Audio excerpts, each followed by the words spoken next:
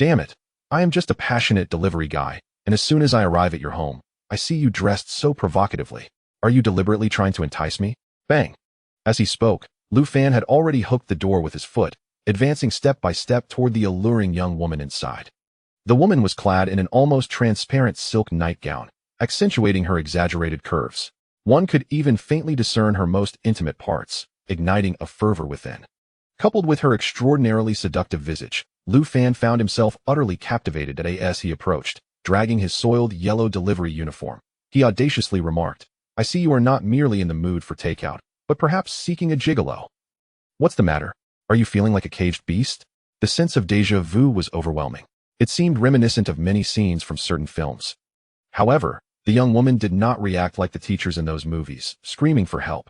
Instead, she leaned languidly against the living room sofa, a dreamy smile gracing her lips as if awaiting the man's advance. Boldly, Lu Fan acted on his desires. The moment he embraced the woman, his hands unceremoniously roamed over her towering peaks, discovering an astonishing softness and slickness beneath his touch. The sensation was so pleasurable that it made him gasp. "Do you like it, handsome?" For the first time, the woman spoke, her breath fragrant and her voice both soft and alluring. Surrendering to the intoxicating moment, Lu Fan responded clumsily, "I like it. I like it." Upon hearing his enthusiastic reply, the woman's smile widened, and it widened even further until her lips stretched back to her ears, revealing a mouthful of writhing teeth. Upon closer inspection, they were not fangs, but living maggots. "What about now?" she inquired. Lu Fan rose from her, and, instead of terror, he grinned and replied, "I like it even more. I can make some extra cash today." Uffed. Before his words could fade, Lu Fan's hand, which had been exploring her body, clamped down like a vice around her neck. With his other hand, he had stealthily retrieved a rusty bronze dagger from his delivery box, plunging it unhesitatingly into her ever-moving mouth. The woman's scream was piercing and human. Her beautiful visage melted away like wax, revealing a writhing mass of revolting maggots beneath. They seemed to struggle, but unfortunately, against the powerful, expensive demon-slaying nail forged by the cultivators of Huaxia, any resistance was futile for entities below. Class seeped, the energy radiating from the nail purged the filth from her true form with relentless efficiency. The woman, or rather, this skin-wearing parasite, could only writhe in despair, ultimately disintegrating into a pile of maggots. In the end, only a lustrous crystal remained. Stowing away the demon-slaying nail, Lu Fan casually picked up the crystal core left by the creature, contemplating his next move. Tisk, this sudden greed might lead to complications later. After a moment of scratching his head, he finally took out his phone, his expression considerably graver than when he had slain the skin-wearing parasite. "Hello. This is Delivery Rider 501 from the AOA platform. I have discovered remnants of a skin-wearing entity in Building 3 of the Xingfu community. Did you witness the slayer?" The response came from the platform's AI customer service. "No." Lu Fan didn't even blink. "Is the crystal core intact?" "Not at all. I must report any findings according to protocol. I can't consume it." Though he spoke thus, he tossed the crystal core into his mouth, casting furtive glances around. Report confirmed. Remnants of Class C anomaly maggot puppet skin found in Unit 1703, Building 3 of Xingfu community. The cleaning team will arrive in 7 minutes. Rider 501, please remain on-site to maintain basic order. The AI customer service responded coldly before hanging up. Crack. As the busy signal echoed, he crushed the crystal in his mouth like candy. This core, being the essence of an anomalous entity, often contained impure energy, mixed with numerous vile impurities that could not be absorbed directly. Proper filtration methods were tightly controlled by the authorities, rumored to be exceedingly costly. Thus, civilian cultivators faced a dilemma. They either surrendered the spirit cores to the officials or resorted to primitive soaking methods, which were inefficient and fraught with risk, potentially leading to spiritual erosion or even transformation into an anomaly. Fortunately, Lu Fan harbored none of these concerns. Ever since he had crossed over 3 years ago, he had discovered his extraordinary ability to devour crystal cores perfectly, devoid of any side effects. This remarkable talent was his greatest secret and the foundation of his audacity in repeatedly eliminating anomalies on his own. Before long, the sound of hurried footsteps drew near, followed by a throng of individuals clad in blue. They were the cleaners responsible for this area, the peripheral action team under the official night watchers, tasked with tidying up after the watchers and organizations like AO Waypoint 501. "It's you again?" The leader, a tall, middle-aged man known as Lao Zhang, surveyed the pool of blood and maggot remains before casting a skeptical glance at the seemingly innocent Lu Fan, his brow furrowing in discontent. Last month, you discovered the remnants of the living dead in this area too. This is the second time. What's the deal? Do you have a nose for this? As he spoke, he stepped closer to the evaporating filth, prodding the remains of a few maggot bodies with his toe, his sharp gaze unwaveringly focused on Lu Fan's face. Lao Zhang, what kind of talk is that? Lu Fan grinned, offering a cigarette. If I had such a keen nose, I would have taken a detour miles away. To be honest, if I hadn't inadvertently signed a contract with the platform, I would have quit this job long ago. This was the truth. When he had first crossed over, he had stumbled upon the hidden demons of this world and awakened his ability to consume crystal cores. From that moment, he understood he had to tread carefully. Primarily, he feared being dismembered. Secondly, there were the policies of Longwo. Longwo held a highly guarded stance towards unregistered civilian cultivators, and it could be said that once a cultivator's talent was discovered and they were deemed unfit for official inclusion, they were treated no differently than half a criminal. Aside from being monitored, one had to endure thrice weekly interrogations, travel restrictions, and a soft isolation from ordinary citizens. In short, it was a suffocating existence. Thus, Lu Fan had always treaded lightly to avoid detection, ultimately resigning himself to being a delivery worker. Little did he expect that AO Wei, masquerading as a delivery service, would uncover his talent before he even began. It was truly a twist of fate. Fortunately, AO Wei, being a substantial platform, was relatively better than purely grassroots organizations, as the authorities tacitly permitted such entities to operate and occasionally allowed them to assist in missions. In essence, it was a low-cost control measure. Maintaining a pack of collar-wearing, self-sufficient strays was far preferable to unleashing a horde of wild dogs to wreak havoc. These individuals were useful but never trustworthy. Lu Fan could never have anticipated that after a series of twists and turns, he would end up right under the officials' watchful eyes. But now that he was here, what could he do? He could only remain in hiding. Lao Zhang, it seems I have no further business here for now. I still have a few orders that are overdue. Seemingly annoyed by his chatter, Lao Zhang waved his hand dismissively. All right, just keep your mouth shut from now on. He indeed harbored suspicions regarding the peculiarities of this young man. However, due to the stringent control of resources by the authorities, the capabilities of civilian practitioners are generally quite modest. It seemed rather improbable that such an inconsequential fellow could single-handedly vanquish a Tue Guai Huapai. Moreover, how could an ordinary delivery rider possess an official-grade anti-demon nail? It was likely yet another night watcher. He would first verify the accounts later. Lu Fan felt as if he had been granted a reprieve, and with a cheerful demeanor, he pushed open the door and stealthily slipped outside. As soon as the door opened slightly, he heard the rhythmic sound of high heels clicking closer, exuding a commanding presence. Accompanying this was a faint, crisp fragrance that was both refreshing and chilling. Lu Fan instinctively glanced upward, but dared not stare. He merely caught a glimpse of the visitor's tall and graceful figure, draped in a well-tailored navy blue uniform adorned with numerous epaulets, indicating her exceptional status. She appeared to have just completed another task, arriving in haste, her aura still tinged with an unsettling chill. Commander Su, what brings you here in person? Old Zhang, known for his notoriously foul temper, suddenly resembled a mouse confronting a cat, baring his teeth in eager greeting. Upon witnessing this, Lu Fan could surmise that this woman was not someone to be trifled with. That a sense of trepidation gripped him. He lowered his gaze, adhering to a respectful demeanor as he brushed past her. She seemed indifferent to his presence, her pace unwavering. Her long, straight legs swiftly disappeared from view, followed by a slender yet powerful waist. It was only after hearing the door close behind him that Lu Fan let out a sigh of relief, grasped the delivery bag by the entrance, and mounted his bike, speeding off in a frenzy. Chapter 2. Do you believe me when I say I don't want to fight you? Alas, why can't a crystal core serve as sustenance? Having sprinted out of the Xingfu community and delivered the last few orders, Lu Fan, who had toiled throughout the day, found himself ravenous. The final delivery destination was remote, devoid of any nearby eateries, leaving him with no choice but to approach a roadside stall. So be it, he thought. Boss, what do you sell? Is there anything to eat? He drew closer on his dilapidated electric scooter, his gaze landing on the empty stall, and he lamented, what gives? Are you closing up? Well, it was rather late. The vendor, a young girl with delicate features, appeared rather lackluster, slouched in her seat as if on the verge of slumber. Hey. No. The girl's drowsiness was disrupted, and she hurriedly adjusted her floral apron, exclaiming, order away. I have everything. Do you really? Lu Fan, eyeing the unlit stove with skepticism, inquired, do you have fried rice? Yes. What about beef noodles? Yes. How about grilling 2 large kidneys? Absolutely. Lu Fan chuckled. impressed by her bold claims.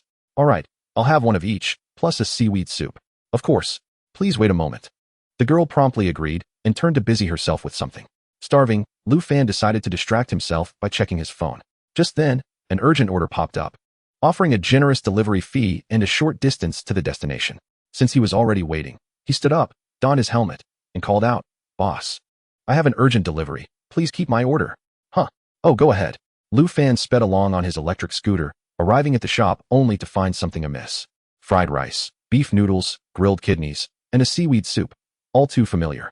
Following the navigation, he found himself back at the stall. The young girl, blushing, tugged at her apron. Too shy to meet his gaze. "Your takeout." Lu Fan's lips twitched as he handed over the takeout box. The vendor shyly returned it. "Your order." "You've got to be kidding me. Just tell me if you managed to prepare it." She was surprisingly stubborn. Since becoming a delivery boy, Lu Fan had indeed encountered all sorts of people. Resisting the urge to admonish her, he took a seat and began to devour his meal. There was no other choice. He was truly famished. To his surprise, the fried rice was perfectly cooked, the beef noodles rich and flavorful, and the grilled kidneys were wonderfully tender. The taste was unexpectedly delightful. Seeing him enjoy his meal, the girl let out a sigh of relief and settled on a small stool beside him. "By the way, my name is Bai Shaoling. Who asked you?" "You really are stingy," Bai Shaoling pouted. Noting her displeasure, Lu Fan felt some of his irritability dissipate. He was too lazy to scold her, swallowing his food before inquiring, "Are you pulling a prank as an internet celebrity, or are you genuinely trying to communicate your condition? Do you believe me when I say I'm just a vendor? Do you believe me when I say I don't want to fight you?" Bai Shaoling's lips curled in a fish-like manner. "My stall is in a poor location, my skills are mediocre, and business has been lackluster. I was on the verge of closing down. At this rate, it would be a miracle if I could keep going." Lu Fan rolled his eyes. Bai Shaoling, undeterred, propped her chin on her hand, gazing at him with a playful demeanor. "Later, I downloaded an app called Xian Xiang Shi Cheng, which claims any wish can come true. I tried it, wished for a customer, and here you are? How magical." She hesitated to reveal the specifics of her wish, a handsome, tall customer who looked pleasing and ate heartily. Although he appeared impatient and had a bit of a temper, he was undeniably handsome and tall. Seeing the dashing delivery boy lift his eyelids, she scoffed. "Do you really believe in such nonsense?" "Whether I believe or not is irrelevant. I'm not paying for it." Lu Fan shook his head, unwilling to engage further. Bai Shaoling was rather amusing.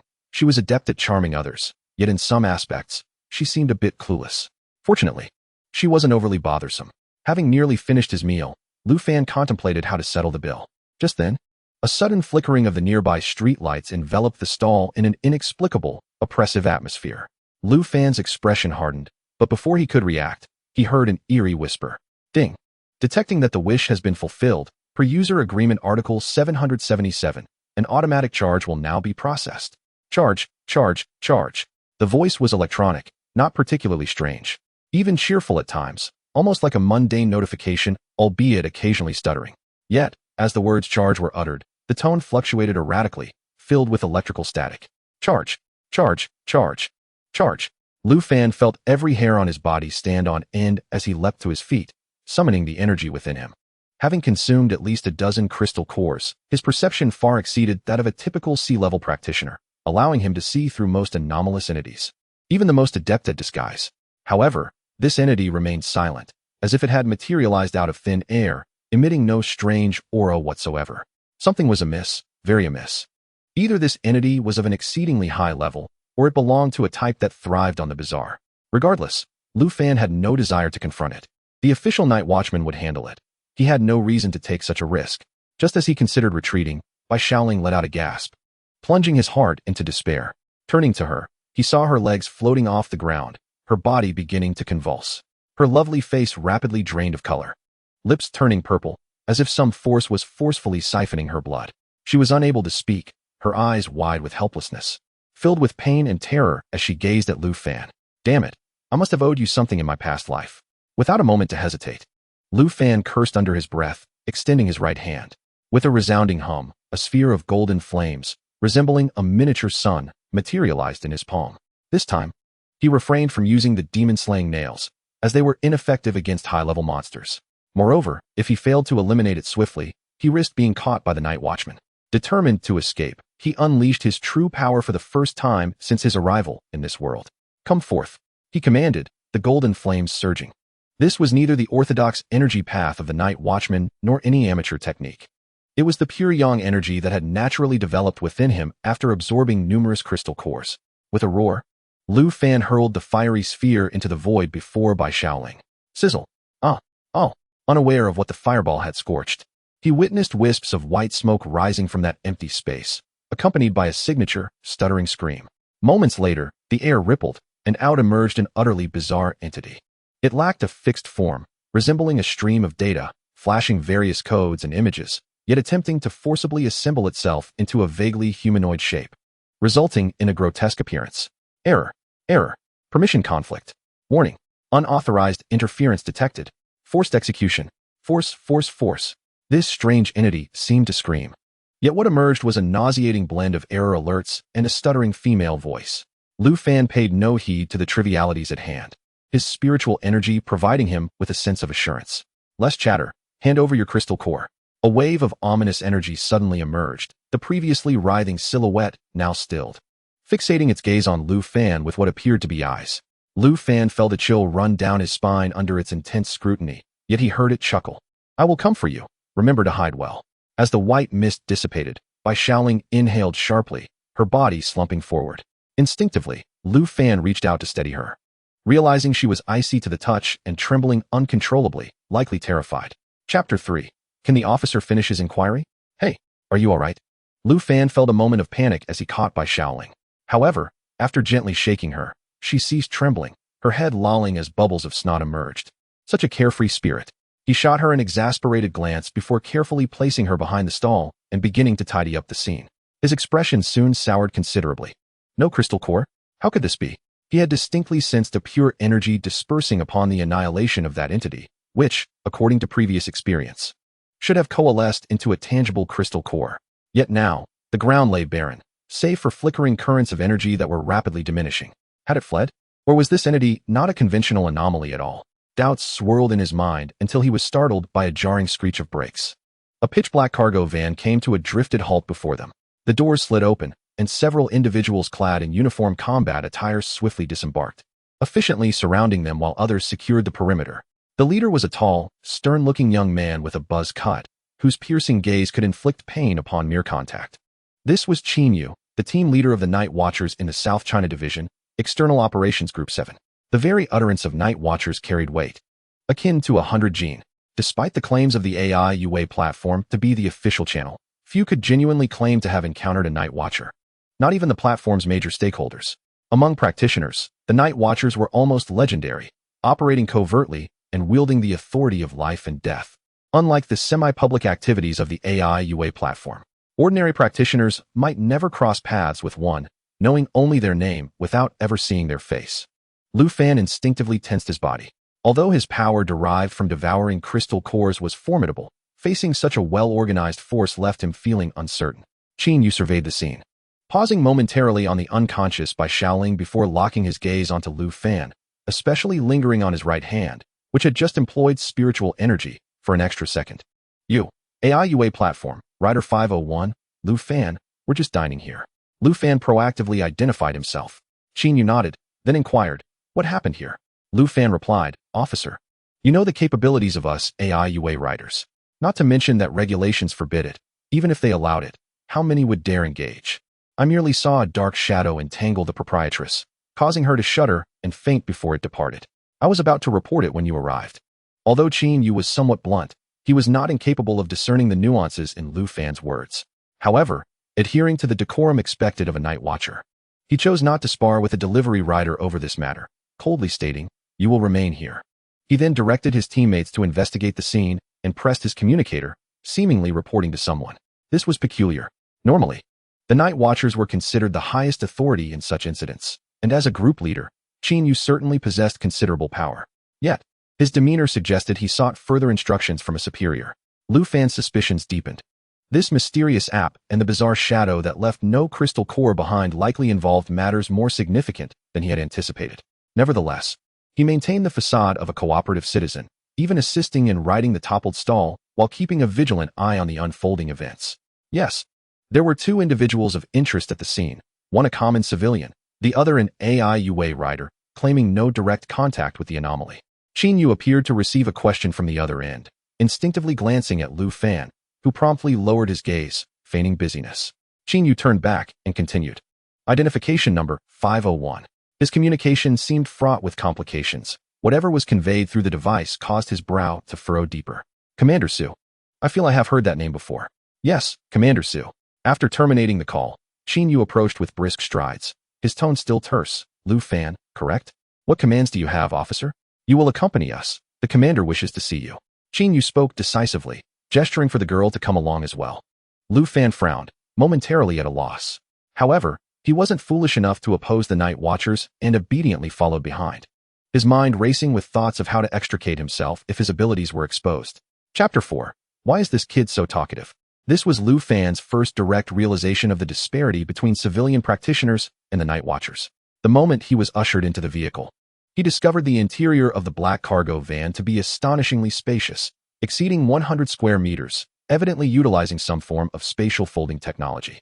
Besides the 7 night watchers, there were over a dozen armed personnel and numerous medical staff clad in white coats, all amenities accounted for, rest areas, medical stations, monitoring rooms, and even spaces for detaining and isolating dangerous targets.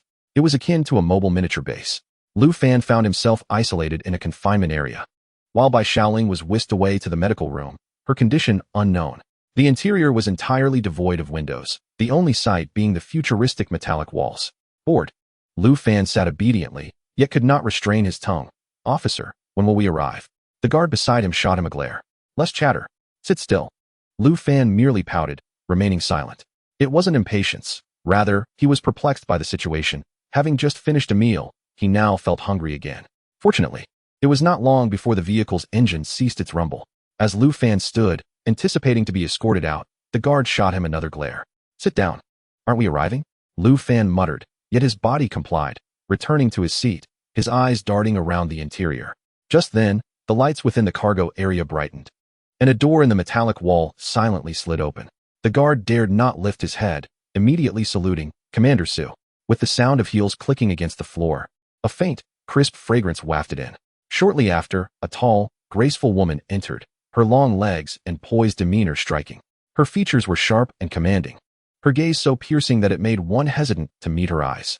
Though Lu Fan couldn't place her face, the memory of their earlier encounter in the corridor of the Xingfu community resurfaced, where even the irascible old Zhang had been reduced to a quail before her. Oh, AIUA Delivery Rider 501. Ah, Lu Fan, officer. The sudden address startled Lu Fan, clearing his mind momentarily. Su Qingxian cast a fleeting glance at him before resuming her measured steps, straightforwardly inquiring, what is your relationship with the girl in a coma? A stranger, Commander. A stranger. Yet willing to risk your life to save her? Such an elementary attempt at provocation was certainly beneath Lu Fan, who quickly waved his hands in denial. How could I dare to save anyone? I merely saw a shadow while dining, and then the landlady collapsed. I was just about to report the incident. Su Qingxian narrowed her captivating eyes, scrutinizing him for a few seconds before resuming her stride. Her gait was poised and deliberate, each step seemingly calculated, exuding an air of both tranquility and pressure. She offered no response to Lu Fan's explanation, as if her earlier inquiry had been a mere formality. After a moment of silence, she remarked, we have conducted preliminary tests on the energy residue found on that girl, which appears to be linked to a high-risk target we are currently investigating. Have you encountered any similar anomalies? No, Commander. Su Qingxian nodded slightly before abruptly shifting the conversation. Have we met before? No, I don't think so. Lu Fan's expression stiffened. Yesterday, in the Xingfu community, the painting skin. She unemotionally articulated a few keywords, her tone indifferent. The residue from that painting skin revealed traces of damage inflicted by a demon-breaking nail. This official equipment, traceable by its serial number, was allocated last year to the 3rd team of night watchers in the South China region. Lu Fan's heart sank. As expected, the astute Commander Su continued. The records indicate that the entire team perished 6 months ago. Su Qingxian turned to him. You were the first to discover the scene, aside from the painting skin. Did you notice anything else? Perhaps a deranged defector from the night watchers? The pressure bore down on him like a tangible weight. Lu Fan's mind raced. Yet his face quickly adopted a mask of feigned confusion tinged with apprehension. Commander, if that were the case, I wouldn't dare to report it. Practitioners frequently faced the risk of madness due to their incessant consumption of alien cores, whether they were official or civilian. The only distinction lay in the probability of such occurrences. Even the civilian practitioners, who were often deranged, posed significant dangers, let alone the elite night watchers. The demon-breaking nail had actually been extracted from the belly of a half-dead alien he had encountered. He had thought it would serve to deceive the sanitation workers, never anticipating that it bore a serial number. Most official organizations had fallen for his ruse. Unfortunately, this time he had encountered someone serious. While cursing his misfortune internally, Lu Fan feigned a terrified demeanor. Could you tell me more about the situation? I fear I might encounter it again, without any knowledge. Su Qingxian chuckled softly, her expression unreadable. Silence enveloped them for what felt like an eternity. Suddenly, Lu Fan clutched his stomach, his face paling as he awkwardly smiled at her. Commander, is there a chance for food? At last, Su Qingxian halted her steps, stating nonchalantly, you may leave. Is that it? Lu Fan was about to breathe a sigh of relief when she added, keep your communication lines open. The nature of the incident you are involved in is peculiar. That girl is currently the sole survivor. Given that you were the closest eyewitness to the scene, your cooperation may be needed for further investigation. Will I be in danger? Commander? Is it possible to avoid involvement? Su Qingxian did not respond, turning on her heel and departing. The night watcher assigned to oversee him glared at him menacingly. Why was this kid so talkative? In the night watcher base, within the Hive Mobile Command Unit, in Compartment B, Su Qingxian exited the quarantine zone, her pace unwavering as she headed towards the research department in the opposite direction. Commander Su, the test results have come in. We discovered that Bai Shaoling possesses not only the contract power implanted by the Shaanxi app, but also another type of energy previously unidentified, and its tier is exceptionally high. A researcher clad in a lab coat handed her a tablet, displaying a kaleidoscope of spectral data.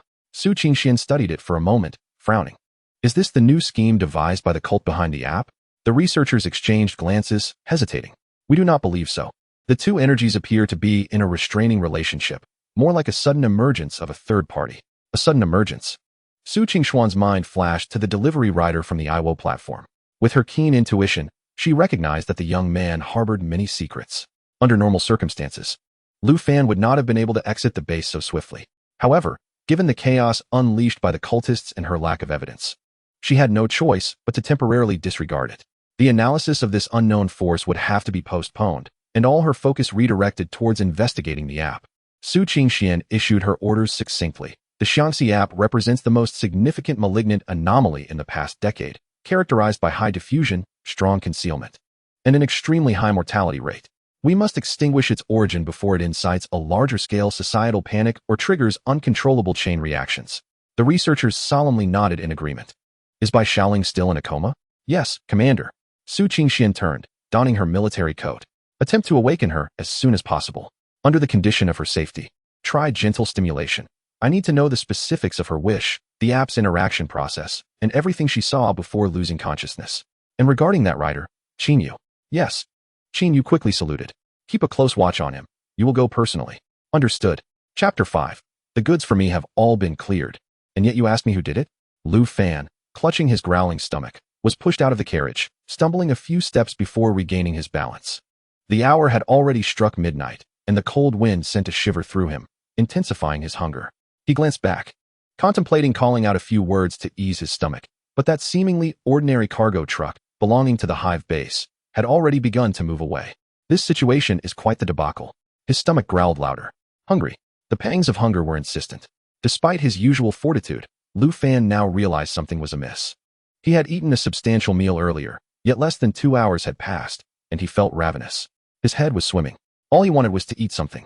Yet the images that invaded his mind were not of sumptuous barbecues or hot pots, but gleaming, enticing alien cores. What was happening? These things hardly satiated hunger.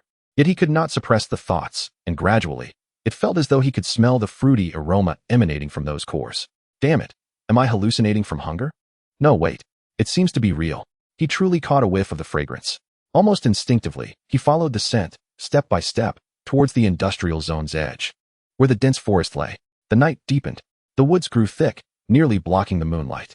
Lu Fan treaded over a thick carpet of fallen leaves and decaying branches, stumbling deeper into the woods. The fruity scent became increasingly potent and distinct.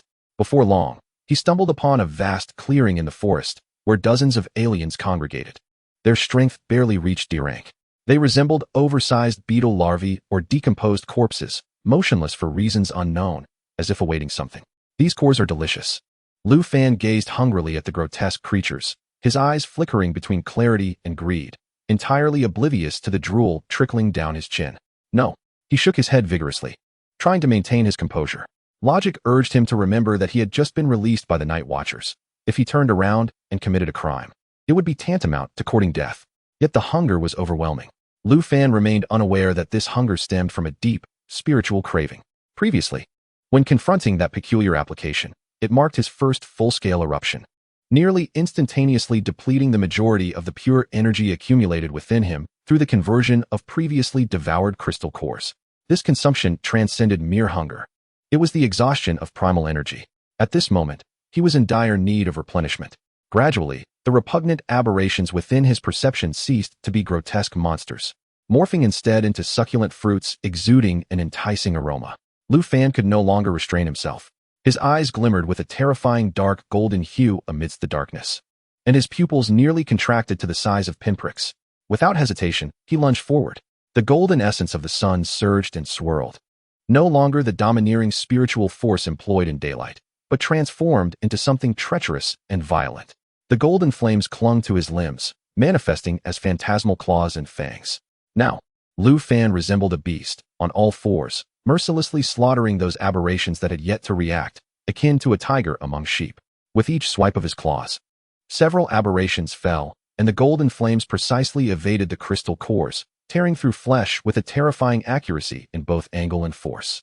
It was as if his instincts knew the most efficient way to consume. With a swift motion, the dark golden claws sliced through the neck of a decaying canine, severing its spine with precision. The foolish creature had no time to howl before its crystal core was extracted, its body dissolving into sludge. Without a glance back, Lu Fan turned, revealing his fangs, and with a fierce bite, the crystal core was crushed and swallowed whole. This cycle repeated several times, and within merely half a minute, dozens of D-class aberrations vanished without a trace.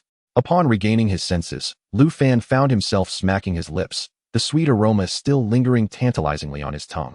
Yet, glancing aside, the sight of the numerous aberrant corpses strewn about sent a jolt of terror through him. What the hell? He suddenly recalled that those dozens of aberrations had just been devoured alive by him. This is a disaster.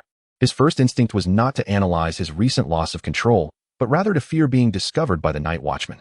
Frantically wiping his mouth, Lu Fan quickly surveyed the area, confirming that no one was around before hastily exiting the forest.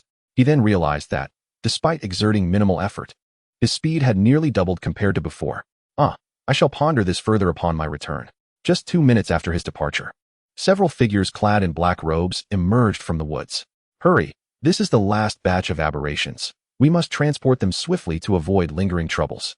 These individuals moved with remarkable swiftness and precision, akin to specters.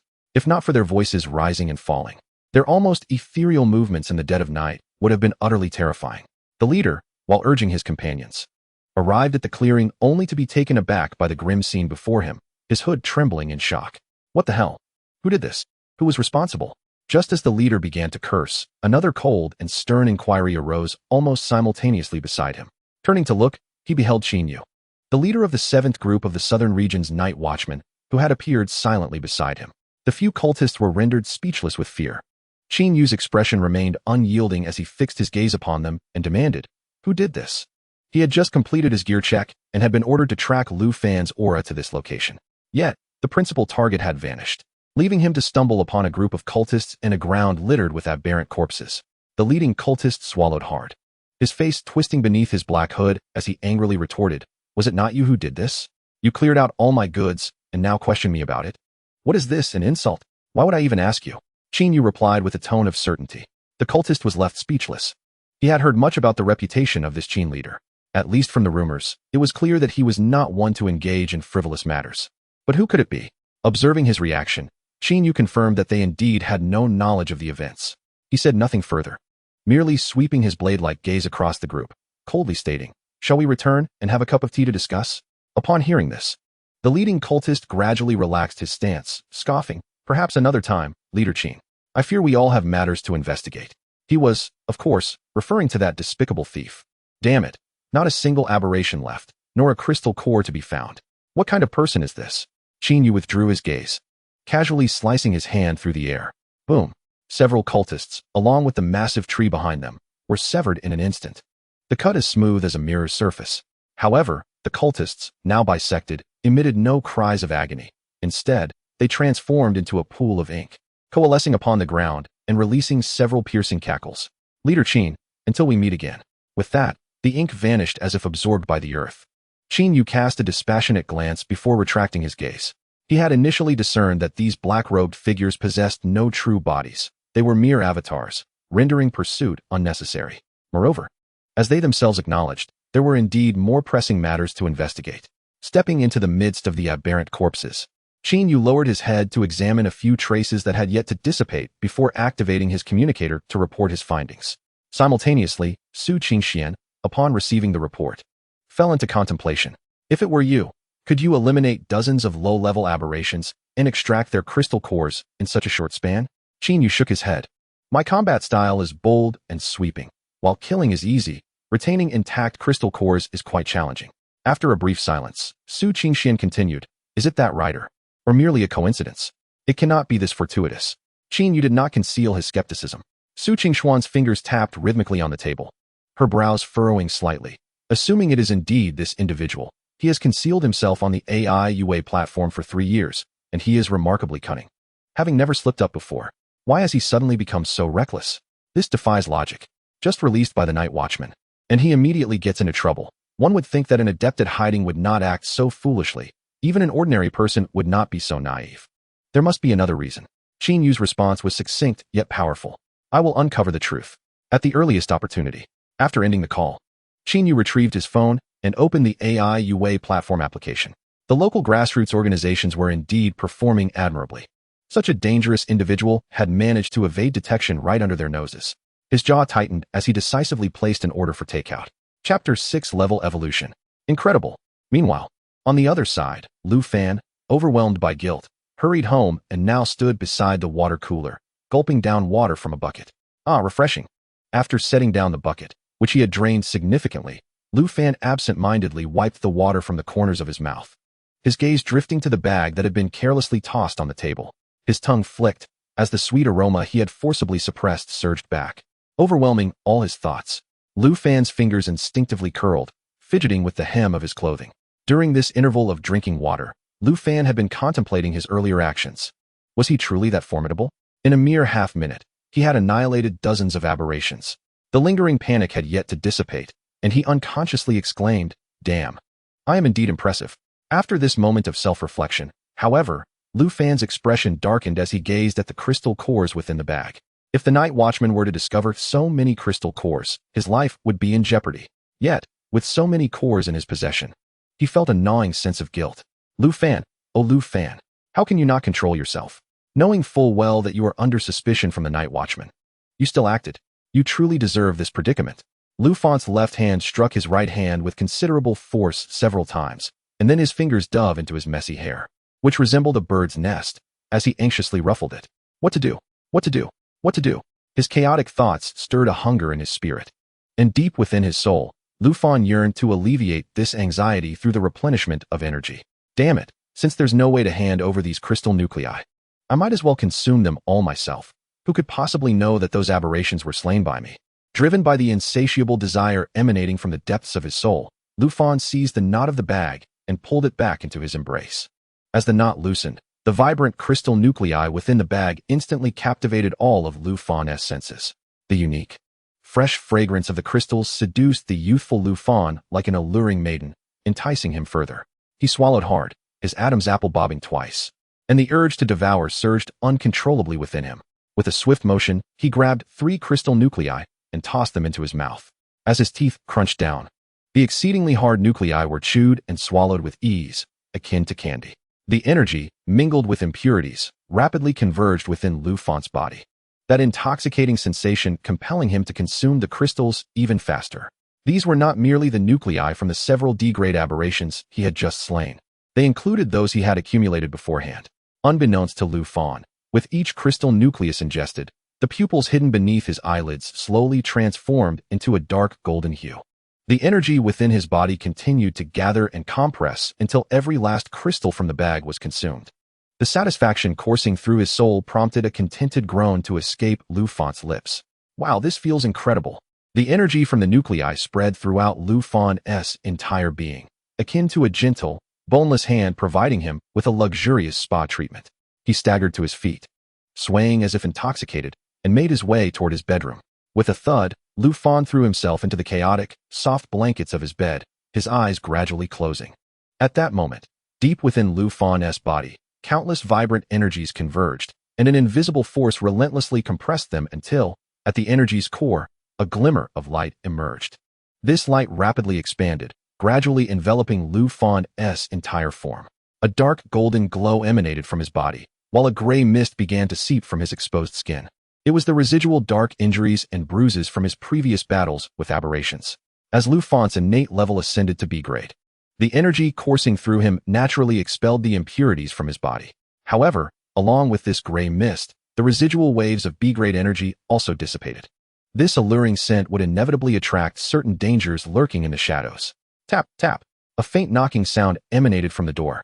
Lu Fan, sprawled on his bed, instinctively twitched his ears, his body's primal instincts sharpening his senses to the subtle sound of knocking. A soft, pleading voice, tinged with desperation, seemed to echo in Lu Fan's ears. The instinctual desires of a man propelled Lu Fan's weary body to suddenly open his eyes. With a swift motion, he performed a push-up, lifting himself off the soft bed and leaping to the side. Tap, tap. Just before slumber reclaimed Lu Fan's body, the knocking sounded again. He slipped on his shoes, stifled a large yawn, and lazily ambled toward the door. Who could be the rude neighbor disturbing his dreams? Surely it couldn't be the cleaners. Could it? Had the scent of the crystal nuclei leaked out? In the brief moments it took to traverse the distance, a multitude of possibilities flooded Lu Fan's mind. As he reached the door, he faintly heard the sound of quiet sobbing from the other side. Peering through the peephole, he saw a pure young girl clad in a white dress, her long black hair cascading down to her chest, standing at his doorstep. My goodness, who could resist this? The dark depths of Lu Fan's pupils sparkled with dark golden light, resembling a wolf who had spotted a frail maiden, and he eagerly opened the door. As the iron door creaked open, the girl raised her tear-streaked face, her autumn-like eyes brimming with tears, her petite, delicate nose flushed slightly, and her soft, cherry-like lips appeared inviting. Lu Fan's gaze unabashedly roamed from the girl's innocent face downwards. Her silky black hair fell gracefully around her, and her simple white dress could not conceal her alluring silhouette. What a delightful combination. A youthful face with a mature figure, a true gem of humanity. Lu Fan felt his blood rush to a certain area. At the same moment, the girl spoke, her voice carrying a fragrant allure that wafted toward him, mingled with an enticing essence that stirred his blood. Big brother, I live downstairs. Could you shelter me for a morning? I'm so scared. Her voice, interwoven with a heart-wrenching sob, made it difficult for Lu Fan to avert his gaze from her equally captivating form. It seemed the girl was unaware of Lu Fan's heated gaze upon her, as she slightly lowered her head, presenting a pitiful demeanor, her shoulders trembling gently. My dad is drunk, and I don't want to be hit. I have nowhere else to go, big brother. Chapter 7. Beautiful girl, you smell amazing. Oh my. What an irresistible reason. The girl's words caused Lu Fan to raise an eyebrow, and he stepped aside, his gaze fixed intently on her. If you're not afraid that I might be a bad person, then come in. Lu Fan's fervent, naked gaze remained locked on the girl's curves, rendering his words feeble and ineffective. Yet the pleading girl before him broke into a pure smile, obediently stepping into Lu Fan's room. I know you're a good person. Thank you for taking me in. Each utterance of big brother felt like a key unlocking Pandora's box, nearly overwhelming Lu Fan's mind. Big brother, my name is Wan. I live downstairs. I just need to hide for a bit until my dad passes out from his drunken rage. After entering, the girl stood at the shoe rack by the door, one hand resting against the wall, her legs shifting as she carefully unbuckled her shoes. Lu Fan's gaze appraised the enchanting figure delineated beneath her white dress, his eyes shimmering with inscrutable desire. From his vantage point, it was an endless springtime. Her delicate, fair feet touched the cool tiles, and she seemed to shiver slightly, her toes curling. Big brother, do you have any disposable slippers? Her voice was cautious. Lu Fan shook his head slightly. A flicker of indecision crossed the girl's eyes as she looked down at her recently removed white shoes. Without slippers. My shoes are dirty. Will I soil your living room? Her voice trembled with apprehension. Lu Fan replied, no, such beautiful feet should not be wasted on slippers. Anything they tread upon would be honored. The tips of the girl's ears flushed with color, and she shyly retorted, big brother, don't tease me. Lu Fan spoke earnestly. I mean it. I usually walk barefoot at home. The girl did not insist on this matter, setting her shoes on the rack before stepping barefoot into the living room. Lu Fan followed closely behind, his fiery gaze fixated on her exquisite feet, crafted by the hands of the divine. Every breath in the air she traversed retained the unique fragrance that lingered about her, reminiscent of the essence of the crystal nuclei. Lu Fan poured 2 glasses of warm water from the kitchen and brought them to the living room, placing 1 glass in front of the girl. "Thank you, brother." The girl's sweet and polite voice rang out. "You said your name is Wan. Can you tell me what happened?" Lu Fan sat on the other side of the sofa, his image as a caring older brother perfectly natural. The girl's amber eyes instantly filled with tears, her voice choked with sobs. "Brother, why was I born into this family? Why is it so hard for me to even survive?" Lu Fan listened patiently. In summary, an abusive father, a sick mother, a younger brother in school, and a broken girl. Lu Fan then realized that there lived a girl downstairs from him, a girl with a tragic past, yet who had grown resiliently through thick and thin. TSK. This story is truly heartbreaking. Brother, living like this is so tiring. I don't know when I'll meet my true love. I really hope someone can help me. The girl's voice was broken and fragile, evoking a protective tenderness. Lu Fan readily agreed. "It's all right. You can tell your brother if you have any difficulties. Although your brother can't help you much." Lu Fan didn't finish the sentence, opting for a selective response. Hearing Lu Fan's words, the girl was delighted, her beautiful amber eyes looking at him with surprise, only to find Lu Fan's gaze fixed downwards. His gaze was directed at her bare feet, which were exposed on the ground. Her neatly manicured toenails and smooth, calloused feet were the epitome of beauty among certain enthusiasts. Lu Fan's eyes, filled with nauseating lust, were fixed on those delicate feet, oblivious to the growing coldness in the girl's eyes. The girl's voice became ethereal. "Brother, are my feet pretty?" Lu Fan seemed mesmerized. "Pretty, so white, so tender." The girl turned slightly, her small, white feet slowly rising and landing gracefully on Lu Fan's lap. "Brother, would you like to play with it?" The girl asked ambiguously, her words carrying a strange allure. Those 2 exquisitely crafted feet, so close they seemed almost within reach. Lu Fan's eyes were glazed over as he gazed at those jade-like feet, the delicate fragrance so close he could hardly resist. His large hand unceremoniously gripped the girl's slender ankle, his calloused palm covering her smooth sole. The slightly cool touch made the girl involuntarily pull her foot back, but Lu Fan held it firmly, forcibly holding it in his hand. Brother, be gentle." The girl's voice was soft and fearful, determined to ignite the man's desire to ravage her. Her soft body slowly moved closer to Lu Fan. The girl's hands, hidden behind her back, were now slowly changing color, her sharp nails growing rapidly, as if searching for an opportunity to kill Lu Fan with a single blow. Lu Fan caressed the girl's smooth, jade-like feet with both hands, pressing them against his face like a pervert. Despite having just stepped on the floor, the soles of her feet were completely spotless. The sweet, delicate fragrance lingered in his nostrils. Lu Fan's tongue darted out slightly, licking the girl's foot. The girl seemed startled by Lu Fan's perverted act, this time genuinely trying to pull her foot back. But the next second, before her sharp nails could pierce Lu Fan's throat, he opened his mouth and took the girl's toes into his mouth. Then, snap, Lu Fan's teeth fell without hesitation, the delicate, crystal-like fragrance instantly filling his mouth. Lu Fan's hands gripped the struggling girl like iron clamps, savoring the delicious taste of her jade-like feet bite by bite. The pain in her foot returned, and the girl's sharp nails, initially used for a sneak attack, turned into a defensive counterattack. Lu Fan swiftly grabbed the girl's outstretched hand with lightning speed and twisted it forcefully. Before a scream could escape her lips, Lu Fan stood up and pinned her to the sofa, forcibly shoving her restrained wrist into her mouth. The next second, Lu Fan bit down on the girl's equally smooth white hand. The fragility in the girl's eyes vanished instantly, replaced by terror and shock. How could this be?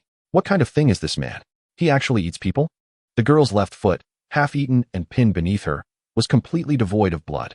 Chapter 8 Talent Upgrade. The deadly killing intent replaced the girl's feigned weakness with sheer terror. She instinctively tried to kick away the man who was biting her. This wasn't flirting. He really does eat people. However, in that brief moment of shock and silence for the girl, Lu Fan had already bitten off 2 of her fingers, a look of enjoyment on his face. "Monster!" The girl, also a different species, screamed, her other, unbitten foot kicking towards Lu Fan's chest. She had heard that higher-level different species could devour lower-level ones. But her level was already B rank. Could the different species before her actually be A rank? Was the energy scent she had smelled earlier deliberately emitted by him? The girl was filled with fear and unease. She wanted to use the distance between herself and Lu Fan to escape quickly. However, Lu Fan was prepared for her resistance. Not only did he not release her wrist, but he also used one hand to slap away the girl's kicking foot, pinning her firmly beneath him. Don't run away. Let me have a couple more bites. You smell so good. Lu Fan mumbled indistinctly as he quickened his pace of devouring the soft, white hand. Let me go? Help. There's a monster. The girl let out a piercing scream. No matter how much she struggled, she could only watch helplessly as her arm slowly disappeared into Lu Fan's mouth. A monster? Lu Fan stopped his devouring of the girl's elbow, grabbed her upper arm, and lifted it up. Good sister, we're both monsters. Look, you haven't bled yet. Brother will definitely avenge you. Be good. Lu Fan coaxed her softly, but his hand moved from her upper arm to her neck, gripping her throat tightly. It's more fun to start from the feet. The girl screamed, twisting her body. She now only wanted to attract a third creature. Whether it was a different species or an official night watchman, she wanted to die with Lu Fan. After Lu Fan had devoured one of the girl's legs, he let out a satisfied burp and rubbed his stomach. Facing the girl still being choked by him, Lu Fan said softly, "Don't shout. I've done multiple soundproofing treatments on this house, and besides, I'm a night watchman too." Lu Fan's words were like a bolt from the blue, shattering the last shred of hope in the girl's heart. Logically, the night watchman should have sensed your powerful release of your alien aura, but guess why they didn't come? Lu Fan casually chatted with her, toying with her other foot. The girl didn't answer, only staring at Lu Fan warily. Of course, it's because I absorbed all the energy you released. Lu Fan was currently in an extremely pleasant mood, enjoying the incredibly delicious food. It was only while savoring the food that he discovered his eyes could see the colorful gases floating in the air. He tentatively tried to capture these gases and discovered that his body could absorb them. As long as Lu Fan activated his special eye ability, he could see that the multicolored gases were all emanating from the girl in front of him. Based on Lu Fan's deduction, this should be the energy of the alien species, and the crystal core he consumed was a compressed form of this energy. What should I do? I am already full. Yet you possess so much of your physical form. Alas, I shall first place you in the refrigerator. What do you think? Lu Fan gazed at the girl with great enthusiasm, gently twisting the joints of her limbs, preparing to stuff her into the cold confines. I want you dead. The intense agony caused the girl to completely break down. When Lu Fan had been feeding on her body earlier, she had initially intended to retaliate. Yet, for reasons unknown, she found herself unable to unleash her own energy. Now, at last, she could unleash her power, and even if her adversary was a night watchman, she would not show mercy. As her eyes turned crimson, countless pink tendrils erupted from the severed joints, surging towards Lu Fan. Nevertheless, Lu Fan remained motionless, rooted in place. The girl shrieked in anguish, but as the first tendril approached him, he raised his hand and grasped it. That familiar sense of oppression enveloped her once more. Her body crashed heavily to the ground, and all the tendrils retracted back into her form. The single tendril that Lu Fan held, however, struggled in vain against his grip. The girl's pupils constricted as she watched Lu Fan insert the tendril, dripping with an unknown viscous substance, into his mouth. Lu Fan slowly closed his eyes, and when he opened them again, they shone with a golden hue. From his perspective, everything transformed. The woman before him morphed into a swirling mass of gray mist. Within this humanoid mist, a crystalline core glimmered, positioned where the mist's head would be. The core emitted energy that flowed throughout the mist, including into the tendril Lu Fan held in his mouth. Lu Fan's body surged with a powerful pull towards the energy, drawing all of it from the gray mist through the tendril into himself. Even the crystalline core rapidly shifted from the mist's head, inching towards the tendril, before transforming into energy that flowed into Lu Fan's mouth. Once he had devoured all the energy within the gray mist, he suddenly regained his senses, and everything appeared normal once more. Yet, as Lu Fan gazed at the skin lying on the ground, he was somewhat taken aback. Had he drained her entirely? Instinctively, Lu Fan released his grip on the layer of skin. It was fragile, and as he let go, it gently fell to the floor, immediately shattering into countless fragments. Lu Fan attempted to activate the unique power he had just experienced, confirming that there were no lingering traces of the otherworldly being, not even on the scattered remnants. How delightful! He possessed this ability. Henceforth, there would be no need to secretly consume crystalline cores. He could indulge himself privately without reporting to the Night Watch. But has my power evolved? I can now consume otherworldly beings directly for energy, which is rather akin to their method of energy acquisition. Lu Fan stroked his chin, pondering this revelation. Ultimately, he firmly resolved that he must never allow the Night Watch to learn of his enhanced abilities. After using a vacuum cleaner to thoroughly cleanse the remnants of the unknown fragments, he finally settled down for a peaceful slumber. This newfound ability shall be dubbed Brother. You smell delightful. Lu Fan mumbled drowsily. Chapter 9. A new task. Upon awakening the next morning, Lu Fan felt invigorated, brimming with boundless energy. He hoped to navigate through a normal day. Engaging in his daily, earnest prayers, he understood that stability was paramount for survival, especially now that he was under the watchful gaze of the night watch. Perhaps the heavens heard Lu Fan's prayers, for throughout the day, he encountered no hidden otherworldly beings and delivered a full day's worth of ordinary takeout. Such fortunate days continued for 2 days, but on the third night, as Lu Fan was returning from delivering a set of cross-district takeout, he caught a whiff of an otherworldly scent. It bore a faintly foul odor, likely indicating a low-level entity. Best to deal with it swiftly. Lu Fan confirmed that there were no surveillance cameras or active night watchmen nearby before parking his vehicle at the entrance of a public restroom. The odor was unmistakably emanating from within. Feigning ignorance, Lu Fan entered the men's restroom, while behind him, a scent mingled with floral notes and a hint of foulness wafted slowly from the women's restroom toward the men's. Lu Fan stealthily concealed himself behind the door.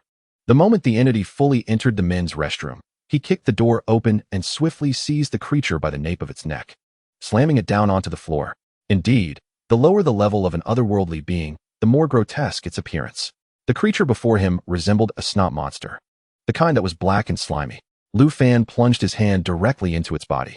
The entity instinctively tried to retaliate, aiming to consume Lu Fan, but with a single punch, he shattered the creature. Grabbing the crystalline core in one swift motion, Lu Fan pulled out a tissue from his pocket to clean it, then sighed as he gazed at the creature's remains, still lying in a puddle of black muck under the glaring lights of the public restroom. He decided to contact the night watch. This time, Lu Fan did not intend to hoard the crystalline core for himself. The arriving night watchman was indeed the individual Lu Fan had suspected, Qin Yu. Ah, Captain Qin. What a coincidence. Lu Fan feigned ignorance, greeting Qin Yu with a cheerful wave. Did you kill this? Qin Yu's expression was icy as his gaze bore into Lu Fan's face. Yes. I was using the restroom when it ambushed me. I slapped it back, but it seemed to be injured and ended up dead, Lu Fan replied earnestly. Qin Yu's lips twitched, his skeptical gaze landing on the puddle of muck on the ground. The deceased entity had transformed into a filthy smear, a stark contrast against the sterile environment of the public restroom. By the way, Captain Qin, this is its crystalline core. I just cleaned it with a tissue, and now I present it to you. Lu Fan offered the glistening core with both hands. Qin Yu raised an eyebrow, but did not accept the core. Instead, he instructed Lu Fan, come with me. Lu Fan's heart sank, but he feigned confusion as he followed Qin Yu out of the restroom. Captain Qin, is there an issue? Lu Fan's voice trembled slightly, as if startled. No issue at all. Would you like to learn how to absorb crystalline cores? Qin Yu's words were startling. However, before Qin Yu could finish, Lu Fan pretended to be taken aback and immediately shoved the crystalline core into Qin Yu's hands. Captain Qin, I realize our first meeting was somewhat unpleasant, but you mustn't put me in such a predicament. I understand the rules. I am merely a minor player, an inconspicuous individual. I genuinely do not know how I managed to kill this entity with a slap while I was occupied. Listening to Lu Fan's anxious words, Qin Yu interrupted. All right. This is your reward. Lu Fan weakly protested. I do not wish for this reward. Perhaps you could simply grant me a monetary bonus instead? I am not worthy of this. Lu Fan's earnest rejection did not come across as feigned.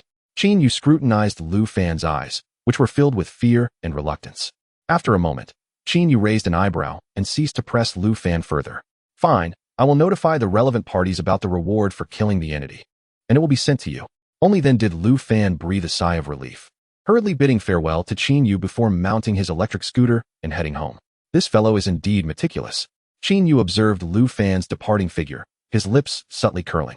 Upon returning home, Lu Fan collapsed onto the soft sofa, retrieving 2 C-grade variant crystal cores from his pocket and crunching them with abandon. Damn it. Are they trying to play mind games with me? If I even hint at acquiescence, those night watchers will certainly bring about my demise. While shaking his head in disdain, Lu Fan pondered how he could allay the night watcher's suspicions about him. Suddenly, a unique notification sounded from his phone, which he had carelessly tossed aside. He opened the platform to find an automatic order, a task to investigate a villa on the outskirts, scheduled for the following night. After confirming, Lu Fan enjoyed a restful night before resuming his arduous delivery work the next day. When the appointed time arrived, he casually accepted a delivery bound for the vicinity and, after completing it, made his way to Villa 16. He could not fathom why those living in such distant villas relied on deliveries for their purchases. As he gazed at the villa, seemingly shrouded in dark energy, he muttered complaints typical of a weary worker. Well, it's best not to ponder the whims of the affluent. I should just get to work. Lu Fan parked his vehicle and, slinging his small bag over his shoulder, scaled the wall to enter the villa's courtyard. gradually approaching the main building. However, as soon as Lu Fan pushed open the villa door, an overwhelming sense of danger compelled him to instinctively retreat a few steps. Several crossbow bolts shot forth from the inky darkness of the villa, embedding themselves where he had just stood. His pupils constricted as doubt crept in. If he wasn't mistaken, these bolts appeared to be weapons utilized by the Night Watchers. The bolts were crafted from a remarkably rare metal capable of inflicting damage on variants. Unless they were advanced variants, it was improbable they would employ Night Watcher weapons. Yet, if they were advanced variants, how could this order have been assigned to the AI UA platform? Before Lu Fan could unravel his confusion, the once pitch-black villa suddenly illuminated, revealing several figures within. They appeared human, clad in the uniforms of the Night Watchers. Wait, they're not variants? Just a delivery person. One young Night Watcher, bow in hand, regarded Lu Fan outside the door with a disdainful sneer. Chapter 10. You are unrefined. The lazy tone of the speaker darkened Lu Fan's expression. Hey kid, you've delivered to the wrong location. This place is off-limits for you. The one who had spoken surveyed Lu Fan with a condescending gaze. Lu Fan remained silent, brushing off his clothing, and turned to leave. Although he still couldn't grasp why an order posted on the platform, one that had already been accepted, would lead to an investigation by the Night Watchers, he resigned himself to misfortune. The young man with the bow, noticing Lu Fan's disregard, aimed his weapon at Lu Fan's back. The leader of the Night Watcher team furrowed his brow at the sight. Away, lower your weapon. Away hesitated but retorted, boss. This guy might be controlled by a variant. This villa has been sealed off. How could he have entered? The one referred to as the boss, the most powerful among them, scrutinized Lu Fan's retreating figure and then spoke with arrogance. That delivery person, stop right there. Lu Fan caught the contempt in the leader's voice but did not halt his steps. Instead, he turned his head slightly, casting a disdainful glance behind him before continuing toward the exit. Damn it, running into a bunch of lunatics. Lu Fan's defiance darkened the expressions of the entire Night Watcher team. What an arrogant brat. One of the Watchers, standing behind the leader, swiftly positioned himself in Lu Fan's path, blocking his escape before lunging at Lu Fan's throat with a vicious grip. The ferocity of the attack suggested he was not dealing with an ordinary person, but rather a variant. Simultaneously, two more figures rushed towards Lu Fan from behind. Surrounded, they aimed to subdue him on the spot. Unable to contain his rising anger, Lu Fan retaliated by spinning around, seizing the two assailants behind him. With a powerful kick, he connected with the first attacker, sending them sprawling. Following that, he struck the other two Night Watchers with both hands, forcing them back. Just as the remaining Watchers prepared to engage, their leader intervened. Stop. The leader emerged leisurely from the villa, standing on the steps, casting a commanding gaze upon Lu Fan, who stood alert in the courtyard. Who exactly are you? Your skills are far beyond those of an ordinary delivery person. We are the Night Watchers. I'm sure you've heard of us. Lu Fan brushed off the dust from his arm, his tone indifferent. Of course, I've heard of the illustrious Night Watchers. As for my identity, it is of no concern to you. I must have entered the wrong place. I shall take my leave now. However, the individual behind Lu Fan remained steadfast in blocking his exit. At that moment, the leader spoke again. I recall that the task of investigating this villa was assigned to that AI UA delivery platform. It seems you are the one executing this task. Lu Fan detected the disdain in the leader's voice regarding the platform. Indeed, I accepted this task, but since there are already several Night Watchers present, there's no need for me, a mere delivery person, to intervene. I will take my leave. The Night Watcher seemed intent on humiliating Lu Fan. Even after his declaration, they refused to move aside. Since I'm here, I might as well complete the task. This villa is my home. I am a newly appointed Night Watcher, here to assess the situation, as I feared that this unrefined delivery platform might send unworthy individuals. Hearing the blatant insult, a dark current flashed in Lu Fan's eyes, his fists clenching tightly as he struggled to suppress the anger and humiliation boiling within him. I never expected this investigation task would fall into the hands of a delivery platform. To put it nicely, it's a civic organization. To put it bluntly, it's merely scavenging off the leftovers of us Night Watchers. Consider me an overseer, here to gauge the capabilities of this so-called civic organization. As the distance between them diminished, the leader stood less than a meter away. Lu Fan took a deep breath, turning to face him with a calm smile. Since there are already esteemed Night Watchers present, why should I embarrass myself as an unrefined individual? I shall withdraw from this task. Did I say you could leave? The leader's voice was cold, laced with an unmistakable warning. Lu Fan continued to feign submission. Esteemed sirs, my presence here serves no purpose. If you are unable to resolve the matter, I certainly cannot be of help. I do not wish to impede your important work. Lu Fan's humble demeanor delighted the onlookers, prompting the leader to say, no need to feel inferior. You may remain here to broaden your horizons. At that moment, Lu Fan's mind echoed with a single thought. Damn it, I detest pretentious people. Huang Feng, wanting to pat Lu Fan's face, was met with Lu Fan's evasive maneuver. However, thoughts of Qin Yu and Su Qian's icy gazes forced Lu Fan to suppress the boiling rage within his veins. When he looked up again, his face wore an expression of astonished admiration, the very reaction Huang Feng desired to elicit. Since it is a gift from the adults, I shall shamelessly remain. Huang Feng nodded in satisfaction, beckoning the others to gather around him and leading Lu Fan back into the brilliantly lit villa. The first sycophant beside Huang Feng cast a disdainful glance at Lu Fan, who followed behind. Boss, why did you keep this guy? Even if he is a delivery worker from AI UA platform, he has no right to witness our actions. Another lackey chimed in. Exactly, boss. That guy looks filthy. Having him here really lowers our status. Huang Feng, however, waved his hand dismissively, his tone laced with contempt. He's merely a janitor tasked with clearing the aftermath. Once we deal with the aberration here, let him handle the disgusting remnants. The others, who followed Huang Feng, immediately grasped his intent as they observed the malicious smile on his face. Indeed, the boss had devised such a method of teaching. It was evident that the boss merely wished to broaden this fellow's horizons. Assisting us, the Night Watchers, would indeed be a privilege for him. He was truly unfortunate to encounter such a group of dimwits. This was already the 6th time Lu Fan had lamented this fate. Watching them meticulously scan every inch of the villa with their official detectors, Lu Fan's gaze had already drifted toward the source of the most potent aberrant energy, the 2nd floor. Under the influence of his newfound abilities, he could clearly see that all the energy was flowing toward the 2nd floor. The aberration concealed within this villa was currently situated there. The villa possessed 4 stories, and aside from a few original guest rooms on the 1st floor, there were not many hiding spots, which were quickly checked by the Night Watchers. As they uniformly proceeded to the 2nd floor, Lu Fan sighed once more, yet felt compelled to follow in their wake. He hoped they would not cause any trouble. Lu Fan silently cursed. Huang Feng was fortunate.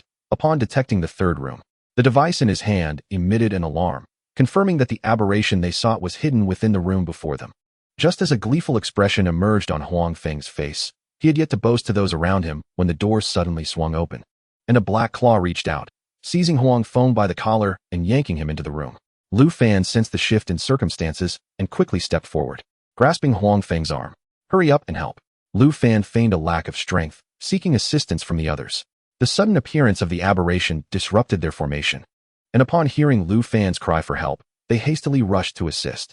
Half the team focused on attacking the aberration that had a firm grip on Huang Feng, while the remaining members worked with Lu Fan to prevent Huang Feng from being dragged into the room.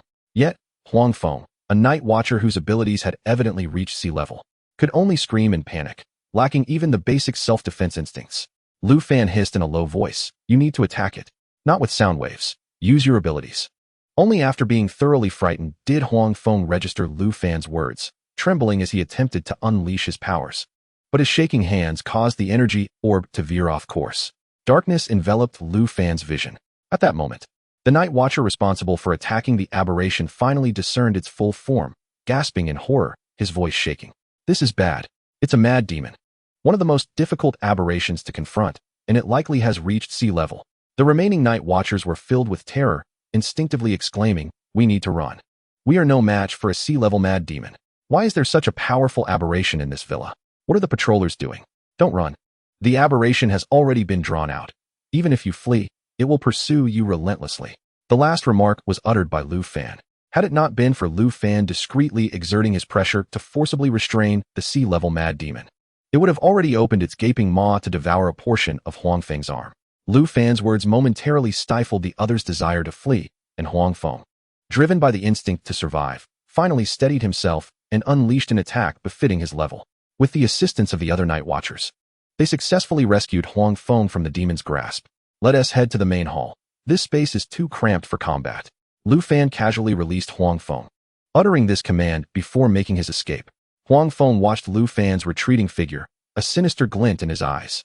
Turning around, he saw the sea-level mad demon emerging from the room, its towering figure exuding an overwhelming presence. Its body was riddled with translucent growths, and viscous fluids seemed to flow within them.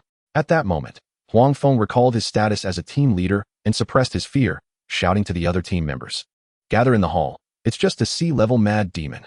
What is there to be afraid of?" Lu Fan had already adeptly found a suitable hiding spot. The towering aberration staggered down the stairs, its gaping maw fixed greedily on each individual present. Food. Its grotesque voice echoed throughout the villa, a disturbing cacophony. The expressions of Huang Feng and the other night watchers soured, instinctively reaching to cover their ears. However, as they did so, the sea-level aberration lunged forward with a speed that belied its massive form, barreling straight toward Huang Feng. Huang Feng's pupils constricted as he instinctively dove to the side, narrowly evading the mad demon's initial attack. Rolling helplessly, he met Lu Fan's gaze, who watched the spectacle with amusement. Lu Fan didn't have time to retract the mockery in his eyes before Huang Feng caught him in a moment of realization. In the next instant, Lu Fan feigned exaggerated fear. "Night Watcher, you must defeat it." Huang Feng felt an urge to curse, but found himself compelled to follow Lu Fan's instructions. Rolling aside as Lu Fan commanded, the aberration rolled alongside Huang Feng. Lu Fan leisurely continued to observe the unfolding chaos. Huang Feng's torment only deepened as Lu Fan's derisive gaze fueled his frustration. "What is there to fear? It's merely a mindless fool. Have you forgotten the training at the base?" Perhaps provoked by Lu Fan's gaze, Huang Feng suddenly regained his composure and began directing the other team members. Lu Fan, hidden in the shadows, caught the venomous glare Huang Feng cast in his direction, a single glance. A minute later, Lu Fan watched helplessly as Huang Feng intentionally led the sea-level mad demon towards his hiding place. "Damn it, that scoundrel is doing this on purpose." Lu Fan had no choice but to roll aside to evade the incoming attack. Just as he dodged, the sea-level mad demon, struck by a barrage of assaults, collapsed the very spot Lu Fan had just occupied. Huang Feng feigned concern. "Oh dear, I didn't realize you were still hiding there." Lu Fan turned to meet Huang Feng's malevolent gaze, offering a coy smile as he sought a new place to conceal himself. Yet, Huang Feng repeatedly lured the sea-level mad demon to destroy Lu Fan's hiding spots. Watching Lu Fan's desperate evasion from the demon's onslaught, a genuine smile finally broke across Huang Feng's face. Little did he know, his actions had eradicated the last vestige of caution within Lu Fan. As Huang Feng once more directed the aberration toward Lu Fan's south hiding place, Lu Fan resolved to unleash a more potent mental force. The ferocious visage of the Kuangma finally manifested a second expression. It seemed as if it had encountered something extraordinarily terrifying, abruptly retreating and crashing violently into Huang Feng. Caught off guard, Huang Feng had no time to defend himself. As he was sent flying, he glimpsed Lu Fan, who was hiding behind a vase. Flashing him a lopsided grin, Huang Feng exclaimed in fury, "You treacherous scoundrel."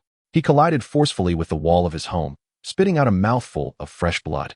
The scent of his blood incited the already agitated Kuangma, causing several of its fleshly masses to burst, filling the air with a noxious stench. The nearby night watchers, overwhelmed by the foul odor, found themselves dizzy and their already diminished combat abilities halved. Struggling to prop himself up, Huang Feng realized he was at the end of his rope. He was unwilling to accept this fate, especially since he too was a C rank. He could not bear to witness his small squad perish here. Gritting his teeth, he commanded, "Retreat. Run." The others scattered instantly, without a moment's hesitation. Huang Feng summoned his most treasured artifact and, after enduring one attack from the Kuangma, dodged and sprinted towards the exit. However, at that very moment, he watched in disbelief as one of his teammates seized Lu Fan and hurled him towards the Kuangma, the air echoing with the vile taunt, "Wretched delivery boy, perish." If Huang Feng had wished to save him, he could have intercepted Lu Fan. Yet, he did not want to. He yearned to see Lu Fan meet his demise. Unfortunately for him, the scene he anticipated did not unfold. Lu Fan merely raised a seemingly frail and pale hand, halting the Kuangma's rampage. The creature's form shattered at Lu Fan's touch, as if it were made of glass. A C-rank Kuangma was vanquished in an instant? Chapter 12. Do not assume. I assume the onlookers blinked in disbelief. Remarkably, the remnants of the Kuangma lay scattered on the ground. Splendid. A hidden powerhouse. We are saved. Lu Fan, with an air of nonchalance, clapped his hands, retrieving the core from the debris, and strode towards Huang Feng. Weak-kneed, Huang Feng knelt on the ground, his gaze unfocused yet fixated on Lu Fan until the announcement echoed. "Hey, Delivery Platform Rider 501. A C-rank Kuangma has been discovered at Villa number 16 on Jingxiashan, and it has been eliminated. The core belonging to this aberration is here for submission." After weakly articulating these words, Lu Fan tossed the iridescent core into Huang Feng's arms. Instinctively, Huang Feng raised his hands to catch it, but upon realizing what it was, he hastily dropped it to the ground, retreating frantically. This was impossible. "You are merely a delivery person. How can you possess such power? What level of ability do you have? You are not an ordinary delivery worker." Why do you conceal your identity? Huang Feng's eyes were filled with fear and suspicion as he instinctively drew the weapon from his waist that he had forgotten to retrieve during the confrontation with the aberration, aiming it at Lu Fan. Lu Fan did not pick up the core. He simply gazed steadily at Huang Feng before turning to leave. He was going to turn himself in. His true abilities had been exposed, and reaching out to Qin Yu might mitigate the extent of official repercussions. Stop. If you don't halt, I will shoot. Huang Feng believed Lu Fan was guilty, aiming the gun at Lu Fan's back as he threatened. Huang Feng wielded an official standard demon-slaying gun, akin to the demon-slaying nails, capable of penetrating the surface defenses of aberrations like real bullets, piercing their flesh. However, these weapons could also inflict harm on ordinary cultivators. Lu Fan was already disillusioned with them, yet Huang Feng's actions caused him to pause. Huang Feng seemed to forget that it was Lu Fan who had suddenly erupted, saving all the night watchers present. The concealed anger and feelings of being deceived led Huang Feng to aim his weapon at his savior. Oh, I didn't expect to catch a fish that slipped through the net. Speak. What are you doing lurking on the hay delivery platform? Huang Feng stepped closer to Lu Fan, his demon-slaying gun trained on Lu Fan's back. Lu Fan replied calmly, I am an undercover operative of the official organization planted within the hay delivery platform. If you don't believe me, you may call Qin Yu, the leader of Field Operations Team 7, to inquire if he knows me. He is my superior. Lu Fan's composed words caused Huang Feng's movements to waver. Is that true? How could Team Leader Qin possibly be your superior? Why were we unaware of your existence? Lu Fan continued, because this is a high-level secret. The hay delivery platform is an unofficial entity permitted by the official organization, possibly harboring many advanced cultivators not yet discovered by the officials. And I am responsible for seeking them out in secrecy. Suddenly, Lu Fan turned around, startling Huang Feng, who tightened his grip on the demon-slaying gun. What transpired today will remain between us. I will still be an ordinary, lowly delivery worker, and this C-rank Kuang Ma will be credited as your team's achievement. The unexpected offer left Huang Feng dizzy with disbelief. You want to credit me with this accomplishment? Huang Feng could hardly fathom it. Lu Fan maintained his composure, nodding. My first rule of conduct is to conceal my true identity well. My actions today were unavoidable. As long as you all help me keep this a secret, the credit will be yours. It is worth noting that this was a C-rank aberration, and Huang Feng's team resolving it could significantly boost their points. Just as Huang Feng was about to agree, Wei forcefully shoved Lu Fan aside and pulled Huang Feng close to himself. Don't believe his words, boss. If he truly is an undercover operative, killing aberrations is his responsibility, and he would also earn points. Why should he give them to us? Wei was the night watcher who had first targeted Lu Fan and had just moments ago shoved Lu Fan behind him as a human shield during their escape. Lu Fan frowned, suppressing his murderous intent, and continued to feign calmness. It's quite simple. The elimination of aberrations is officially recorded. If the hay delivery platform discovers that I can kill a C-rank Kuang Ma with a single strike, my identity will be exposed, the mission will fail, and I will face punishment from the organization. Before Wei could respond further, Lu Fan's tone grew impatient. I have yet to settle the score with you for pushing me to my death earlier. You refuse to accept this credit? Are you out of your mind? Or do you wish for everyone to share in the punishment? Observing Wei's face change instantly, Lu Fan smiled slyly and took a step closer to them. Only a small number of high-ranking officials are aware of my identity, so to ordinary leaders, you are just a group of night watchers, not even as formidable as a delivery worker from the hay delivery platform. Do you think you will fare well in the future?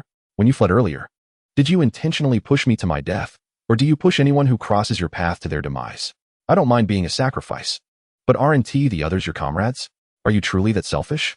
Lu Fan's words were sharp, igniting discord and immediately causing Huang Feng to distance himself from Wei. Wei, is that truly how you think? I didn't get the chance to ask you earlier, why did you push him to his death? If he were not our undercover operative, he would have perished at the hands of the Kuang Ma. Do you understand? Huang Feng spoke with righteous indignation. Wei was at a loss for words, and the surrounding night watchers cast reproachful glances at him. After settling the matter with Huang Feng, Lu Fan seized the opportunity to excuse himself and leave. Listening to the accusations hurled at Wei from within the villa, Lu Fan felt a peculiar sentiment toward the night watcher platform. Was this not merely a ragtag bunch? Lu Fan mounted his small electric scooter, preparing to depart. The night breeze swept past, a chilling sense of impending danger coursed through him, prompting Lu Fan to turn back suddenly. The inky darkness enveloped the desolate road, occasionally disrupted by the rustling of plastic bags stirred by the wind. Lu Fan felt no immediate threat and let out a sigh of relief, only for that sense of impending danger to return once more. He sensed a presence behind him, precisely in front of his small electric scooter, breathing quietly. Gradually, He turned his head, his hand beginning to gather his latent powers around the scooter's handlebar. He was uncertain whether a second, more formidable foe lurked in the shadows. But the pervasive sense of peril made it clear that he was no match for whatever it was. A chilling laugh suddenly pierced the air, causing the energy he had been accumulating to dissipate as a hand pressed down on his own from above the cotton grip. "Mr. Liu, what a coincidence. Here we meet again." Su Qian's voice resonated in his ears. At the moment her words reached him, Lu Fan's golden pupils constricted sharply. He spun around, his neck cracking audibly. "Ah!" he cried out in pain. Su Qian gazed at the man before her, her expression one of disbelief. "Is it really necessary?" Lu Fan replied, a hint of grievance in his tone. "Commander Su, do you know that scaring someone can actually be fatal? I thought it was some lurking creature." Hearing Lu Fan's retort, Su Qian, exasperated, managed a sardonic smile. "If I had remained silent, perhaps the power you were gathering would have been directed at me," Lu Fan murmured softly. But upon meeting Su Qian's icy gaze, he quickly stood at attention. "Commander Su, you must be patrolling here. I didn't realize you took your duties so seriously. It is indeed an honor for all night watchmen to have a leader like you." Observing Lu Fan's swift change of demeanor, Su Qian suddenly interjected. "I had no idea Mr. Liu was an insider planted by the official organization within the IUA platform. It seems Qin Yu has quite the background." Attention gripped Lu Fan's mind, and he stammered. "Ah, what?" Su Qian's finger pointed delicately at Lu Fan's delivery uniform. "Isn't this what you just mentioned? Those useless individuals are still at the villa. Do you need me to summon them for a confrontation?" Facing Su Qian, whose beauty was ethereal yet intimidating, Lu Fan felt his throat tighten. His unabashed gaze made Su Qian slightly uncomfortable, prompting her to step back. Lu Fan quickly averted his eyes, struggling to formulate a defense. The truth was that Su Qian had caught him red-handed, and no amount of mental gymnastics could conjure a suitable excuse. "Please don't tell me you resorted to such falsehoods to extricate yourself from their clutches," Su Qian observed, seeing the wheels turning in his mind. She offered him a rationale. Lu Fan awkwardly chuckled, murmuring, "If I were to say yes, would you believe me?" Su Qian managed a faint smile, her lips curling upwards just a fraction. "What do you think?" As she smiled, her beauty illuminated the surroundings, akin to the sun breaking through clouds, radiating vitality. Yet, the warmth of her smile quickly turned to ice, a chilling aura enveloping Lu Fan's neck. Unbeknownst to him, a dagger had appeared in Su Qian's hand. Its blade pressed ominously against his throat. The skin near the knife felt prickly with the threat of danger. "Commander Su, surely you wouldn't resort to murder." "I understand I should not have lied. I acknowledge my wrongs," Lu Fan conceded, demonstrating his ability to bend when necessary. Su Qian maintained her poised stance, her tone calm. "I can grant you this identity. From today onward, you shall also be a member of the Night Watch organization." Lu Fan instinctively rejected the notion. "Can I refuse? Whether I am a night watchman or a delivery worker, I would undoubtedly fight against anomalies. There is no difference. You do not possess the luxury of refusal."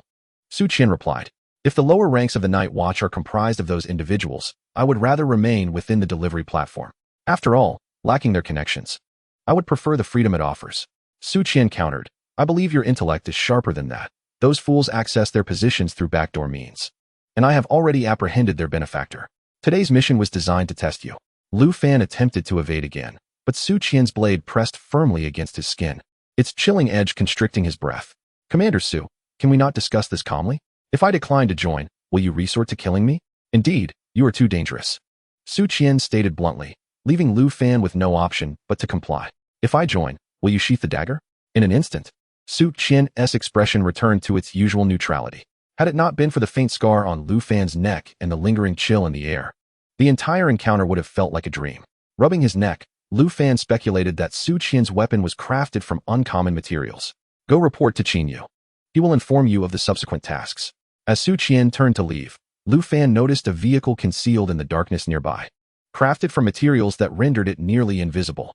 "Wait, Commander Su, I have a few conditions," Lu Fan blurted, steeling himself. Su Qian regarded him with an impassive expression. "Commander Su, please don't look at me like that. If I had wanted to join the Night Watch, I would have done so long ago. I am naturally a free spirit, preferring to remain in my own corner. While joining the official organization offers greater benefits, it also entails greater risks. Without connections, I would inevitably face exclusion in any organization. I merely seek some assurance for myself. If Commander Su cannot agree, I would rather confine myself at home than join the Night Watch." After Lu Fan finished speaking, an awkward silence lingered in the air. Su Qian remained silent, gazing intently at Lu Fan. This psychological standoff did not intimidate Lu Fan. That Su Qian would take such a roundabout approach indicated that they recognized his abilities far surpassed those of ordinary practitioners, affirming their interest in him. As he had anticipated, after a few minutes of silence, Su Qian finally spoke. I will be your support, and you may come and go freely. I do not require your full commitment to the Night Watch. I merely offer you a semi-integrated identity, allowing me to keep uncertain factors under my watch. Lu Fan exaggeratedly sighed in relief, a playful grin spreading across his face. Commander, you should have said so earlier. You startled me. I promise to fulfill your tasks. And I shall take my leave now. Su Qian nodded, and Lu Fan quickly mounted his electric scooter, hastily departing from the scene. Back in her vehicle, Su Qian gazed into the rearview mirror at Lu Fan's retreating figure, lost in thought. They had long sought the anomaly that Lu Fan had inadvertently uncovered. Lu Fan's power had reached a level capable of swiftly dispatching C-grade fiends. He had concealed his true capabilities while contracted with the IUA platform for 3 years, leaving no trace of his true prowess. With so many secrets surrounding Lu Fan, and given Qin Yu's recent scrutiny without detecting any abnormalities, Su Qian resolved to personally ensure his full integration into her team. Regardless of how dangerous or powerful he might be, keeping him close would ultimately be the safest course of action.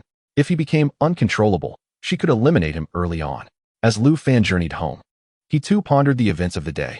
The prospect of joining the Night Watch meant he would no longer have to conceal his true strength, opening the door to even more opportunities for additional earnings. The unfortunate news is that he has caught the attention of those above him. If he doesn't report a single crystal core from the extra income he has earned, the authorities will surely suspect that he possesses a method of privately absorbing crystal core energy. However, today's situation is dire. That woman, Su Qian, is utterly insane.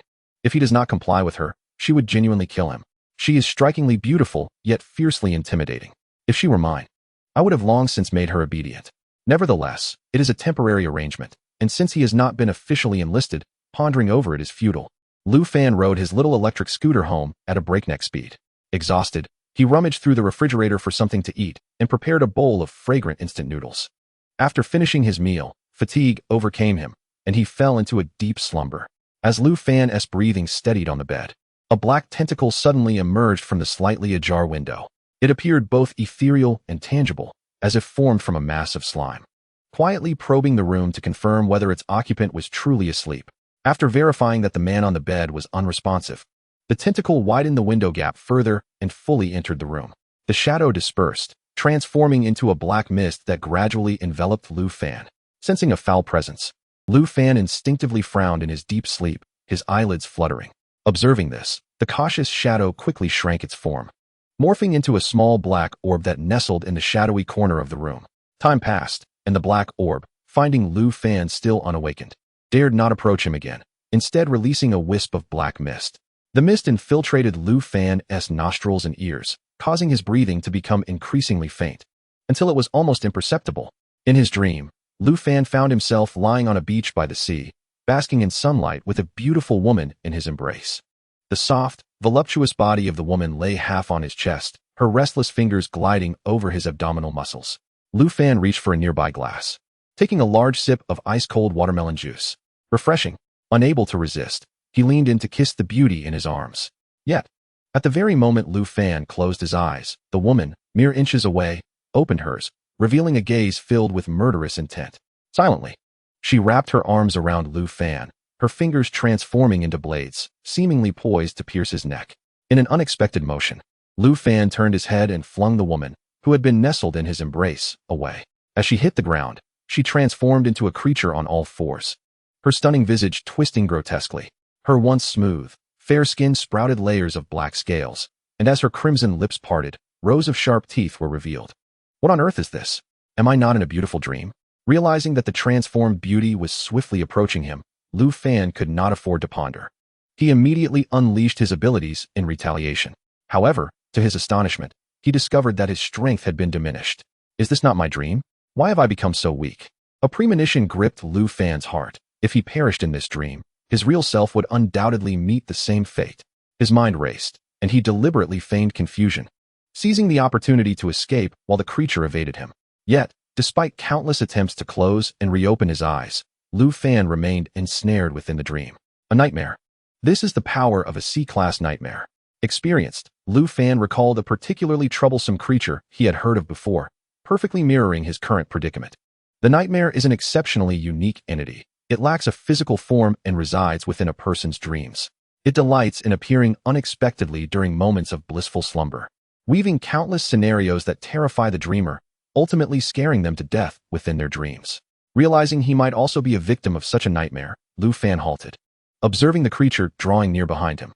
He threw a punch. Though it appeared to carry little force, it erupted with the battle power Lu Fan was capable of. In one swift move, he vanquished it. The best way to conquer fear is to eliminate it, no longer opting to flee. Lu Fan began to walk deliberately towards the end of the road. One terrifying creature after another emerged, yet not a single one made Lu Fan retreat or turn back. He dispatched every embodiment sent by the nightmare. At last, the seemingly endless path came to a conclusion. The scene shifted wildly, and Lu Fan found himself standing at the entrance of a high school. Is this the destination it sought to lead me to?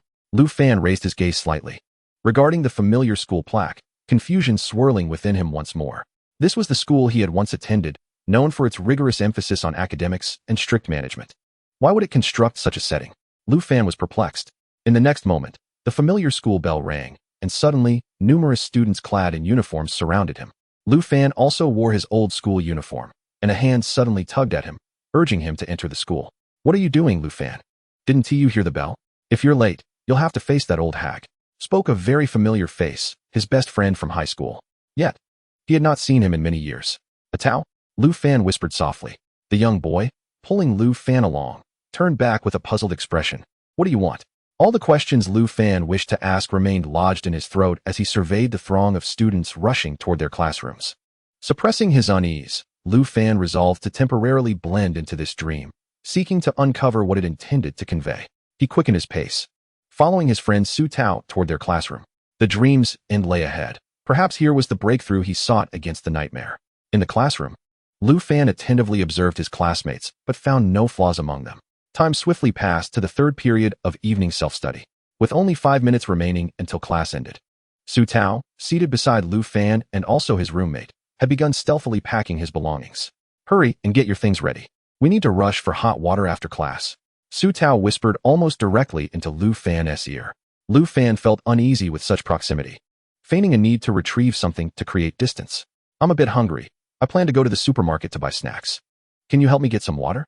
Su Tao regarded Lu Fan for a moment before responding with a smile. Then bring me back a pack of instant noodles. Lu Fan nodded in agreement. The 5 minutes flew by, and as the class bell rang, Su Tao darted out of the classroom first. Lu Fan, on the other hand, took his time gathering his things, discreetly observing the students as they exited. The afternoon and evening had provided ample opportunity for Lu Fan to thoroughly investigate the cafeteria, teaching buildings, and his classroom.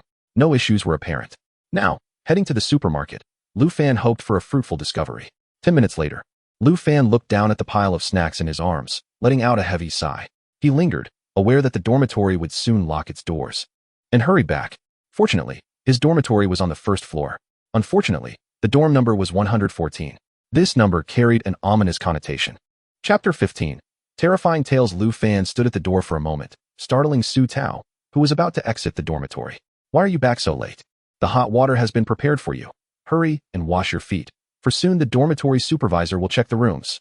Su Tao gave Lu Fan a gentle shove, pushing him into the dormitory. Lu Fan's middle school was quite prestigious, a private institution, and their room housed 4 individuals: himself, Su Tao, and 2 other roommates named Li Minglang and Fong Dada. Upon Lu Fan's return, the other 2 roommates greeted him with friendly smiles. He settled onto a stool by the table and began washing his feet, feeling overwhelmed by the burdens of life, which prompted an involuntary sigh. Suddenly, Li Minglang, who occupied the bed opposite him, spoke up. Lu Fan, what's wrong? Why the long face upon your return? Lu Fan forced a smile, replying, It's nothing. Just that my test scores this afternoon were disappointing. Li Minglang offered words of consolation. It's merely a small test. It doesn't matter. Would you like to hear a ghost story? Lu Fan's lips twitched. Though he was aware that the ghost story Li Minglang was about to tell might contain crucial clues to dispel nightmares, he couldn't help but feel that the shift in conversation was rather abrupt. Fong Dada chimed in. I want to hear it. Lu Fan maintained his character, saying, But Ah Tao hasn't returned yet. Let's wait for him to share. Li Minglang nodded, and Lu Fan took the opportunity to distribute the snacks he had recently purchased, placing Su Tao's portion on his desk. Su Tao soon returned after fetching some foot-soaking water. As he settled into his seat, Li Minglang eagerly launched into his ghost story. It was essentially a campus horror tale, In summary, it revolved around an incident in a middle school where a dormitory supervisor had died, unbeknownst to her, and continued her duties as a ghost, patrolling diligently each night. The supervisor possessed a precious box containing all her secrets, but one day, she accidentally lost it. Consequently, she announced to all the students in the dormitory that whoever could help her find this valuable box would have their wishes granted. The box was lost and found repeatedly, with the supervisor fulfilling each wish. However, in the end, all those who had possessed the box met the same fate as the supervisor, death. After Li Minglang finished his ghost story, he suddenly turned to Lu Fan.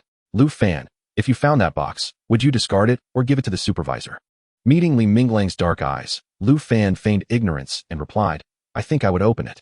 The atmosphere in the dormitory seemed to freeze, as Li Minglang glared at Lu Fan in anger, exclaiming, You must not open it. That is the supervisor's box. Lu Fan raised an eyebrow, about to retort. But at that moment, a piercing bell echoed through the corridor, signaling that the supervisor was about to check the rooms. Their dormitory was on the first floor, and the supervisor was approaching. The discussion ceased abruptly. Lu Fan swiftly pushed the basin under the table, using his chair to conceal it, and climbed into bed. The dormitory door swung open. Is everyone back in your dorm? A sweet voice asked, the pitch rising at the end. Lu Fan opened his eyes in surprise, gazing at the figure at the foot of his bed. Their dormitory supervisor appeared to be a young woman, seemingly just over 20. Lu Fan distinctly remembered their middle school supervisor as a middle-aged man. Li Minglang, the dormitory leader, spoke up. Yes, Xue Yi, why are you checking so early today? The alluring woman, referred to as Xue Yi, smiled and replied, I'm here to encourage you little ones to get to bed early. No one is secretly hiding a phone, right? Li Minglang's voice was warm and clear, typical of youth. Of course not. We wouldn't want to trouble Xue Yi, clad in the school's uniform. Xue Yi's graceful figure and enchanting features, along with her long, loose chestnut curls, were undeniably captivating to the adolescent boys. For at that moment, upon seeing Xue Yi's face, Lu Fan instinctively felt drawn to her, awakening desires within him. This felt wrong. Xue Yi let out a melodic laugh, reminding them to rest early before leaving the dormitory, turning off the lights as she exited. In the enveloping darkness, Lu Fan sensed that Li Minglang, his bedmate, was staring in his direction. After a while, he faintly heard a murmur from across the room. Li Minglang seemed to be intently repeating, You must not open that box. It is a secret. Lu Fan remained silent, patiently waiting as time passed, listening to the increasingly heavy breaths of the three other beds, confirming they had all fallen asleep. It seemed that he, too, would seek the precious box. Silently, Lu Fan rose from his bed and slipped out of the dormitory. As the door closed behind him, three figures slowly sat up. He is also going to look for the precious box, echoed eerily from the three beds. Lu Fan confirmed that the supervisor's room was empty and boldly pushed the door open. The supervisor's quarters were modestly furnished, everything neatly arranged, with no visible hiding spots for treasures. Only a peculiar large mural on the wall caught Lu Fan's attention. The painting, wide and long, stretched from the ceiling to the floor, depicting a landscape scene with a house at its center. His gaze was irresistibly drawn to the entwined figures visible through the house's window. A woman sat atop a man, draped only in sheer fabric, her alluring and seductive visage rendered exquisitely by the artist. Lu Fan's eyes lingered on the woman, and he could not resist reaching out to touch the painting. The texture felt smooth, reminiscent of youthful skin. Suddenly, a familiar voice echoed in his ear, Little brother, will you come play with sister? Only a single teasing phrase stirred Lu Fan's blood. As he blinked, he found Xue Yi's enchanting face, glistening with a light sheen of sweat, gazing down at him. Their positions mirrored those of the figures in the painting. Lu Fan's hands rested on her slender waist, feeling the electrifying contact. Oh, it seems my little brother can hardly wait. Yet, what made Lu Fan's heart race even more was Xue Yi's form, clad only in sheer fabric, pressing closely against him. He was not dressed either. If Lu Fan desired, a simple thrust of his hips would bring him boundless pleasure. Xue Yi leaned down, her soft body brushing against him, each movement pushing him closer to the brink of reason. As she gazed into his eyes filled with desire, she prepared to take the final step. However, Lu Fan, who had initially gripped her waist, unexpectedly seized her neck. The world spun, and Lu Fan reversed their positions, pinning Xue Yi beneath him. She remained unperturbed, her delicate arms wrapping around his in a serpentine embrace. So, my little brother enjoys this, sister will comply. Lu Fan flashed a wicked smile, the hand unoccupied suddenly bursting with radiant golden flames. Under Xue Yi's alarmed gaze, he pressed the flames fiercely against her heart. A piercing scream echoed in his ears. When he regained his senses, he found the painting before him had been burned through, revealing a concealed door behind it. Inside was another simple room, containing only a bed. At this moment, two individuals entangled on the bed, completely bare, engaged in the act that Lu Fan and Shui Yi had previously left unfinished. The woman knelt on the bed, while a middle-aged man in his 40s grasped her slender waist with both hands, thrusting behind her with low growls. Lu Fan wore an expression devoid of emotion as the golden flames re-emerged in his grasp, which he directed towards the interior of the room. Just as the flames were about to descend upon them, Shui Yi suddenly turned her head, raising her hand to block the flames. Lu Fan swiftly retreated, hastily exiting the dormitory room, but it was already too late. All the students from the first floor appeared in the corridor, their gazes fixed upon Lu Fan. Clad in merely a coat, Shui Yi swayed her long, slender legs, standing at the dormitory manager's door with a cheerful smile. Although Lu Fan sensed something was amiss with Shui Yi, he couldn't help but whistle at the captivating scene before him. Her figure was quite appealing.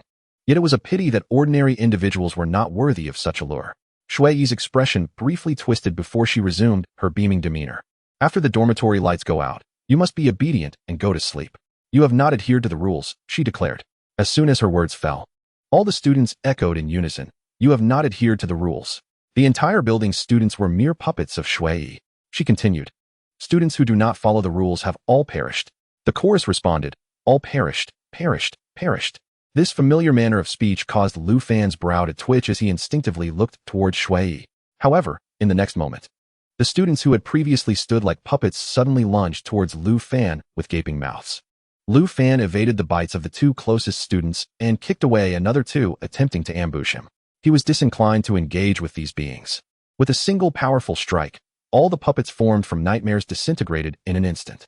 Lu Fan swiftly approached Shui Yi amidst the shattered puppets, his surging abilities suppressing her resistance as his icy hand clasped around her delicate neck. Hand me the box. The precious box. A crucial artifact in the realm of urban legends must conceal some secrets.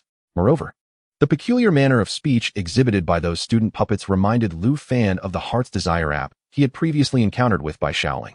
Suspecting Shui Yi intended to pull a fast one, Lu Fan firmly restrained her in his embrace, increasing his grip. All right, I will give it to you.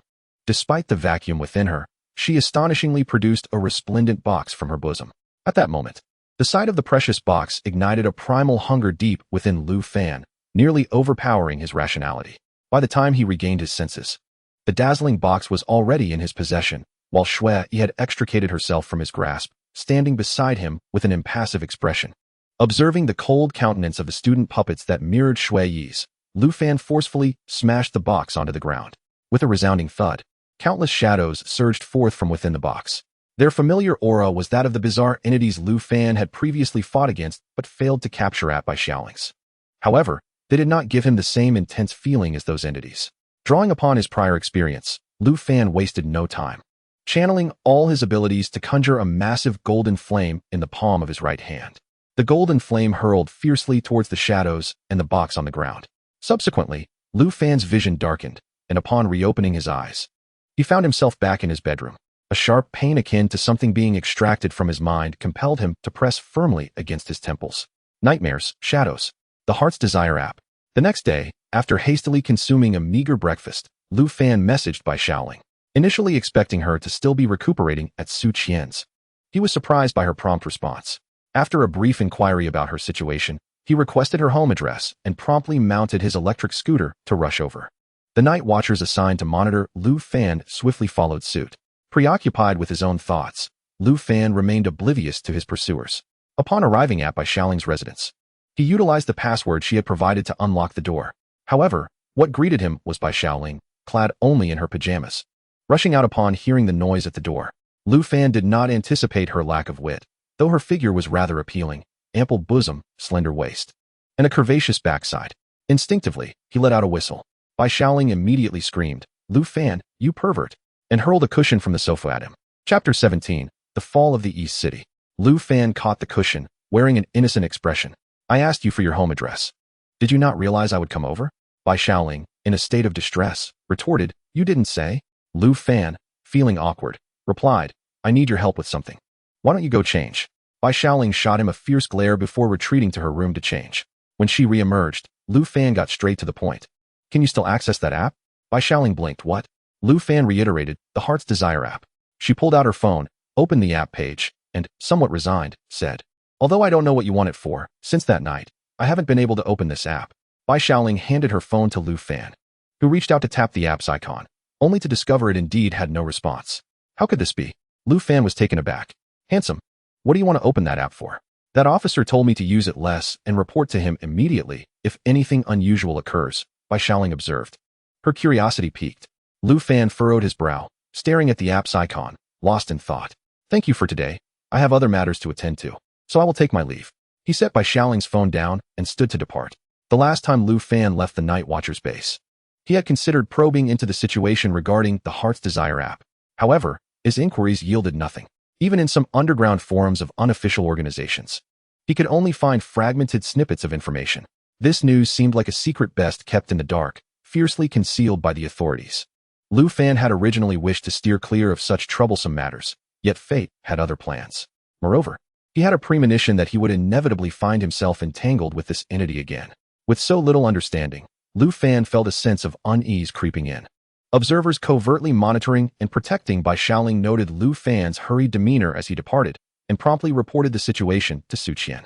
In the Night Watcher's base, Su Qian waved her hand, instructing the reporting Night Watcher to leave, while detailed information regarding Lu Fan lay spread out on her desk. This man, exhibiting peculiar behavior across various aspects, piqued Su Qian's interest. She had integrated Lu Fan into a temporary team to discern his true nature and when he would ultimately reveal himself. Why was he inquiring about the Heart's Desire app? Su Qian retrieved her phone, searched for Lu Fan's name in her contacts, and was about to press the call button when hurried footsteps echoed outside her office. "Report." Accompanied by a heavy knock, Qin Yu's slightly breathless voice followed. "Enter." Su Qian silenced her phone. "Commander, an emergency situation has arisen. A large number of citizens in the East City have succumbed to nightmares. Reports indicate that the Night Watchers dispatched to awaken them are unable to do so." Qin Yu's expression was grave, his brow furrowed. "You will lead a team to resolve this matter personally. Find those who are in the lightest state of nightmares and devise a way to awaken them. Inquire about the nature of the nightmare world they have entered." Su Shi's voice was calm as she instructed Qin Yu to manage the situation while simultaneously notifying the special ability team to send the Guardian with empathy abilities to the eastern part of the city. Before Qin Yu had a chance to catch his breath, he swiftly set out with his team. However, the situation proved to be more dire than they had anticipated. The collapse in the Eastern District was continually spreading, and there were reports of conscious individuals suddenly succumbing to dreams. The Guardian organization had no choice but to deploy additional personnel to the Eastern District. 2 hours later, Qin Yu delivered grim news. They had failed to awaken the ordinary residents trapped in the nightmare realm, and the area of influence was expanding. Given the gravity of the case, Su Shi promptly reported it and awaited feedback from her superiors. On her way to the Eastern District, Su Shi recalled the peculiar man who had intrigued her. She remembered that Lu Fan's information indicated his residence was also in the Eastern District. She checked the location and requested the real-time position of the delivery person associated with platform number 501. Su Shi got into her vehicle and sped towards Lu Fan's location. In front of a food stall, Lu Fan, dressed in his delivery uniform, leaned against his small electric scooter, devouring his takeout with gusto. Unable to extract any useful information from Bai Xiaoling, Lu Fan, unlike her, was still obliged to return to the delivery platform, as his funding was not provided by the Guardians. Today's chicken leg is exceptionally well cooked, tender and fragrant. Lu Fan tore off a piece of the succulent meat, savoring it alongside the fragrant rice, relishing the moment. Suddenly, his phone emitted a sharp sound, prompting Lu Fan to place his meal on his lap and retrieve his phone from his pocket. Upon seeing Su Shi's name flashing on the screen, he instinctively glanced around and quickly spotted her figure. Lu Fan did not answer the call, hastily securing the takeout before riding towards Su Shi. "Commander Su, what brings you here unexpectedly? Couldn't you have just called?" Lu Fan's voice had a hint of flattery as he spoke beside her car. From this angle, he could see the alluring contours of Su Shi's figure. Quickly averting his gaze, Lu Fan noticed Su Shi turning to face him. The sunlight illuminated his handsome features, making his dark eyes appear strikingly innocent. "There is a task that needs attending to." Lu Fan's heart sank, but his expression remained unchanged. "So soon? What is the task? Where are we headed?" Su Shi fully turned to lock eyes with Lu Fan. "To the Eastern District. Haven't you heard? A large number of residents have fallen into nightmares." Upon hearing the word nightmare, Lu Fan's eyelids twitched. He steadied his voice, feigning ignorance. "What? Nightmares? I had no idea. No deliveries headed to the Eastern District today." Then, as if realizing something, he exclaimed, "Commander Su, You can't possibly expect me to deal with this, right? I certainly can't. Sushi's penetrating gaze seemed to see through him as she smiled suddenly. Why not? Are you not an ability user capable of defeating C-class monsters? How can you say you can't without even trying? Lu Fan clenched his hands in his pockets, his nails digging into his soft palm, struggling to suppress his rising emotions.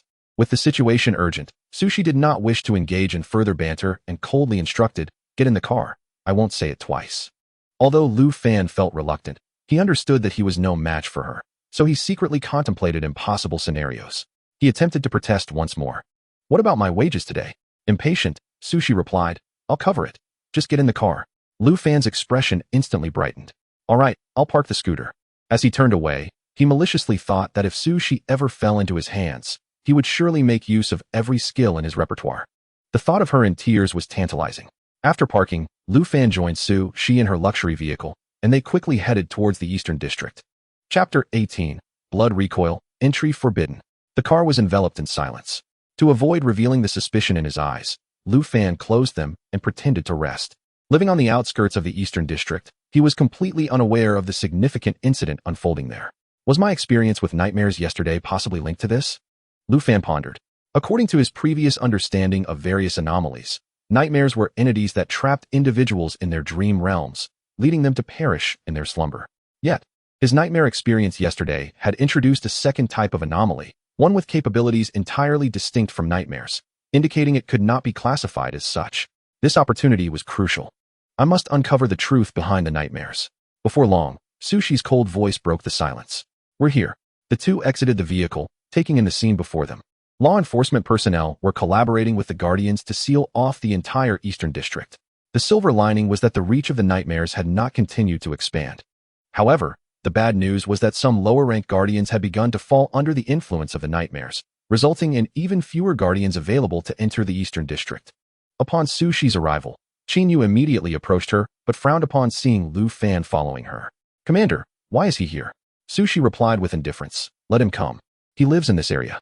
Qinyu seemed about to protest, but Sushi interjected, "Did you find the person I asked you to locate?"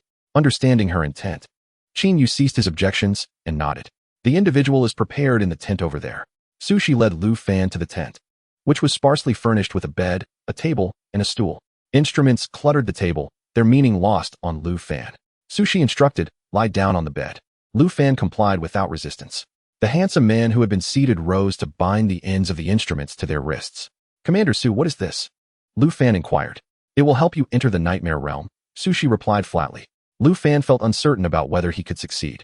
Nevertheless, he remained silent, lying still, hands folded on his abdomen, appearing serene as if in death. The handsome man activated his powers, using the connection between them to attempt to send Lu Fan into the nearby nightmare realm. However, Lu Fan felt a sharp pain in his temples, causing him to uncontrollably open his eyes and sit up abruptly. "Commander Su, are you sure you want me to enter the nightmare realm and not the realm of death?" Lu Fan suspected that this woman was deliberately seeking revenge. What a shock to the temples. He hastily removed the device from his wrist, feeling relief from the pain. "What is happening?" Observing Lu Fan's failure to enter the dream, Sushi instinctively turned to the nearby Guardian for answers. Unexpectedly, the Guardian also opened his eyes and coughed up blood. Fortunately, he managed to turn away in time, preventing the blood from splattering on the instruments and instead staining the floor. The crimson liquid added a faint metallic scent to the air, arranged for medical personnel. Sushi's pupils dilated as she urgently commanded Qinyu. "Commander." For some reason, he was rejected by the nightmare realm. The Guardian responsible for the dream entry coughed again, casting a puzzled glance at Lu Fan. This was after he had already been modified. In his perception, the nightmare realm did not reject Lu Fan. Rather, the moment Lu Fan's consciousness approached, it triggered a revolt from the entire realm. He failed to disengage from the empathy link in time, resulting in the earlier blood-spitting incident. Sushi frowned at Lu Fan, suspecting he was concealing something. Lu Fan met Su Qian's gaze and cautiously remarked, "Actually, I had a nightmare last night as well. But fortunately, I found a breakthrough and managed to wake up smoothly." Lu Fan brushed it off. Yet Su Qian was unconvinced that Lu Fan's good fortune would grant him entry into the nightmarish realm so easily. Lu Fan continued, "Given the circumstances, I suspect I won't be able to complete this task. Perhaps you should find someone else." However, his words fell on deaf ears. Su Qian glanced at the night watchman from earlier and softened her tone slightly. "If we add another person, would you be able to attempt the resonance once more?" The night watchman hesitated before responding. My ability can only be used 3 times a day. Having suffered a backlash, I can only attempt it once more. I will do my best. Su Qian acknowledged, thank you. She then approached Lu Fan, pushing him onto the bed, where he landed at the far end. While she lay on the outer side, Lu Fan stared, bewildered, at the woman beside him, his voice faltering, Commander? What are you doing? Su Qian turned her head slightly, her exquisite features drawing Lu Fan's eyes, and she smiled. I will accompany you into the dream. Lu Fan's expression turned to one of astonishment. Instinctively, he attempted to rise from the bed, but Su Qian grasped his wrist and forcefully pressed him back down. He felt something soft, yet heavy resting on his arm. Goodness! It was oddly exhilarating. What to do? Lu Fan, do you not wish to complete the task? Observing the warning in Su Qian's eyes, Lu Fan realized that his unusual reaction had aroused her suspicion. Outside were the night watchmen, not to mention Su Qian, whose level of ability remained a mystery to him. He did not believe he could escape after defying her. Not at all. It is my honor to complete the task alongside Commander Su. He obediently lay back down. Su Qian adjusted the wristband and secured it around both their wrists. The warmth of her body, infused with a subtle fragrance, was beside Lu Fan, and in this tense moment, he found his emotions spiraling out of control. The night watchman spoke up, are you ready? Su Qian replied calmly, we can begin.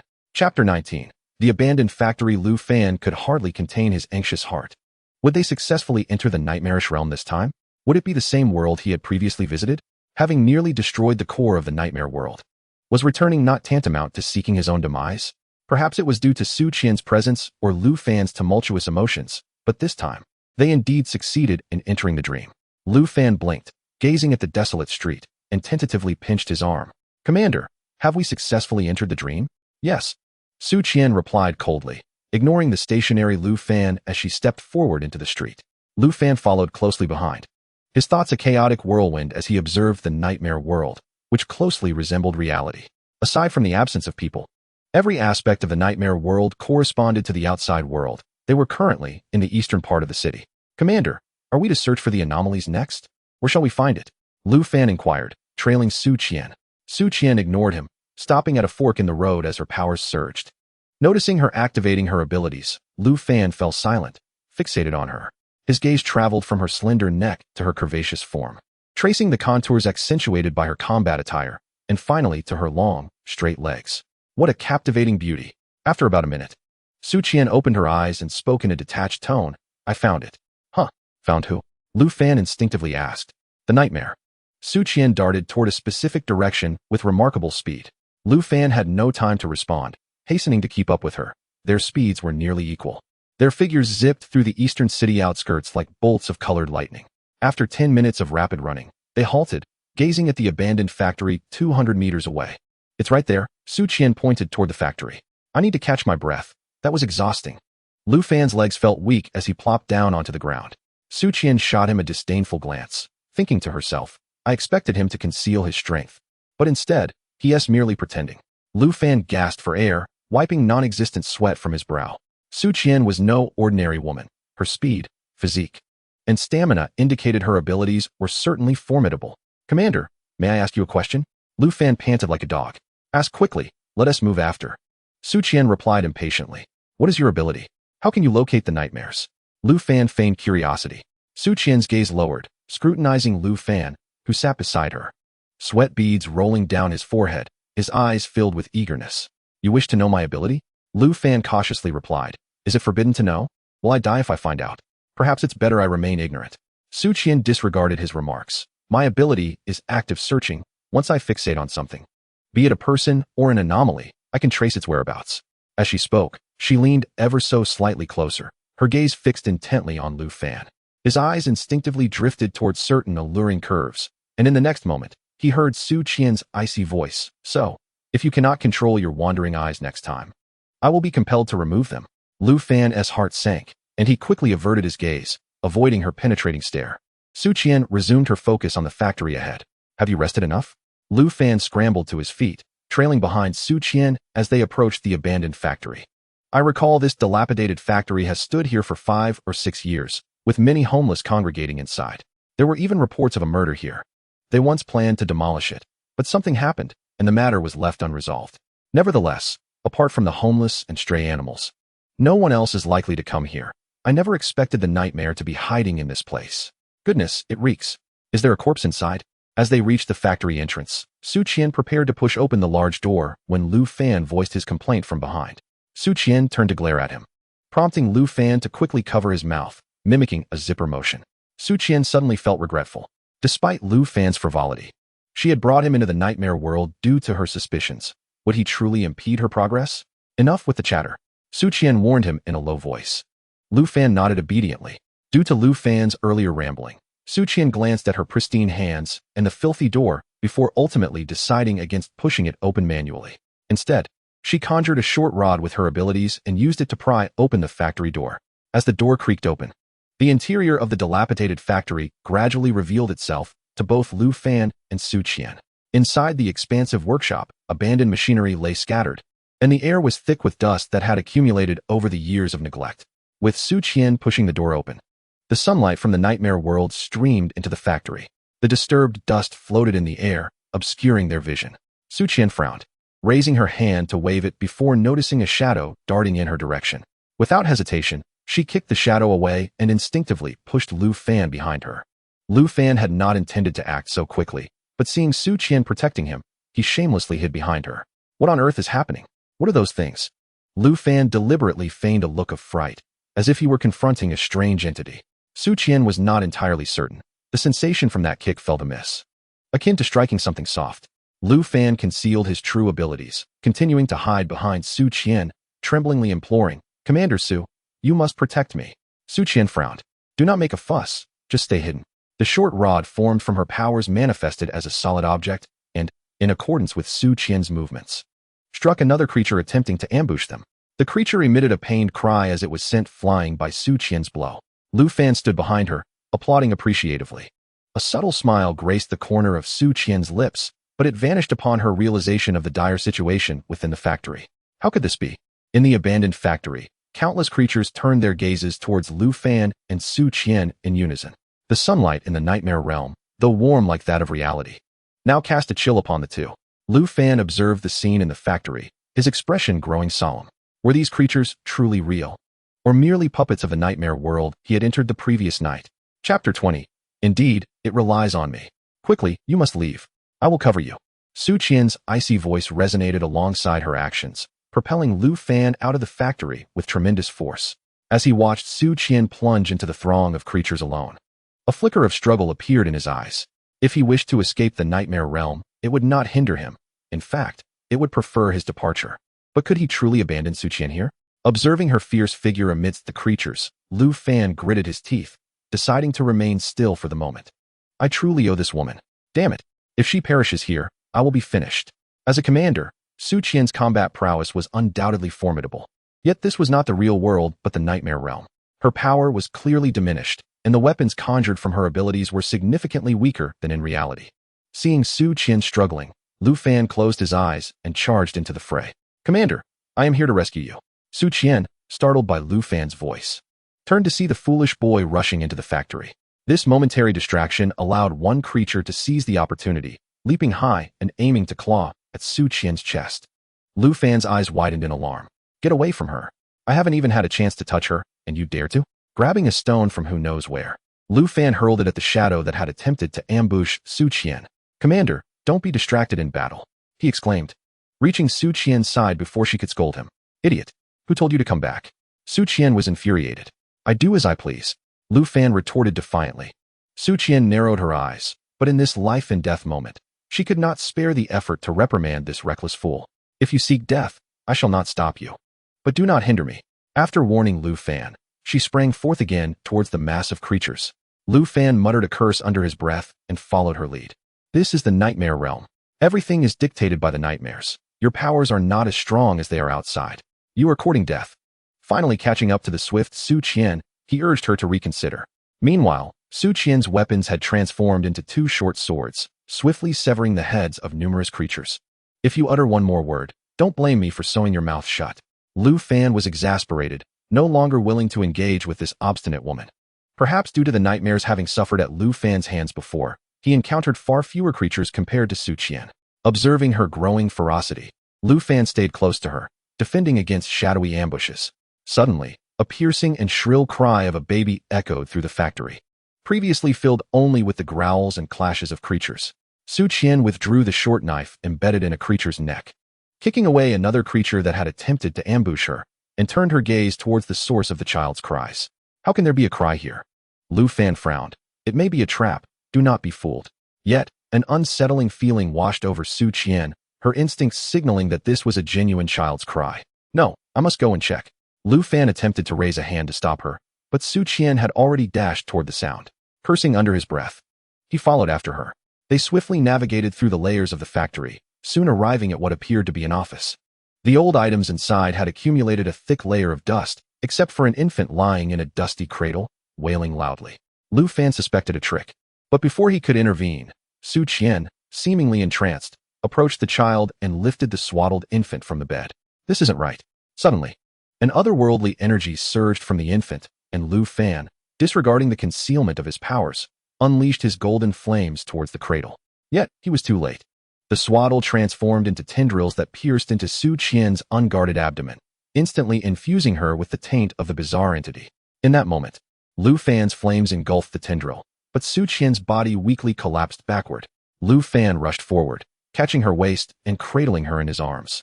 The once cold and rigid form now felt soft, and the blackish-purple blood seeping from her wound indicated that she had been poisoned by the creature. As Su Qian's pale face began to take on a bluish hue, Lu Fan, in a desperate bid, placed his palm over her injury and activated his devouring ability. He was uncertain if the toxin, a product of the creature, could be absorbed as his power, but it was the only method left to save Su Qian. Outside the factory, countless creatures roared and howled, whether real or mere illusions. Lu Fan sensed the energy of the creature within Su Qian steadily being drawn out by his ability, and his tense demeanor gradually relaxed. The normally icy individual appeared surprisingly fragile when quiet. I have saved your life, so do not repay kindness with vengeance once we are outside. Holding the woman curled up in his embrace, Lu Fan tightened his grip around her shoulders, enveloping her in his arms. The unique fragrance of her perfume mingled with her breaths, gradually saturating Lu Fan. Her soft form pressed closely against him stirred feelings within him that he could not ignore. It was not his fault for lacking willpower. Su Qian's battle attire had been torn by the tendrils during the fight, exposing much of her curvaceous figure to Lu Fan's gaze. He was no paragon of virtue. It was entirely natural for him to react. If this were ancient times, he would have saved her life, and she would owe him her body in gratitude. Surveying the area around the factory, Lu Fan deemed it unwise to linger. He must first secure Su Qian in a safe location. Her consciousness was clouded due to the creature's taint, and she muttered incoherently, words that Lu Fan could not comprehend. Perhaps his body heat was too high, for Su Qian instinctively tightened her grip around his neck, clinging to him. With breaths laced with enticing fragrance wafting against his neck, Lu Fan's hold on Su Qian gradually intensified. After much effort, he finally found a relatively safe spot, meticulously checking the surrounding shelves to ensure no hidden creatures lurked nearby. Afterward, Lu Fan employed his extraordinary abilities to swiftly absorb the last remnants of the alien contamination energy from Su Qian. Due to her severe injuries, Su Qian was unable to awaken in the short term, leaving Lu Fan with no choice but to temporarily leave her in this place, enveloped by a protective shield conjured from his powers. Without Su Qian's watchful gaze upon him, Lu Fan no longer restrained his strength, unleashing a wave of B-class energy that rapidly enveloped the entire factory, allowing him to sense the internal conditions. To the southeast, he detected a multitude of energy fluctuations. In Chapter 21, Slaying the C-Class Nightmare, Lu Fan unleashed golden flames outside the room where Su Qian was placed, establishing an additional layer of defense before swiftly racing toward the source of the energy he had just sensed. His form moved with remarkable speed, incinerating all alien entities encountered along the way with golden flames. These creatures were merely puppets of the nightmare, devoid of any crystallized cores. Upon reaching the room where he sensed the energy fluctuations, he was astonished to discover that it housed numerous ability users imprisoned within. However, these individuals bore hollow gazes, each accompanied by a semi-floating shadow closely adhering to the back of their heads. Lu Fan observed that the shadow's black tendrils, formed from the contamination source, penetrated the minds of these ability users, though it was unclear whether they were controlling them or siphoning their powers. It seemed the C-Class Nightmare was not present here. He needed to devise a plan to rescue these ability users. Among them, he recognized several familiar faces. These must be the Night Watchers drawn into the nightmare world. Suddenly, The door confining the ability users swung open, and Lu Fan swiftly concealed himself behind a machine, watching their movements intently. The controlled ability users moved stiffly deeper into the factory. With a quick thought, Lu Fan stealthily followed the last of them, feigning control as he trailed behind. Halfway through their journey, the controlled ability users abruptly halted, turning in unison to gaze at Lu Fan, who wore a dazed expression, mimicking their actions. Who was that ability user ahead? They echoed in unison, creating a bizarre and surreal scene. New puppet, Lu Fan mimicked an electronic announcement he had once heard, speaking in a fragmented manner. After scrutinizing him for a few moments, the controlled ability users turned back to continue their march deeper into the factory. Lu Fan sighed in relief and followed them. At the innermost depths of the factory lay an opulent chamber that starkly contrasted with the dilapidated surroundings. A formless humanoid shadow, its features obscured, sat greedily upon a throne, surveying the vacant-eyed ability users below. If it could devour all their powers, it would ascend to B-class. And then it would seek out that insufferable brat who had ruined its pivotal scene. The nightmare's gaze flitted across the faces, selecting its first target. Suddenly, its attention fixed upon an ability user with their head bowed. Perhaps it was an illusion, but the nightmare felt an uncanny familiarity with this figure. "You come here," it commanded, pointing at Lu Fan, who smiled and swiftly approached. An instinctive dread surged within the nightmare as it recognized Lu Fan as the one who had previously disrupted its realm. "How could you be here?" it exclaimed, astonished. In the next moment, Lu Fan felt a profound rejection from this nightmare world, as if the nightmare sought to expel him forcibly. However, it was no match for Lu Fan's strength. With a single teleportation, he materialized behind the nightmare. Though the nightmare was a phantom entity, Lu Fan's hand, enveloped in golden flames, effortlessly gripped its neck. The nightmare attempted to conjure illusions to confound Lu Fan, but he swiftly countered, releasing all his powers in an instant, repelling the nightmare's abilities and, in a heartbeat, vanquishing it. Thankfully, unlike the puppets it created through imagination, the nightmare was a tangible entity, and Lu Fan, after battling countless alien creatures, finally reaped the rewards. Quickly swallowing the crystallized core, Lu Fan crushed it into fragments with ease, swallowing them like candy. At that moment, the shadows entwined around the heads of the controlled ability users vanished, and they, too, regained their freedom. However, Lu Fan paid them no heed. After consuming the C-Class Nightmare's core, he hurried back to the place where Su Qian lay. As the nightmare world began to collapse following the death of the nightmare, all those trapped within it returned to reality. Just before Su Qian regained consciousness, Lu Fan grasped her hand firmly, giving it a gentle squeeze. For he knew that once she awoke, his fortune would diminish. In the next instant, Lu Fan felt a dizzying sensation wash over him. When he regained his senses, he found himself lying on a small bed within a tent. He sat up abruptly, gasping for air. "Commander? Commander?" No one responded to Lu Fan's calls. Qingyu, upon witnessing the successful awakening of the two, quickly ran to Su Qian's side and called out her name. However, Su Qian, having been harmed by the aliens in the nightmare world, remained unconscious, her soul severely damaged despite Lu Fan's extraction of the contamination source from her body. Lu Fan briefly recounted the events within the nightmare world, instructing Qingyu to procure any medicinal items that might nourish the soul, which could potentially hasten Su Qian's recovery. "But why are you unharmed?" Qingyu fixed a guarded and cold gaze on Lu Fan. "Firstly, the commander has always protected me, and secondly, I had previously entered the nightmare world. Thus, the nightmare feared I would dismantle its realm again." Qingyu neither affirmed nor denied Lu Fan's claims, but simply informed him that he could not leave until Su Qian awoke. Lu Fan said nothing further, quietly sitting cross-legged to absorb the energy from the C-Class Nightmare's crystallized core. The energy within the core coursed through Lu Fan's body, transforming entirely into his own powers. However, as he slowly opened his eyes, he was taken aback by the sight of a silvery white pattern resembling an eye manifesting in the palm of his left hand. If one did not examine it closely, it would be nearly imperceptible. Yet, Lu Fan meticulously contemplated the new power he had just acquired. A dreamweaver, capable of expanding a domain and weaving beautiful dreams to ensnare foes.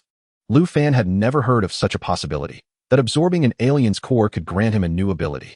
After testing it a few times, he confirmed the existence of this new power, albeit still somewhat weak. At most, he could ensnare just one opponent at a time. Furthermore, due to the core, Lu Fan's strength had significantly increased. The benefits he derived from this core far exceeded those from the B-class alien cores he had consumed previously. In Chapter 22, Uninformed, reporting to higher UPS, Lu Fan was astonished by the effectiveness of the Nightmare's core, which differed from other aliens. However, He understood that possessing diverse skills was never a disadvantage, and the new ability he had acquired would better conceal his true strength. While intrigued, he remained vigilant against Qin Yu's scrutiny, revealing no signs of weakness. Sitting cross-legged on the bed, Lu Fan sensed Qin Yu's scrutinizing gaze filled with suspicion and examination. Yet, he remained composed, steadfast as a mountain. As time passed, a subordinate of the night watchers arrived to report that all residents in the eastern part of the city had awakened, though 23 individuals had perished, mostly elderly and children, with only one middle-aged man among them. After ensuring the proper comforting of those affected, Qin Yu issued commands for the others to regroup. He then shot a cold glance at Lu Fan. "You will return with us." Lu Fan refrained from being overly clever or ingratiating and nodded in agreement. At the night watcher base, Su Qian was escorted to the medical area, while Lu Fan was taken by Qin Yu to a modest bedroom, instructed to remain there for the time being. As Qin Yu was about to leave, Lu Fan spoke up. "Team Leader Qin, I have already explained that the commander remains unconscious due to injuries sustained in the nightmare world. Why am I being detained?" Qin Yu did not respond, locking the door behind him before heading back to Su Qian. Lu Fan deliberately knocked on the door, creating a disturbance until he estimated that Qin Yu had departed. Only then did he settle down again, returning to the solitary iron bed in the room and sitting against the corner. He needed to contemplate how to fabricate a story about killing the nightmare once Su Qian awakened. In the medical area, upon arrival, Qin Yu was informed by his subordinates that Su Qian had regained consciousness. He hurried into her ward. "Commander." Su Qian sat up on the hospital bed, her complexion pale and her spirit somewhat diminished, delicately pressing her slender fingers against her temples. "Where's Lu Fan? Has he emerged from the nightmare world?" Seeing Qin Yu approach, Su Qian immediately inquired about Lu Fan. A flicker of surprise crossed Qin Yu's eyes as he reported the situation. "He woke before me and showed no obvious abnormalities?" Su Qian was taken aback, her expression turning serious. "Team leader, this fellow Lu Fan must harbor secrets. I suggest we confine him to Area S1 for thorough investigation and interrogation." Area S1 was where the Night Watcher organization imprisoned serious offenders. Su Qian resumed rubbing her temples, dismissing Qin Yu's proposal. "He does have secrets, but he has never committed any acts that threaten societal stability. There is no reason to confine him. Just continue monitoring him as previously arranged." Qin Yu opened his mouth, but upon seeing Su Qian's closed eyes and furrowed brow, he could not muster any further objections. "Where is he now? Has he been detained? Bring him in." Qin Yu exited the room to fetch Lu Fan. Once alone in the ward, despite the lingering pain in her head, Su Qian's consciousness had become fully alert, listening to her subordinates' reports. The unraveling of the nightmare world confirmed that the nightmare had indeed been vanquished. Su Qian's recollections halted at the moment she was pierced in the abdomen by the creature disguised as a baby, leaving her unaware of subsequent events. However, since only she and Lu Fan had entered the nightmare world, if it was not her who killed the nightmare, then it must have been Lu Fan. The nightmare was not particularly strong, yet its methods were elusive and unpredictable. Lu Fan's ability to slay it reinforced Su Qian's suspicions.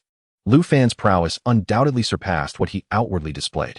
The two C-class creatures had not fared well against him. Su Qian suspected that Lu Fan's ability level might have already reached B-class. Before long, Lu Fan's commotion echoed from the corridor. "Why does the commander want to see me? Is the commander all right? Team Leader Qin, why are you not speaking to me? This medical facility is quite advanced. If I were to get injured, could I also come here for treatment?" Lu Fan's noise abruptly ceased upon reaching the ward. "Commander, he has been brought in," Qin Yu announced, his face clearly displaying irritation. Lu Fan, wearing a cheeky grin, remarked, "Commander, you nearly scared me to death. If you hadn't awakened soon, Team Leader Qin might have sent me off to the afterlife." Su Qian maintained a calm expression and instructed Qin Yu, "You may attend to other matters. Please report back to me regarding the situation in the eastern part of the city shortly." Qin Yu glanced at Lu Fan before obediently leaving. Lu Fan strolled into the ward with an air of nonchalance, observing Su Qian lying on the hospital bed and secretly clicking his tongue, thinking, indeed, this delicate lady looks most appealing when she is frail. Having received Su Qian's prior warning, Lu Fan dared not gaze too intently. "How did you kill the nightmare?" Su Qian's question was direct. Lu Fan then recounted the excuse he had prepared. "It was a fortunate accident. I did not kill the nightmare. The commander was injured by the creature and fell into a coma. My ability is a type of flame that counters the pollutants from these creatures. I first helped the commander cleanse the wound of its contamination, and then we hid.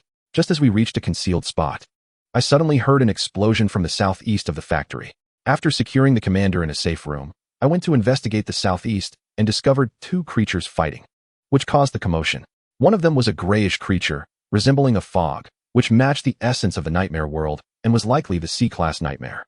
However, the other creature had a somewhat familiar aura and was stronger than the nightmare. My little Kalami was too afraid to intervene, so I merely hid and planned to strike when the moment was right. But then, the other creature yanked the nightmare's core directly from its body, leading to the nightmare's dissolution. Now that I think about it, that creature resembled the shadow I encountered that night. Upon hearing of a second creature's appearance in the nightmare world, Su Qian's gaze sharpened. Are you saying it was the shadow that attacked Bai Shaoling that night? Are you certain? Under Su Qian's intense questioning, Lu Fan hesitated slightly. I truly cannot say. The battle was particularly fierce, and I dared not approach, just a feeling I had. As it became evident that Lu Fan could not provide further information, Su Qian, though still harboring doubts about him, chose not to express them. I appreciate your efforts. Thank you for saving me in the nightmare world. Su Qian's voice softened, her tone sincere. Lu Fan, wary of overstepping, humbly deflected her gratitude. Noticing Su Qian displaying signs of fatigue, Lu Fan quietly asked, Commander, if there is nothing else, may I take my leave? Su Qian nodded with her eyes closed. Lu Fan swiftly exited the ward, seizing the opportunity to leave the Night Watcher base before Qin Yu returned. After Lu Fan's departure, Su Qian meticulously reported the events of the nightmare world to her superiors, emphasizing Lu Fan's uniqueness. Chapter 23. The Dream Storage Room. Lu Fan indeed retained the essences of two creatures, confirming the presence of a second creature in the nightmare world. However, the intensity of these essences could not be accumulated merely by observing from the sidelines. Lu Fan had certainly taken action. Su Qian understood Lu Fan's decision to conceal the truth and had no immediate plans to take action against him. She found herself increasingly intrigued by him. Unbeknownst to Lu Fan, who had slipped away from the base, he hurried home. During his venture into the nightmare world, Lu Fan had absorbed a significant amount of energy, and merely meditating after waking was insufficient for complete assimilation. Upon returning home, he continued to absorb the energy still lingering within him, eventually succumbing to fatigue and falling asleep. In a realm of pure white, Lu Fan awoke in his pajamas. What? No way, not again.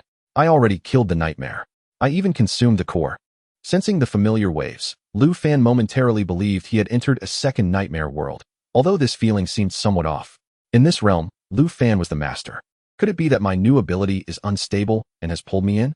As Lu Fan wandered through the blank space, he found no signs of danger. After a thorough exploration, he discovered that this blank space had boundaries, estimating it to be around 60 square meters in area. Additionally, in one corner, he found a hammer, saturated with a potent essence of the nightmare. Upon grasping the hammer, detailed information about it flooded his mind. The dementia hammer, a weapon of the nightmare. Striking others causes them to lose their senses. Lu Fan lifted the iron hammer, only to discover that an alien aura lingered upon its surface, creeping along his arm. After completely devouring the contaminating essence, he cast the hammer back onto the ground. It was cumbersome and unwieldy. What utility could such a tool possibly hold for me? I could fabricate dreams directly within my domain. Would I truly need to wield a hammer to incapacitate others? Lu Fan felt a sense of disdain, losing interest in the hammer. However, after much contemplation, he began to formulate a hypothesis regarding this pure white space. Some individuals with awakened abilities possess a connection to space, granting them personal realms. The nightmarish world is, in essence, a liminal existence between reality and illusion. It is plausible that this void is a consequence of Lu Fan consuming the crystal core of the nightmare, thereby inheriting its primordial realm. Recalling his knowledge about personal spaces, Lu Fan attempted to exit this place. In an instant, he felt a fleeting dizziness, and upon opening his eyes, he found himself back in his home. Elated, he returned to his bed, seeking to dream once more. Indeed, after drifting into slumber again, he found himself in the pure white space once again. How remarkable! Yet, if I can only enter while asleep and awaken immediately upon exiting, how am I to rest each night? There is no bed here. Just as he muttered this, a familiar large bed suddenly appeared before him, precisely like the one in his real room. Thus, I can transfer objects from the real world to this place? Or is it merely my consciousness constructing such items within this realm? The development of this new ability invigorated Lu Fan, prompting him to experiment eagerly. After several trials, he confirmed that he could only transfer objects from the real world to this space, unable to conjure anything from nothing. Compared to a personal realm, it resembled a dream storage chamber, with the sole drawback being that he could only enter while asleep. When Lu Fan exited the pure white space for the last time, dawn had already broken. Having spent the entire night oscillating between deep sleep and wakefulness, he felt utterly fatigued. I cannot continue like this. It appears I must take a leave today. He let out a heavy yawn and promptly notified the platform of his absence via his phone, only to fall asleep again in an instant. Once more, he found himself in the dream storage chamber, now accustomed to the experience, and he laid down upon the bed. However, just as he was on the verge of succumbing to slumber, a jarring ringtone abruptly shattered the silence. Lufan's consciousness snapped awake, and he exited the dream storage chamber. His sluggish mind struggled to grasp the situation, yet his hand instinctively reached for the phone resting on the bedside. Answering it, and placing it against his ear. A large number of low-tier aberrations have appeared in the southern suburbs. You are to assist the nearby sentinels in their eradication. Came the calm voice of Qin Yue. Before Lufan could respond, the call ended, and a message containing the address was sent to his phone. Frustrated, Lufan shook his fist at the device, but ultimately refrained from voicing his objections. Wearily, he rose and rode his electric scooter to the location. Upon reaching the suburbs, the biting cold wind invigorated his senses somewhat. Observing the figures moving through the forest, Lufan unleashed his pent-up frustration upon them. His golden flames, having been refined through Su Qi's guidance, were unleashed without restraint, targeting these aberrations that barely qualified as degrade. Countless grotesque creatures were reduced to ashes in the golden flames, leaving behind a few meager crystal cores scattered across the ground. The low tier of these aberrations resulted in a pitifully small number of crystals remaining. This mission had been assigned by Qin Yue, and Lufan had no desire to hoard the spoils. After collecting all the crystal cores, he submitted them without hesitation. By the end of the day, Su Qi had fully recovered. As she accepted the small pouch of crystals from Lufan, she noticed his repeated yawns and inquired, "Did you not rest well last night?" Lufan yawned again as he responded, "Commander, I hardly slept at all last night. The moment I closed my eyes, I found myself in the nightmarish world. I had hoped to catch up on sleep during the day, but then Qin group leader called. I am so tired. Could you please let me go home early?" Lufan squinted his eyes, gazing pitifully at Su Qi. She expressed concern. Could this be a residual effect from experiencing the nightmare event? Such occurrences can happen. Since you are here, I will arrange for a hypnotist to assist you. Lufan nodded absent-mindedly, appearing utterly exhausted. Su Qi rose and personally escorted him to the hypnotist's office. As Lufan trailed behind, his gaze wandered over Su Qi's graceful figure, reminiscent of the time he held her in the nightmarish world. Had he known, he would have taken more liberties. After a few minutes, they reached the hypnotist's treatment room. Chapter 24. The filth demon. Su Qi briefed the hypnotist on Lufan's condition, requesting assistance with his residual symptoms. "I shall not intrude further. I will step outside," she said, casting the hypnotist a glance before departing the treatment room. Lufan reclined on the treatment room bed, staring vacantly at the ceiling. Under the influence of the hypnotist's abilities, his eyes gradually closed. The familiar pure white space, the recognizable large bed. Lufan collapsed onto the bed and fell into a deep sleep. He could faintly hear a voice nearby. The hypnotist was asking questions. The voice drifted in and out of his awareness, but Lufan did not respond. Time passed, and eventually, a particularly jarring sound jolted him from the pure white space. Drowsily, Lufan gazed at the hypnotist before him and the now-present Su Qi, innocently asking, "Am I well now?" Su Qi's eyes reflected an unmasked curiosity as she scrutinized him. After a half-minute, she replied, "You may return to rest. If the treatment proves ineffective, come back again." Lufan did not inquire about what had transpired during the hypnosis. Nodding in agreement, he exited the treatment room while stifling yawns. After Lufan left, the hypnotist voiced his concerns. "He is quite peculiar. I am uncertain if my hypnosis was successful. He did not respond to any of my questions." Su Qi furrowed her brow. "He did not answer even one question? Your abilities are such that even I might struggle to resist. One would instinctively respond to basic inquiries unless they pertain to core secrets." The hypnotist found this aspect particularly baffling. Despite Lufan being in deep slumber, he had not reacted to any questions posed, whether simple or related to his abilities. "Commander, should we attempt again next time?" The hypnotist felt a twinge of self-doubt. "Let's see if an opportunity arises in the future," Su Qi replied, shaking her head as she exited the rest area. As Lufan departed the base, he took a moment to send Su Qi a message. "I believe the hypnosis was effective. I feel an overwhelming desire to sleep. May I request 2 days of self-regulated time as compensation for the previous mission?" Su Qi acquiesced. Over the next 2 days, Lufan endeavored to enter the pure white space through various methods, ultimately discovering the key. The hammer had shrunk to the size of a thumb and was fashioned into a necklace that hung around his neck, serving as the pivotal artifact for accessing the storage chamber. By merely touching the necklace, images of the storage chamber would materialize in his mind, allowing him to choose to enter or transfer items from the real world.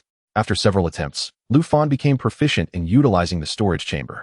Following 2 days of rest, he finally regained his vitality, completely oblivious to the turmoil brewing in the outside world.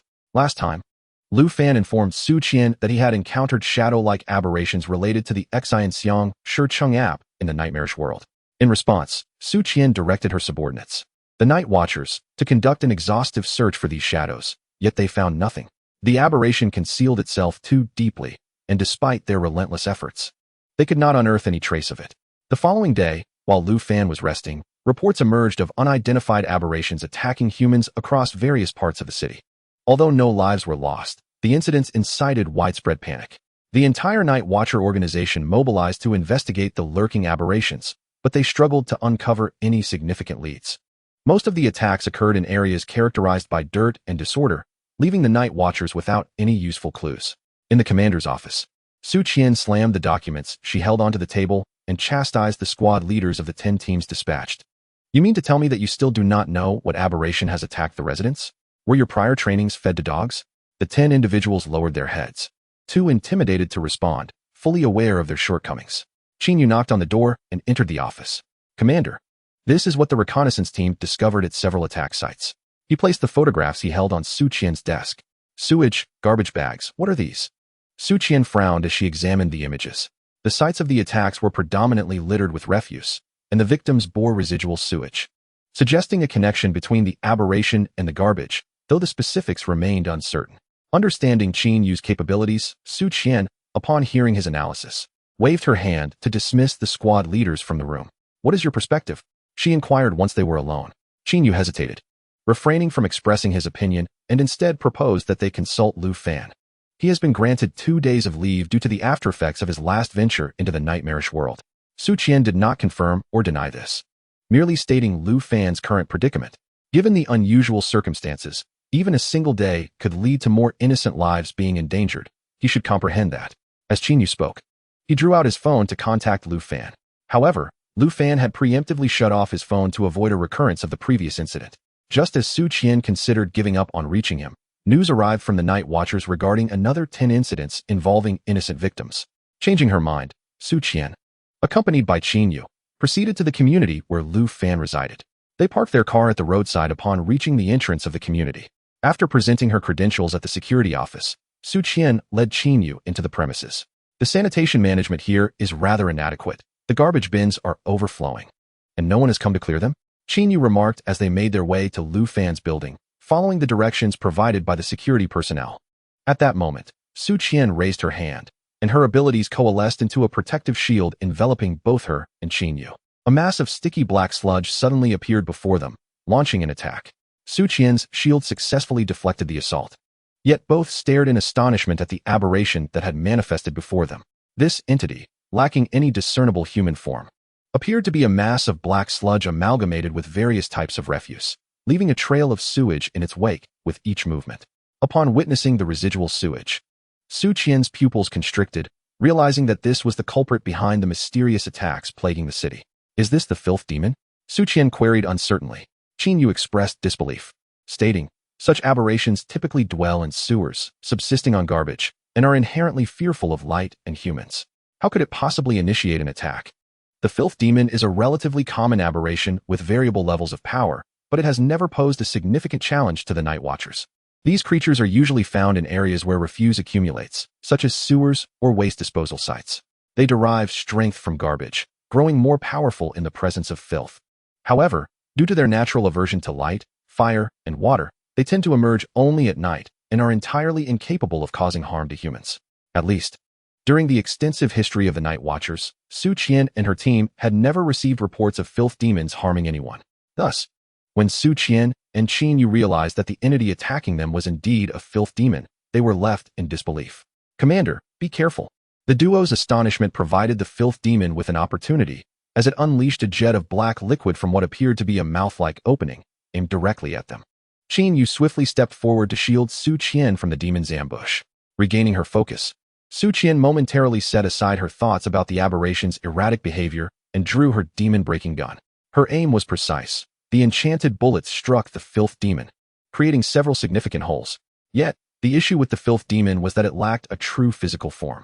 The enchanted bullets could penetrate its body but could not become embedded within it to exert ongoing effects.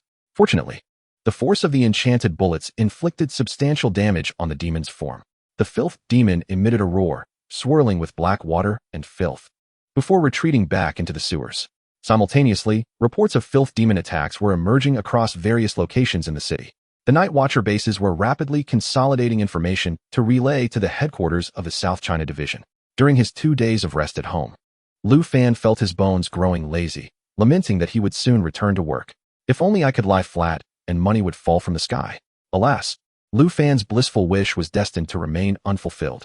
Checking his wallet balance on his phone, he decided to venture out in search of food, determined to savor his last day of leisure before resuming work the next day. After changing into a fresh outfit, he intended to indulge in some delectable meals and perhaps encounter some aberrations to earn a few extra crystals. Approaching his door, Lu Fan grasped the doorknob, only to find it stubbornly jammed.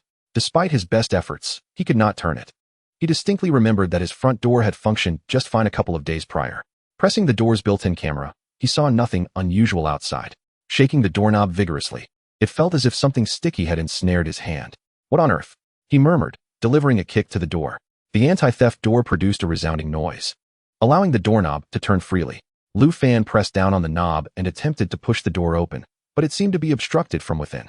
This series of unexpected events stirred a hint of impatience in Lu Fan.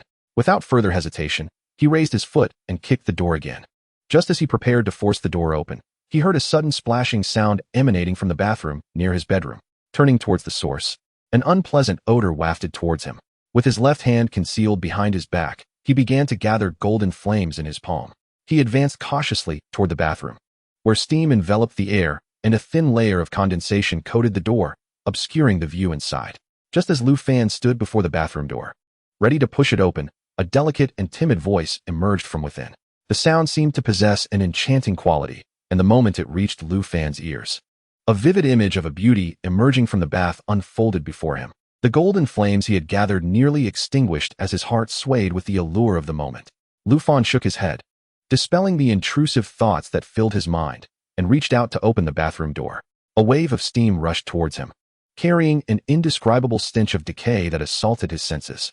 The flicker of warmth that had ignited within him was extinguished by the noxious aroma. It felt as if the foul scent had a physical presence, causing his eyes to sting. Through the haze, he caught a glimpse of a voluptuous and fair figure, unclothed, partially obscured by the steam. The water cascading from the showerhead glistened on the alluring curves of the woman's body, inciting an involuntary heat in his lower abdomen. Amidst the mist, a fragrance wafted towards him, mingled with the repulsive odor of refuse that had festered for days, creating an intoxicating yet revolting wind that enveloped Lu Fan. The enticing scent made him swallow hard, yet the stench stirred nausea in his stomach. Would you like to join me for a bath? The woman's voice was laced with playful seduction, tugging at Lu Fan's desires. It was as if she had cast a spell, causing his heart to race with a longing for a passionate encounter. Oblivious to the oddity of such a captivating woman appearing in his bathroom, he wiped away the drool at the corner of his mouth and promptly closed the door. My dear, are you so eager for me to indulge in your charms? Let me behold your beauty as you emerge from the water, he mused, a sense of trepidation creeping into his mind. Yet his actions became bolder as he unfastened his outer garment while swatting away the swirling steam. Why are you so impatient? I promise to make it worth your while, she teased, her figure becoming clearer amidst the lingering steam. Lu Fan could see the beauty inviting him to touch. Yet just as he reached out, she vanished, leaving only her smooth, flawless back and the enticing curve of her form in his sight. He wished to savor the moment longer, but the overpowering stench in the enclosed space was unbearable. Although the woman's fragrance tantalized his appetite, the foul odor from the trash bin continued to churn his stomach. Especially when her bare form drew near, the scent intensified, becoming increasingly unbearable. Unable to endure any longer, Lu Fan retreated hastily, flinging open the bathroom door to inhale the fresh air. The seductive figure momentarily froze, preparing to employ her previous tactics, but Lu Fan's sudden, thunderous retching ignited her fury. Damn it, I haven't even touched you, and simply gazing is not enough to entice me. Can't you at least manage your own odor? His voice dripped with disgust, punctuated by the occasional gag, contrasting sharply with his earlier ravenous demeanor. You were merely pretending? A voice, as melodious as a lark, emerged, laced with evident anger. Chapter 26. Beauty and Stench. Lu Fan's voice, still tinged with revulsion and the threat of further retching, no longer resembled the eager glutton of moments before. You were merely pretending? The melodic voice echoed with clear indignation. Without a glance, Lu Fan sidestepped the black tendrils that reached out from the bathroom. As he retreated, the beguiling figure fully emerged before him. Upon beholding the ethereal vision, Lu Fan whistled without hesitation, his gaze appraising the flawless form that stood before him. Though the stench persisted, he recognized this body as the most exquisite he had ever encountered, one that seemed to belong only in the realm of fantasy. Her bosom was ample, barely contained within the grasp of a single arm, while her waist was so slender it seemed it could be enveloped by a single hand.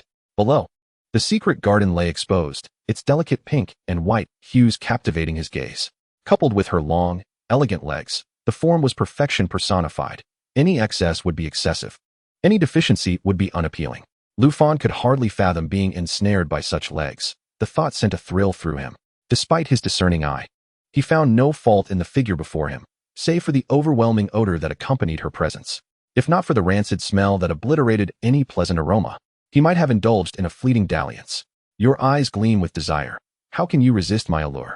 The woman's voice, shrouded in mystery and deliberate seduction, drew closer as she shielded her bosom with one hand while the other concealed her garden of secrets, adopting a demure stance. Lu Fan's gaze remained fixated on her, yet his words pierced like daggers. It's far too foul. Can't you perceive the stench clinging to you? Even if a celestial being were cloaked in filth, I could never bring myself to partake. His coarse yet truthful words ignited her wrath. With a sudden transformation, her pristine skin oozed a viscous black substance, and her once voluptuous form rapidly withered, morphing into writhing black tendrils that lunged at Lu Fan. Now this is your true, grotesque form, he quipped, deftly evading her strike while delivering a verbal thrust. I shall make you pay? The foul creature was incensed, and more tendrils, laden with thick liquid, erupted from her body, advancing towards Lu Fan like branches in a spring gale. Yet Lu Fan, prepared with a golden flame, ignited her outstretched tendrils before her horrified gaze. The purifying essence of the flame reacted with the filth, causing it to expand exponentially. The golden fire surged with astonishing speed along her tendrils, racing towards her very being. A piercing scream erupted, dizzying in its intensity as it reverberated towards Lu Fan. He covered his ears, and the blazing flames seemed to flicker in response. Fearing a counterattack from the creature, he was surprised to see her sever the tendrils tainted by the golden flame from her own body, dissolving into a puddle of filth that quickly slithered toward the drain. Lu Fan, having encountered nightmares that wreaked havoc upon the Eastern District, had never faced such a provocative entity within his own home. After a 2-day lull, the foul creature stirred a spark of combativeness within him. Without hesitation, he used his powers to restrain her, preventing her escape through the sewer. The once black sludge solidified into a smooth, white arm, which swiftly grasped Lu Fan's powers, dragging him along into the depths of the sewer. The vast network of the city's sewage system was intertwined with the most nauseating odors imaginable. Upon his arrival, Lu Fan quickly enveloped himself in a thin layer of golden flame. Regret washed over him. The stench was overwhelming, a torment to his sensitive nose. He gagged repeatedly, unable to withstand the increasingly pungent aroma. Did you not wish to join me down here? Reluctant to see you depart, I shall invite you to my abode. Upon returning to her haven, the filthy demon transformed back into the alluring figure of a seductive woman, albeit now draped in a delicate layer of sheer crimson fabric. Though this locale is the most squalid in the city, her enchanting beauty rendered it somewhat more bearable. Despite being a man of audacious desires, he managed to resist my temptations. However, this is my domain, and I am eager to see how you intend to escape. The pungent stench, accompanied by the ubiquitous refuse, approached Lu Fan, who continued to admire the view while unreservedly unleashing his golden flames. Initially, the filthy demon dismissed Lu Fan, having devoured numerous other filthy demons and established its dominance in this territory, believing that even an ability wielder could not endure for long. The aura of power and the scent of his blood incited its hunger. Should it consume Lu Fan, it would shed its filthy form and walk among humans in this new guise. Men find it impossible to resist such captivating beauty. Thus, it could feast upon more men, amassing the sustenance to greatly enhance its strength. However, as 10 minutes elapsed, its attacks not only failed to harm Lu Fan, but were instead incinerated by his golden flames. How can you be so formidable? A look of astonishment crossed her alluring face. Lu Fan remained silent, yet the energy of his abilities surged, as countless tiny flames shot forth from him, targeting the various filthy accumulations within the sewer pipes. In an instant, these flames erupted, cleansing the entire sewer of its impurities. The filthy demon's form trembled with rage. Unable to endure the stench any longer, Lu Fan resolved to depart from this place. Chapter 27. Exterminating the Filthy Demon. Little Vixen, if you possess any skill, wait until I have dined, and then we shall engage in a battle of 300 rounds. Lu Fan sensed that lingering here would make future meals unthinkable. After uttering his threat, he sought an opportunity to flee. The filthy demon could not allow Lu Fan to escape. Enraged, it unleashed its final gambit. I shall devour you. You will become my sustenance.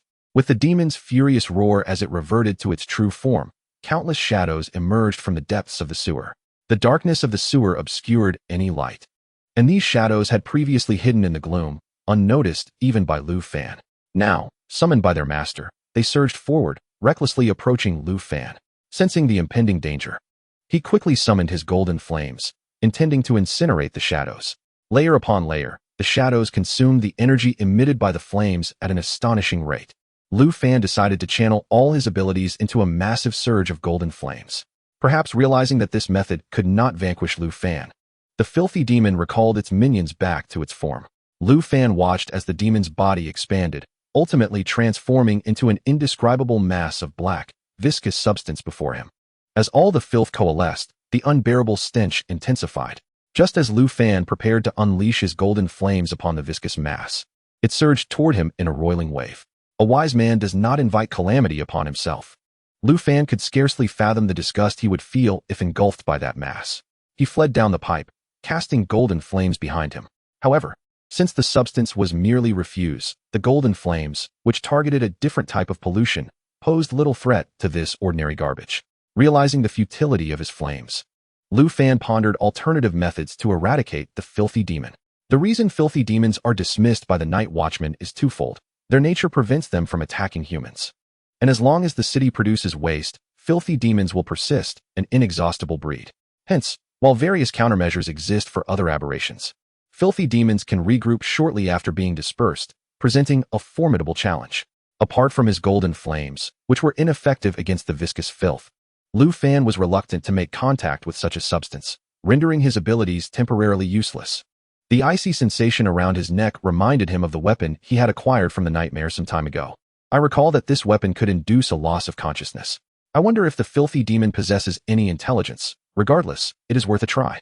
Lu Fan infused his power into the hammer, halting his flight, and turned to face the still advancing mass of viscous substance. The chain tethering the hammer could expand and contract with his abilities. Thus, Lu Fan wielded it like a chain, swinging it vigorously before bringing the hammer down upon the filthy demon. The demon sensed the presence of a different type of energy emanating from the hammer. Although it could not comprehend why Lu Fan, who was not an aberration, could wield an aberrant weapon, it believed the hammer posed no threat. Observing the hammer stained with the demon's filth yet inflicting no harm, Lu Fan ceased his attempts. He scorched the filth from the hammer with his golden flames before reattaching it around his neck. Ha ha ha, you are powerless now. I shall consume you. A cacophony of chaotic voices emanated from the amorphous mass before him. With no other options, Lu Fan reverted to the simplest method, continuing to hurl golden flames at the filthy demon. Just as he felt despondent, he caught sight of a pile of refuse not far away. The stench emanating from that refuse was remarkably similar to that of the filthy demon. As filthy demons are birthed from waste, lacking a fixed form, they can amalgamate any refuse to constitute their bodies. Recalling what he had previously learned about filthy demons, an idea sparked within him. Lu Fan altered his course, swiftly moving toward the refuse pile he had just noticed. The closer he drew, the more he sensed the unique aroma of this refuse, distinct from that of other garbage he had encountered. The scent was strikingly potent, akin to that of the filthy demon. Meanwhile, the filthy demon, observing Lu Fan's approach toward the refuse, appeared agitated. It reverted to the guise of a seductive woman, calling out with a timid voice, "Please don't." The sound, laced with a hint of sorrow, was an irresistible allure for those with particular proclivities, compelling them to dominate the weeping beauty beneath them. However, for Lu Fan, who was desperately seeking a way to confront the filthy demon, this confirmed his suspicions. The refuse pile had an unexpected effect on the filthy demon. Yet, Lu Fan hesitated, gazing at the now alluring figure of the filthy demon, and commanded without hesitation, "Kneel and beg me." A look of embarrassment crossed her face. But upon seeing the impending golden flames aimed at the source of her essence, she reluctantly knelt. In that filthy, rancid environment, her delicate form starkly contrasted with the surrounding refuse. her pitiful visage radiating a plea for mercy. I acknowledge my errors, esteemed one. If you grant me mercy, I am willing to do anything for you. Whatever position you desire, I am capable of fulfilling it. The foul demon deliberately twisted her slender waist, attempting to elicit sympathy from Lu Fan with her newly formed body. Under Lu Fan's command, she was compelled to perform one embarrassing act after another, leaving even a normal woman blushing. Lu Fan held his head high, and the foul demon observed this scene. She knelt weakly on the ground, crawling closer to Lu Fan, her pale skin exposed as her arms were tightly constrained. When she was just a few steps away from Lu Fan, she looked up and softly spoke, "Esteemed one, I can serve you with this body." Perhaps due to her prolonged stay in the sewers, Lu Fan found the stench here less pungent than before. This rare beauty was indeed tempting, but regrettably, she was a being formed from countless impurities, and Lu Fan still found her repugnant. Chapter 28. Why does it stink so badly? What a pity. Lu Fan's voice carried a clear sense of regret. The foul demon, perhaps momentarily dazed or lacking in intellect, looked up at him with a gaze that was both pitiful and inexplicably alluring, only to witness Lu Fan toss a flicker of golden flame onto a nearby pile of refuse. In an instant, the searing pain of flames spread from the depths of her being. The once enchanting and voluptuous woman was instantly transformed into a viscous, indistinguishable liquid. Wrath and indignation surged within her as she crawled menacingly toward Lu Fan's feet, seemingly intent on dragging him into destruction. However, Lu Fan merely retreated a few steps, gazing coldly at the shifting black sludge and the remnants of the woman's form illuminated by the fire. A piercing scream shattered the silence of the sewer, and the foul demon's figure vanished completely. Meanwhile, several dozen meters away, the foul demon that had once trapped Su Qian and Qin Yu suddenly let out a cry, transforming into a wisp of black smoke that dissipated into the air. What is happening? Qin Yu stared in shock at the spot where the foul demon had just been. He inquired of other teams if they had encountered the foul demon. Su Qian seemed to have contemplated a possibility, urging Qin Yu to contact the other team members. As Qin Yu retrieved his phone to check messages, multiple updates flooded in almost simultaneously. The content was identical. They were battling or tracking the foul demon, which had suddenly vanished. After relaying the situation, Qin Yu turned to Su Qian. Su Qian fixed her gaze in the direction of Lu Fan's residence and remarked, "This situation likely indicates that the essence of the foul demon has been destroyed. Who would possess such immense power?"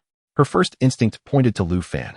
At that moment, Lu Fan, wary of potential dangers, watched as his golden flames thoroughly consumed the pile of refuse before contemplating his departure.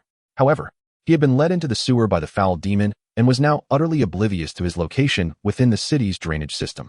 Damn! Realizing this, Lu Fan couldn't help but curse. Fortunately, he quickly devised a plan.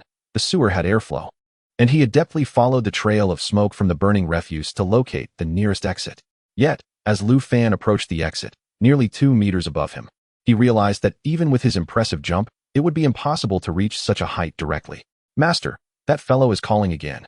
The piercing ringtone of his phone suddenly blared, and Lu Fan fumbled to retrieve it from his pocket. Before he could even check the caller ID, he felt a shadow cast over him. Instinctively, he looked up and met Su Qian's gaze from above. She held her phone to her ear, while Lu Fan's screen displayed the name, Su Qian, sensual little vixen.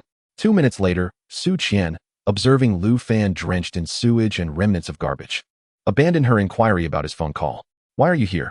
Why are you both here?" They spoke simultaneously, then fell silent. Su Qian cleared her throat. "Recently, there have been incidents of aberrations attacking humans throughout the city. After our investigation, it is highly likely that the aberration was the foul demon. We initially came to seek your assistance." Lu Fan glanced at the remnants of refuse clinging to him. Su Qian noticed his movement and hesitated before asking, "So you were targeted as well? What did you do?" Lu Fan shrugged. "I did nothing special, just had a skirmish with it and burned the garbage in the sewer." Su Qian's expression shifted slightly, realizing that Lu Fan's actions had likely caused the sudden disappearance of the foul demon. Just as she was about to inquire further, Lu Fan furrowed his brow and interjected, "Commander, could I please return home for a shower? This is just too foul." At Lu Fan's words, Su Qian's nose seemed to catch a whiff of the stench of the sewer. Perhaps they had grown accustomed to the odor after their prolonged encounter with the foul demon. "Apologies, go ahead." Without a moment's hesitation, Lu Fan turned and sprinted toward his home, seemingly unable to tolerate the stench any longer. Su Qian and Qin Yu stood in place until Lu Fan's figure faded from view. "Commander, aren't we going back with him?" Qin Yu finally spoke. Su Qian's gaze lowered slightly as she replied, "The matter of the foul demon requires investigation, An aberration that has remained dormant for so long cannot suddenly attack humans without reason, let alone confront the Night Watchers. You return and investigate. Qin Yu solemnly agreed, while Su Qian slowly made her way toward Lu Fan's residence. Upon swiftly returning home, Lu Fan could hardly wait to enter the bathroom.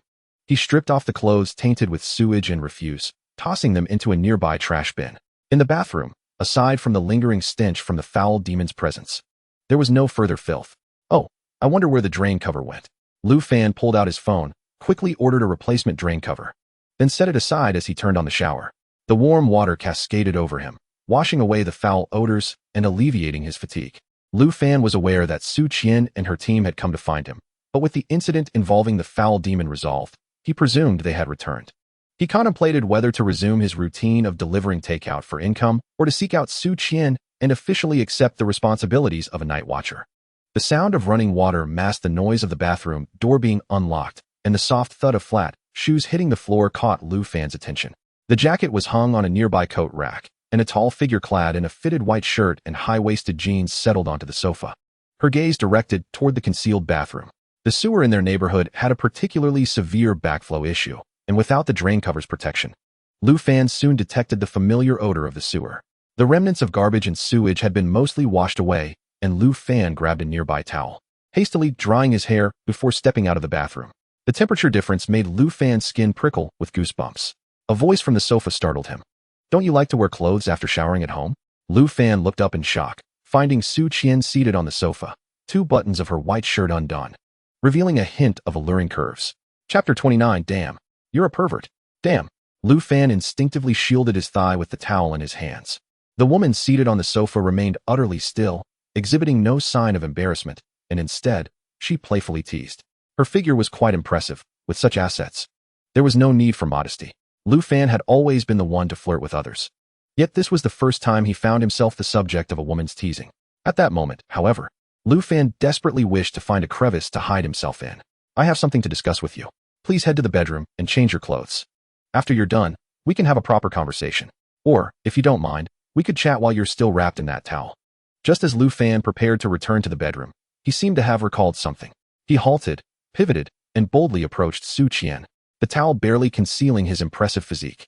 Su Qian's smile instantly transformed into a flustered expression, losing the composure she had just moments ago, and she turned her head away. "What are you doing?" There was a hint of panic in her voice. The commander must have come to see her in haste, suggesting the matter was significant. To avoid delaying the commander's work, she decided to finish their discussion before changing, believing the commander would not mind. Lu Fan casually settled onto the sofa, the fresh scent from his recent shower invading Su Qian's personal space. Living alone, Lu Fan's sofa was already small, and as he sat, Su Qian distinctly felt the cushion dip beside her. She was not in a rush. Turning her head, she pretended not to notice the towel that could hardly conceal his impressive form. It seemed even the commander could feel shy, though she had just seen him so boldly displaying himself. Lu Fan, with his thick skin, felt no one could compare to him. After all, Su Qian was correct. With such a figure, there was no loss in being seen, especially by someone like Su Qian. Su Qian felt as if she had lifted a stone only to have it fall back on her foot. She wished to appear calm, but her flushed ears betrayed her true feelings. "It's still about the Wuhui Ma. I want to know exactly what you did in the sewer before. To be frank, we encountered the Wuhui Ma shortly after arriving in the neighborhood.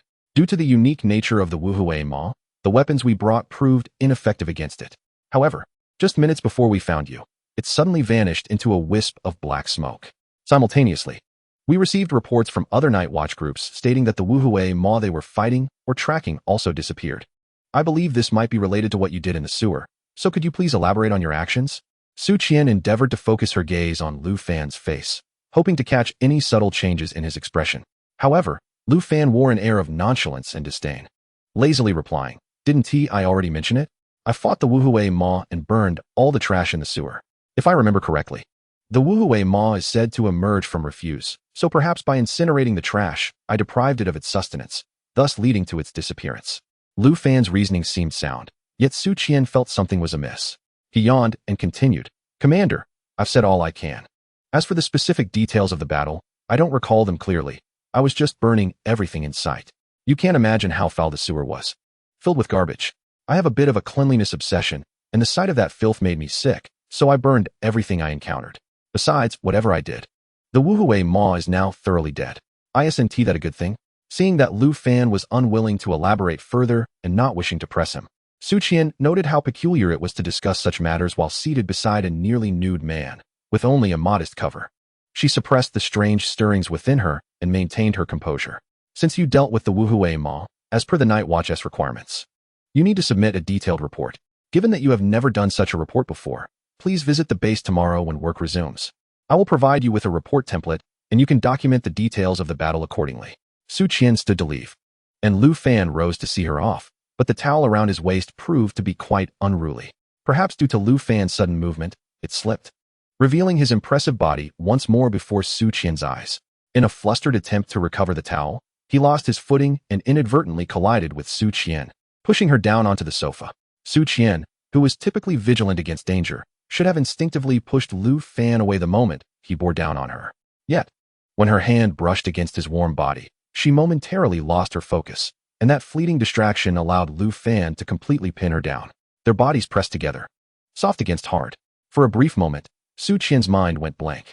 Once she regained her senses and realized the nature of their entanglement, panic surged within her, and she pushed Lu Fan away. He stumbled back, landing on the floor, looking quite feeble. Su Qian's gaze fixated on a particular spot. Her cheeks flushed as if she had been steamed. This time, Su Qian truly fled in a flurry. Lu Fan sat on the floor, a playful smile tugging at his lips as he recalled the sensation of Su Qian's delicate hand against his skin. He wondered what it would be like to experience that touch again. Unfortunately, he had missed the opportunity, but judging by Su Qian's bashful demeanor, it seemed she had never been so intimately close to a naked man before. Lu Fan pushed himself off the floor, dusted off his backside, and wiped himself with the towel as he hummed a tune, heading back to the bedroom to change. Meanwhile, in the elevator, Su Qian stared blankly ahead, her face flushed, her eyes shimmering with a hint of spring's allure, making her appear exceptionally enticing. The lingering warmth from her fingertips, which had just touched Lu Fan's skin, ignited a curious sensation within her, even though his body had felt cool post-shower. Why did her fingertips feel so warm? Furthermore, the image of Lu Fan sitting on the floor after she had pushed him away lingered in her mind. So large, so long. Was it pink as well? Chapter 30. You're quite brazen. Once clad in his boxers, Lu Fan returned to the sofa, toying with a trophy from earlier, a single strand of hair. It had appeared on the ground after he had incinerated the Wuhui Ma. Certain special aberrations, upon being vanquished, could leave behind not only crystal cores but also other unique items. Unfortunately, the Wuhui Ma hadn't left a crystal core for Lu Fan. Only this hair strand that even his golden flames could not destroy. What use could this possibly serve? Lu Fan twirled the hair around his finger, tugging at it without success. He summoned a small flame, but the hair merely curled slightly under the heat. After several attempts, he lost interest in discovering its purpose and tossed it into the storage room. To his surprise, as soon as the hair entered the storage room, a faintly glowing line of text appeared. Wuhui Ma hair, resilient and unbreakable, can unlock any lock, quality rating. Lu Fan raised an eyebrow, astonished that this hair had such utility. Moreover, the Wuhui Ma's level was evidently high enough to yield an A-grade item. After placing the hair in storage, he returned to the bathroom. Was the bathroom really in this state when I showered earlier? As Lu Fan gazed at the shattered mirror before him, with remnants of black viscous liquid staining the walls and the bathroom in disarray, he could only conclude that the fog in the bathroom had obscured his vision moments ago. He retrieved his phone and swiftly ordered a local repair service, anticipating the arrival of a technician to restore the bathroom. Merely 10 minutes after placing the order, the doorbell rang. While idly toying with a strand of his hair, Lu Fan rose to answer the door without a second thought. Hello, I'm Xiao Qian, here to provide you with maintenance services. As he opened the door, a sweet voice accompanied a young woman clad in a repair uniform, appearing before Lu Fan. He stepped aside, taking a moment to appraise the female technician as she entered the room. A female? Little beauty, can you even handle a wrench? Lu Fan teased, amusement lacing his tone. The technician turned around, her fitted uniform accentuating her alluring curves, and her voice held a playful pout, seemingly offended by Lu Fan's jest. Sir, do not underestimate me. I am the strongest in our repair company. With her flirtatious glances and coy demeanor, she appeared more inclined to mend Lu Fan rather than the bathroom. Lu Fan lowered his hands, rubbing his own rising desire. Being so easily tempted was not ideal. It seemed he needed to seek some distraction. All right then, please repair everything that's broken in the bathroom. If you need assistance, just call for me. He waved his hand dismissively, then plopped back onto the sofa. The female technician watched Lu Fan's retreating figure, her pink tongue darting out to taste the drool at the corner of her mouth.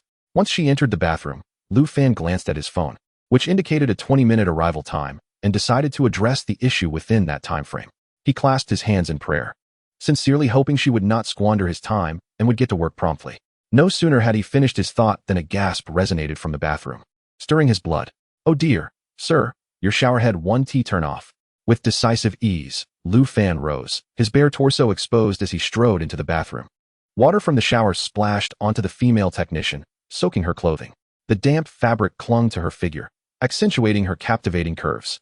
"With those clumsy hands. You're here to fix things?" Lu Fan remarked, reaching to turn off the shower and, in a fluid motion, pulled the technician into his embrace. Her wet attire barely concealed the color of her undergarments, the alluring pale skin tantalizingly revealed before Lu Fan's eyes. The technician deliberately crouched, her already strained buttons succumbing to the pressure. With a snap, 2 buttons burst open, exposing her soft, creamy skin to Lu Fan. As she feigned to retrieve a hair tie that had fallen unnoticed, her posture provocatively brushed against Lu Fan. Noticing her feigned seduction, Lu Fan stood still, allowing her to rise and inadvertently press against him. "Sir, you're somewhat distracting my work here," she said, standing slightly shorter than Lu Fan, her chest pressing against his bare skin as she regained her posture. With a shy yet daring demeanor, she spoke, deliberately teasing him with her movements. "Is it common for repair technicians to possess such enticing figures?" Lu Fan mused, his voice rich with masculine allure.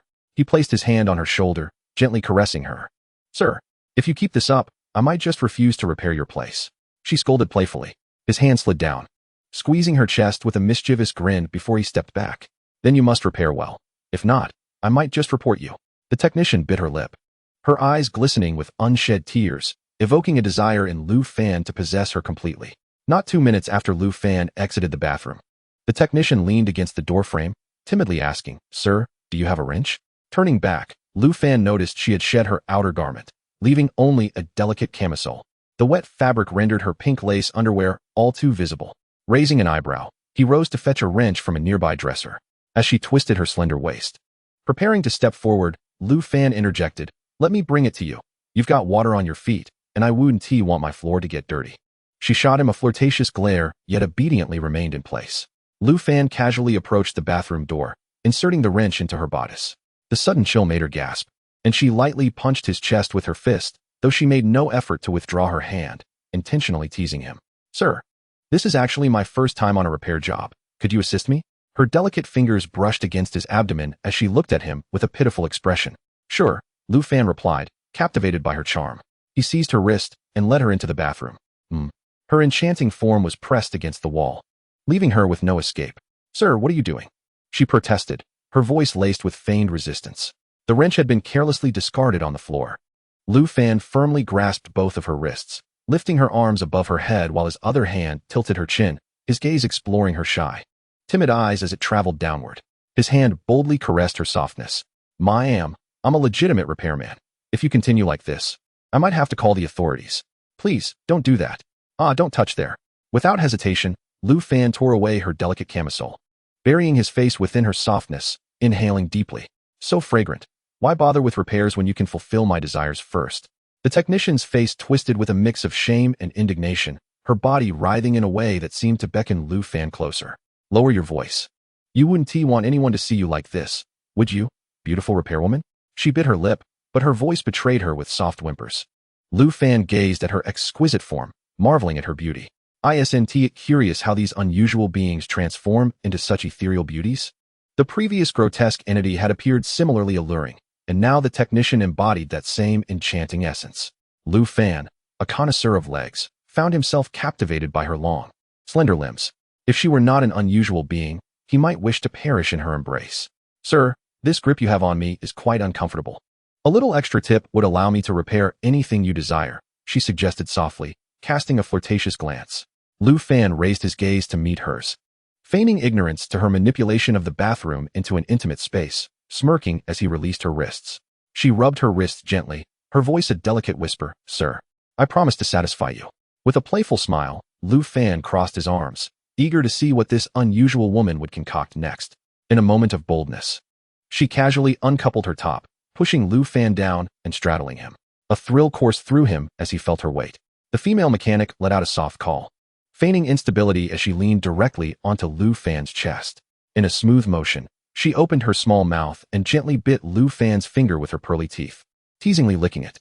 Her hand pressed against Lu Fan's chest, gradually applying pressure. Out of the corner of her eye, she glanced at Lu Fan, noticing that he seemed to be enjoying this unexpected encounter with his eyes tightly closed. A trace of ruthlessness flickered in her gaze as her fingers curled, her nails extending in an instant, poised to pierce Lu Fan's skin and stab into his heart. However, faster than her, Lu Fan suddenly flipped over, casting her off him. The female mechanic was instantly thrown to the ground, her legs pinned beneath Lu Fan, while he seized her wrists, pinning them to her chest. The sharp claws she had failed to retract were now fully exposed to both their sights. Lu Fan maintained a mischievous grin and remarked, "Having gone this far to seduce me, why not endure a little longer? If you had made a move while we were intimately engaged, I might not have been able to dodge." The once alluring gaze of the female mechanic transformed in an instant. She parted her cherry-like lips, and several flesh-colored tendrils erupted forth. With one hand free, Lu Fan swiftly slapped her face. He then grasped those tendrils with his bare hands, yanking them forcefully outward and pinning them against the nearby tiles. A howl of pain erupted from the female mechanic as the sensation of her tongue, nearly being torn asunder, overwhelmed her. Her sharp nails attempted to claw at Lu Fan's skin, striving to escape her current predicament. As Lu Fan gripped the tendrils, golden flames erupted from his palm, swiftly severing them. The female mechanic's eyes widened in horror as her legs kicked toward Lu Fan's back at an impossible angle. Yet, as if he had eyes on the back of his head, Lu Fan quickly rolled to evade her assault, slapping down towards her legs. With his other hand, he firmly gripped her arms and flipped her over, pinning her once more beneath him. The female mechanic screeched. Yet Lu Fan's large hand swiftly glided across her back and shapely rear. Strangely, the golden flames in his palm could not penetrate this layer of her skin. Could it be that he needed the demon-slaying nails? But those were not in the bathroom. He had left them in the repair kit at the entrance. Uncertain of the true nature of this mechanic, Lu Fan dared not release her. Die. The female mechanic, previously pinned to the ground, suddenly oozed a layer of viscous liquid from her restrained wrists. Lu Fan, momentarily losing his grip, allowed her to slip free. Quickly retreating, he seized a wrench from the side and brought it down hard upon her arm. The wrench shattered her elbow, yet her arm spun around and healed itself in an instant. The intense pain elicited a sharp howl from the female mechanic, prompting Lu Fan to swing the wrench towards her face. She dodged, her legs soaring toward Lu Fan's neck. Lu Fan leaned back to evade her attack, his hand reaching toward her. A strange, high-pitched moan escaped her lips, and within the blink of an eye, a pink mist enveloped her form. What is happening? Lu Fan was taken aback by her transformation. The mechanic, once filled with hatred and murderous intent, appeared to trigger a switch upon his touch. Her face now adorned with desire. Her gaze shifted toward Lu Fan as if he were her prey, not the kind one eats. What peculiar creature was she? The lustful mechanic moved faster, her hands reverting to their delicate form, reaching directly toward Lu Fan. Intrigued, Lu Fan intentionally shifted his position, delivering another slap to her. This time, her reaction was even more pronounced. Her body slackened beneath him. Had I known your weakness lay in your chest, I could have toyed with you there from the start. Observing her form quivering on the ground, Lu Fan seized her hands again, firmly positioning himself atop her. This creature's body was unlike any he had encountered before. Realizing she had lost the ability to fight back, Lu Fan, eager to uncover more of her secrets, began to explore her form without restraint. Melodious gasps escaped her lips as her body trembled beneath his touch. Lu Fan, undeterred, continued to caress her, noting that while her skin felt pleasant, touching certain areas only seemed to heighten her arousal. He ventured to explore other regions, indulging in the tactile experience. Her form shimmered, her eyes shifting between slit and round pupils. Observing her unfocused gaze, Lu Fan questioned whether he might inadvertently cause her demise. As he continued, his fingers brushed against a subtle pulsing area on her neck, and upon pressing it gently, her exquisite body began to shift, transforming into an otherworldly form. Could this be her Achilles heel? Lu Fan had not anticipated that a mere touch could elicit such a change. With her body subtly quivering in an unstable state, he applied more pressure, decisively severing her neck. Lu Fan had prepared himself for the possibility that this method might not truly eliminate her. To his astonishment, when he withdrew his fingers, her body slowly reverted to its original form, the creature seemingly lifeless.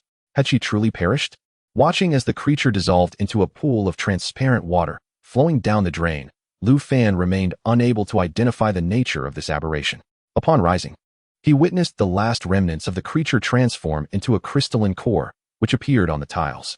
Gently picking it up with a tissue, he wiped it clean and then consumed it. The confined space of the bathroom returned to normalcy upon the creature's death. Ding dong. The doorbell rang once more. Lu Fan surveyed the chaotic bathroom, retrieving his phone from the coffee table and tipping the mechanic 50 yuan. Thankfully, the repairman had indeed been genuine. Once the mechanic had tidied up the bathroom, Lu Fan received a message from Su Shi. In 3 days, come to the night watchman's base. I want to take you somewhere. Lu Fan replied with an okay. Reflecting on the audacious antics he had displayed before Su Shi, he eagerly anticipated how she would react upon his next appearance. Sir, your bathroom has been cleaned. Is there anything else you wish to modify? The mechanic inquired. Standing by Lu Fan's side with a hint of shyness, Lu Fan rose to inspect the bathroom, nodding in satisfaction. Thank you for your hard work. It was no trouble at all. Please leave a good review for me on the app. Thank you. After bidding farewell to the mechanic, Lu Fan prepared a simple meal, nourishing himself before retiring to bed, cherishing the final night of sweet dreams. After all, tomorrow he would return to delivering takeout for a living.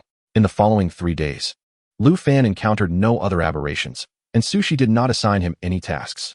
On the 3rd day, Lu Fan rode his electric scooter to the night watchman base. Commander, come greet me at the door. I have arrived. He sent a voice message. 2 minutes later, the cold-faced Qin Yu appeared at the entrance. Come over. Lu Fan followed closely behind Qin Yu. The commander is in the office. At the end of the corridor, after delivering those words, Qin Yu turned and left. Lu Fan adjusted his delivery uniform and knocked on Su Qian's office door. Come in, came Su Qian's icy voice from the slightly ajar door. Commander, where are you taking me? You're not sending me on a mission again, are you? Lu Fan entered with a cheeky smile. Su Qian was typing on her keyboard, and after finishing her last entry, she looked up at Lu Fan. What are you wearing? Su Qian frowned. I just finished a delivery. Is there something wrong with my outfit? Lu Fan glanced at his delivery uniform in confusion. I have already contacted the South China base. They have recently recruited a new batch of night watchers, and I have submitted your name as well. After training at the base, you will officially become a member of the night watchers, Su Qian stated. Upon hearing this, Lu Fan's smile vanished completely. Commander, this isn't fair. Didn't you say I was only a temporary member? Su Qian lightly tapped her fingers on the desk. What? Is it too much to make you a full-fledged night watcher? Your recent performances have been commendable. This is a reward for you. Lu Fan mumbled softly. This is not a reward. It's clearly a personal vendetta. It wasn't my fault you saw me naked last time, and besides, I suffered a loss. Chapter 33. South China base. Despite her usual calm demeanor, Su Qian could not help but feel a vein throbbing at her temple.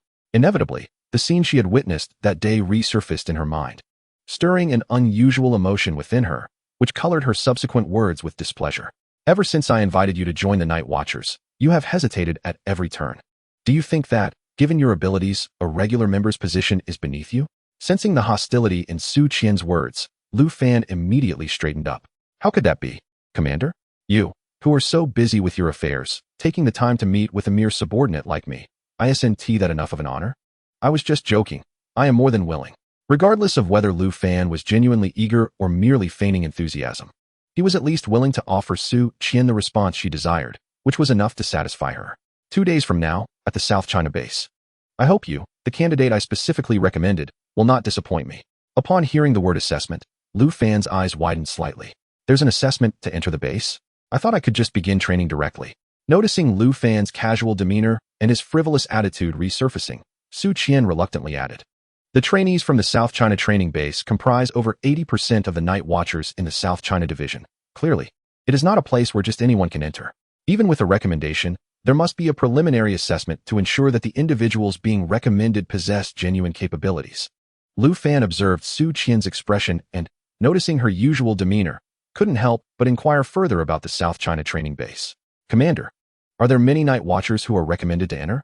Upon hearing Lu Fan's question, Su Qian glanced at him, detecting the curiosity in his gaze. But she shook her head. I have never recommended anyone before, so I am not familiar with the situation at the training base. Lu Fan was taken aback. So Su Qian had not come from the training base. It made sense, given her young age and her position as commander, her abilities, family background, and intelligence must be exemplary. Lu Fan wished to extract more advantageous information about the base from Su Qian, but she had no desire to see him any longer and dismissed him.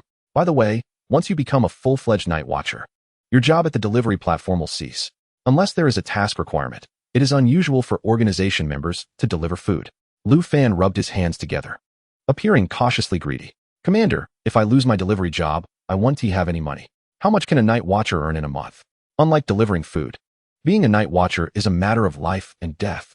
However, as long as your abilities are sufficient, it can be considered a stable job. Each night watcher receives a base salary of 5,000, and with various allowances and performance bonuses, you could expect an additional 2,000. Depending on attendance and the number of crystal cores submitted, there may be extra bonuses, so a grassroots member could earn at least 8,000 a month. And with a little diligence, you might even exceed 10,000. Upon hearing about the potential earnings, Lu Fan's eyes sparkled with excitement. Being a night watcher is so lucrative? If I had known earlier, I would have joined the night watchers much sooner. Su Qian scoffed at Lu Fan's words, recognizing his cunning nature, seeing through his attempt to ingratiate himself. All right, spend the next 2 days preparing at home. In 2 days, I will personally take you to report to the base. You have helped the base resolve many anomalies, so go find Qin Yu to claim your reward. This was a promise Su Qian had made to Lu Fan earlier. Elated, Lu Fan exited Su Qian's office, but as soon as he stepped into the empty corridor, his smile faded. It seemed that his previous experiences in the nightmare world had raised Su Qian's suspicions. This cold-hearted woman is truly ruthless. I saved her once, and instead of gratitude, she wants to test my abilities? Reflecting on this, Lu Fan regretted not taking more advantage of the situation after eliminating the filthy demon last time. Only showing her his sword. Humph. Regardless of her icy demeanor, aren't all women the same when it comes to men?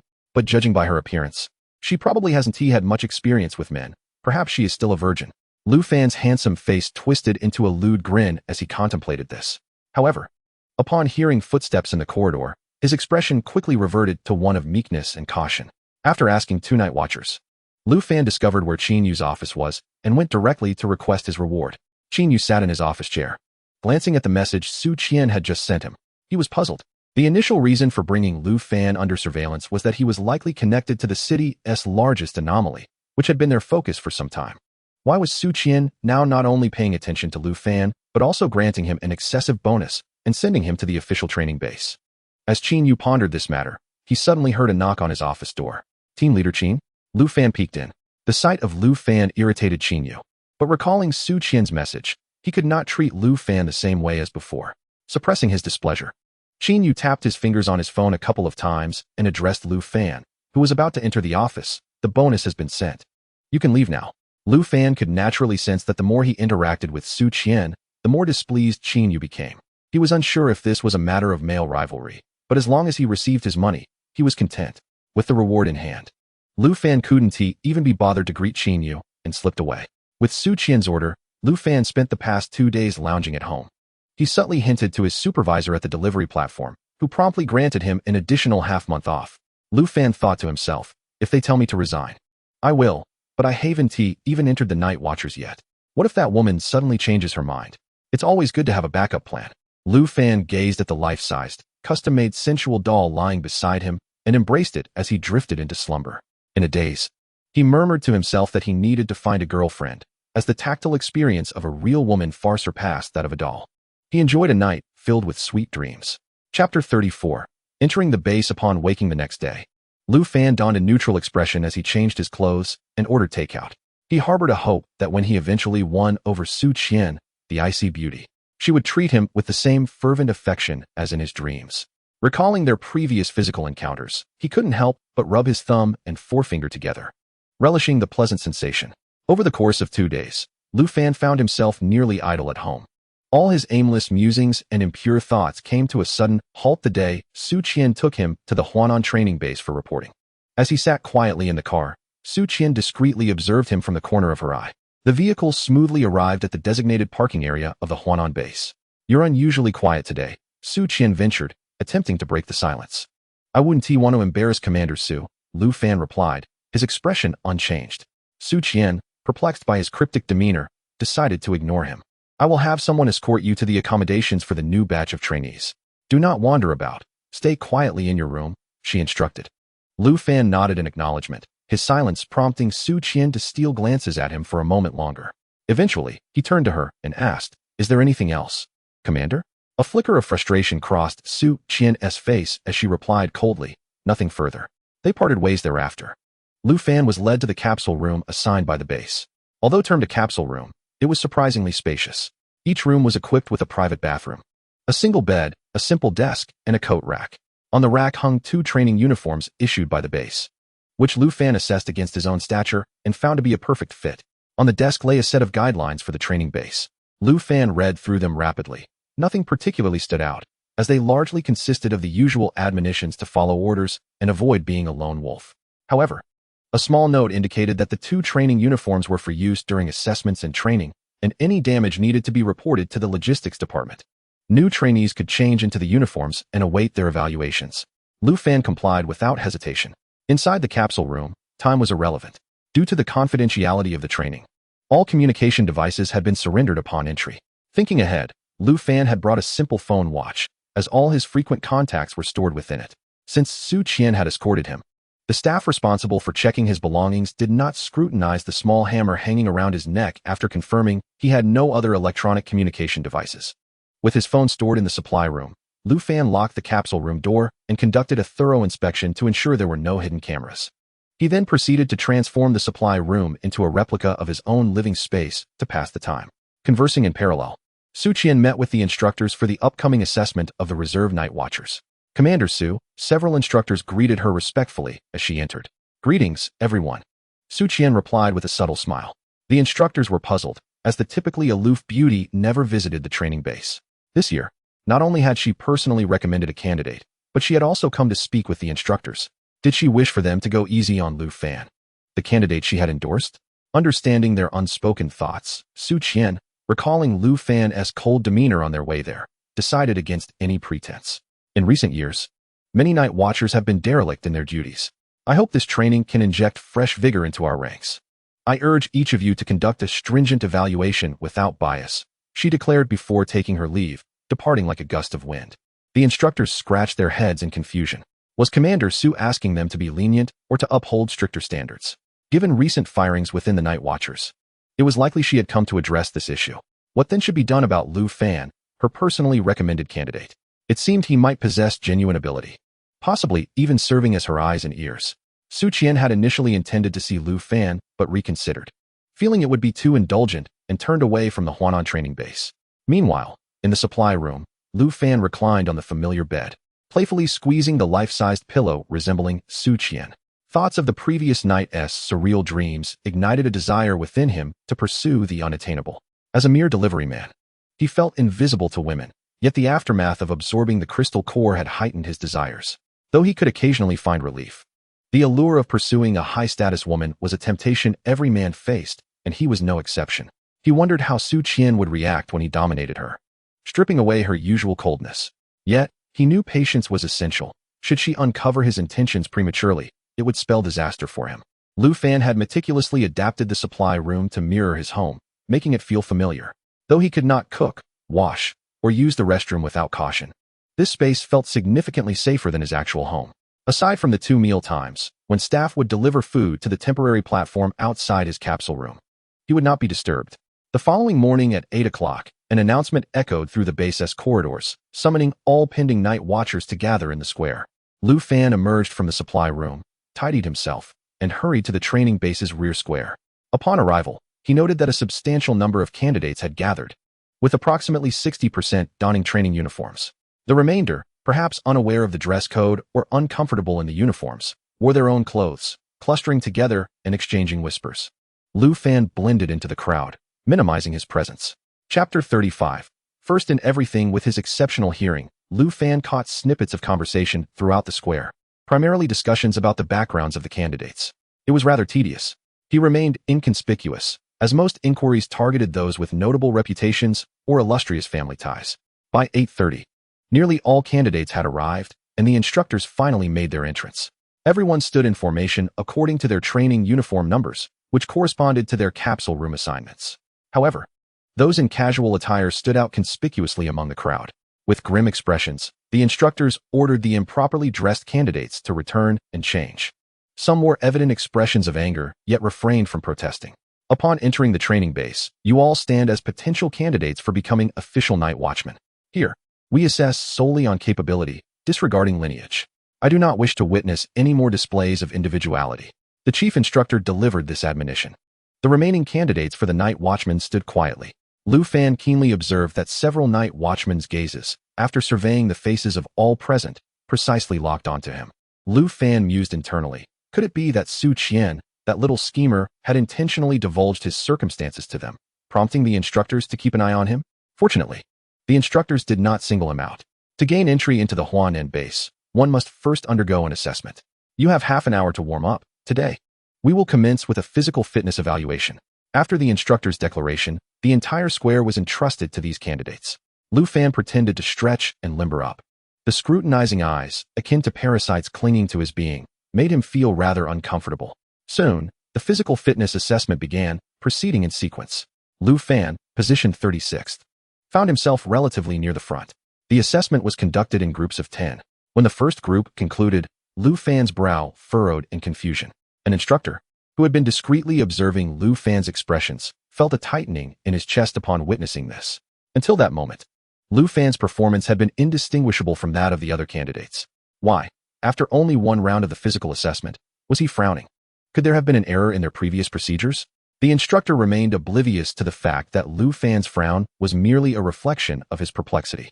How could a candidate selected for this role exhibit such poor physical fitness? Even he, a deliverer man, surpassed them. Trash. Soon, it was time for the second group. And Lu Fan's furrowed brow relaxed. It wasn't that the first group was subpar, rather, all were rather lacking.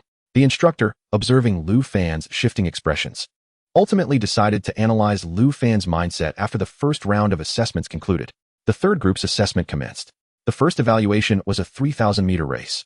At the sound of the gunshot, Lu Fan shot forth like an arrow, his speed leaving a blur in his wake. The instructor watched in astonishment, unable to suppress his doubts. Was there really a need for them to be here for evaluation? Even among true night watchmen, those below B rank would likely find it challenging to match Lu Fan's speed. The chief instructor pondered. Could Commander Su have sent the wrong person? Such a scenario was, of course, implausible. The 20 who had already completed their assessment, along with the 70 yet to be evaluated, including the 9 in Lu Fan's group, and the countless members surrounding the base, were left agape as Lu Fan breezed through the 3,000 meters. After completing the race, Lu Fan returned to his position, unflustered and awaiting the conclusion of the others. This assessment alone was enough to position Lu Fan as the most formidable rival in the eyes of all present. His superiority was indisputable. Subsequently, in the second and third assessments, Lu Fan continued to shine, consistently ranking first by a significant margin. Some individuals began to fidget. Su Bingwe, with barely concealed envy in his eyes, cast a glance at Lu Fan, who was drawing considerable attention not far away. If Lu Fan was the undisputed frontrunner, Su Bingwe was merely the perennial runner-up. While Su Bingwe's performance was commendable, even breaking several records set by predecessors at the training base, Lu Fan's results eclipsed them all, rendering such records nearly insurmountable. Previously, when numerous candidates congregated in the square, the most discussed individual had been Su Bingwe. Even Lu Fan had overheard the mention of Su Bingwe's name multiple times. The accolades of a genius student, the immense power of his family, and his status as the undisputed frontrunner among candidates were now all forcefully returned to Su Bingwe's face. His radiance and acclaim had been wholly usurped by Lu Fan. Had their scores been closer, there might have been some dignity left for Su Bingwe. However, Lu Fan was undeniably the clear frontrunner. After several rounds of assessments, the younger candidates could still argue that Su Bingwe had merely underperformed or that he had been lenient, but surely he could not have faltered in every physical test? His poor performance was evident, yet he still managed to secure second place.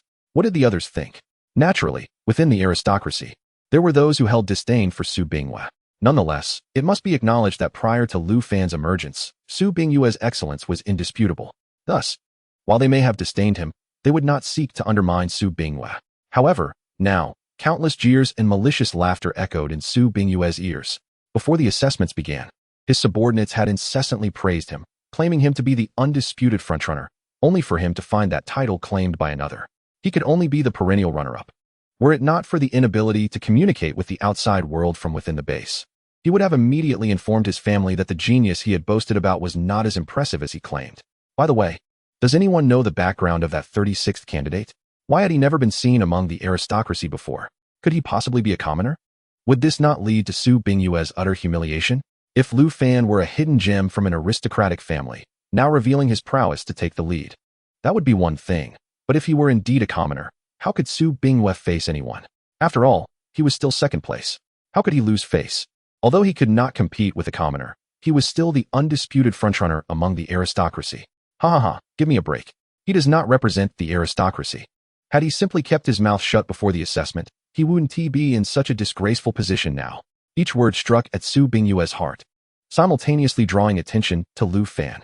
Envy, like a climbing vine, tightly entwined Su Bingyue's heart, and he shot a glare of resentment towards Lu Fan.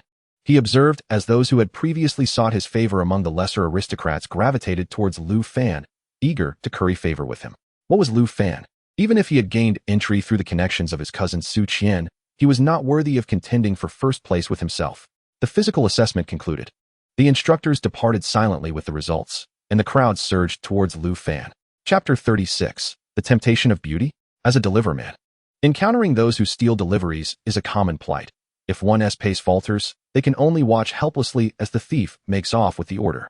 Sometimes, when faced with high-rise buildings without elevators, one must climb the stairs, leading to a natural conditioning over time. Su Bingyue contemplated various responses, but he never anticipated that Lu Fan was merely a deliverman. Su Bingyue refused to believe Lu Fan's claims. Surely, this brother was jesting? How could someone so formidable, having triumphed over numerous opponents to secure first place, possibly be just a deliverman? Lu Fan feigned innocence, tilting his head. Isn't it said that great talents emerge from the common folk? Perhaps I am a hidden master myself? Su Bingyue could no longer muster a smile. Lu Fan, satisfied, remarked, "There are more assessments tomorrow, Comrade Su. I shall take my leave to rest now." Su Bingyue was reluctant to accept Lu Fan's explanation. Yet he found himself unable to extract any useful information from him, and thus he had no choice but to relent. Lu Fan and his companions returned to the designated rest quarters at the base to recuperate. The rest quarters were somewhat larger than the previous capsule rooms, and Lu Fan vaguely sensed a subtle flow of energy in the air. He felt the fatigue from the day's physical assessments gradually dissipating. Lu Fan did not rush to rest. During the interim before dinner, he closed his eyes to gather his thoughts, contemplating his next steps. Should he continue to secure first place, establishing himself as a thorn in the eyes of all members, including those from the families behind them? Or should he temper his brilliance slightly, aligning more closely with the image of a deliverman whose physical fitness was commendable, but whose other attributes were rather lacking? A soft knock interrupted Lu Fan's contemplation. Lu Fan initially believed that a delivery person had arrived. As he was about to open the door to retrieve the meal, he hesitated and asked, "Who is it?" A sweet, delicate voice replied from outside, "Is this Lu Fan Gidge?" Upon opening the door, a charming young girl in a pink dress appeared before him. "Are you Miss Su Ling?" Lu Fan inquired, recognizing the resemblance between Su Ling and her brother, Su Bingyue, recalling her identity as Su Bingyue's younger sister. The siblings belonged to the collateral line of the prestigious Su family, the same family from which Su Qian hailed, making them cousins. "Hello, Lu Fan Gidge," Su Ling greeted, having changed from her training attire into a dress that suited her perfectly, eager to engage with him. Lu Fan raised an eyebrow, accepting the term of endearment without protest. "What brings you here, little sister Su Ling?" His gaze unabashedly roamed over her form, appreciating her youthful yet well-developed physique. Su Ling felt a wave of discomfort wash over her as Lu Fan's gaze lingered a moment too long. She playfully smiled. "Am I only allowed to stand at the door? Aren't you going to invite me in?" Lu Fan glanced down the corridor, noting that all the doors to the resting pods were closed and there was no one else around. A gentleman does not place himself in a precarious position. He understood that it was best to avoid entangling himself with the siblings. However, he had never been one to turn away a visitor. If complications arose, the surveillance would affirm that she had sought him out. "What are you saying, Su Ling?" "Please, come in," he replied, stepping aside to allow her entry. A fragrant breeze wafted past as he closed the door and engaged the lock. The sound of the lock clicking made Su Ling flinch slightly, despite her preparedness for the situation. Once the door was closed, Lu Fan shed the courtesy he had maintained at the threshold, boldly wrapping his arm around Su Ling's shoulder and guiding her to the nearby sofa. "There's no drink here, just plain water. Is that acceptable for you, sister?" His fingers, warm and insistent, traced the bare skin of her shoulder, causing her to shiver involuntarily. Though her brother had outlined the pros and cons of this encounter, standing before Lu Fan now, Su Ling felt a flicker of fear towards this enigmatic man. "I can drink anything, Lu Fan Gidge," she replied, instinctively avoiding his touch as she leaned towards the table to grab a cup. Lu Fan's hand slid along her back and firmly grasped her waist. Su Ling's body stiffened, a reflexive response to the unwelcome intimacy. Lu Fan's gaze scrutinized her expression of unease and conflict, his fingers rhythmically tapping against her waist as if he were playing an exquisite melody. It was intriguing how she, despite not wanting to employ her charms, had approached him. Clearly, Su Bingyue regarded him as a rival. Lu Fangij, you're amazing. You ranked first in all aspects during the physical assessment. Su Ling finally made her choice. Skillfully dodging his touch, feigning surprise as she rose from the sofa, cup in hand, to face him. Lu Fan reclined against the sofa, his gaze appraising her most prominent features. So, your brother sent you to find me? He inquired bluntly. For a fleeting moment, Su Ling's complexion paled, but she quickly forced a smile. What are you talking about, Lu Fangij? I came because I admire you and wanted to get to know you. Her sweet smile was met with Lu Fan rising abruptly. Perhaps his earlier movements had startled her, for she instinctively took 2 steps back, remembering her purpose for coming. Su Ling bit her lip, adopting a pitiful demeanor. Did I say something wrong, brother? Lu Fan approached with a smile. Of course not. I like you too. Sister Su Ling. His words dripped with sweetness, yet carried an unsettling undertone. At the moment his fingers brushed against her skin, Su Ling nearly abandoned her brother's repeated warnings. She felt an urge to flee from Lu Fan. She could not articulate why, but this man exuded a palpable danger, not the typical threat one might expect, but one that felt life-threatening. Lu Fangij. Su Ling's voice trembled as she called out. Lu Fan's hand slid down her pale shoulder to grasp her wrist firmly, drawing her into his embrace. What did your brother send you here to do? To entice me? To make me forego the next assessment? If so, you're not doing a very good job. With his free hand, he snatched the now empty cup from her grasp and placed it on the nearby desk. He held her tightly, relishing the fear etched on her face. Su Ling felt on the verge of tears. Earlier, Su Bingyue had indeed approached her, warning that Lu Fan posed the greatest threat in the current selection for the Night Watchers. Su Ling's talents were modest. Her presence in the selection process was due to her family's influence. Her purpose was to use her charm to eliminate potential threats to Su Bingyue. Typically, most candidates recognized the Su family status and would not challenge Su Bingyue, especially not someone as audacious as Lu Fan, who had secured the top rank. Thus, Su Bingyue had instructed her to go to Lu Fan's resting pod, employing any means necessary to ensure he withdrew from the next assessment. Su Ling had always obeyed her brother, but now she questioned whether he had considered her safety in this scheme. Lu Fan's grip on her wrist was painfully tight. Tears welled in her eyes, but remained stubbornly perched on her lashes. He tilted her chin up, his gaze lingering on her defiant, yet tragic expression, revealing a glimmer of something sinister. Lu Fangij. Su Ling attempted to feign vulnerability, yet Lu Fan leaned in and pressed his lips against hers. His kiss was forceful, more akin to a bite than a tender embrace, suffocating her with its intensity. Su Ling instinctively resisted, yearning to escape. Lu Fan seized her wrist again, yanking her back and tossing her onto the bed. As she trembled and struggled beneath him, Lu Fan's large hand pressed against her chest, mercilessly squeezing her. This is how it should be. If you're here to seduce someone, there must be a price to pay.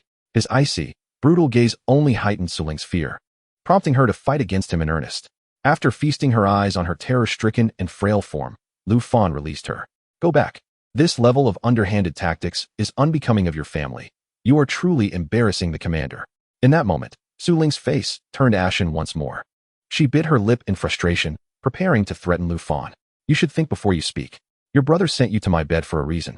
And if he truly cared for you, he wouldn't disregard your well-being. Lu Fan's gaze swept over her, noting how she resembled someone who had just been wronged. Lu Fan, with an air of nonchalance, uttered a falsehood. Do not think of threatening me once you step outside. I have placed a camera in my personal dormitory pod. All our words and actions from earlier have been recorded. If you truly do not care about your reputation, feel free to step outside and speak recklessly. Su Ling looked up at Lu Fan in disbelief. You are lying.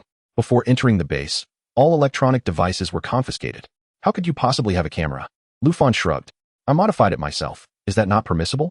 Moreover, the confiscated devices are to prevent the alternative night watchman from disclosing information about the base. This does not count as a breach, as I merely recorded my personal resting area. Su Ling's expression darkened. She stood there, her body trembling slightly, seemingly grappling with a difficult decision. If you are unwilling, then there is no need for this. I do not impose my preferences on others. Out of pity for you, just leave quickly. Should I change my mind and wish to leverage your connection to the Su family, you will find it impossible to escape.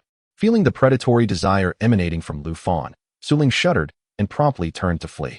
Observing her hurried departure, even forgetting to close the door behind her, Lu Fan shook his head with a hint of regret. Creating such a scene in the training base would surely lead to reprimand. What a pity it was. Meet so close, yet unattainable. Though he lamented verbally, his body was already honestly reclining back onto the bed, his fingers seemingly relishing the lingering sensation from his earlier contact with Su Ling. Su Ling rushed back to her resting pod, where Su Bingyue anxiously awaited her return with good news. However, Su Ling had scarcely been gone for 10 minutes. What could Lu Fan have accomplished in such a brief time?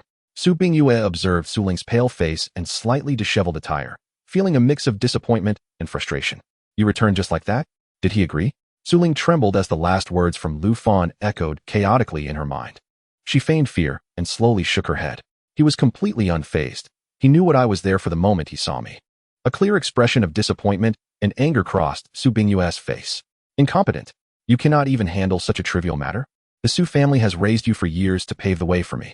He is not lacking. If you cannot seize this opportunity, do you intend to accompany another man? Su Ling's face turned ashen, and she quickly shook her head. I am sorry, brother, it is my lack of effort. I know I was wrong. Watching his younger sister kneel before him, Su Bingyue merely felt irritated and motioned for her to rise. His expression dark as he sat on the sofa. The next assessment is a practical evaluation. Since I offered him a chance to withdraw, and he failed to seize it, do not expect me to be courteous. Su Ling approached Su Bingyue and sat obediently beside him, inquiring, what are your plans for dealing with this ungrateful person? A malicious smile crept onto Su Bingyue's face, yet he remained silent. After finishing the dinner provided by the base staff, Lu Fan prepared to indulge in a deep slumber within the storage area. However, the next assessment arrived silently during the night. As Lu Fan slept in his training attire, he was groggily led by staff to the misty forest, where he encountered a group of fellow candidates clad in pajamas. Seeing many yawning like himself, Lu Fan realized they had all been forcibly awakened. Forcing himself to shake off the drowsiness, he rubbed his eyes and surveyed the surroundings. To his surprise, they appeared to be outside the training base, standing before an expanse of seemingly endless forest, shrouded in mist and an ominous atmosphere. The moon hung high in the sky, casting a pale glow that illuminated the forest, revealing the gnarled branches that protruded from the darkness, exuding an air of menace. Continuing to observe the forest with an expressionless demeanor, Lu Fan inadvertently made eye contact with the instructor. Chapter 38. The misty forest, a chilling scream shattered the stillness of the night. The once drowsy candidates were jolted awake by the sound. The scream came from a female member dressed in a lacy nightgown, who had been poked in the back by a branch emerging from the shadows. Lu Fan glanced briefly before returning his gaze. Clearly, this was the location of their second assessment. Yet, why were the instructors in such a hurry? Could they not allow the candidates a restful night before commencing? Or was it that the terror of this forest would diminish with the dawn? With a calm demeanor and a contemplative expression, Lu Fan's poise only served to reinforce the instructor's belief that he was no ordinary candidate. It was no wonder he had been sent by Commander Su. It explained his outstanding performance in the first round of physical assessments. This is the Misty Forest, the site of your second practical evaluation. Within the Misty Forest, there are an indeterminate number of yellow cards hidden. As long as you find them, you will pass. However, the Misty Forest is fraught with danger. As selected night watchmen, you will inevitably face threats from various anomalies. Within the Misty Forest, there are also anomalies of varying levels that may appear at any time. According to our records, the highest level of anomaly encountered in the Misty Forest has reached Grade A. Given your current state, if you encounter such a level of anomaly, you will merely need to lie down and await your demise. Each of you will receive a bead from me to wear around your neck. Should you find yourselves in life-threatening danger, break the bead, and its energy will transport you back to this location. After explaining the situation, Lu Fan was the first to approach and accept his bead with an expression of natural composure. You have some nerve, however. Do not think that possessing this bead guarantees your safety. The Misty Forest is home to anomalies adept at speed. In a previous assessment, nearly half of the candidates failed to shatter their beads in time and perished at the hands of those anomalies. The instructor's words did not intimidate Lu Fan. Rather, they instilled fear in the other candidates. Instructor, I am not slow either, Lu Fan remarked casually. The instructor patted Lu Fan's shoulder, visibly pleased with his demeanor. In the Misty Forest, you may act freely. As long as you successfully locate the yellow cards, you will pass this assessment. Your ranking will be determined by the time it takes for you to find the cards and exit the Misty Forest. Additionally, if you kill anomalies and obtain cores, you will earn extra points for this assessment. However, do not underestimate the anomalies within the Misty Forest. With a mischievous smile on the instructor's face, unease settled among the candidates. Once everyone had received their beads, familiar faces began to group together, eager to form teams. Some sought to join Lu Fan, but he coldly declined, unwilling to carry anyone who would hinder him. Gazing at the entrance of the Misty Forest not far away, Lu Fan stepped forward, intending to enter alone. Lu Fan, a voice called from behind. Turning, he saw Su Bingyue and Su Ling standing several meters away. Is there something you need, Mr. Su? Lu Fan inquired politely. Su Bingyue rubbed his nose, feeling slightly awkward, yet he approached. I noticed everyone else is teaming up. Would you like to join us? I just asked the instructor. Teaming up increases the chances of passing, and this assessment does not restrict teamwork. Among 100 candidates, Lu Fan stood alone, preparing to enter the forest. Lu Fan had just declined numerous invitations, and Su Bingyue was sweating profusely, anxious that Lu Fan would similarly reject them. After all, the endeavors they wished to undertake with Lu Fan could only be realized upon his consent. If Lu Fan were to refuse, they could not simply trail behind him. Lu Fan's gaze lingered on Su Ling for an extended period, captivated by the tumultuous depths of her presence. Very well, Lu Fan responded with a smile. Su Ling's body tensed. A familiar suffocating sensation akin to being ensnared in quicksand surged back. Su Bingyue glanced at his sister, and the look in his eyes sent a shiver down Su Ling's spine. Brother, Su Ling whispered softly. Lu Fan's eyes fell upon Su Ling. Imbued with a hint of teasing, openly expressing his interest in her in front of Su Bingyue. Doubts began to brew within Su Bingyue. Had Su Ling truly failed in her attempt at seduction yesterday? After forming their trio, they promptly entered the misty forest. After walking for about 5 or 6 minutes, a black mud aberration sprang forth from the adjacent woods. Su Bingyue had anticipated Lu Fan would take action, but to his surprise, Lu Fan merely crossed his arms. Observing them with a bemused expression, I agreed to team up with you due to Mr. Su's commendable performance, second only to mine. Are you perhaps hoping to employ me as a mere muscle? Su Bingyue gritted his teeth. That's not the case at all. I admire you, Mr. Lu, and wish to collaborate for a more profound connection. Lu Fan tilted his chin toward the direction of the aberration. Understanding Lu Fan's implication, Su Bingyue could only grimly engage the creature before them. The aberration was of a low level and fell easily. Regrettably, the crystal core it yielded was no larger than a grain of rice, nearly eluding Su Bingyue's keen eyesight. Frustrated, he accepted the meager spoils as they pressed onward. For the following 2 hours, it was predominantly Su Bingyue and Su Ling who faced various challenges. Regardless of whether the aberrations were formidable or not, Lu Fan scrutinized each encounter, compelling them to take action. The siblings, feeling increasingly unappreciated, began to harbor regrets about inviting Lu Fan into their ranks. Su Ling's initial fear of Lu Fan transformed into anger as she recalled Su Bingyue's words prior to their alliance, casting a glance at her brother. Su Bingyue's temper was worse than Su Ling's. He could no longer tolerate Lu Fan treating them as mere enforcers. Lu, we noticed a small stream over there. Let us wash up while you wait here. Su Bingyue forced a smile through gritted teeth, and Lu Fan nodded in agreement. By the stream, Su Ling could no longer hold back. Brother, when will we make our move? A glimmer of darkness flickered in Su Bingyue's eyes. Did you truly fail to seduce him yesterday? He seemed quite interested in you. A moment of panic washed over Su Ling, but she quickly regained her composure. Brother, do you think I could act in front of you? Chapter 39. The desire to part ways. Su Bingyue's suspicions of Su Ling dissipated after her declaration. His sister had always heeded his words since childhood. As the daughter of the Su family, Su Ling understood that her upbringing was not meant to mold her into the next Su Qian, but rather to serve as a catalyst for Su Bingyue's ascent. Over the years, Su Ling had dutifully supported Su Bingyue, even employing her charm to resolve several of his predicaments. Noticing the slight softening of suspicion and coldness on her brother's face, Su Ling lowered her gaze, her voice tinged with a hint of sorrow. Last night, I genuinely believed I could entice that fellow. He certainly displayed a lecherous demeanor when I approached him.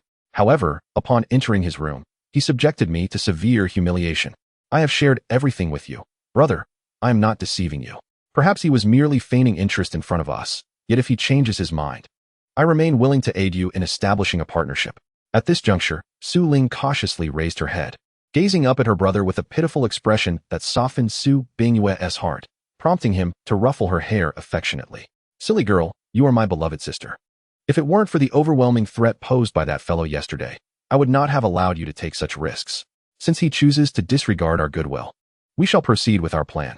He has clearly been toying with us, and it is time he learns a lesson. Su Ling obediently nodded, a glint of cunning crossing her eyes. As their cousin, Su Qian had risen to become the commander of the South China District's night watch base. Why could she not aspire to the same? She recognized that her talents did not match those of her cousin, yet she was not inferior to Su Bingyue. Her upbringing had been meticulously crafted for future alliances. Had she received the same training as Su Bingyue, her capabilities might have equaled his. However, Su Ling was acutely aware that Su Bingyue currently represented the hope of their lineage. Therefore, until Su Bingyue had fully realized his potential, Su Ling would never reveal her ambitions to the Su family. She would continue to be the dutiful sister, the best sister to Su Bingyue. Seizing the opportunity to converse by the stream, they discreetly retrieved a pearl they had cautiously brought with them. Unbeknownst to the potential night watchers, a vast formation enveloped the misty forest, activated only during disturbances or when candidates encountered difficulties within. Yet, as one of the prominent families, the Su family surely had their own operatives within the training base. Although the individual was not one of the instructors for this session, Lu Fan's exceptional performance had caught the attention of all staff members at the training base. Thus, when Su Binghua leveraged information from his father to locate a relative organizing materials within the base, the relative complied with his request. This pearl was given to him, capable of slightly activating the formation surrounding the misty forest. They could utilize this pearl to ensnare 3 potential night watchers whom they wished to prevent from leaving the misty forest, while the other party might be aware that Su Binghua's intentions were aimed at Lu Fan. For the sake of the Su family and Su Binghua's pursuit of the top score, they turned a blind eye and provided him with the necessary items. Now, as Lu Fan regarded them as free enforcers, the duo could no longer endure the humiliation and promptly shattered the pearl. Their focus was solely on Lu Fan, as the third place in this physical assessment was far behind Su Binghua. Su Binghua did not yet consider him a rival. Upon shattering the pearl, gray energy swirled around Lu Fan in accordance with Su Binghua's intent. As Lu Fan pondered whether to continue tormenting the Su siblings or to act independently to hasten his exit from the misty forest, a sudden chill coursed through him. His acute sixth sense prompted him to lift his gaze, feeling an inexplicable, icy aura wrapping around his wrist. Frowning, Lu Fan instinctively shook his hand. Unbeknownst to him, the now invisible gray energy had completely ensnared him. The mist within the forest seemed to thicken ever so slightly. Although having them by my side was akin to possessing 2 free henchmen, their pace was lamentably slow, ultimately hindering my progress. Lu Fan rubbed his wrist, finding no apparent issues with himself, and could only suppress the strange sensations he had felt earlier. He had resolved to separate from the Su siblings. Coincidentally, Su Binghua and Su Ling were also contemplating how to find an opportunity to part ways with Lu Fan, especially since he was about to step into the mist formation. While they would not be affected by the subtly activated array, Lu Fan was the target of the mist, and if they remained by his side, they would surely be caught in the crossfire. After clearing the blood from their bodies, they returned to Lu Fan, hesitating to speak when a piercing roar shattered their intentions to converse. What is that? The 3 of them instinctively turned towards the source of the sound. They could vaguely discern a tall and formidable figure in the forest, swiftly approaching their direction, resembling a creature of immense size. The thought that simultaneously arose in the minds of the Su siblings was, has an aberrant creature appeared so soon? Following this realization, a sense of joy blossomed within them. They could leverage this opportunity to distance themselves from Lu Fan. Coincidentally, Lu Fan, upon witnessing the sudden emergence of the aberrant creature, felt a flicker of delight. He had been troubled about how to shake off these clingy individuals, and here was an aberrant creature that could provide him with the perfect opportunity to escape the Su siblings. Thus, without any discussion, the 3 of them chose to confront the aberrant creature head-on. I will hold it off. You 2 should flee. This aberrant creature was not like the previously encountered weaklings. Lu Fan sensed a powerful aura emanating from it, surmising that it was not an ordinary aberrant creature. Although he harbored no fondness for the Su siblings, it did not mean he could stand idly by and watch them perish at the hands of the aberrant creature. Rather than allowing 2 burdens to remain here, he preferred to take matters into his own hands, as he might even obtain a crystal core. Chapter 40. The half-beast fox demon before entering the mist forest. He vaguely recalled a certain instructor mentioning that returning with a crystal core could earn corresponding points. Moreover, the crucial factor was that there was no surveillance within the mist forest. This meant that if Lu Fan had the capability, all the crystal cores he acquired in the mist forest could be claimed as his own spoils, stored in his inventory. Naturally, the Su siblings were unwilling to leave so easily and immediately expressed their intent to fight alongside Lu Fan. That simply cannot be, Su Binghua exclaimed. Although we are competitors, we would never abandon you in your time of need. If we stay here together to confront the forthcoming aberrant creature, the 3 of us can surely handle it. Upon hearing Su Binghua's declaration and seeing the aberrant creature drawing ever closer, Lu Fan did not believe that now was the time for politeness. Enough with the chatter. You 2 lack strength and would not be of any assistance. It would be best for you to leave quickly. If you encounter others, you can inform them of the issues arising in the mist forest. Lu Fan's tone was impatient, and his words nearly broke Su Binghua's resolve to display a noble expression of solidarity. As Su Binghua hesitated to leave, Lu Fan bluntly stated, "If you do not depart, I shall go alone, and you can deal with the aberrant creature on your own." Finally, Su Binghua and Su Ling feigned reluctance as they left. Just as they departed, Lu Fan caught sight of the aberrant creature emerging from the depths of the forest. It turned out to be a gray deer. Lu Fan had no intention of confronting it directly. After evading a few of its attacks, he seized the opportunity to flee swiftly. Killing an aberrant creature was not inherently difficult. Yet, Lu Fan sensed that the deer did not genuinely wish to attack him. It seemed more like it had been lured here by something. Meanwhile, Su Bingyue and Su Ling, having left, heard the roar of the aberrant creature echoing from afar. They could almost foresee Lu Fan becoming trapped in the mist forest, besieged by those aberrant creatures. He would either perish at their hands or be forced to crush that pearl to leave the mist forest prematurely, thus foregoing the chance to enter the training base. Su Ling feigned anxiety, saying, "Brother, he is someone our cousin sent. What if he cannot become a night watcher? What if our cousin becomes angry?" Su Bingyue glanced at Su Ling and replied, "Are you worried that he might complain to our cousin if he fails to become a night watcher? Then she would learn of your plan to seduce him." A hint of embarrassment flashed across Su Ling's face, though she maintained a timid demeanor and nodded. "Regardless of the circumstances, our cousin is still part of the Su family. How could she possibly hold us accountable for an outsider's misfortune? If he runs into trouble with the aberrant creatures in the mist forest, how is that our fault? Should he blame us for his misfortune? If our cousin truly administers such an unjust punishment, I will simply inform the family of the matter upon our return." Hearing Su Bingyue's words, Su Ling's anxious heart finally settled, and she returned to her usual adoring gaze towards him. Having resolved the source of their concern regarding Lu Fan, Su Bingyue promptly led Su Ling on their way. They did not wish to waste too much time because of Lu Fan, especially as he still aspired to compete for the top position in this second practical assessment. Meanwhile, Lu Fan was not as beleaguered as the Su siblings had imagined. He moved swiftly, evading the aberrant creature's attacks before choosing a different path. Not long after, he spotted a cave not far ahead. As he approached, he inhaled the sweet aroma of fruit wafting from within, causing his mouth to water. This familiar scent promised that the upcoming encounter with the aberrant creature might yield a delightful surprise. As Lu Fan drew closer to the cave, he also detected traces of blood mingling with the sweet fragrance. It appeared that this aberrant creature was injured. Lu Fan's heart soared with excitement. Confronting an injured aberrant creature, even one of equal or slightly higher rank, would give him confidence in defeating it and claiming its crystal core as an appetizer. When he reached the cave entrance, his abilities enveloped him in preparation for the impending confrontation.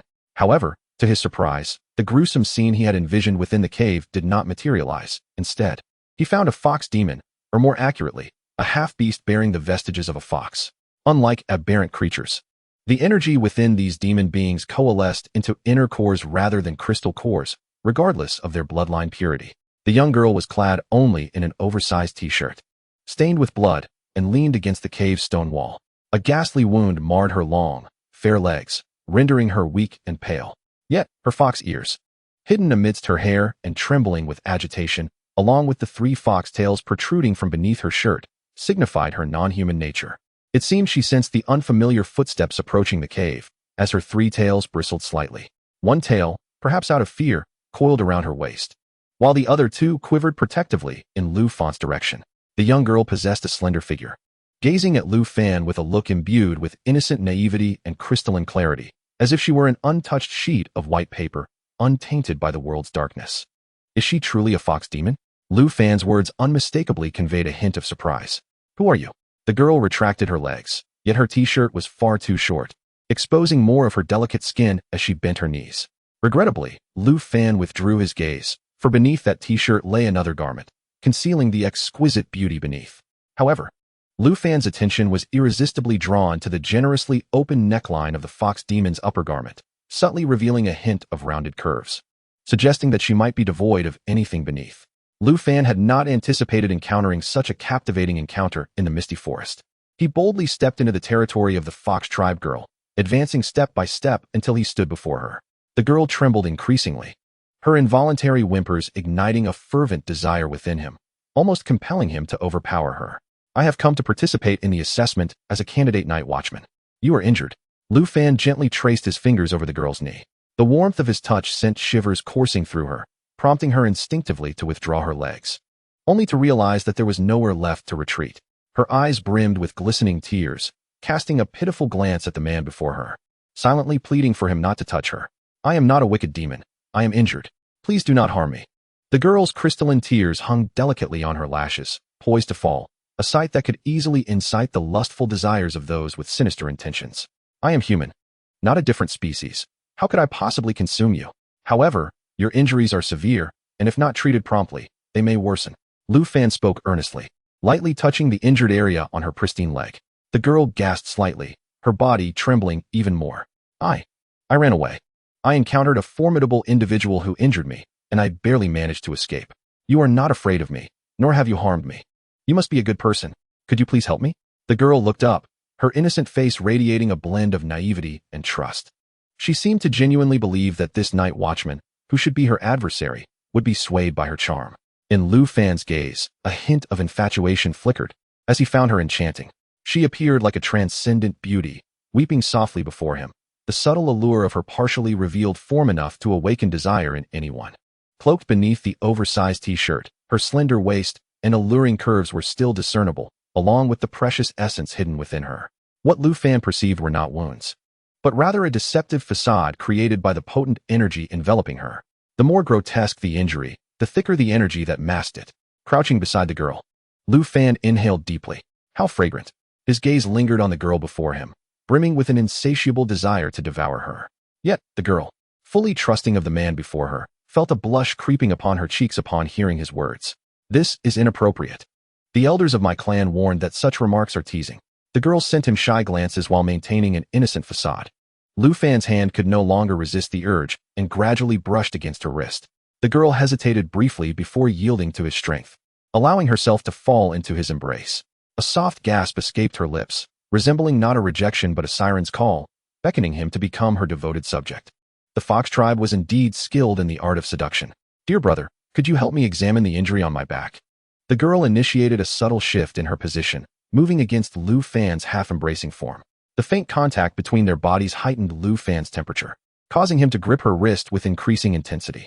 Her back was marred with blood, and due to the t-shirt's obstruction, Lu Fan had to ask, I may need to cut your shirt open, do you mind? The girl shook her head slightly, gathering her dark hair to her chest. Lu Fan's fingers, imbued with supernatural energy, sliced through her back's garment with the ease of the sharpest scissors. Expanses of her delicate skin were laid bare before him, revealing 3 deep wounds, visible to the bone. So fragrant. Lu Fan nearly pressed his nose against the wound, inhaling deeply. The girl's body tensed, a primal instinct warning her of impending danger, making her realize that the man she had lured might not be as simple as he appeared. As the girl attempted to turn, Lu Fan's grip tightened around her wrist, holding her firmly in place. She felt the warmth of his lips descend upon her back. The fox demon's heart finally relaxed. She had known that no man could resist the allure of her kind. The warmth of his breath enveloped her wounds, intensifying as she feigned a soft sigh. Brother? The utterance of that word ignited a fervor within Lu Fan, unleashing the volcano of desire that lay dormant in his heart, as his kiss landed firmly upon her wounds. His tongue tentatively licked at her skin, causing her body to quiver, reigniting the strange sensations she had previously suppressed. Just as she contemplated her next move, she felt a powerful bite where she had disguised her injuries. Had there truly been a wound, she feared she might have fainted from the pain. A creeping sense of danger began to entwine itself around her, prompting her to instinctively push the man away. Yet, his strength overpowered her, pinning her firmly beneath him. The girl's exquisite visage, reminiscent of a celestial being, was forcefully pressed against the rocky ground of the cave, the coarse grains tearing at her delicate skin. Lu Fan showed no mercy, his grip unyielding as he continued to gnaw at her disguised injury. The girl's inner turmoil erupted as she ceased to conceal her strength, attempting to use her supernatural abilities to cast him away. This man was not merely enamored with her beauty, he genuinely intended to consume her. Sensing the immense power surging from the fox demon beneath him, Lu Fan unleashed an even greater force, suppressing her completely. He bit down on her shoulder, his once dull teeth now sharp enough to pierce her skin. The fox demon felt an unending stream of energy flowing from her shoulder wound into his mouth. No. Who are you? You are not human. You are a monster. You are not a night watchman. Please spare me. I realize my mistakes. I beg you. The fox demon was engulfed by fear, struggling desperately as her tattered clothing slipped away. Yet, no amount of her flawless, supple form could capture Lu Fan's attention at this moment. His grip was like iron, firmly holding her wrist against the wall as he savagely tore a piece of flesh from her. So fragrant, Lu Fan marveled once more. The fox demon fought valiantly, but there was no escape from Lu Fan's grasp. As she heard his appraisal of her, a chill ran down her spine. She had indeed seduced him, and he genuinely aimed to consume her, yet, in the most literal sense. Chapter 42. The forest beast tied the young girl struggled desperately, attempting to break free from Lu Fan's grasp. Her once beautiful visage had been marred beyond recognition by the rough walls, and the excruciating pain from a flesh wound left her on the brink of silence. Why had she encountered such a monster? Lu Fan, sensing that this was wasting too much time, considered the raw flesh of the fox demon, which could be converted into energy, but the lingering stench remained in his mouth. He contemplated consuming her inner core directly. Lu Fan tightened his grip around the fox demon's neck, forcefully pushing the girl back to the ground. Unaware of Lu Fan's intentions, the girl cried out in despair, pleading for mercy. Please, let me go, esteemed sir. I can give you anything you desire. It was my fault. I should not have plotted against you. Tears streamed down her face, and as she struggled, fresh blood oozed from her wounds, creating a grotesque tableau of pale skin and crimson. Without a hint of hesitation, Lu Fan pressed her down once more and straddled her bushy tail. The 3 fluffy tails were pinned beneath him as his hands pressed upon the wounds on her back. The girl trembled, confused about Lu Fan's next move. In the blink of an eye, Lu Fan's power solidified into a blade, plunging directly into her smooth, white back. The agony of being pierced through flesh elicited a sharp, piercing cry from the girl. Her body convulsed violently as she pounded the ground in a desperate attempt to rise. She sought to roll away, but Lu Fan's hand, embedded within her flesh, slowly began to pry apart. The girl's screams grew increasingly anguished, yet Lu Fan remained indifferent, exerting greater force until he tore a gaping wound along her spine. The fox demon's body quivered beneath him, blood gushing from the massive injury. Lu Fan deftly located a smooth, round orb nestled among her ribs. Sensing the pulsating energy within, he took the orb into his hands, acknowledging it as the inner core of the demon race, a focal point of power akin to a crystal core. He clenched the inner core, attempting to absorb its energy through consumption. Aware of the distinct differences between the inner core and a crystal core, he hesitated to ingest it whole. With the inner core extracted, the fox demon girl reverted to her original form, yet she clung to life, refusing to succumb. After disengaging from her, Lu Fan sat nearby, splitting the inner core in half, devouring one portion while holding the other tightly. The fox demon girl widened her eyes in disbelief, never imagining that Lu Fan could be such a monster. Had they truly been trapped in the misty forest for so long? Had the night watchman evolved to possess such abilities? The fox demon realized her time was short. Her body lay in tatters, her inner core taken, and she had reverted to her original state. However, she was unwilling to let this monster who had condemned her to death go unpunished. She yearned for vengeance. Noticing the fox demon's vengeful gaze, Lu Fan turned toward her, feigning innocence. When you lured me in, hoping to consume me, did you not anticipate that I would retaliate? The fox demon could no longer speak. She strained to lift her neck, emitting a mournful wail with the last remnants of her strength. Her cries resonated far and wide, carrying a message that shocked the other beasts within the misty forest. Was this the call for help from the Fox clan? Why did her voice sound so frail? Countless human ability users had infiltrated the misty forest, likely the night watchmen conducting their assessments. Had the night watchmen harmed the fox demon? As fellow beasts, they felt compelled to avenge her. They would eliminate these wretched night watchmen in retribution for their fallen comrades. The misty forest was vast, yet the beasts that had awakened their intelligence were familiar with one another. The only way to resist the massacre by the night watchmen was for the intelligent beasts to unite. Lu Fan remained unaware of the significance of her lament, thinking it would merely attract some beasts seeking revenge, most likely from the Fox clan. However, within a mere few minutes, he felt the ground trembling beneath him. It seemed as though numerous beasts were converging upon this location. An ominous realization struck him. He hastily consumed a quarter of the remaining inner core, clenching the other half tightly, and exited the cave. The forest quaked. In the distance, he could discern numerous figures approaching. A beast tide. The cry he had heard had triggered a beast tide. Lu Fan could hardly believe it. He had anticipated that slaughtering the beasts within the misty forest would elicit retaliation from their kin, but could the Fox clan truly possess such a multitude? With thoughts racing, Lu Fan contemplated his next move. There was no time to flee. The beasts were encroaching from all directions, blocking every exit. Holding the remaining half of the demon core, he sensed the energy within himself surging. Gritting his teeth, he returned to the cave, sitting calmly as he absorbed the remainder of the demon core. The corpse on the ground had long since grown cold. Lu Fan looked at her and ultimately raised his hand to use his abilities to lift a substantial amount of earth, burying her remains beneath the soil. He decided against digging graves for the others. There were simply too many, and it would be exhausting. Unlike wild beasts, even though the misty forest was designated as a testing ground for trainees, it could not possibly host such a vast number of demon beasts, given the deep-seated hatred the demon beasts harbored toward humans.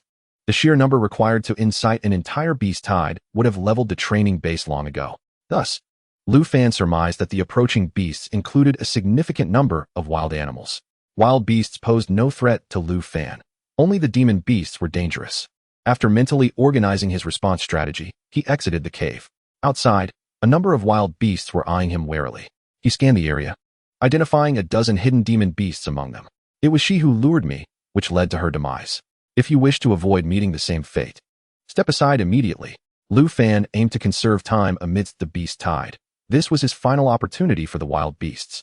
The dozen or so demon beasts roared in anger and attacked. Chapter 43. A fortuitous encounter. Again, Lu Fan's figure dissipated like smoke, and with a single strike, he sent the first demon beast that charged at him flying. The remaining beasts, rather than retreating in fear, unleashed even louder roars and charged at Lu Fan once more. Indifferently, he evaded among the wild and demon beasts, effortlessly dispatching the ordinary wild animals with a single blow. However, the sheer number of slain beasts threatened to provoke a retaliation from the entire misty forest. The nearest night watchman training base would likely bear the brunt of the backlash. While Lu Fan sought to demonstrate his prowess, he did not wish to attract undue attention. Thus, he only incapacitated the wild beasts that dared to attack him. While most of the demon beasts were merely injured, he aimed to exit without annihilating every beast in sight. To his surprise, after eliminating nearly a third of the demon and wild beasts, he spotted two familiar figures. What a coincidence! As Lu Fan gazed at Su Bingyue and Su Ling, who appeared in the distance, his face lit up with a radiant smile. After parting ways with him, the siblings continued along their predetermined path. Despite encountering several exotic creatures, they managed to handle them with ease. After a prolonged journey, they finally discovered a temporary resting spot. Just as they settled down, the ground beneath them began to tremble, and they witnessed a multitude of monstrous beasts rushing towards another direction. Once the commotion subsided, Su Bingyue excitedly exclaimed, "This is a great opportunity. It must be a significant event." Su Ling, feeling apprehensive, urged, "Brother, we should leave quickly. A beast tide might erupt over there, and if it does, all the night watchmen in the misty forest will be affected. We should get away from here." In her heart, Su Ling was genuinely curious about who could possess such power to provoke a beast tide in the misty forest. Did the individual not fear being devoured by countless beasts? That would lead to a gruesome demise. "How can you be so timid, my dear sister? I am well aware that a beast tide is imminent, but its emergence signifies great fortune. Perhaps there is a treasure over there, and if I can partake in it, I shall surely surpass that insufferable Lu Fan and claim first place in this practical assessment." Surpassing Lu Fan had become an obsession for Su Bingyue. Without heeding Su Ling's protests, he pursued the fleeing beasts towards the gathering storm of the beast tide. Alone, Su Ling felt utterly defenseless in the misty forest. Reluctant to use her bead for escape, she could only stamp her foot in frustration and follow Su Bingyue. Soon, a comical scene unfolded as the Su siblings locked eyes with Lu Fan, who was entangled in the beast tide. They could hardly believe that such a massive beast tide had been instigated by Lu Fan. Had he lost his mind? Moreover, how had he managed to escape the clutches of the exotic creature? Was it possible that Lu Fan had not been killed? It was indeed Lu Fan. We must not allow him to see us. Otherwise, he will surely lead the calamity towards us. Su Bingyue reacted instinctively, pulling Su Ling behind a nearby rock to hide. However, Su Ling was plagued by a foreboding feeling. She sensed that Lu Fan's strength might surpass theirs, and he could very well have spotted them. Su Ling could not help but resent Su Bingyue, as she had warned him not to approach. Yet now, further discussion was futile. Lu Fan had indeed noticed the concealed Su siblings. Initially, he had no intention of involving them, but their betrayal of his trust by choosing to abandon him in peril saddened him. He resolved to restore their trust by having them assist him in dealing with the beast tide. Lu Fan deftly evaded several coordinated attacks from the monstrous beasts, swiftly maneuvering around the chaos, heading straight for the Su siblings. Anxiety gnawed at Su Ling as she cautiously peeked out to assess Lu Fan's condition, wondering if he had succumbed to the beasts. To her horror, she saw him racing towards them. "Brother, we need to go quickly. He is leading the beasts towards us. He intends to get us killed." Panic surged within her. Upon hearing her words, Su Bingyue hurriedly stood up, preparing to flee with Su Ling. However, it was too late. They heard the cacophony of beasts behind them, accompanied by Lu Fan's desperate cries. "Su brothers and Su Ling, I am so glad to see you. Your timing is impeccable. We are a team. Quickly help me deal with these wretched creatures." Su Bingyue felt an overwhelming urge to retort that he never considered Lu Fan a member of their team, but he could not. Not only did he refrain from voicing his thoughts, but he also compelled Su Ling to halt, preparing to assist Lu Fan. Su Ling was on the verge of a breakdown, convinced that her brother was a fool for remaining stationary in such a dangerous situation. "Brother, what are you doing? You can't possibly want to save him. Remember, we brought him into our team to ensure his demise," Su Ling implored, exasperated. "Am I not aware of that? However, the best opportunity has vanished, and we are left with no choice. It is all this wretched fellow's fault for dragging us into this mess." Su Ling's anger and jealousy boiled within her as she looked at her foolish brother. Even if they fled, what difference would it make? She could hardly believe that Su Bingwe had not noticed Lu Fan's deliberate attempt to force them into confrontation with the beasts. Su Bingwe recognized this too, but he felt compelled to act. As he and Su Ling engaged the beasts, Lu Fan refrained from joining the fray, instead observing leisurely as they battled. Indeed, the Su siblings are formidable. It is no wonder that the first place in the practical assessment shall undoubtedly be yours. Lu Fan's praise only deepened Su Bingwe's resentment towards him. Why had this trouble, originally directed at Lu Fan, ultimately fallen upon them? Chapter 44. Yet again dragged away through gritted teeth, Su Bingwe addressed Lu Fan, who stood idly by. "Brother Lu, it seems that it will be difficult for just the two of us to contend with so many beasts. You should come and assist us." Lu Fan feigned concern, dramatically clutching his left forearm and responding, "Alas, I have sustained an injury and am unable to assist you. I have faith that with your strength, you will be able to dispatch these vile creatures." Witnessing Lu Fan's calm demeanor ignited a stronger hatred within Su Ling. Time and again, he toyed with their lives, treating them as if they were mere playthings. Suddenly, Su Ling devised a plan. She could attempt to frame Lu Fan. Perhaps he had intentionally incited the beast tied in the misty forest to eliminate all the night watchmen. This plot had initially been part of her and Su Bingwe's scheme, though they had not intended to provoke a beast tide, but rather to lure a few beasts to eliminate Lu Fan. However, they had not anticipated the arrival of the exotic creature just as they initiated the misty array, leaving them unable to apply the powder on Lu Fan. Now, Su Ling intended to stealthily slip that vial of powder onto Lu Fan. They merely needed to inflict a few superficial wounds from the beasts and, as they made their escape from the misty forest, scatter a bit of powder to pin the blame on Lu Fan. Surrounded by a throng of monstrous beasts, Su Ling found no opportunity to discuss their plan with Su Bingwe. Meanwhile, the powder was with Su Ling, who approached Lu Fan with a feigned vulnerability. "Brother Lu, I think I have been scratched by a beast. Could you take a look for me?" Su Ling inched closer to Lu Fan, adopting a deliberately seductive tone, which instantly alerted Su Bingwe to her intentions. Recalling the powder with alarm, Su Bingwe broke into a cold sweat. The powder contained within that vial possesses an extraordinary allure, capable of drawing in both demon beasts and wild creatures with even the slightest sprinkle. Given the multitude of beasts now present, should Su Ling inadvertently attract even more, their fate would be sealed. Yet, before Su Bingwe could voice her objections to Su Ling, the latter had already uncorked the vial. Lu Fan caught a whiff of an exceedingly peculiar scent, which vanished before he could discern its nature. He realized that the odor had emanated from Su Ling, who had been hiding behind him. Just as Lu Fan was about to turn and inquire about her actions, a cunning fox demon silently approached him from the side. He barely had time to grasp the object that Su Ling had stealthily placed in his possession amidst the chaos when the suddenly appearing fox demon seized him, whisking him away. Lu Fan was at a loss for words, yet he viewed this as an opportunity to separate himself from the Su siblings, which he did not mind at all. Thus, he refrained from resisting the fox demon's grip, instead opting to bide his time and preserve his own life. The moment Lu Fan departed, the previously incited beast wave gradually subsided. Enraged, Su Bingwe grasped Su Ling, brandishing a hard-won weapon for survival, and hastily fled. Once they had successfully evaded the pursuing beasts, Su Bingwe delivered a sharp slap across Su Ling's face. "What were you thinking just now?" Su Ling turned to her brother in disbelief, unable to comprehend why he would strike her when she had merely acted according to their prior agreement to lure the demon beasts to eliminate Lu Fan. "Is this not what we planned? To use that powder to attract the demon beasts and eliminate him?" Witnessing Su Ling's audacity to argue back only fueled Su Bingwe's ire, prompting him to deliver another slap. "You fool! Did you not see how many demon beasts were gathered there? Are you unaware of the potent effect that powder has on these creatures? Your reckless actions may well have endangered us all." Feeling aggrieved, Su Ling defended herself. "I certainly knew. I did not intend to use the powder on him to incite the beasts against him. My plan was to frame him." Su Bingwe's anger lessened slightly as he furrowed his brow, listening to Su Ling's explanation of her scheme.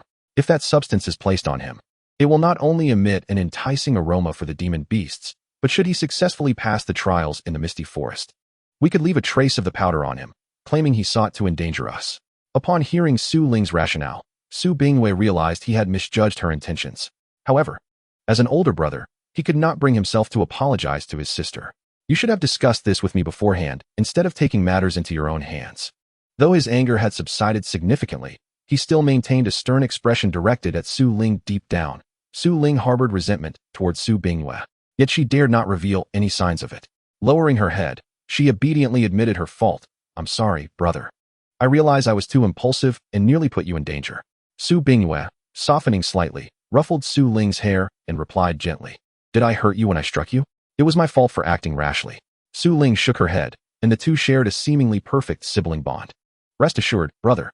Just now, Lu Fan was taken away by a large fox demon. It is certain that he will be devoured. You shall be the victor of this practical assessment. Su Ling deliberately flattered Su Bingwei, who beamed with joy and dismissed any further thoughts of Lu Fan.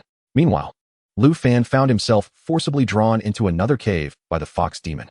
As he retrieved the vial that Su Ling had stealthily placed in his pocket, the great fox before him transformed into a voluptuous and alluring woman. She cast a sultry glance at Lu Fan, seemingly unconcerned about avenging her kin who had perished at his hands, and her gaze fell upon the object he held.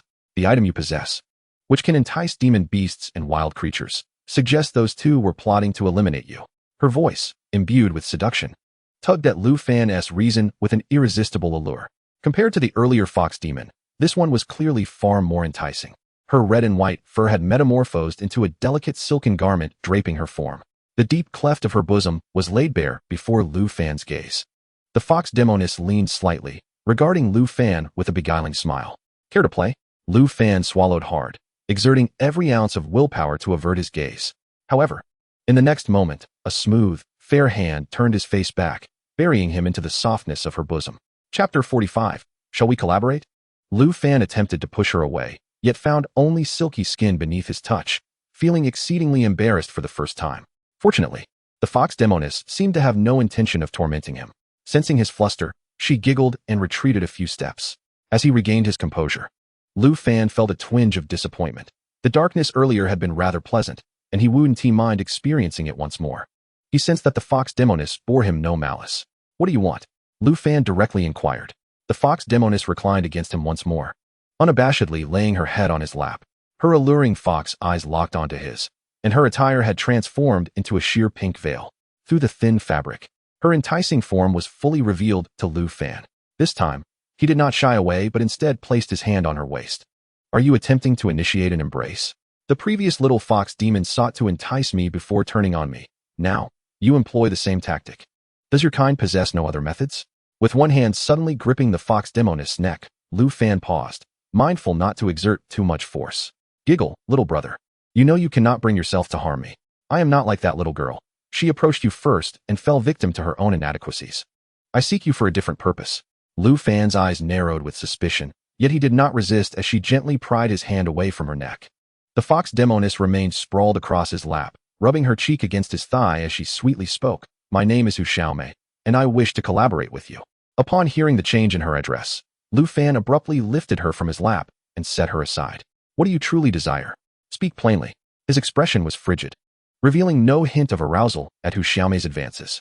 Fortunately, she recognized the need to temper her approach.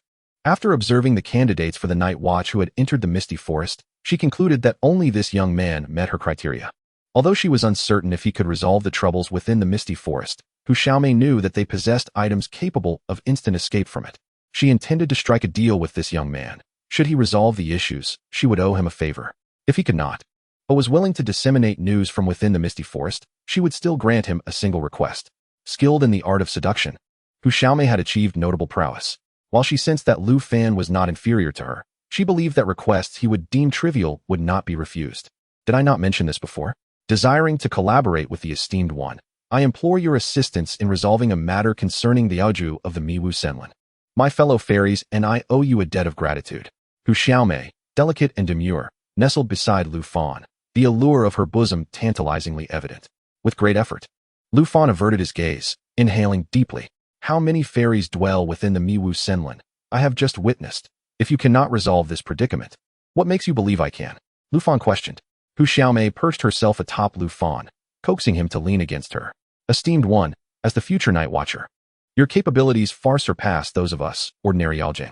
Even if you cannot resolve the issue directly, you could aid in relaying the matter to your organization. Lu Fan, perplexed, enveloped Hu Xiaomei's slender waist with one arm, while the other remained poised to counter any advances. You and the Night Watcher organization are not adversaries, are you? If you find yourselves in trouble, why are you so certain they will assist you? How can I trust your words? Lu Fan queried. Esteemed one, when faced with a common enemy, foes may transform into allies, do they not? Moreover, if this dilemma is not swiftly addressed, it will inevitably impact the human training base as well. As Hu Xiaomei spoke, her bosom quivered, sending waves of sweetness crashing over Lu Fan. He began to comprehend why she was so confident in sharing this matter with the training base. Nevertheless, Lu Fan was resolute in his refusal to collaborate. Despite his yearning for her ample figure, he could not indulge. He extricated himself from her embrace, thwarting her attempts at seduction. With a playful grin, he remarked, "Do you believe that by employing your charms and alluring me, I shall acquiesce? I harbor no intentions of partnership. I merely wish to pass this trial and depart from the Miwu Senlin smoothly." Lu Fan's rejection did not alter Hu Xiaomei's demeanor. Instead, a cunning glimmer danced in her eyes. "If you wish to leave the Miwu Senlin, you ought to heed my request, as it pertains to the exit of the forest," she stated. Lu Fan was uncertain if Hu Xiaomei was attempting to deceive him, but regarding the assessment, he remained silent for a moment before inquiring, "What has transpired?" This time, Hu Xiaomei leaned against Lu Fan's chest, her voice soft and gentle. "In truth, the Miwu Senlin resembles an alternative secret realm. Both the entrance and exit are fixed, yet the exit has collapsed. Neither the Yaojing nor humans within the Miwu Senlin can escape. I implore you to assist in reconstructing the exit, for it has not collapsed due to external forces, but rather appears to have decayed from within." As Lu Fan toyed with Hu Xiaomei's delicate hand, doubt began to creep into his mind. How could this be? If the exit truly had collapsed, the training base would surely be aware. Hu Xiaomei, with a radiant smile, replied, "That is because the exit lies beyond the area surveyed by the base. One must traverse a teleportation array after exiting the secret realm to return to the base." Lu Fan, gazing at the seemingly fragile Hu Xiaomei, felt perplexed. "Why do you seem so familiar with our base's assessments? Is it possible you can freely enter and exit the Miwu Senlin?" In response to Lu Fan's inquiry, Hu Xiaomei merely smiled softly, offering no explanation. Chapter 46. The mysterious black energy concerning the assessment. I cannot fully trust your words. Take me to the site of the collapse. Lu Fan ceased his inquiries, disinterested in uncovering Hu Xiaomei's secrets. Without hesitation, Hu Xiaomei rose from Lu Fan's side, her attire transforming back into the long-furred fox pelt. Grasping Lu Fan's hand, he barely had time to react before the environment shifted rapidly around them. After a brief interlude, Hu Xiaomei resolved the matter, and within minutes, they arrived at the secret realm's exit. Lu Fan surveyed the massive pit before him. "Your abilities." Lu Fan turned to Hu Xiaomei, unable to restrain himself. "This is my secret," she replied. "I harbor no ill intentions towards you, esteemed one. If you cannot resolve the collapse, you shall find it impossible to leave the secret realm." Lu Fan overlooked the subtle shift in her words. Hu Xiaomei's hidden malice was expertly concealed, and Lu Fan assumed she was merely emphasizing the significance of this location. "I cannot guarantee that I can resolve the situation here. If I fail, I will shatter the bead to depart, informing the Night Watcher training base of the circumstances." Lu Fan focused on the massive pit, carefully examining it.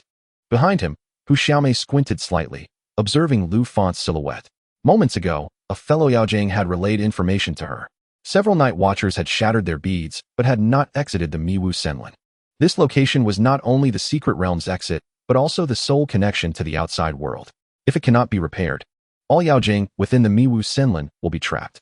Hu Xiaomei silently hoped Lu Fan could resolve this dilemma. Otherwise, the Miwu Senlin would only yield more unfortunate outcomes. Lu Fan suddenly called out Hu Xiaomei's name. Approaching his side, she observed Lu Fan pointing towards the depths of the pit. "Why do I sense something lurking below? It does not seem to be a mere result of the collapse."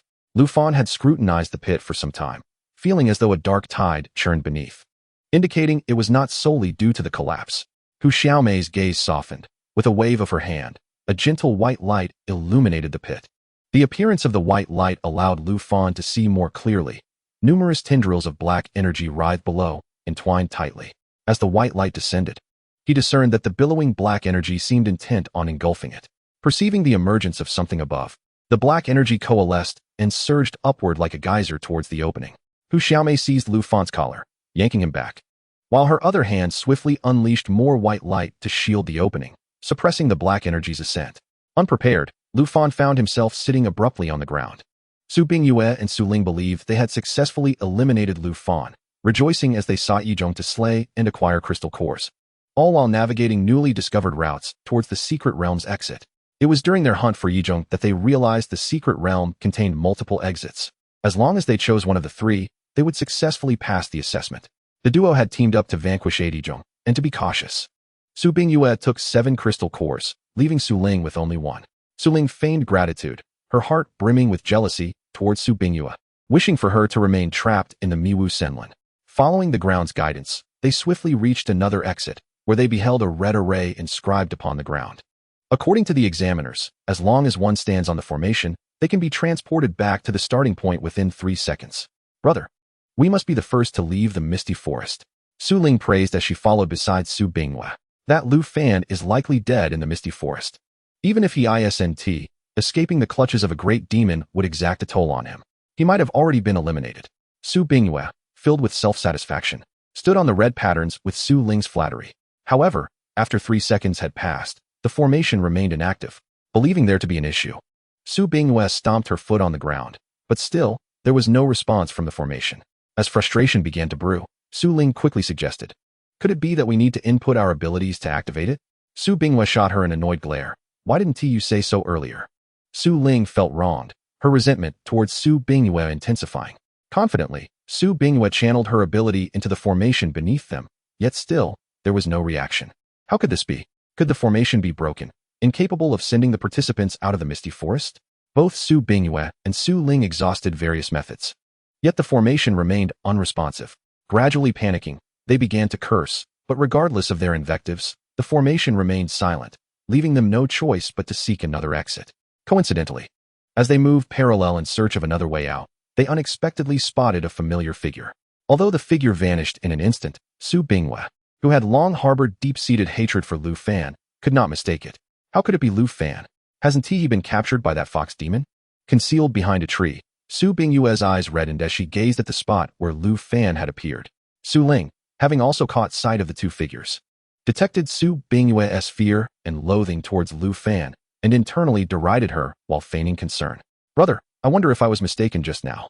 Didn't that figure standing beside Lu Fan resemble the fox demon that took him away?" Su Bingyue abruptly turned to Su Ling, causing Su Ling to flinch at the bloodshot look in her brother's eyes. Su Ling had anticipated that Su Bingyue's jealousy of Lu Fan would reach such depths. Impossible. How could that fox demon leave with him?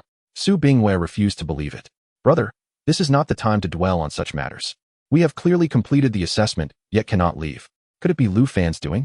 If that figure beside him is indeed the fox demon, perhaps he has orchestrated something." Su Ling adeptly provoked Su Bingyue's animosity towards Lu Fan with just a few words, causing Su Bingyue to waver in her previously resolute conviction. "Brother, let us hurry and follow them," Su Ling suggested. Despite the fleeting nature of Lu Fan and Hu Xiaomei's silhouettes, Su Ling had already memorized the direction they had taken. Though she dared not confront Lu Fan alone, if Su Bingyue accompanied her, there would at least be someone to rely on in case of danger. Could he be the one behind this? Su Bingyue's resolve faltered, yet he found himself following Su Ling's lead, hastening towards that direction. As Su Ling walked ahead, feeling Su Bingyue's urgency behind her, a sardonic smile crept upon her lips. Hu Xiaomei's demonic power enabled Lu Fan to clearly perceive the dark energy swirling within the collapsed black hole. "What is this?" Lu Fan inquired as he stood after having fallen. "I am unsure," Hu Xiaomei replied. "It appeared suddenly. Initially, only this area emitted dark energy. But later I heard from other demons that the dark energy was increasing, seemingly spreading towards the misty forest, along with several other powerful demons. I constructed a barrier here to keep the dark energy at bay. Just a day ago, the dark energy abruptly vanished. We thought it had realized it could not enter the misty forest and had gone elsewhere, but it turned out to have burrowed underground. Upon realizing something was amiss, we hurried here to expel the dark energy, but unexpectedly, the ground collapsed." Lu Fan furrowed his brow, fixated on the dark energy, which was obscured by white light, yet continued to surge. A strange craving stirred within him towards this dark energy. "What is wrong? Why does my body yearn for it? My devouring ability consumes foreign crystal cores and demon inner elixirs. Could this dark energy also be a form of power?" As Lu Fan scrutinized the dark energy in the pit, he felt an overwhelming desire surge from deep within his bloodline. and he couldn't help but swallow at the sight of the rolling dark energy. Unbeknownst to him, at the moment he displayed his craving, the dark energy, which had been stirring restlessly against the surface seal, momentarily froze. Just as the dark energy seemed ready to retract, Lu Fan turned to Hu Xiaomei and asked, "Is there any way to bring up a small amount of dark energy?" Hu Xiaomei frowned, suddenly asking, "Do you have other companions?" Lu Fan was puzzled by Hu Xiaomei's unexpected question, recalling their earlier encounter. "Are you referring to those two tails we encountered midway?" he asked tentatively. Hu Xiaomei nodded. "Although you did not intervene when I attacked them, I vaguely remember they were participants in this assessment alongside you." Lu Fan acknowledged, "Indeed, we entered together. But we are not allies. Why do you ask about them?" Hu Xiaomei tilted her head. "When I attacked, they fell into danger. If you do not wish to save them, then they are left with no escape." Lu Fan was taken aback, then fell silent. He harbored no fondness for Su Bingyue and Su Ling, yet he did not want Hu Xiaomei to kill on his behalf. Additionally, it must be noted that Hu Xiaomei was not of the human race. Those not of our kind may harbor different intentions, though Hu Xiaomei appeared friendly towards Lu Fan. This could become a liability, a means to accuse him of colluding with demons to harm his companions. Previously, Lu Fan had not interfered when Hu Xiaomei attacked Su Bingyue and Su Ling. However, now that Hu Xiaomei inquired whether he wanted them alive, if Lu Fan remained silent or shook his head, their deaths would bear some of his responsibility. Lu Fan finally replied, "Let them decide their fate. After all, we entered together. They may think I have a way out, which is why they followed me. Since you have already taught them a lesson, why not give some consideration to the training base?" Hu Xiaomei did not respond, merely waving her sleeve. Lu Fan noticed several white orbs of light flying from the direction they had come. He redirected his attention to the collapsed black hole before him. "See if you can release a small amount of dark energy. I have a feeling it is somewhat familiar." Hu Xiaomei complied, slightly controlling her demonic power, pulling a small amount of dark energy from the mass and presenting it to Lu Fan. Just as Lu Fan's fingertips were about to touch it, Hu Xiaomei cautioned, "Do not move. Initially, we were unaware of what this dark energy was, and it went berserk after contact with a fellow demon." Hu Xiaomei tilted her head.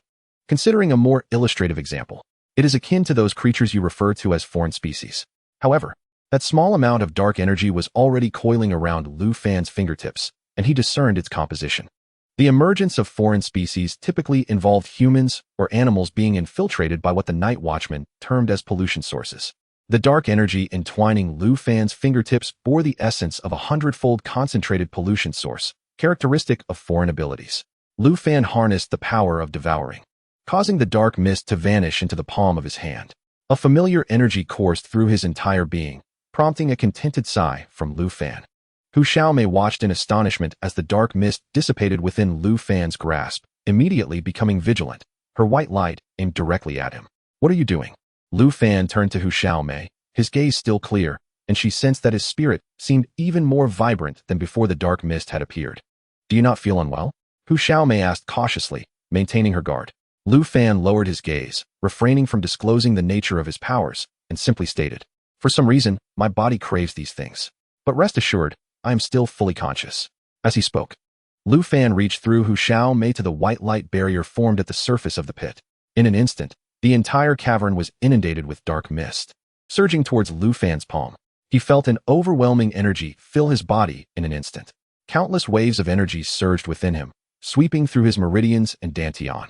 Lu Fan transitioned from crouching at the edge of the pit to kneeling, gritting his teeth as he endured the tumult of energy within, directing it all back to his dantian to forge small crystalline cores. "Is this a crystal core?" Lu Fan's consciousness peered into his dantian, surprised to see the familiar crystalline cores forming. Unlike the impure cores of other kinds, these cores coalescing within Lu Fan's dantian were devoid of impurities, as if they were the most pristine embodiment of power. Unbeknownst to Lu Fan, Hu Xiaomei watched him with the same fascination one might reserve for a rare creature. Witnessing him consume the very dark energy they regarded as a catastrophe. The creatures of the misty forest referred to this dark mist as demonic energy. Chapter 48. Restored to normal, Hu Xiaomei's gaze was filled with shock and contemplation as it fell upon Lu Fan. However, Lu Fan was entirely absorbed in the frenzied influx of dark mist into his body and remained oblivious to Hu Xiaomei's expression. Whenever Lu Fan felt his body nearing its capacity to absorb the dark mist, the pure energy crystals in his dantian would emerge, merging into his being. He could distinctly sense his strength gradually increasing. Once he confirmed that his body would not be overwhelmed by this peculiar dark energy, Lu Fan fully relinquished his restraints and fervently absorbed the dark mist. An unending stream of dark mist was entirely drawn into Lu Fan's body. And Hu Xiaomei's resolve solidified. This individual could become a friend. He must never be an enemy. When Lu Fan opened his eyes again, he was met with Hu Xiaomei's adoring gaze. My goodness, you have completely absorbed all that terrifying demonic energy. Thank you, kind sir, for saving the misty forest. Hu Xiaomei reverently bowed to Lu Fan, gazing up at him as if he were a deity. At this moment, the energy within Lu Fan surged throughout his body, a complex mix of desire and other emotions exerting control over him. Lu Fan pulled Hu Xiaomei from the ground and embraced her, leaning in to kiss her lips. A flicker of surprise and hostility flashed in Hu Xiaomei's eyes. Though her ability was to charm, she rarely engaged in such intimate contact with male fairies or even humans. Instinctively, she wanted to push Lu Fan away but felt pure energy continuously merging into her body at the point where their lips met. Lu Fan's eyes were tightly shut, while Hu Xiaomei was taken aback by this unexpected turn of events. Her eyes widened, passively enduring Lu Fan's unrestrained expression of desire upon her. As Lu Fan's hand roamed, ascending and descending, it was only when he touched her softness that Hu Xiaomei regained her senses. Yet now, she found herself reluctant to push Lu Fan away. The energy he had infused into her during their kiss equated to a year of her arduous training. And it was extraordinarily pure, transforming into her own magical power upon entering her body. Hu Xiaomei allowed Lu Fan's hands to explore her body freely, even pushing her chest forward in compliance. She contemplated whether to use her power to shield the area should Lu Fan's primal instincts take over. Fortunately, Lu Fan merely indulged in the moment without crossing any further boundaries. When Lu Fan's consciousness returned to clarity, he realized he had been kissing Hu Xiaomei for several minutes.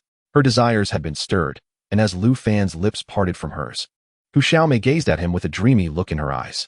While Lu Fan was unclear about the events that had transpired, he acknowledged that he had taken advantage of Hu Xiaomei. Embarrassed, he slowly withdrew his hand from the depths of her embrace and cautiously distanced himself from her. If I said I was momentarily overwhelmed by emotions and lost control, would you believe me? Hu Xiaomei, observing Lu Fan's seemingly innocent expression, was torn between laughter and tears, ultimately nodding in acquiescence. I believe you. I am certain it was unintentional. The sight of Hu Xiaomei's smile only deepened Lu Fan's embarrassment. He shifted the topic back to the pit beside them. I suppose I have absorbed all the dark mist. Lu Fan looked at the pit, now devoid of any trace of dark mist, astonished by the evolution of his abilities. What are you so surprised about? Hu Xiaomei asked, puzzled by Lu Fan's astonishment. Am I really that impressive? Lu Fan questioned, genuinely. Hu Xiaomei chuckled, causing Lu Fan to feel slightly embarrassed upon realizing his own words. So you didn't even know how powerful you truly are? I thought you would only be able to suppress it. I never expected you to eradicate it entirely. As she spoke, Hu Xiaomei continued to observe Lu Fan's expression, noting the remnants of surprise in his eyes, understanding that he likely remained unaware of the secret behind his unique constitution. With a twinkle in her eye, Hu Xiaomei suddenly extended 7 tails from behind her. Lu Fan's gaze was irresistibly drawn to the plump tails, and as he reached out to touch them, one of the tails was bitten off by Hu Xiaomei and instantly transformed into a palm-sized foxtail pendant.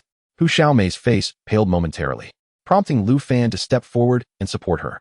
What are you doing? Why would you break your own tail? I have heard that the tails of fox spirits are embodiments of their power. Lu Fan spoke truthfully, but for Hu Xiaomei, the pain of breaking her tail would not result in significant loss. The energy Lu Fan had transmitted to her through their intimate contact was sufficient for her to reform her 7th tail. This is our pact. I promised you that if you helped us resolve this trouble in the Misty Forest, every fairy in the Misty Forest would owe you a favor. Hu Xiaomei placed the transformed foxtail pendant into Lu Fan's palm, urging him to hold it tightly. She raised her head slightly, her innocent eyes gazing up at Lu Fan. Should you leave the Misty Forest and not return for a long time, this tail will allow you to contact me. If you ever find yourself in danger, the residual magical power in the tail can save your life. Hu Xiaomei gently cupped her hands around Lu Fan's, which held the small foxtail pendant, drawing it close to her chest. Lu Fan felt his palm pressed firmly against the smooth contours of Hu Xiaomei, causing him to swallow hard. You must take good care of this little trinket. Should you ever wish to contact me, know that I will always be waiting, she purred, her eyes filled with alluring charm. Staring into the eyes of such an enchanting fox demon, Lu Fan felt an uncontainable fire ignite in his lower abdomen. Truth be told, were it not for his fear of reproductive isolation, he would have been tempted to pin this captivating woman to the ground. Alas, his moral integrity remained excessively high. Understanding men better than most, Hu Xiaomei noticed the suppressed desire reflected in Lu Fan's eyes and softly replied, If you ever seek other forms of release, do not hesitate to find me. She rose slightly on her toes, whispering into Lu Fan's ear with a gentle breath, I am willing to offer myself to you. Startled by her teasing, Lu Fan stammered, please do not tempt me. Since I have completed my task, I should take my leave. In a flurry, he stuffed the pendant into his pocket, and, fearing it might fall, he secured it to the necklace around his neck. After completing this hasty action, he noticed Hu Xiaomei gazing at him with a teasing glint, causing his cheeks to flush deeper. As Lu Fan's gaze wandered, he observed that the large pit on the ground had yet to heal. Why is this pit not restored? He mused, forcing himself to regain composure and address the matter at hand. Hu Xiaomei had merely intended to tease Lu Fan and did not wish for anything more serious. Upon hearing him speak of important matters, she returned to her more serious demeanor. The restoration array has simply not activated yet. With a gentle smile, Hu Xiaomei quickly enveloped the collapsed area with her demon energy, visibly mending the damage as Lu Fan watched the red array illuminating the ground. This array was a teleportation formation, allowing one to step onto it and be transported outside. Will you think of me? She asked as Lu Fan approached the array. Suddenly, Hu Xiaomei reached out and grasped Lu Fan's clothing, casting a pitiful glance his way. Lu Fan felt his throat constrict as she took 2 steps closer, her delicate fingers lightly tracing his throat. When you return, you must remember me, and let us keep in touch. At that moment, Lu Fan's mind was consumed with thoughts of the alluring fox spirit. He barely registered her words, simply responding affirmatively to her question. Seeing Lu Fan's dazed expression, Hu Xiaomei felt an unfamiliar emotion swell within her. Aware of this shift in her feelings, she chose not to linger and instead waved goodbye to him. May your journey be smooth and your future bright. Lu Fan nodded, his reluctant gaze lingering on her voluptuous form before stepping into the array. Oh, and regarding those two, please do not harm them. It would be better if they forgot what transpired. Otherwise, they may spread rumors of my collusion with the demons of the Misty Forest, which could lead to trouble for you. Realizing Lu Fan's unique constitution and his importance to the Misty Forest, Hu Xiaomei perceived him as different from others. She was well aware of the animosity between Lu Fan and the brother-sister duo and would prefer to eliminate them entirely. However, considering the disturbances within the Misty Forest, she recognized that if only Lu Fan were to emerge, it might bring him trouble. Ultimately, she nodded in agreement, allowing Lu Fan to depart with peace of mind. As Lu Fan stepped onto the array, a flash of red light enveloped him, and he vanished instantly. Watching him leave unscathed, Hu Xiaomei returned to her languid demeanor, swiftly making her way to the location of the Su siblings. She lazily retracted the attack she had previously set up, observing the unconscious pair. Had it not been for that little one sparing your lives, you would now be fertilizer for the Misty Forest. With a flick of her hand, she sent her pink demon energy into their bodies, erasing their memories of the incident. Hu Xiaomei decided to send them off, casting Su Bingyue and Su Ling into the same teleportation array Lu Fan had exited, using her tail to gently rouse them. However, their faces were swollen and bruised. Once their figures disappeared, Hu Xiaomei returned to her dwelling, concealing her accomplishments while absorbing the pure energy she had acquired from Lu Fan. Meanwhile, Lu Fan emerged from the array, discovering another sign indicating the second array for returning to the base. After safeguarding himself with his powers, he cautiously stepped into the second array. Fortunately, the instructors would not play tricks on them in such matters, and Lu Fan successfully returned to the base. However, he was taken aback to find Su Qian waiting for him upon completion of the practical examination. Flashback to the beginning of the practical assessment. As all prospective night watchmen entered the Misty Forest, sudden tremors emanated from its depths. The instructors sensed something amiss and quickly investigated the situation. They discovered that the arrays they had set in the Misty Forest had suddenly ceased to function. Realizing the gravity of the situation, they attempted to use the beads previously given to the candidates to forcibly extract them from the forest. To their dismay, an unknown force obstructed their efforts, rendering the beads ineffective. This unprecedented occurrence prompted the instructors to immediately report to Su Qian. Upon receiving the news, Su Qian rushed to the training base at breakneck speed. Where is Lu Fan and the other students? She went straight to the command room. The instructors, intimidated by her state, dared not conceal any details, trembling as they relayed the situation to her. I need to enter the Misty Forest, Su Qian declared without hesitation. That is impossible, Commander. All passageways into the Misty Forest are blocked. We must either clear a new route or wait for the disturbances to subside. Without a trace of doubt, Su Qian replied, what if something has happened to the students in the Misty Forest? I don't care how you get me in. The instructors were nearly in tears. It was not that they were unwilling to send Su Qian, they genuinely could not. Yet, aware of her resolute nature, they could only stall for time. Days dragged on, with Su Qian's impatience growing, and she even sensed that they were intentionally delaying her. In a fit of rage, she reprimanded several instructors. Determined to venture into the misty forest herself, she faced numerous obstacles from the instructors. Just then, the passage connecting the misty forest to the outside world suddenly reopened. The instructors were overcome with emotion, realizing that the teleportation array was functioning again, and quickly urged Su Qian to hold off. Perhaps it is your student who has emerged from the misty forest. Let us check. Following the instructors, Su Qian arrived just in time to see Lu Fan stepping out of the array unharmed. The excitement was palpable, not just for Su Qian, but for the instructors who had narrowly escaped calamity. They gazed at Lu Fan as though he were a deity, their savior. Chapter 50. Alone, Lu Fan observed Su Qian approaching him briskly, feeling somewhat perplexed. Could it be that this woman came to see me? However, upon further reflection, he dismissed the notion as mere coincidence. After all, this was the training base for the night watchman, and it seemed quite natural for Su Qian, as their commander, to be present here. Just as Lu Fan was about to greet Su Qian, she inquired, "Are you injured?"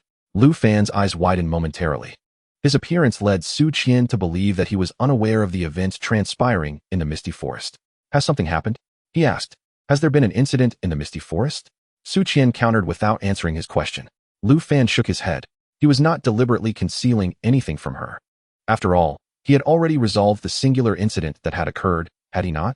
Aside from you, no one else has returned alive from the misty forest assessment. Su Qian revealed the grim reality to Lu Fan. His eyes widened in surprise. Am I the first? Hearing the hint of joy in Lu Fan's tone, Su Qian opened her mouth, but was at a loss for words. There had been complications within the misty forest, preventing those students who attempted to shatter their beads to escape in a timely manner. Unbeknownst to them, each bead they received had a counterpart left outside. The two beads were interconnected. If one shattered, so too would the other. This connection formed the pathway through which students would exit the misty forest. Before Lu Fan's departure, more than half of the beads had already broken, yet not a single student had emerged. The instructors had stated upon entering the misty forest that the beads were to be crushed only when their lives were in jeopardy, although they did not explicitly say that breaking the bead would disqualify them from becoming night watchmen. The majority of the students understood that falling behind in rank and being outright eliminated were two distinct scenarios. Therefore, they would never shatter their beads unless faced with a life-threatening situation. If the bead broke and the individual did not escape, it meant certain doom. During Lu Fan's conversation with Su Qian, a young staff member clad in training base attire rushed over. Commander, another 10 beads have shattered. Su Qian maintained her icy demeanor. Yet Lu Fan, having known her for quite some time, could sense her distress. Is it truly that no accidents occurred in the misty forest? Lu Fan hesitated for a moment. Su Qian, sensing his hesitation, pressed further. What exactly transpired? With a sigh, Lu Fan began recounting his experiences after entering the misty forest. He chose to omit the fact that he had consumed the inner core of a fox spirit girl, instead mentioning that he encountered few aberrations, but many fairies, and faced a beast tide. During the beast tide, he had been abducted by a fox spirit, and after considerable effort, managed to escape her clutches, eventually finding one of the exits. However, when he arrived at the teleportation array, it failed to transport him. Unsure of what had gone awry, he initially assumed there was an issue with the array and sought alternatives. After trying 3 different arrays, he finally succeeded in being transported on the 3rd attempt. Thankfully, Hu Xiaomei had informed Lu Fan that there were 3 exits, and each array would facilitate their exit. Was the teleportation array malfunctioning? Su Qian murmured to herself, not doubting Lu Fan's words. Lu Fan felt a wave of relief wash over him, though he was unaware of the reasons why those who shattered their beads had not emerged from the misty forest. He believed that after absorbing the demonic energy at the exit, no further issues would arise. Seeing Lu Fan's contemplative silence, Su Qian assumed he was startled by the gravity of the situation. Thank you for your efforts. You secured first place in the practical assessment and successfully passed the pre-training base evaluation. Your accommodations have been arranged, she informed him. Lu Fan nodded and followed her back to the training base. Su Qian led Lu Fan to his new quarters. This will be your new room at the training base. If you need anything, you may inform the base commander. After showing Lu Fan to his room, she briefly explained the base's operations before advising him to rest and await further instructions. Just as Lu Fan was about to ask another question, he noticed a deeper meaning in Su Qian's gaze. Lu Fan, I hope this incident during the practical assessment has nothing to do with you. Lu Fan's eyes betrayed a sense of wrongful accusation. What do you mean by that? Are you suspecting me? Am I that kind of person? Su Qian's expression softened slightly. I certainly believe you are not that kind of person, But if the entire team were to perish and you were the sole survivor, the training base would undoubtedly investigate the circumstances of the incident in the misty forest. Feigning anger, Lu Fan retorted, "Let them investigate. I have nothing to fear. If they can uncover any wrongdoing on my part, they may execute me 100 times if they wish." He sulked on the couch, ignoring Su Qian. After a few moments, Su Qian sighed softly and exited the room. As soon as she left, Lu Fan eagerly examined the specifics of the accommodations assigned to formal trainees. The room spanned approximately 70 square meters, equipped with an independent bathroom, a spacious layout, a small kitchen, and a storage area, with all necessary furniture provided. A fully enclosed balcony, presumably for drying clothes, was also present. Standing on the balcony, Lu Fan surveyed the training base's plaza behind the dormitory. He returned to his room, sprawled out on the soft bed, and reflected on the events in the misty forest. Aside from Hu Xiaomei, only the two siblings from the Su family were privy to the details. He hoped Hu Xiaomei would understand the hints he dropped before leaving, allowing the siblings to experience an accident that would erase their memories. After being tense for so long in the misty forest, lying on the soft bed soon lulled Lu Fan into a state of relaxation, and drowsiness began to envelop him.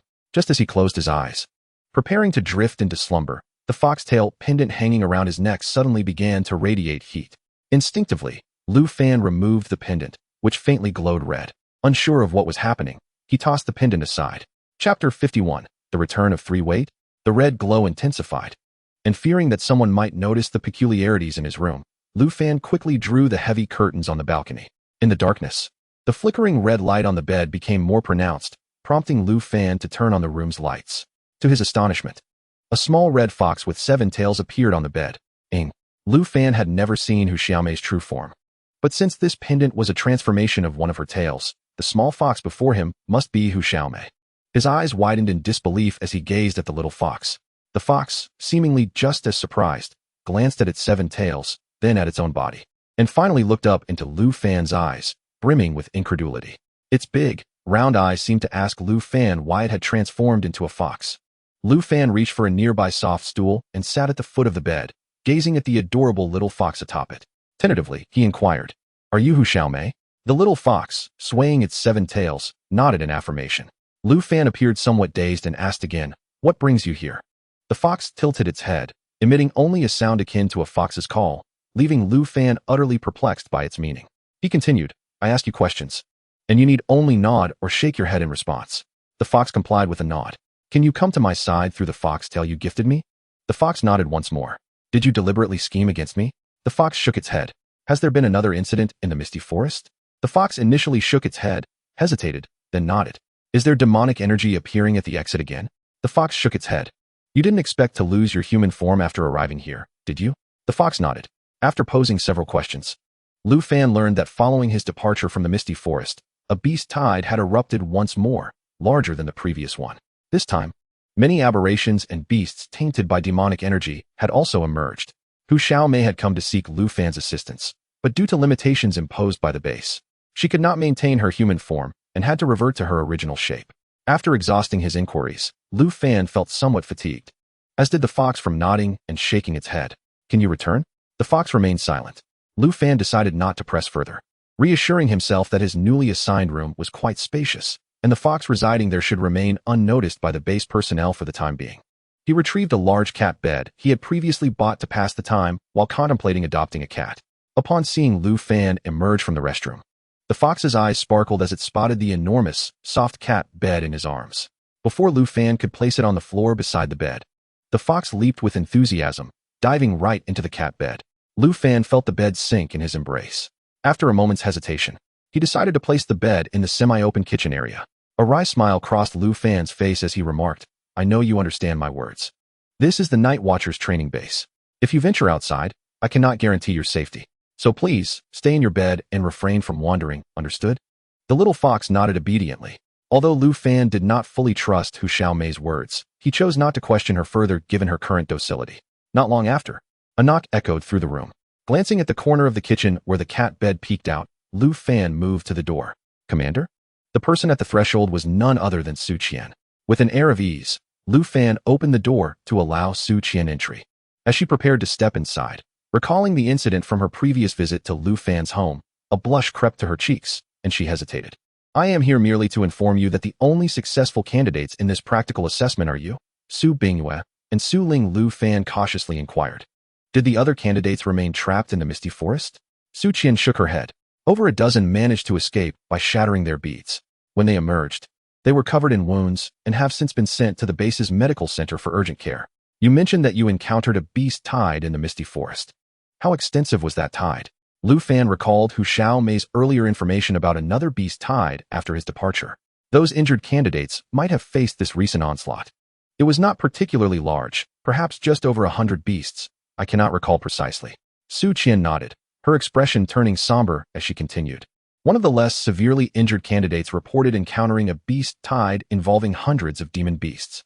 Had they not shattered their beads in time, they likely would have met their demise. Lu Fan's pupils constricted in shock at the revelation. Observing Lu Fan's reaction, Su Qian's lingering doubts dissipated. Regardless of the circumstances, Lu Fan, as a human, had indeed assisted them in resolving considerable troubles, and she should not suspect him of being linked to the anomalies in the misty forest. What about the siblings from the Su family? Were they unharmed? As Su Qian was about to leave, Lu Fan suddenly called out to her. Su Qian paused, her tone tinged with curiosity as she asked, "How did you know they were in trouble?" Lu Fan's face registered surprise. "I was merely asking, did something happen to them?" Su Qian replied, "Su Ling has lost her memory, and Su Bingyue has also fallen into a coma. They are currently receiving treatment at the medical center. However, since they emerged through the teleportation array, they are considered to have passed the assessment." Lu Fan feigned concern. "May I visit them?" Su Qian scoffed, stating bluntly, "You are not friends with them, nor do you wish to deepen your relationship. There is no need to feign kindness in my presence. I will not suspect you because of their identities." Lu Fan quickly suppressed his fabricated concern and replied, "That's fine. It was they who mentioned you are their cousin, and I was merely worried you might hold me accountable for their plight and create trouble for me." Su Qian glared at Lu Fan, who reverted to his previous nonchalant demeanor, shrugging without further comment. As Su Qian turned to leave, she unexpectedly added, "It would be beneficial for you to become acquainted as companions. You might as well visit them at the medical center." Chapter 52. Insufficient theoretical knowledge. Lu Fan's expression fell instantly, regretting his earlier pretense. Su Qian, sensing Lu Fan's dissatisfaction, paid no heed to his attitude and firmly led him to the medical center. Su Bingyue had awakened from his coma, yet like Su Ling, he had suffered a severe shock, resulting in partial memory loss. Su Bingyue had forgotten all memories following their arrival at the first exit. In contrast, Su Ling had lost a greater extent of memory, forgetting everything from the end of the physical assessment onward. The differing degrees of memory loss, coupled with medical examinations revealing they had sustained significant external trauma, led the medical staff to speculate that the two had encountered an insurmountable foe within the misty forest. However, they had fortuitously reached the vicinity of the exit. The enemy's attack had struck them, propelling them to the location of the exit array. Upon hearing the doctor's conjectures, Su Qian accepted the findings from the medical report detailing their injuries, agreeing with the physician's assessment. It appeared that their wounds and amnesia were indeed related to the beast tide that had emerged in the misty forest. The injuries they sustained were predominantly inflicted by ferocious beasts. Lu Fan, filled with curiosity, stood in the hospital room, observing Su Bingyue, who feigned sincerity in his gaze toward him, and Su Ling, who, despite having forgotten him, harbored a glimmer of animosity in her eyes. "Congratulations. I heard you achieved first place in this practical assessment once again." Su Bingyue managed to suppress the jealousy and resentment roiling within him, forcing a strained smile as he addressed Lu Fan. Lu Fan beamed with pride. "Oh, it was nothing, just some minor maneuvers. You did well too, securing second place." Hearing Lu Fan's tone of self-satisfaction and subtle boasting, Su Bingyue felt as though he might choke on his own blood. Lu Fan then turned his gaze to Su Ling, inquiring of Su Bingyue, "Will your sister recover? It is truly unfortunate to have lost so many memories all at once." Su Bingyue's lips twitched, his voice tinged with an unmistakable displeasure. Who could have anticipated that such a formidable beast tide would emerge in the misty forest? "Did you not encounter a beast tide as well? Do you have any idea what is happening?" Lu Fan responded innocently, "How could I possibly know? The two beast tides did not occur simultaneously. I exerted considerable effort to escape from that fox demon. Beyond that, I am rather unclear about the subsequent events." Su Ling observed the conversation between her brother and Lu Fan, feeling perplexed as she lacked that particular memory. Why was her brother engaging so animatedly with someone who had once been a mere delivery worker? Yet, she sensed a deep-seated animosity towards this unfamiliar man. Had she experienced something in the misty forest that warranted her hatred for Lu Fan? As Su Ling contemplated speaking, Lu Fan's gaze shifted to her. He had noticed the feelings of hatred, wariness, and confusion reflected in her eyes. However, he could discern from her demeanor that she truly did not remember him. Su Ling, you must rest well. Trust in the medical center's expertise. They will help restore your lost memories. Lu Fan deliberately adopted an affectionate tone, his gaze lingering on the open neckline of Su Ling's shirt as he remarked, "It is a pity that you have forgotten our joyful moments together." Before Su Ling could respond, Lu Fan turned back to Su Bingyue, stating, "I shall not intrude further on your rest. I will take my leave." As Lu Fan exited the ward, he stood in the corridor awaiting Su Qian. Inside the room, a look of skepticism clouded Su Bingyue's features as he turned to Su Ling. "That night, did nothing truly happen between the two of you?" Su Ling was utterly unaware of which night Su Bingyue referred to, and could only respond with a hint of distress.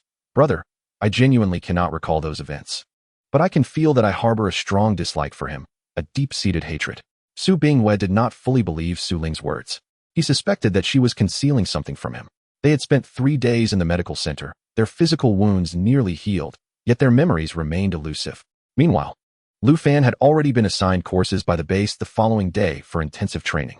Su Qian informed the instructors of Lu Fan's achievements prior to his entry into the training base, thus sparing him from preliminary training, allowing them to tailor a training plan suited to his needs. Lu Fan's cultivation methods, honed through his experiences from the bottom up, were bolder and more adventurous than those of the official personnel, yet lacked their comprehensive depth. The official training courses had been refined through generations of evolution, surpassing the capabilities developed by grassroots practitioners. Su Qian requested that the training base strive to maintain Lu Fan's original habits while enhancing his combat prowess, enabling him to fully unleash his potential. Lu Fan's performance in the 2 assessments indicated that he would indeed be prioritized for intensive training. However, neither Su Qian nor the instructors anticipated that while Lu Fan excelled in combat, he was woefully deficient in cultural knowledge regarding beasts and anomalies. In his first written knowledge assessment, Lu Fan scored a failing grade.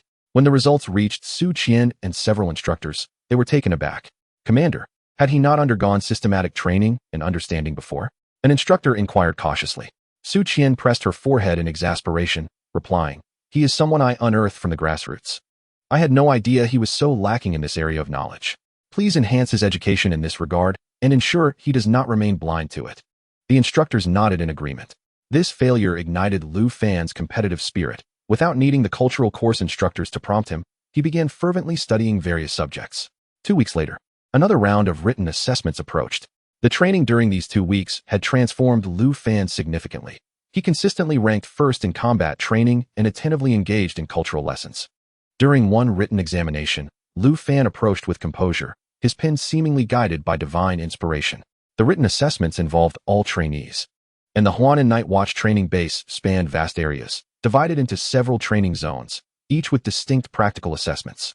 In the training zone where Lu Fan was situated, only 3 trainees remained, making it the zone with the fewest participants in the entire Huanan Night Watch training base. Subsequent training would gather selected trainees from various zones for concentrated instruction. Lu Fan had been the sole student to fail the previous written assessment, which had already spread among the other trainees. Now, witnessing Lu Fan's confident demeanor and rapid writing, they assumed he was intentionally scribbling nonsense due to his ignorance of the material. The written assessment concluded swiftly, and Lu Fan disregarded the peculiar stares from those around him as he submitted his paper and exited the examination room. Spotting a familiar figure emerging from the exam room ahead, Lu Fan's mischievous side took over as he approached swiftly and playfully patted Su Ling on the shoulder. "Su Ling, how did your assessment go this time?"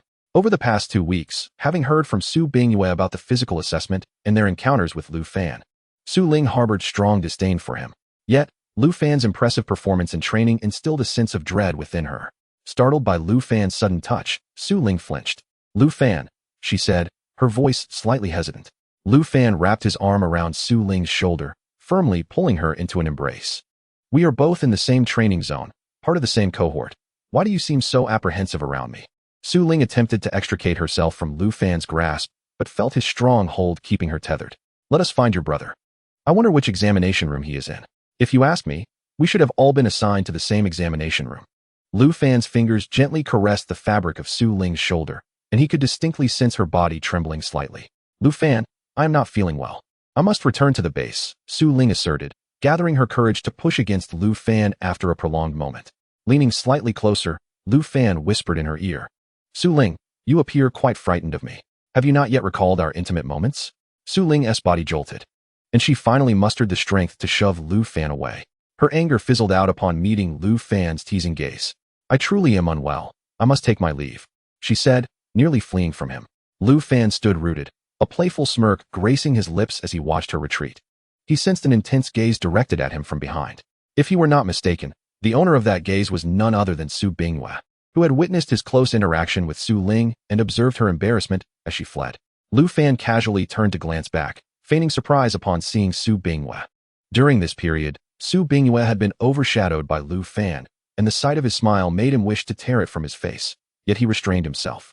With a forced smile, Su Bingyue hurriedly departed from the opposite side. Lu Fan hummed a tune as he returned to his room. Following this assessment, there would be a 2-day respite, during which he could choose to leave the base or remain.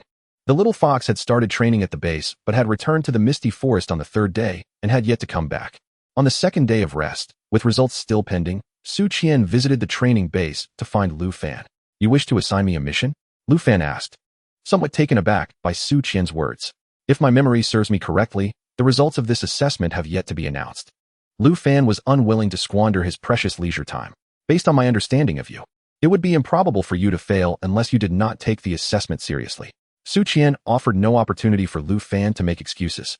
With a weary expression that suggested resignation, Lu Fan spoke. Then please, enlighten me. There has been an incident in the affluent district of the city. The personnel we previously dispatched have failed to identify the source of the problem, and as the situation remains unresolved, the other party has begun to apply pressure. Therefore, I hope you can lend your assistance. As the results have not yet been released, Lu Fan cannot be considered a formal night watchman. Although Su Qian holds the rank of commander, it is procedurally inappropriate to assign a matter that even the formal night watchman cannot resolve to Lu Fan, who is still unofficial. What if I cannot discern the issue either? If the formal night watchman cannot resolve it, what use would my involvement be? Lu Fan muttered softly. Su Qian's icy demeanor had no effect on him. She could only reply, the reward for successfully resolving this task is 20,000, and I will offer you triple that amount. Lu Fan's demeanor shifted, revealing a look of eagerness. It would be my honor to serve Commander Su. With a disdainful roll of her eyes, Su Qian instructed Lu Fan to prepare himself quickly before leading him to the villa district. We can leave now. I have little to pack.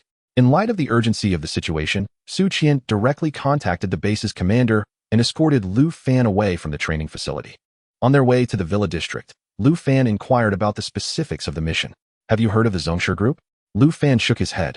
It is one of the largest conglomerates in the area. The issue involves their young lady, Zhong Qiyun. Zhong Qiyun possesses no supernatural abilities. She is an ordinary person. However, recently, upon seeing her reflection, she has been known to suddenly become violent towards others. To be precise, it is not merely mirrors. Any reflective surface causes her to lose control, yet she behaves normally otherwise and does not recall her episodes of madness. We previously dispatched several night watchmen to thoroughly inspect Zhong Qiyun's residence and the mirrors she has encountered, but they found no discernible problem. The Zhong family intends to pay handsomely for someone to resolve their young lady's predicament. I will take you there. You can assess Zhong Qiyun's condition. If you can resolve it, act accordingly. If not, I will escort you away. Lu Fan nodded in agreement. Upon arriving at the villa district, Su Qian successfully entered the Zhong family villa with Lu Fan. As Su Qian is not only the commander of the night watchmen, but also a member of the Su family, the Zhong family, despite their previous disappointments with the night watchmen, dared not show Su Qian any disrespect. Please lead us to see Miss Zhong's condition. We appreciate your assistance. The Zhong family members glanced at the exceedingly youthful Lu Fan following Su Qian, exhibiting a hint of discontent. The butler personally guided them to Zhong Qiyun's room. The young lady has just taken a sleeping pill and is currently resting. Please do not disturb her, the butler softly stated as he led them to her door. Both nodded, and Lu Fan reached out to open Zhong Qiyun's door. What met his eyes was a room in which every wall, including the ceiling, was draped with layers of thin gauze, and all shiny objects were covered with frosted paper. However, Lu Fan's gaze was drawn to Zhong Qiyun, who lay on the bed, her expression somewhat unsettling. In the eyes of others, Zhong Qiyun appeared to be resting in a white nightgown. Yet, to Lu Fan, a crimson figure was straddling Zhong Qiyun, its hands gripping her tightly. The sound of the door opening drew the figure's attention. Beneath flowing locks of hair was a face utterly disfigured, with features indistinguishable, resembling a grotesque blend of batter, terrifying and repulsive. When that face turned toward Lu Fan, he felt as though his breath had been stolen. In that moment, he began to comprehend Zhong Qiyun's plight. If she saw such a sight in the mirror, it was understandable that she would succumb to madness. But Lu Fan could not fathom why a presence visible to him would elude others. He furtively glanced at Su Qian beside him, only to find her also surveying the room, her brow furrowed. "Commander, did you see anything?" Lu Fan cautiously inquired.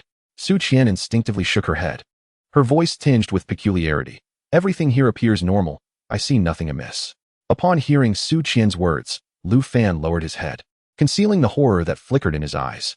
Why could only he perceive the existence of that female ghost? No, perhaps Zhong Qian could see her reflection as well. Su Qian turned to Lu Fan. "What did you see?" Lu Fan avoided her gaze and shook his head. "If you cannot see it, how could I? However, I sense a pervasive gloom in this room. Living here would surely be oppressive." Su Qian rolled her eyes. "Feeling oppressed is far better than feeling enraged. If you cannot see it, then let us depart." As Su Qian spoke, she seemed intent on leaving rather than investigating further, turning to escort Lu Fan out. The crimson figure, perched upon Zhong Qian, had been fixated on the two since their entrance. Upon hearing their conversation, what appeared to be its eyes wept two streams of blood. This chilling and haunting scene stirred a sense of confusion within Lu Fan. He desired to understand the relationship between the disfigured female ghost and Zhong Qian. Why was she tormenting Zhong Qian? Following Su Qian, Lu Fan obediently took a few steps towards the door before suddenly speaking. "Commander, I wish to take another look. Perhaps you could step outside?" Su Qian halted, glancing back at Lu Fan. At that moment, he stood with his back to the crimson figure, which could not discern his expression. However, Su Qian noticed Lu Fan's subtle gestures. Recalling Lu Fan's earlier words, Su Qian quickly understood. He had perceived something amiss but was reluctant to articulate it directly. "Did you not claim you saw nothing? I know you are motivated by the reward, but you cannot risk yourself." Su Qian's tone was deliberately disapproving. Lu Fan recognized that Su Qian had grasped his silent cue. "Let me give it a try. What if I succeed? That would be quite a sum." Lu Fan exaggeratedly portrayed a greedy persona. Su Qian replied, her tone exasperated. "Do as you wish. If you want to stay, then stay." As Su Qian exited the room, Lu Fan, wearing a greedy expression, turned toward the window. Initially, the crimson figure, enraged that Lu Fan dared to remain, was taken aback. However, realizing he was merely a greedy fool oblivious to her presence, the ghost licked her lips, her form lifting from Zhong Qian, swiftly appearing beside Lu Fan. Lu Fan steadied his racing heart, feigning curiosity about everything in the room. How curious, despite the absence of anything here, why is the atmosphere so heavy with malevolence? I am certain I can pinpoint the source of this negativity. Lu Fan muttered to himself.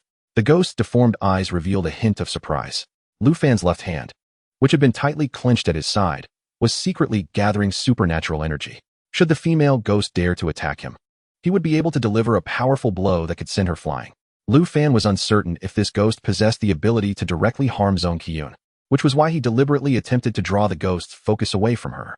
However, he never anticipated that the ghost would resort to seduction.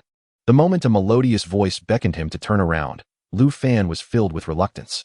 Lang Jun, although he indeed wished to lure out the ghost to resolve the situation, the impact of turning back in such a scenario made him fear that his heart could not bear it. To capture the ghost, he repeated to himself, reminding himself that the voice seemed enticing rather than terrifying. A voice could twist and turn. If it intended to frighten him, it would not sound like this. Resolutely, he turned around and beheld a hazy figure appear about 10 steps behind him. Fortunately, the ghost's face had transformed into a stunning beauty by some unknown means. Lu Fan exhaled sharply, his eyes displaying a hint of infatuation. "Who are you?" Lu Fan feigned curiosity. "Lang Jun, I met a tragic end, all because of that woman. Have you come to capture me?" The ghost approached him step by step, shedding layers of clothing. In another context, Lu Fan would have certainly appreciated the exquisite scenery. Yet, having already witnessed the ghost's true form, he felt nothing but revulsion at her current seduction. Nevertheless, to lower the ghost's guard, he donned a lustful expression, pretending to be entranced. "She caused your death? How did she do that? What happened?" Lu Fan inquired, pretending to wipe the drool from the corner of his mouth. Inching closer to the ghost, for reasons unknown, as he drew near, the ghost suddenly stepped back, seemingly wary of him. "Is it because you have been secretly entangling her?" Lu Fan pretended to be ensnared, testing the ghost's true strength and eliciting her avoidance. The ghost ceased her retreat, nodding weakly. "Lang Jun, could you please not take me away?" The ghost attempted to maintain her delicate demeanor to further entice him. Chapter 55. Dual Seduction. Lu Fan feigned a dazed expression, lunging toward the ghost. He mumbled, "If you let me enjoy myself, I won't take you away."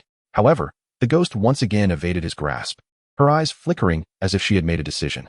She turned into a plume of red smoke and instantly merged into Zhong Qiyun's body. Lu Fan's lascivious demeanor transformed into astonishment as he watched Zhong Qiyun, who had been lying still on the bed, suddenly begin to tremble violently. He paid no mind to the ghost's entanglement with Zhong Qiyun, readying himself to subdue her. Yet, Zhong Qiyun's subsequent actions widened Lu Fan's eyes in disbelief. Little brother Zhong Qiyun, clad solely in her nightgown, sat up from the bed, striking a seductive pose and casting a flirtatious glance at Lu Fan as he approached her. Zhong Qiyun was strikingly beautiful. As the young lady of the Zhong family, she had been raised amidst wealth, exuding the aura of an aristocratic girl akin to a perfectly blooming peony. Yet, this peony now displayed an alluring demeanor, gently swaying one leg over the bed's edge while beckoning Lu Fan with a finger. Little brother, you promised me that if I let you enjoy yourself, you wouldn't take me away. The alluring gestures were accompanied by the ghost's voice, and Lu Fan instantly grasped that the ghost had taken control of Zhong Qiyun's body. His expression morphed into one of lascivious delight as he lunged at Zhong Qiyun. His hands roamed over her body while he scrutinized her expression, eager to discern whether the ghost had completely suppressed Zhong Qiyun's consciousness or if any remnants remained. Yet, all he could see were the ghost's seductive gestures through Zhong Qiyun's body. As Lu Fan's fingers explored Zhong Qiyun's form, he discreetly probed the ghost's strength. The ghost's level was not high, and under Lu Fan's scrutiny, the concentration of Yin energy within Zhong Qiyun was fully revealed before him. You managed to enter her body. But if you seek revenge, why not directly control her to her demise? Lu Fan straddled Zhong Qiyun, his hands gripping her delicate waist, locking eyes with her. The ghost, concealed within Zhong Qiyun, hesitated to answer. Little brother just promised me that as long as I let you enjoy yourself, you won't capture me. Lu Fan smirked. But this isn't what you promised me. If I enjoy myself through her body, the Zhong family won't spare me. He continued to tempt her. You claim she caused your death. Don't you wish for revenge? I can assist you, since you can control her body. Can't you also provide me with further benefits? The ghost clearly hesitated, and Lu Fan noticed a fleeting look of confusion on Zhong Qiyun's face. Let me feign capturing you, and they will pay me handsomely. Then you can enter her body again, claiming it is to thank me. We can meet privately, and I will help you eliminate her original soul. How does that sound? A flicker of disdain crossed Zhong Qiyun's eyes. The ghost's voice lost its previous allure. I do not wish to become her. She disgusts me. Can you truly help me seek vengeance? Lu Fan feigned difficulty. Isn't this plan of mine designed to help you take revenge? It will ensure her complete demise while allowing you to lavishly spend the Zhong family's wealth. I suspect you cannot kill her yourself. The ghost fell silent. Very well, first emerge from her body, and we shall discuss it further. I believe a ghost with such principles must have been a good person in life. Lu Fan's persuasive words finally convinced the ghost. He watched as a wisp of red smoke emerged from Zhong Qiyun's body, materializing before him. In a flash, Lu Fan's hand, which had been resting behind him, shot out like lightning, seizing the ghost by the neck. A surge of supernatural energy erupted, directly binding the ghost in his grasp. The ghost, in a state of panic, attempted to escape, but Lu Fan swiftly opened the storage compartment and thrust the ghost inside. He trusted the ghost's words. After all, if there was no grudge between them, a ghost of her nature would not entangle herself with Zhong Qiyun. Perhaps it was Lu Fan's biased view of the wealthy. The previously encountered Su Bingwei had already demonstrated that the affluent could be quite extravagant. Thus, he refrained from taking the ghost's life outright. What if this unfortunate girl truly was a victim of Zhong Qiyun?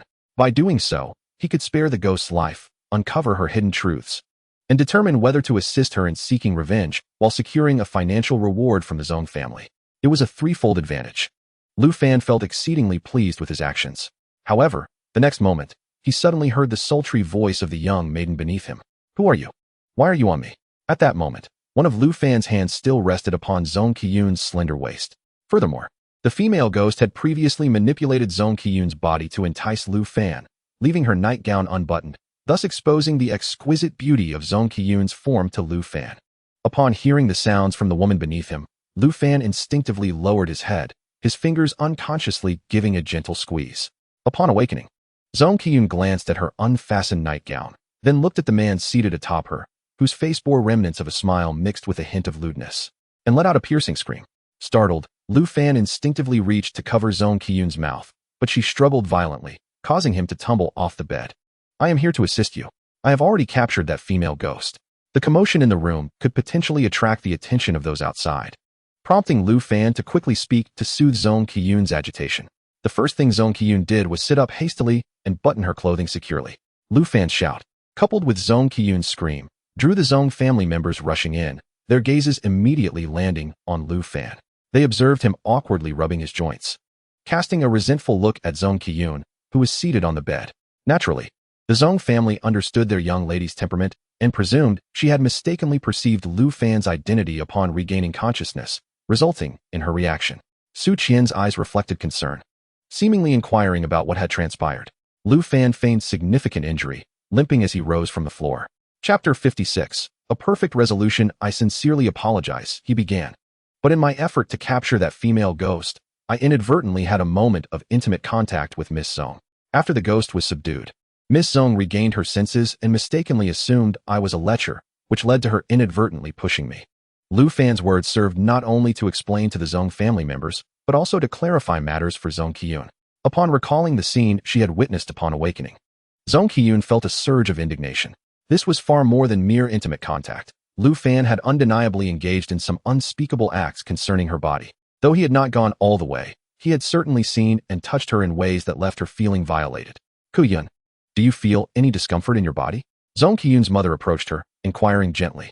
Zhong Qiyun, too embarrassed to disclose the entire scene to her mother, could only shake her head. I am sorry, mother.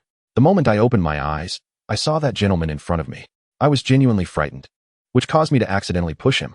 With Zhong Qiyun saying this, the other Zhong family members naturally had no doubts, their expressions shifting to gratitude as they looked toward Lu Fan and Su Qian. At this moment, Su Qian had approached Lu Fan, the doctor asking him, has the situation truly been resolved? Lu Fan smiled. The problem has been addressed. Do you still doubt my capabilities? Su Qian refrained from further comment. The Zhong family tentatively brought over a mirror, positioning it before Zhong Qiyun. She adeptly tidied her slightly disheveled hair and nightgown, revealing a satisfied smile. Father, mother, I am truly well now. I no longer have to face that frightening entity.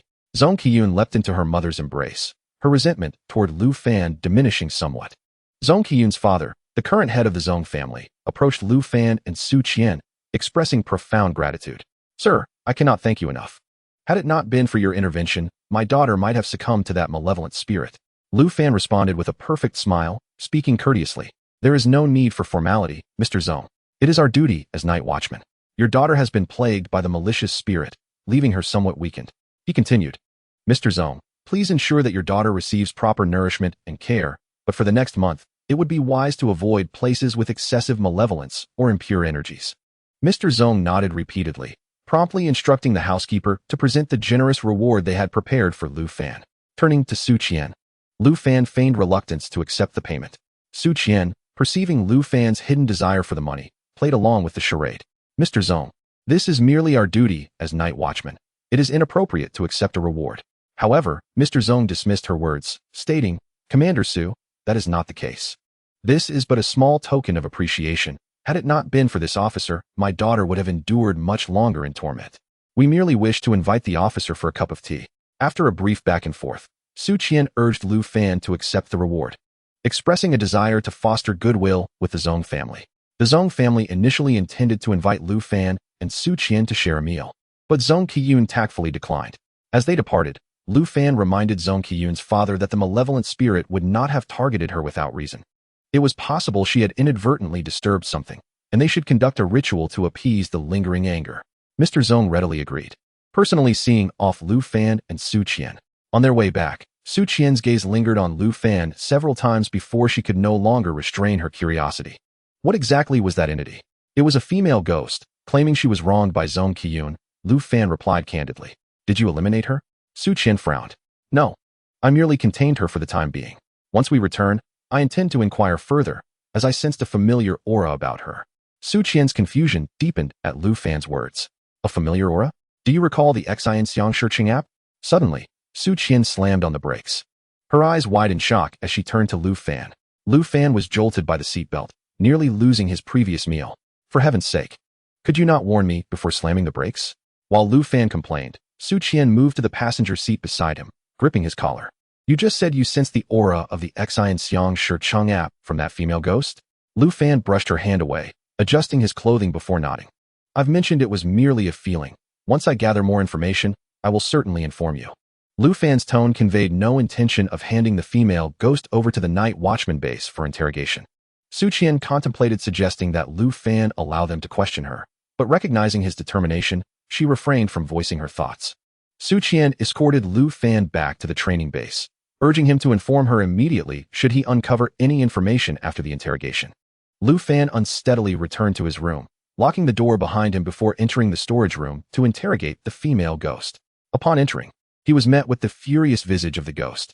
The moment she laid eyes on Lu Fan, she lunged at him, her resentment and malice boiling over. "You deceived me. You aided those wretched beings. I will consume you. I will slay you." The ghost snarled, but Lu Fan would not allow such unruliness in his space. With a swift kick, he sent the ghost flying. "You should be grateful that it was I whom the Zhong family called upon. For I am willing to discover what transpired with you." Having sensed the ghost's aura was akin to that of the shadow associated with the Xian Xiang, Shi Chengap, he found her assertions hard to believe. "What do you mean? You obstruct my vengeance and expect me to be grateful?"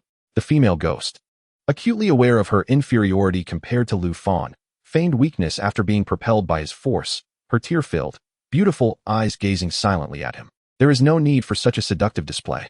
I shall pose but one inquiry. Why do I sense the essence of the Xian Xiang Shi Chengap emanating from you?" Upon hearing those 4 words, the ghost's previously delicate demeanor shifted dramatically. Her ghostly aura surged as she prepared to strike again. Yet, Lu Fan merely revealed a flicker of golden flame in his palm, causing the female specter to instantly weaken and kneel before him. Chapter 57. The Contracted Female Ghost.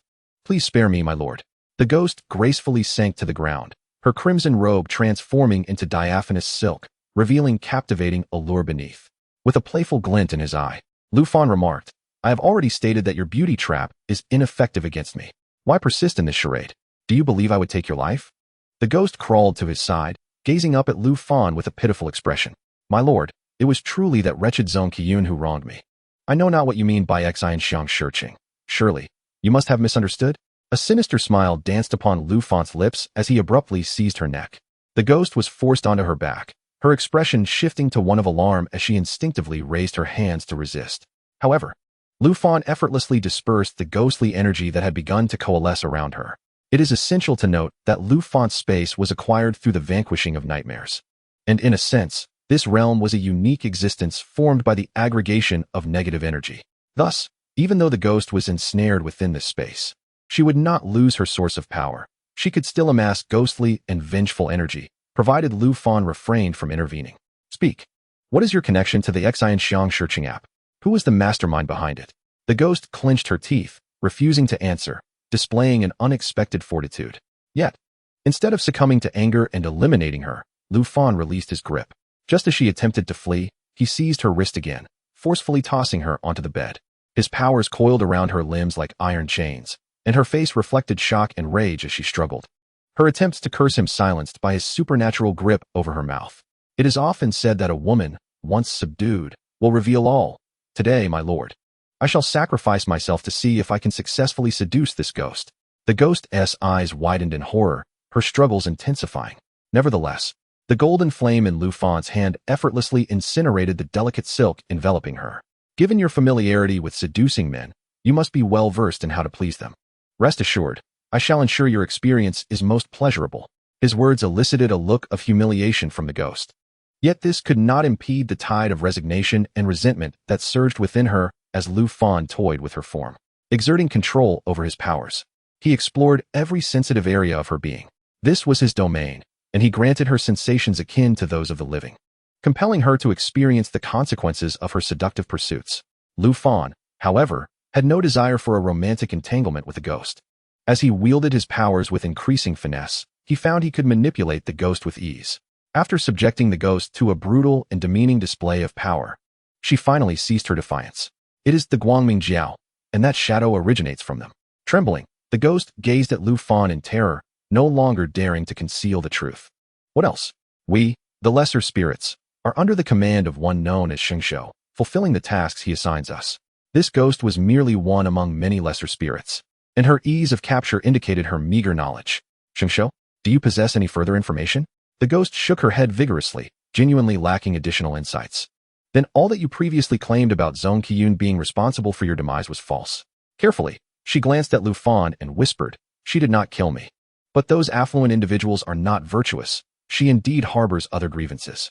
Lu Fan had discerned this himself. Upon capturing the ghost, he noticed lingering resentment entwined with Zhong Qiyun. Yet it did not pose a threat to her life, prompting him to advise the Zhong family to investigate further. With the inquiries laid bare, Lu Fan found himself at an impasse regarding the ghost's fate. He had previously contemplated consuming the energy of this lesser ghost, but her lowly status offered minimal benefit to him, compounded by her lack of malevolent deeds. My lord, I beg you not to take my life. I am willing to serve you, to be your obedient servant in all matters. Fortunately, the ghost, perceptive enough to detect Lu Fan's hesitation, promptly knelt before him in supplication. Her plea sparked a new idea within Lu Fan. Let us forge a contract. You shall become my servant, bound to obey my commands. Do you understand? Desperate for survival, the ghost nodded vigorously at his proposition. Lu Fan had only heard of certain exceptional individuals possessing the ability to command spirits. He never expected to acquire a ghostly servant himself. However, her powers were limited, and if he wished for her to grow stronger, he would need to invest effort into her development. After establishing their master-servant contract, Lu Fan felt a profound assurance in his ability to extinguish her existence with but a thought. Greetings, my lord. The ghost reformed her attire with her ghostly energy, aligning it with Lu Fan's peculiar preferences, revealing an enticing form. Lu Fan, uninterested in lingering over romantic notions with a ghost, instructed her to adjust her clothing appropriately. What is your name? I have long forgotten my previous name. You may bestow upon me a new one. Since you are so fond of red, I shall call you Hongling. You must comprehend that your life and death lie at my whim, so obey my commands without hesitation. Yes, my lord, Hongling understands. Lu Fan returned to the dormitory with Hongling. This is the training base for the night watchman, fraught with peril. You must not emerge from this space unless summoned. Is that clear? Hongling nodded obediently. Your current strength is still too feeble. Is there any method by which you can augment your powers? Hongling respectfully replied. Hongling can enhance her abilities by consuming other spirits or absorbing considerable amounts of Yin and resentment energy. Additionally, my lord must provide a small amount of blood each month to facilitate my growth. Chapter 58, Half the Truth. Upon hearing this last statement, Lu Fan furrowed his brow. Blood? Detecting the skepticism in his tone, Hongling cautiously met his gaze. Indeed, ordinary blood will suffice. Just a small cup or half a cup will do. She gestured delicately with her hands. Lu Fan stroked his chin, recalling that he had once heard that if an ordinary person wished to nurture a minor spirit, they indeed needed to feed it their blood to ensure compliance. Yet, Hongling was no mere minor spirit, and he was no ordinary person. Was she attempting to deceive him with such words? Hongling, sensing Lu Fan's displeasure, promptly knelt beside his legs. I assure you, I have not deceived you, master. I exist only by your grace, and your blood can deepen our connection. Moreover, your formidable power infuses your blood with greater strength, allowing me to gradually elevate my rank. I would never dare to betray you. Observing Hongling trembling on the ground, Lu Fan raised his hand to help her to her feet. There is no need to kneel so readily. It is not my preference. I hope your words ring true. If blood can expedite your growth, would essence be even more beneficial? Startled, Hongling lifted her head, pressed her lips together, and nodded slightly. Lu Fan understood, mindful of Hongling's limited abilities. He hesitated to bestow too much essence upon her at once. He casually retrieved a small cup from a nearby cabinet, used his powers to create a blade, and made a small incision on his wrist. He first forced out a drop of essence, and then collected the blood flowing from the wound into the cup. After filling it halfway, a sudden knock echoed at the door, accompanied by a deep voice. Is this Lu Fan? Commander Su has business with you. Lu Fan halted the flow of blood, using his powers to rapidly heal the cut. Understood. I will be right there, he called back. Upon hearing the commotion outside, Hongling obediently shrank her form and hid away. Lu Fan handed the half-filled cup of blood to her. As long as you obey my commands and serve me diligently, I shall ensure your rank ascends step by step to its pinnacle. However, should you dare to betray me, a mere flick of my finger would ensure your absolute annihilation. Hongling nodded obediently. Lu Fan watched as she consumed the blood, even extending her tongue to lick clean the droplets from the cup before he returned her to his spatial realm. After a brief self-inspection, ensuring that only a trace of the previous blood scent lingered, he set off to find Su Qian. Su Qian had never utilized the office at the training base prior to Lu Fan's official induction. However, her visits had increased significantly since he became part of the team, and the facility had been tidied up by the commanding officers. A knock resounded at the office door, prompting Su Qian to call, without looking up, "Come in." Lu Fan's footsteps, accompanied by his characteristic jovial demeanor, instantly enlivened the office's silence. I heard the commander was looking for me. What is it? Upon seeing Lu Fan, Su Qian closed her files and gestured for him to take a seat on the sofa. Rising from her chair, she donned a more formal uniform, which, although fitted, accentuated her perfect figure. Lu Fan dared to let his gaze linger on her S-shaped silhouette for merely a moment before averting his eyes. Would you prefer tea, water, or a beverage? Su Qian asked, approaching the small refrigerator in the office. Water will suffice, he replied. She placed 2 glasses of water on the table. I wanted to ask you if you learned anything about the Zong family from that female ghost. As Lu Fan lifted his glass, he heard Su Qian speak with a calm demeanor. Indeed, some revelations surfaced regarding the Xianxiang Shicheng app. I suspect Zong Kuyun made certain wishes using it. However, I find it peculiar that while both utilized the app, Bai Xiaoling nearly lost her life to that shadow. Yet Zong Kuyun was merely haunted by the ghost. In response to Lu Fan's confusion, Su Qian countered, Did you not inquire further with the ghost? Lu Fan shook his head. I did, but she claimed ignorance. She merely stated that she had seen some sins in Zong Kuyun and sought to frighten her. I only confirmed her connection to the app. How she came to Zong Kuyun and why she could not directly harm her remain a mystery to her. Su Qian did not seem to doubt Lu Fan. She perceived no inconsistencies in his demeanor. Could it be that their usage of the app differed? At Su Qian's speculation, Lu Fan's lips curled slightly. He recalled how simple Bai Xiaoling's wish had been. Could it be that Zong Kuyun's wish was equally straightforward? While it was plausible, the fact that someone of Zong Kuyun's stature had encountered the app suggested its extensive reach. What are the Night Watchmen planning in regard to the entities connected to this app? This marks my 3rd encounter with matters related to the Xianxiang Shicheng app. Previously, Qin Yu was reluctant to divulge details, yet this time I have first-hand experience. Given the app's lethal nature, I hope you will not continue to withhold information from me. As expected, Su Qian glanced at Lu Fan, her eyes revealing a hint of conflict. Have I not previously informed you? The Xianxiang Shicheng app is tied to the most powerful advanced anomaly in the city. Its strength and elusive movements have rendered all the Night Watchman bases helpless. Despite our long pursuit, we have yet to catch even a glimpse of it. Given the current circumstances, it seems challenging to eradicate them all in one fell swoop. This was the first time Lu Fan heard such despondent words from Su Qian. Commander, it is not over yet. How can we know who will prevail? Do not be so disheartened. If we cannot capture them all at once, we can apprehend them one by one. Lu Fan's carefree attitude infused Su Qian with a slight alleviation of her internal burdens. If you could assist me, we might be able to capture all those anomalies hiding out there sooner. Su Qian teased. Chapter 59. A-class blood essence pill. Upon hearing her words, Lu Fan chuckled awkwardly, exercising restraint from replying. His gaze wandered and abruptly fell upon a box positioned in the corner of Su Qian's desk. His nostrils twitched in surprise as he detected a fragrance reminiscent of crystal cores, though tinged with a bitter sweetness akin to herbs. Commander, what is contained within that box? The aroma is rather intriguing. Su Qian, fully aware of Lu Fan's diversion, indulged him nonetheless. That is a gift prepared for you, she stated plainly. Lu Fan, taken aback, turned to Su Qian, his excitement evident as he sprang from the sofa and hurried to her desk, carefully placing the box onto the coffee table. Is this truly for me? What lies within? Curiosity glimmered in his eyes as he awaited her response. Su Qian opened the box with her fingerprint, and as the lid sprang open, an even richer, more vibrant scent surged forth into Lu Fan's nostrils. He turned away abruptly, stifling a sneeze. What is this?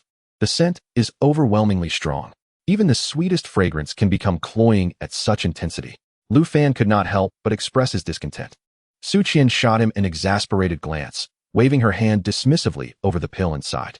Not everyone can appreciate the finer things. Your reaction makes me regret giving you this. At her words, Lu Fan straightened his posture and redirected his focus to the box. Understood, Commander, I acknowledge my mistake. As she gazed at the insufferable Lu Fan, Su Qi could hardly suppress the urge to slap him. This is an A-grade Huoshua pill, which is designed to rapidly enhance your strength within a short period. Typically, such explosive elixirs come with a period of weakness, but this one does not. Su Qi pushed the box towards Lu Fan. Lu Fan, astonished, glanced between Su Qi and the box before him. Is it truly this precious? Commander, are you really giving this to me? In response to Lu Fan's repeated inquiries, Su Qi raised an eyebrow. If you do not desire it, I can keep it. After all, it was given to me by someone else. And since I have no use for it, I thought you might.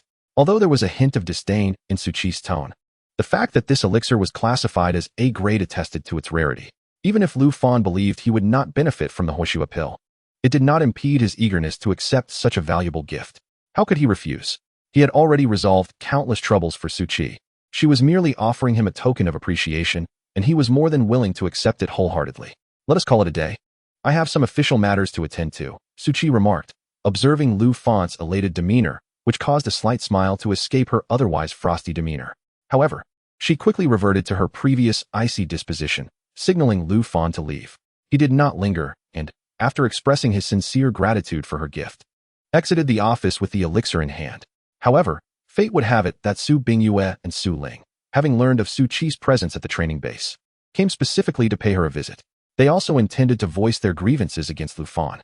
Lu Fan, glancing at the slightly reddish Huoshua pill and inhaling its refreshing aroma, returned it to its box and tucked it away in his pocket. Yet, just as he had placed the box into his pocket, he was abruptly halted in his tracks. Lu Fan, what did you just take? The obstructors were none other than Su Bingyue and Su Ling, who had come to see Su Qi. What business is it of yours? It belongs to me. Lu Fan replied with a hint of a smile, though he held no affection for Su Bingyue. That's nonsense. That is an incredibly precious Huoshua pill. Why is it in your possession? Did you steal it? Su Bingyue's anger flared. His fury stemmed not only from the knowledge that the pill originally belonged to Su Qi, but also from the realization that since she deemed it unworthy of her, she had chosen to bestow it upon an outsider rather than her own cousin. Are you mad? Lu Fan muttered, attempting to walk away. However, Su Bingyue raised his hand to block Lu Fan, reaching into his pocket to retrieve the box that Lu Fan had just concealed. You think you can steal and walk away? You must return the item today. How dare you take something from the commander? Seeing Su Bingyue acting as if he had lost his senses, Lu Fan did not hesitate to kick him aside. Are you out of your mind? Just because you say it's stolen, it is? I could just as easily claim it was a gift from the commander. You're insane. After scolding Su Bingyue without reservation, he prepared to leave through the opening created by Su Bingyue. Yet, Su Ling stood resolutely, regarding Lu Fan with disdain, as though he were refused. Lu Fan, unfazed, took a couple of steps back and scrutinized Su Ling with a dismissive glance. Before Su Ling could speak, Lu Fan remarked, What has happened to you lately? It seems your figure has deteriorated. Fortunately, I was never enticed by you. Otherwise, I would have regretted it. Su Ling's eyes blazed with fury. Lu Fan, how dare you insult me like that? She had forgotten their past encounters, and upon hearing his words, she charged forward to seize Lu Fan by his collar. Oh, I forgot you don't recall that time. You were quite daring in your attire, exposing yourself to entice me. Thankfully, I remained composed. Such mortifying remarks became Lu Fan's casual jabs at Su Ling. Infuriated beyond measure, Su Ling pointed an accusatory finger at Lu Fan, exclaiming, You have stolen from the commander. How dare you insult me and my brother? Do you believe I want to tell the commander and have him deal with you? At that moment, a cold yet clearly irate voice resonated beside Lu Fan. Oh, you wish for me to deal with whom? Who do you think you are? With just 2 sentences, Su Ling's previously defiant expression transformed into one of fear. Her gaze fixated on the figure behind Lu Fan, the owner of the chilling voice. Cousin Su Ling, upon seeing Su Qi, felt her legs weaken from fright, stammering a greeting. Lu Fan did not need to turn around. The icy aura emanating from behind him was unmistakably that of Su Qi. Chapter 60. The Huoshua pill incident. Without glancing back, Lu Fan sidestepped. Su Qi, with a stern expression, emerged from behind him. What did you just say? Su Qi's icy gaze was fixed on Su Ling, as if she had not heard her hushed murmurs. As Su Ling began to speak, Su Bingyue promptly interrupted. Commander. Su Ling's face turned pale, and she had no choice but to echo Su Bingyue's call. Commander. Su Qi paid no heed to their submissive tones, her piercing gaze locked onto Su Ling's face. As she repeated, What did you just say? Su Ling bit her lip, her eyes pleading, yet beneath the plea lay a deep-seated jealousy. Su Bingyue, wishing to defend her, was deterred by a single glance from Su Qi. Commander, I merely saw Lu Xuan holding the Huoshua pill and thought it was stolen. I intended to recover it for you. In the silence that followed, Su Ling could only stammer out her explanation. Stolen? Do you think I, as commander, am incapable of preventing my subordinates from stealing my possessions? Su Ling, are you attempting to humiliate me with such words? Su Ling trembled, her legs weak, stuttering. I did not. I was genuinely concerned about your belongings. At this point, Su Ling was on the verge of tears. Su Bingyue, fearing further reprimand, could only apologize to Lu Fan. Lu Tongxue, we were indeed reckless and misunderstood you. On behalf of my sister, I apologize. Please forgive her. Lu Fan sensed Su Bingyue's reluctance in the apology, an undercurrent of displeasure evident in his eyes. Turning to Su Qi, he feigned a tone of grievance. Commander, let it go. We are all students at the training base. It's best not to cause unnecessary embarrassment. They probably think I am unworthy of such a prestigious elixir. Unworthy of your attention. I am not deserving of this Huoshua pill. It is better for you to take it back. As he spoke, Lu Fan returned the box containing the Huoshue pill to Su Qi. Observing his pitiful demeanor, Su Qi's anger surged even more. She forcefully held onto his hand as he attempted to return the elixir, addressing Su Bingyue and Su Ling with a cold disdain. Lacking ability, yet harboring such lofty ambitions. Should you ever be capable of assisting me as Lu Fan does, then perhaps I might consider giving you this Huoshue pill. To lack competence yet aspire to greatness is the mark of a fool. Su Qi's words were harsh, leaving Su Bingyue and Su Ling pale with shock. Su Ling, return and personally transcribe 10 copies of the Night Watch training base regulations and submit them to my office in 2 days. Su Ling bit her lip, striving to suppress her sobs and prevent her tears from falling. She obediently agreed. Su Qian glanced at Lu Fan, who stood nearby, his face displaying a look of grievance, yet his eyes glimmering with a hint of cunning. She realized he had intended for her to personally punish the 2 reckless cousins from the Su family. Let us go. I will escort you back to your dormitory. Su Qian's voice softened. She was willing to save face for Lu Fan. Lu Fan, sensing the opportunity, refrained from further tormenting Su Bingyue and Su Ling, merely casting a triumphant glance at Su Bingyue as they departed. Su Bingyue felt a surge of anger, wishing to spit blood. He could not tolerate Lu Fan's smug demeanor. Moreover, as a member of the Su family, Su Qian, their cousin, showed such favoritism toward Lu Fan while disregarding her own kin from the Su family. It truly undermined the resources the Su family had invested in her. Su Bingyue's resentment simmered, yet he dared not voice it, for he lacked the qualification to question Su Qian. Nevertheless, Su Qian's favoritism toward Lu Fan stirred some other thoughts in Su Bingyue. Following the completion of the final segment of the base course, a small assessment was conducted, marking a temporary pause. After finishing the assessment first, Lu Fan unsurprisingly spotted Su Qian outside the testing area. Commander Su, what trouble has arisen now? Lu Fan wiped the beads of sweat from his forehead and looked at Su Qian. Change your clothes and accompany me to handle the beast riot in the suburbs. Su Qian's voice carried a tenderness and concern she was unaware of. Commander, can't you let me rest for a moment? Lu Fan's lips curled into a smile, his tone playful yet devoid of impatience. In response to Lu Fan's reaction, Su Qian simply replied, "There's a reward." Lu Fan's spirits lifted instantly. Just as Lu Fan was about to return to the dormitory to change, Su Bingyue's voice echoed from behind them. Lu, please wait.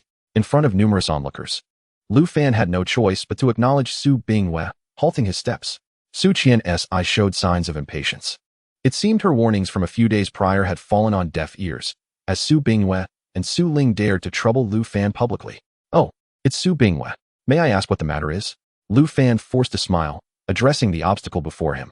Su Bingyue, unable to meet Su Qian's gaze, fixed his eyes on Lu Fan. Lu Fan, I want to challenge you. Are you brave enough to accept? A moment of doubt flickered in Lu Fan's eyes before he replied, You wish to compete with me? Why should I? Su Bingyue feigned exaggerated disdain. Are you afraid? Competitions among students are normal. If you fear losing to me, you may concede. I won't mock you. Lu Fan rolled his eyes, exasperated. What I mean is, our strength disparity is so evident. Why should I compete with you? Su Bingyue, feigning indignation, stepped forward, glaring at Lu Fan. Lu Fan, how dare you look down on me?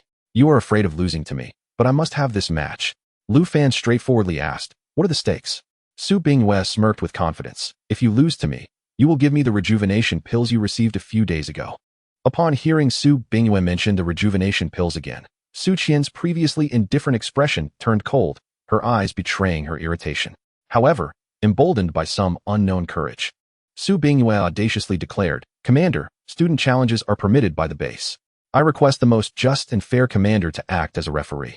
Su Qian raised her brows slightly, her irritation growing. For a rejuvenation pill, you would demean yourself like this? What? Do you believe you are certain to win? I am merely seeking a fair and open duel with Lu Fan.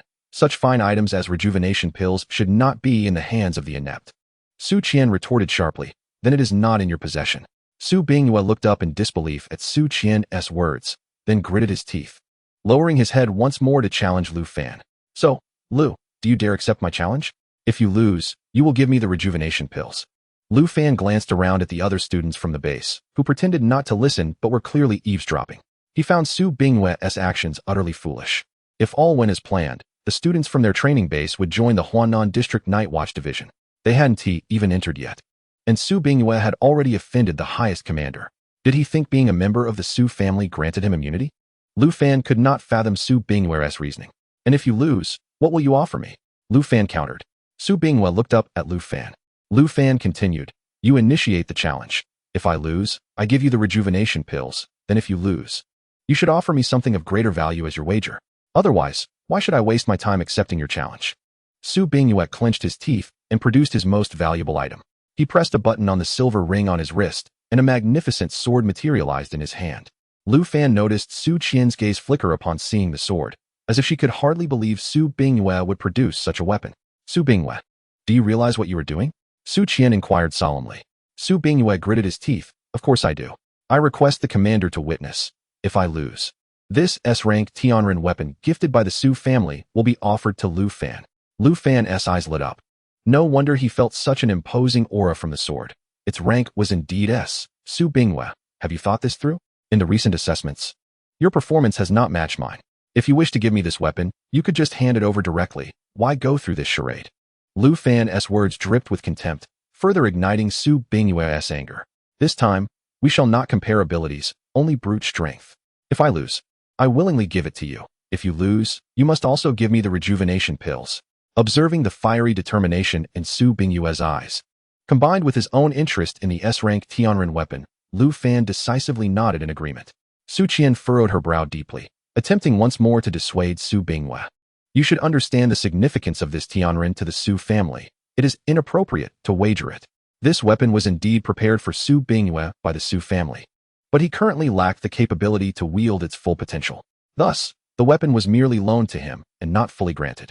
It would only rightfully belong to him once he graduated from the Night Watch training base, meaning Su Bingyue had no authority to dispose of it. Moreover, obtaining an S-rank weapon was no easy feat. Su Bingyue's branch had gone to great lengths to ensure his rise. Although Su Qian held little affection for Su Bingyue and Su Ling, she recognized that one could not write two Su characters with a single stroke. She still did not wish for Su Bingyue to lose the weapon painstakingly prepared for him. Unexpectedly, Su Bingyue's attitude was resolute. Since the family has bestowed this weapon upon me, I have the right to dispose of it.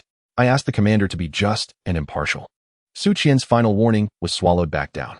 It is futile to save the damned, let them be. The two moved directly to the arena under the watchful eyes of the crowd. As Lu Fan ascended the dueling platform, he regarded Su Bingyue with a mixture of confusion and disdain. Surely you are aware that you are not my equal. Even without the use of abilities, relying solely on martial prowess, it is doubtful that you could best me. What compels you to challenge me? Su Bingyue clenched her teeth. Lu Fan, you are exceedingly arrogant.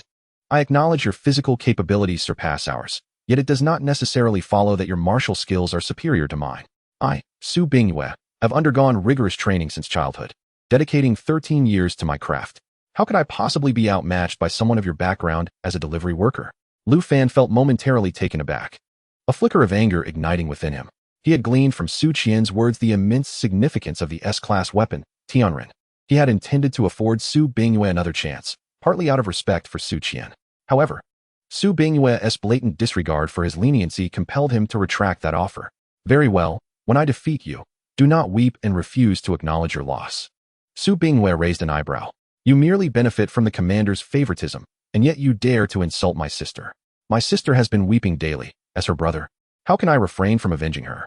Lu Fan, disinterested in further dialogue, assumed a combat stance, his gaze taunting Su Bingyue. Without hesitation, Su Bingyue launched an aggressive assault, executing a series of powerful strikes. Lu Fan arched an eyebrow, surprised by Su Bingyue's formidable skills, yet who claimed that a delivery worker could not possess martial prowess. With ferocity, Su Bingyue advanced on Lu Fan, who deftly evaded and countered with a kick. Su Bingyue blocked with his arms, retreating 2 steps before propelling himself back towards Lu Fan. Lu Fan countered her attack with ease, and a look of growing alarm spread across Su Bingyue's face as he murmured, "Impossible. How could he possess such martial strength?" Lu Fan responded in kind. "Do you underestimate those from humble beginnings? You cannot even match my physical capabilities. On what grounds do you presume to surpass me in martial arts?" As jealousy and resentment intertwined within Su Bingyue, he contemplated covertly employing a modicum of his abilities to incapacitate Lu Fan while he was still unprepared. Unexpectedly, Su Qian, who had been observing as a referee, intervened. A wave of immense pressure descended upon both combatants, forcibly suppressing the latent abilities stirring within Su Bingyue. Was the commander interfering in the match? Su Bingyue was once again sent sprawling by Lu Fan's kick, his expression one of indignation as he glared at the platform below. Su Qian's voice was cold. "Both of you are subjected to the same level of pressure, merely intended to restrain the surging abilities within you and prevent unforeseen incidents. Her gaze bore a warning directed at Su Bingyue. Su Bingyue nearly choked on his anger, feeling that Su Qian was deliberately favoring Lu Fan. During the ensuing bout, Lu Fan did not relent. Although Su Bingyue's techniques were potent, they lacked the flexibility to counter Lu Fan's responses. After being toyed with several times, he was ultimately kicked off the platform. Chapter 62.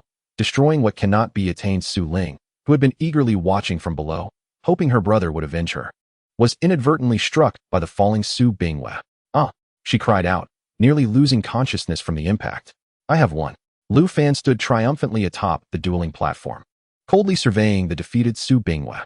The Su siblings' dignity had been thoroughly trampled underfoot by Lu Fan. Su Bingyue stared at Lu Fan in disbelief, attempting to voice a retort. But Lu Fan preemptively cut him off. "You initiated this challenge. Do not tell me you are having second thoughts." Su Bingyue's throat constricted as he gritted his teeth. "The Tianren is an S-class weapon belonging to the Su family." Lu Fan interrupted. "Do not speak to me of such matters. We have already concluded our match. And you cannot offer me this S-class weapon. Even if it belongs to your family, what of it? You brought it forth for our contest, and having triumphed, it is rightfully mine." Su Bingyue cast a pleading glance at Su Qian, only to meet her icy stare. In that moment, he realized she would not speak on his behalf. A deep-seated resentment festered within Su Bingyue. Su Qian was fully aware of the significance of the Tianren to their lineage. Yet she allowed Lu Fan to act with such impunity. Had she merely hinted to Lu Fan before the duel, he would not have dared to humiliate him so. It was evident that Su Qian favored Lu Fan. Seeing Su Bingyue remain silent, Lu Fan leaped down from the dueling platform, positioning himself above Su Bingyue. "You sought to challenge me, and I acquiesced. You voluntarily presented this S-class weapon for our competition. I did not coerce you. Now you feign reluctance? Are you attempting to back out? You are bringing shame upon the Su family." Su Bingyue abruptly met Lu Fan's gaze, his lips pressed tightly together, blood seeping from the wounds he had inflicted upon himself. He grimly activated the circular device on his hand, revealing the Tianren once more to the crowd. A glint of determination crossed his eyes as he extended the hilt towards Lu Fan. "If you can take it, then it is yours." Su Bingyue's words struck Lu Fan as somewhat dubious. Lu Fan leisurely countered, "Regardless of whether you can relinquish it, you have lost. This Tianren is now mine." As Lu Fan reached for the hilt, he was immediately met with an intense wave of cutting energy that threatened to sever his grip. Summoning his abilities, Lu Fan forcibly seized the immensely heavy Tianren from Su Bingyue's grasp. The blade struck the ground, and Lu Fan gazed in astonishment at the weapon in his hand. It was clear to him that Su Bingyue could not possibly be a powerhouse. How could he wield such a weighty weapon? Su Qian approached Lu Fan, her delicate hand gently hovering near the Tianren, her expression shifting dramatically. "This Tianren has recognized you as its master?" Su Bingyue, who had been reveling in Lu Fan's disheveled state, was caught off guard by Su Qian's words, his triumphant demeanor faltering. Upon realizing that the Tianren had acknowledged Lu Fan as its master, Lu Fan instantly grasped Su Bingyue's intentions. "You dare to toy with me?" Lu Fan's voice was laced with icy menace, piercing through Su Bingyue's bravado. "How have I toyed with you? You never inquired whether it had recognized a master. I merely stated that as long as you can take it, it is yours. However, it is not the weapon's owner who can wield it without enduring the cutting energy. Will your hand survive?" Su Bingyue's words dripped with unabashed pride, while Su Qian quickly turned her gaze to Lu Fan's hand gripping the hilt, noting the absence of blood. "Lu Fan, are you all right?" Su Qian had heard of the formidable nature of the S-class Tianren weapon and was genuinely concerned for Lu Fan's safety. "I am unscathed. Merely a trifling amount of cutting energy. Only the feeble would believe I cannot tame it." Lu Fan felt the intensity of the energy escalating. Yet he had never been subjected to such mockery. The Tianren, now recognized as its master's weapon, could not serve him, however, as it was his spoils. Its fate was his to determine. The reason the Tianren could protect its master and prevent anyone else from wielding it was simply because it had developed sentience. Thus, it was time for Lu Fan to shatter that sentience. Just as the triumphant expression on Su Bingyue's face lingered, Lu Fan's hand grasping the Tianren suddenly ignited with brilliant golden flames. The vibrant flames enveloped the entire weapon, and Lu Fan effortlessly lifted it with one hand. Meanwhile, Lu Fan's other hand gathered an immense amount of energy, and before Su Bingyue's astonished eyes, he delivered a powerful punch directly to the Tianren. The weapon, already scorched by golden flames, let out a mournful cry as Lu Fan's overwhelming attack shattered its nascent sentience into oblivion. Even the blade of the Tianren was left with a massive crack under Lu Fan's relentless strikes. Su Bingyue widened his eyes in disbelief as he gazed at Lu Fan's dark hands. Just as Lu Fan was about to further damage the Tianrun, Su Bingyue screamed, "Stop it, Lu Fan! Stop it!" Unfazed, Lu Fan kicked away Su Bingyue, who attempted to rush at him, and delivered another punch upon the Tianren.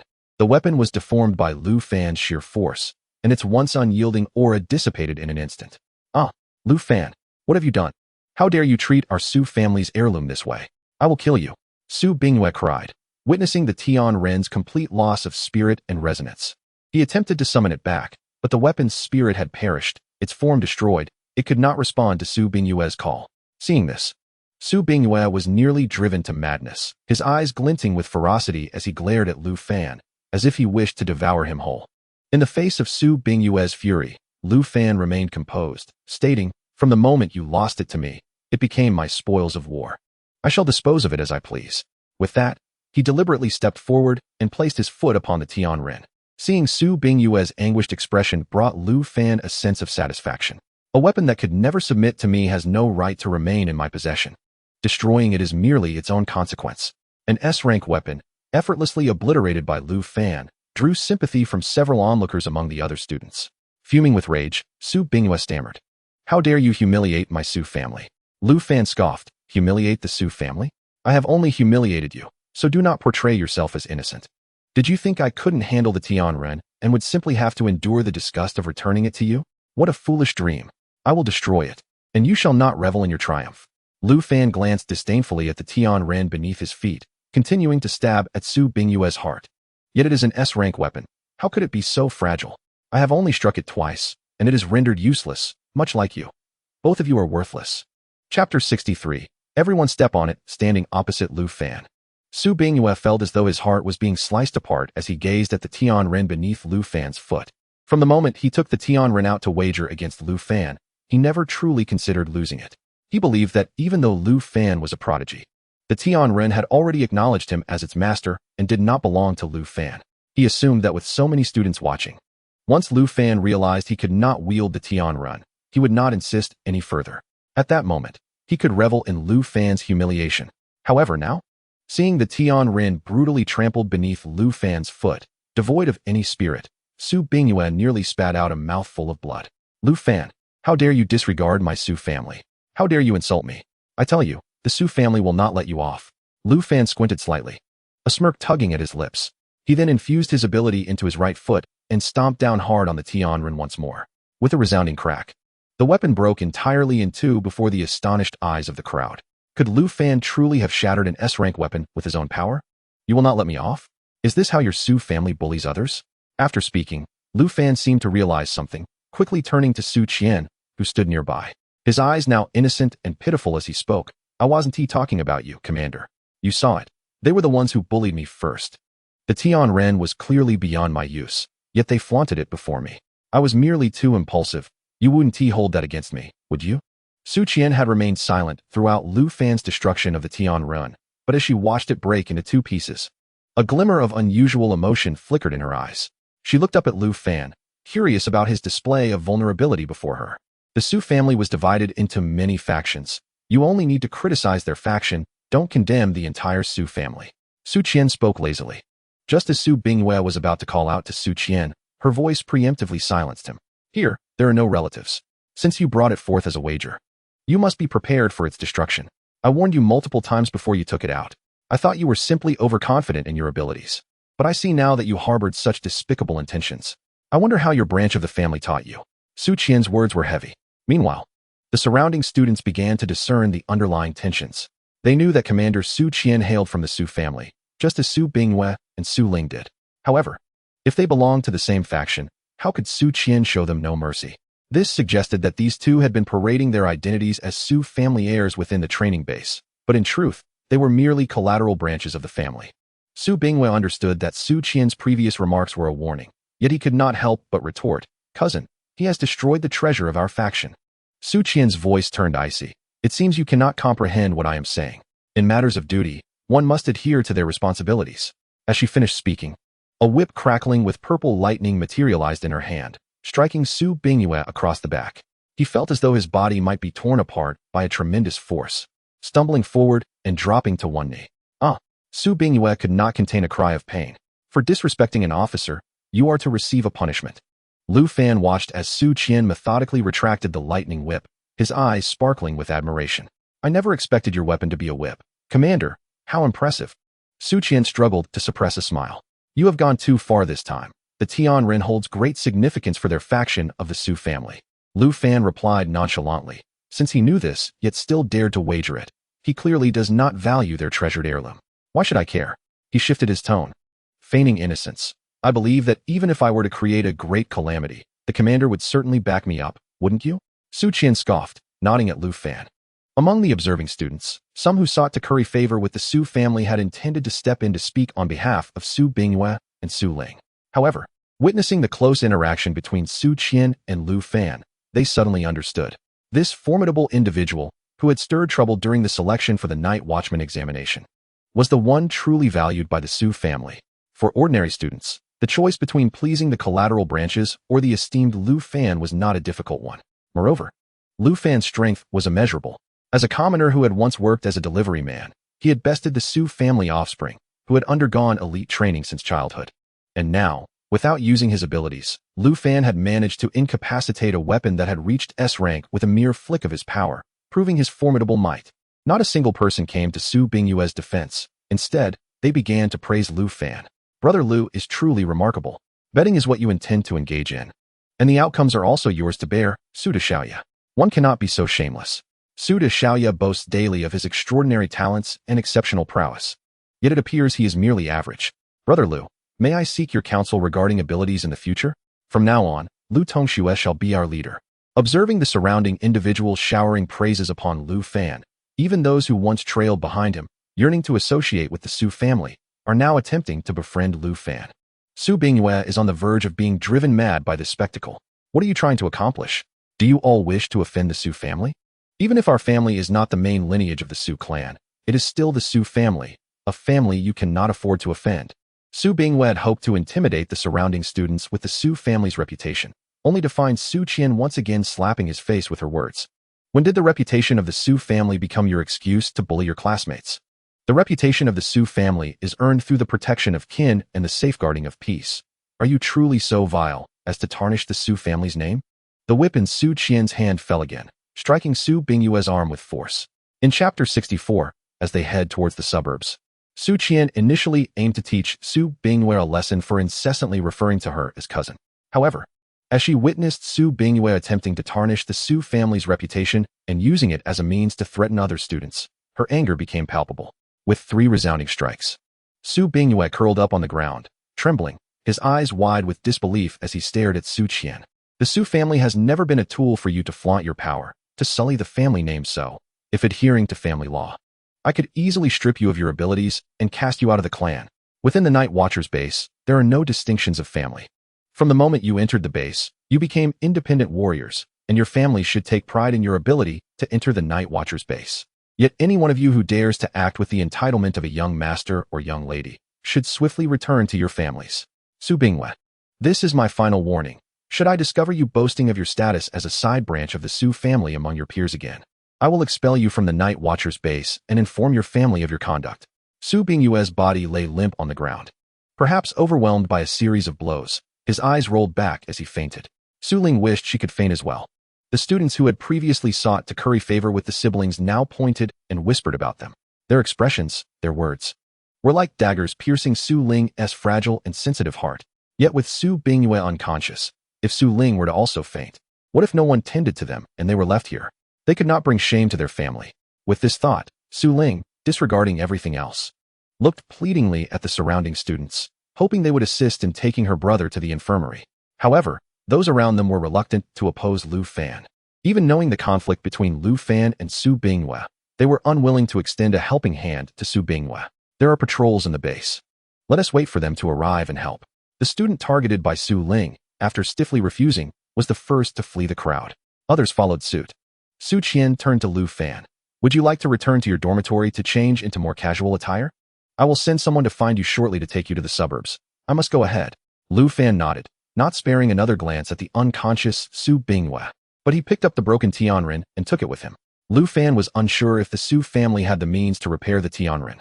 Yet, as he had stated, even if he were to destroy it, he would never leave it for Su Binghua.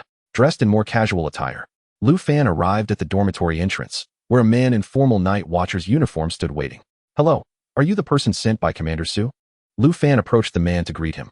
The man seemed to recognize Lu Fan's appearance and, confirming he was sent by their commander, smiled and said, "Hello, Lu Xiao brother. My name is Ahu, and Commander Su sent me to escort you to the suburbs." Lu Fan nodded, preparing to follow Ahu to the parking area. "Lu Xiao brother, are you ready?" However, Ahu abruptly asked Lu Fan while remaining stationary. Lu Fan blinked, somewhat perplexed by the question. "I should be prepared." Upon hearing Lu Fan's response, Ahu stepped forward and grasped Lu Fan's wrist. Before Lu Fan could react, the scene around him shifted.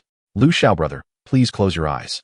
The initial experience of teleportation may cause disorientation due to the rapid environmental change. Ahu paused for 2 seconds to caution Lu Fan. At that moment, Lu Fan's brain was already struggling to comprehend the situation. Instinctively, he closed his eyes, and the familiar sensation washed over him once more. In less than 2 minutes, when Lu Fan opened his eyes, he was astonished to see the suburban landscape before him and Ahu, who was smiling at him. "Is this your ability?" Ahu nodded. "My ability is teleportation. I have successfully brought Lu Xiao brother here and must now depart." Lu Fan, surprised, queried, "Aren't you staying here?" Ahu's expression turned somewhat helpless. "My ability lacks offensive capability. Staying here would only mean being pursued by those strange beasts." Lu Fan nodded in understanding, watching as Ahu vanished like a shadow in an instant. "It truly is teleportation," Lu Fan remarked, somewhat amazed. "That was quite fast." Su Qian's voice came from behind Lu Fan. "The commander has given orders. I dare not delay." Lu Fan responded playfully to Su Qian. However, just as Lu Fan turned around, he spotted a peculiar beast appearing behind Su Qian. Instinctively, Lu Fan unleashed the gathered golden flames towards the beast. "Be cautious, Commander." Lu Fan swiftly pulled Su Qian behind him while launching an offensive to repel the creature. Lu Fan's golden flames were immensely powerful, causing the grotesque beast to scream and retreat rapidly. "What type of beast is this? Why does it look like that? Commander, are you alright?" Lu Fan turned to Su Qian. Su Qian gently shook her head. "I was too careless. I did not anticipate it would split and create a new clone." Lu Fan's eyes widened in surprise. "Is the ability of this beast cloning?" Su Qian nodded. "Cloning is inconsequential. As long as we eliminate all of its clones, we will inevitably locate its true body." Lu Fan was unconcerned. He had previously encountered a beast with the same ability and had obliterated all clones along with its singular true form. Lu Fan assumed this beast would be no different. Without waiting for Su Qian to elaborate, he advanced a few steps, targeting the beast that lunged at him, and delivered a powerful punch. "No."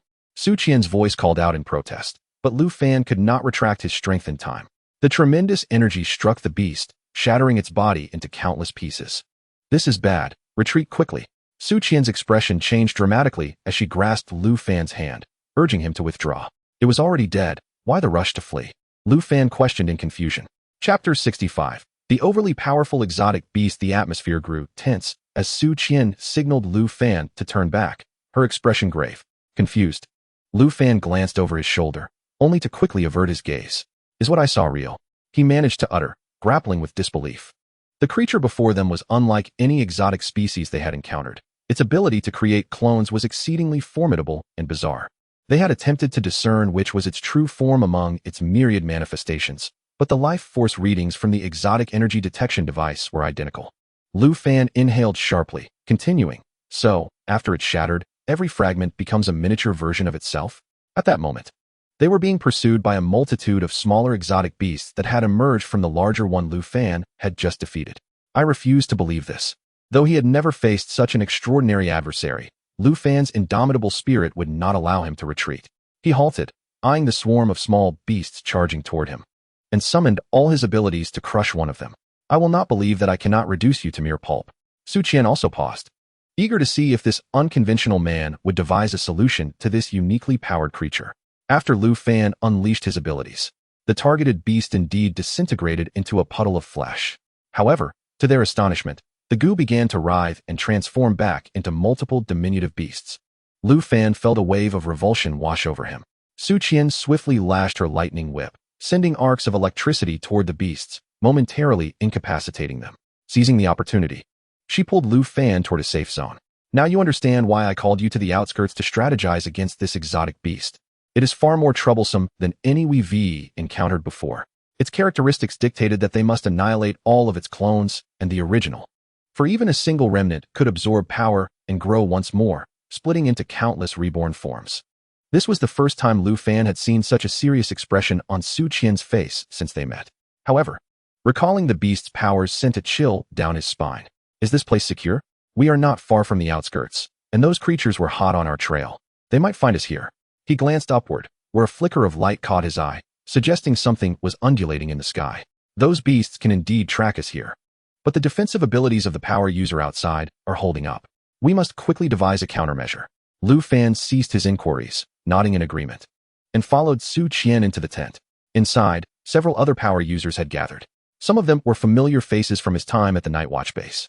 Knowing Lu Fan was now undergoing training, they welcomed him with warmth. Commander, we have nearly exhausted all possible strategies. The only other beast we encountered that bore similarities to this one was afraid of flames. However, when we tried using fire against this creature, it merely avoided it without sustaining any damage, nor could we obliterate its clones. The power users present had employed nearly every ability at their disposal. Yet none proved effective against this creature. If it continued to multiply, the city would be in grave danger. Su Qian furrowed her brow, analyzing the situation. First, we must ascertain the origins of this extraordinarily powerful beast.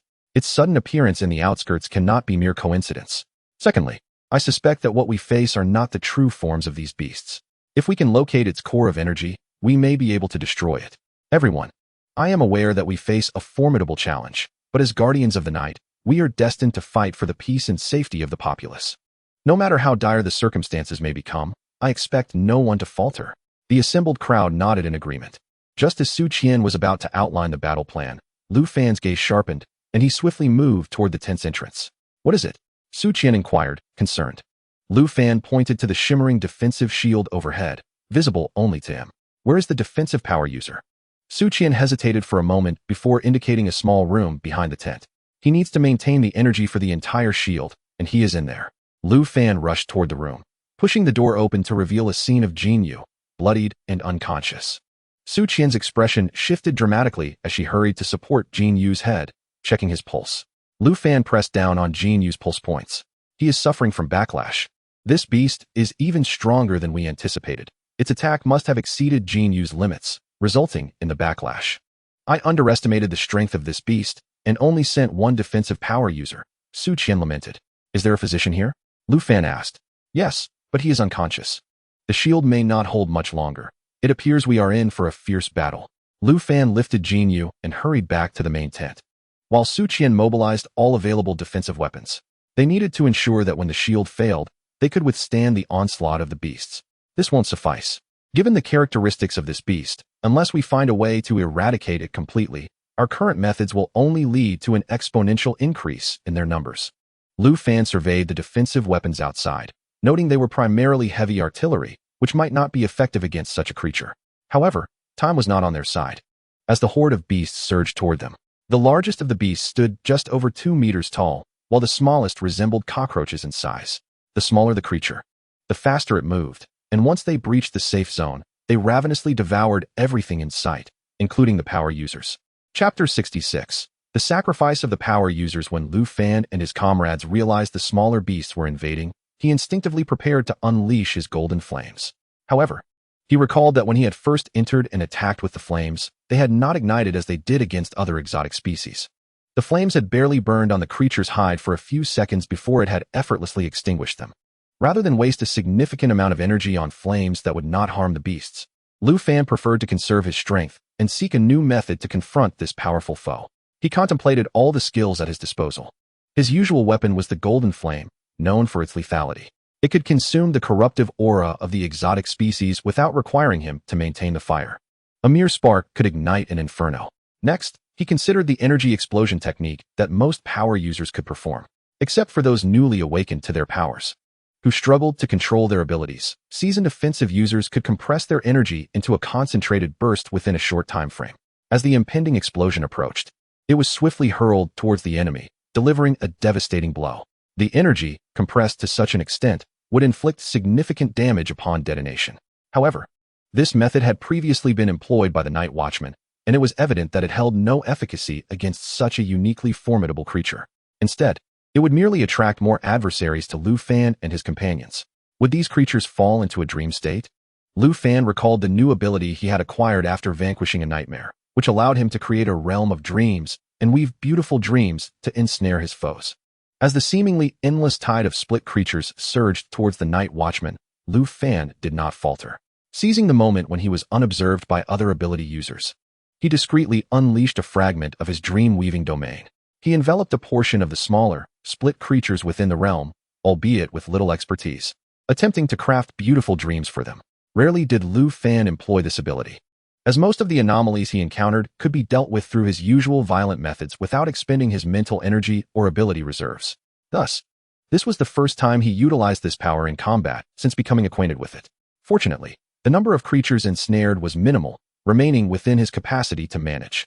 Furthermore, as he was not yet a fully fledged Night Watchman, Su Qian had wisely positioned him in a relatively secluded corner where he could withstand the weaker creature attacks without risking his life. This arrangement allowed Lu Fan to successfully ascertain that his dream-weaving ability was indeed effective against the anomalies. Since he had only enveloped a small number of diminutive creatures, the surrounding Night Watchmen remained unaware of his actions, although they sensed the fluctuations of ability emanating from Lu Fan. They merely attributed it to the use of a standard ability. Success. It appeared that these creatures possessed intelligence. With intelligence comes the need for rest, and with rest comes the potential for dreams. To Lu Fan's astonishment, after the creatures' presence dissipated, their bodies gradually transformed into a transparent liquid, vanishing without a trace. Realizing he had discovered a method to counter these creatures, Lu Fan prepared to expand his dream-weaving domain. However, a sharp, piercing pain surged from the depths of his mind, abruptly shattering the half-formed domain. The excruciating agony, akin to having one's brain scraped, was unbearable even for someone as resilient as Lu Fan, causing him to emit a low, pained cry. The nearest Night Watchman, upon hearing Lu Fan's cry, instinctively unleashed his ability to repel some of the approaching creatures. He then swiftly rushed to Lu Fan's side, supporting him as he struggled to remain upright due to the intense pain in his head. "Little brother, are you all right?" The Night Watchman murmured, fending off the creature's advances. "I'm fine. I just overexerted my ability," Lu Fan replied, his forehead slick with cold sweat and his complexion pale. The Night Watchman, having witnessed Lu Fan collapse while clutching his head, did not question his words. "You need to return to the base to rest. I will handle these creatures." The Night Watchman, appearing to be of similar age to Qin Yu, urged Lu Fan to step back. "No, although there aren't too many, it would be difficult for you to manage alone. I can hold on," Lu Fan insisted. The Night Watchman waved his hand decisively. "Rest easy. Your energy has already been depleted significantly. If something were to happen, I might not be able to protect you a second time." Lu Fan understood that his mental reserves were drained due to the recent use of his dream-weaving ability, but he possessed other abilities. While he could not eradicate these creatures, he could still offer assistance. Just as he was about to speak again, a furious shout erupted from Su Qian's direction. "Jin Liang." Following that, Lu Fan felt an overwhelmingly powerful surge of ability sweep across the entire secure area. This force sent the surrounding creatures reeling.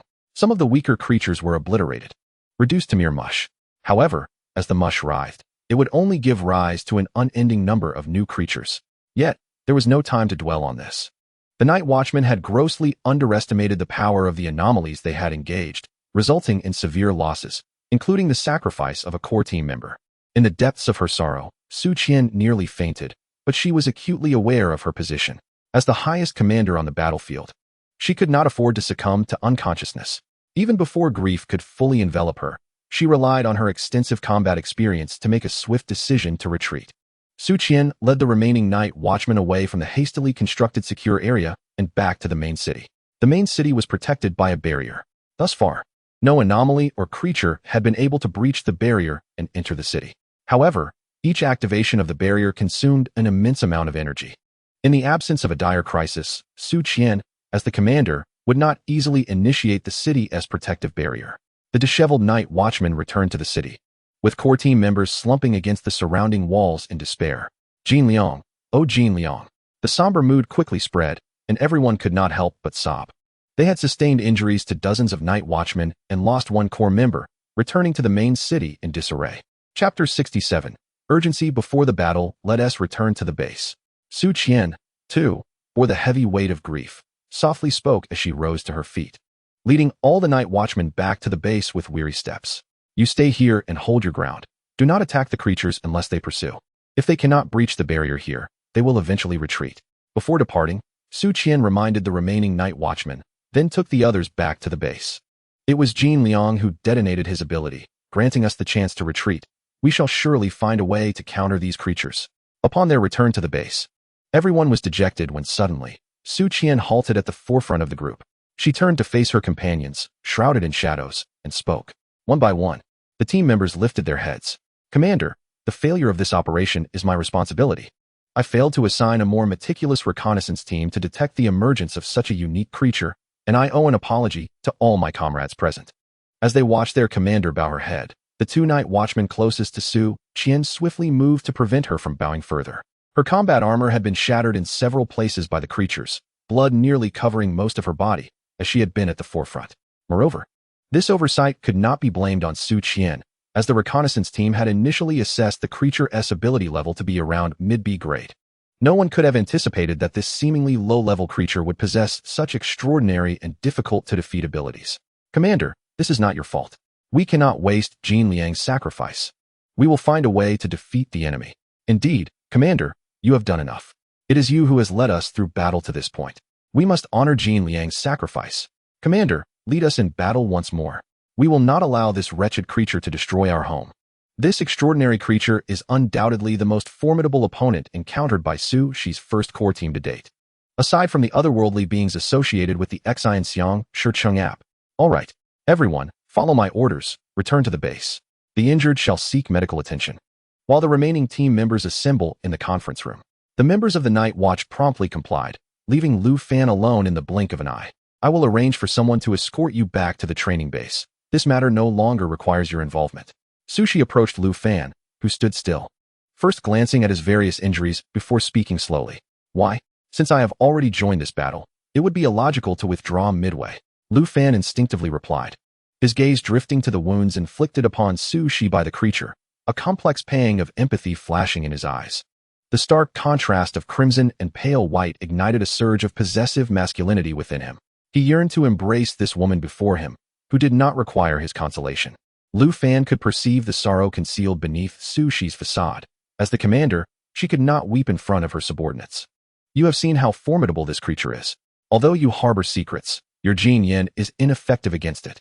Your previously invincible combat techniques have become futile. Thus, I see no need for you to engage. Lu Fan wished to argue further, but Su Qian raised her hand to silence him. You have not yet officially entered the Night Watch base, so you cannot be considered a formal member. I will arrange for a driver to return you to the training base. This is an order. Lu Fan could only protest. I am in tatters, and I have sustained injuries. Surely, I must first visit the infirmary to tend to my wounds. Su Qian did not refuse. After directing him, she turned and departed.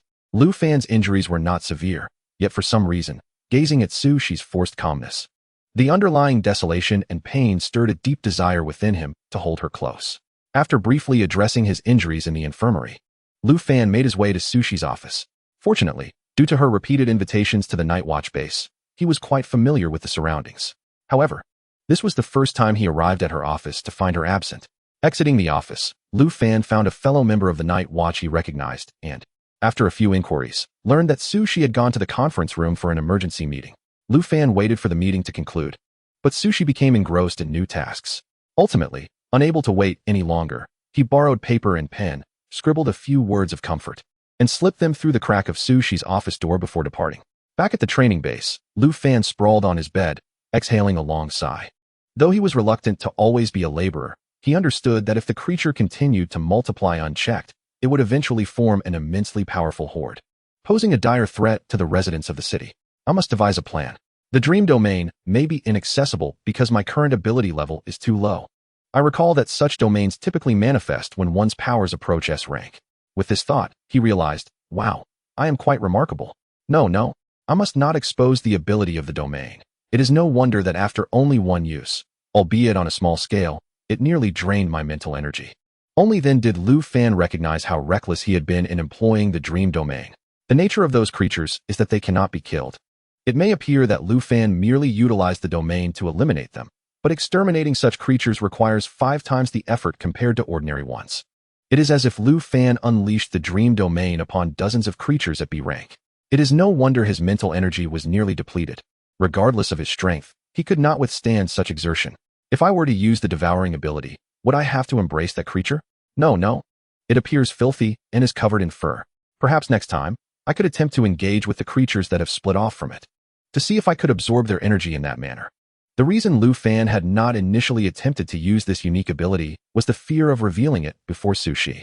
Although she seemed to trust him now, should he expose the devouring ability, Sushi would undoubtedly change her stance and choose to eliminate him. Devouring, this is a monstrous ability. With her astute mind, the woman would surely deduce that the crystal cores of the deceased creatures Lu Fan had reported were likely consumed in secret by him.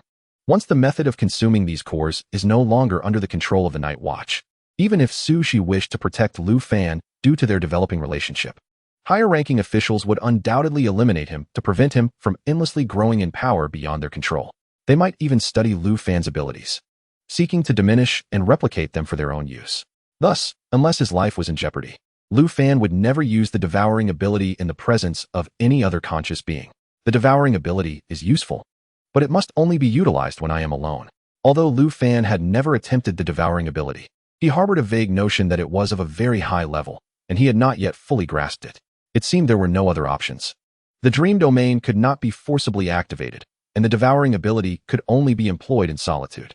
Must I face that peculiar creature alone? Lu Fan felt an instinctive aversion. Actions leave traces.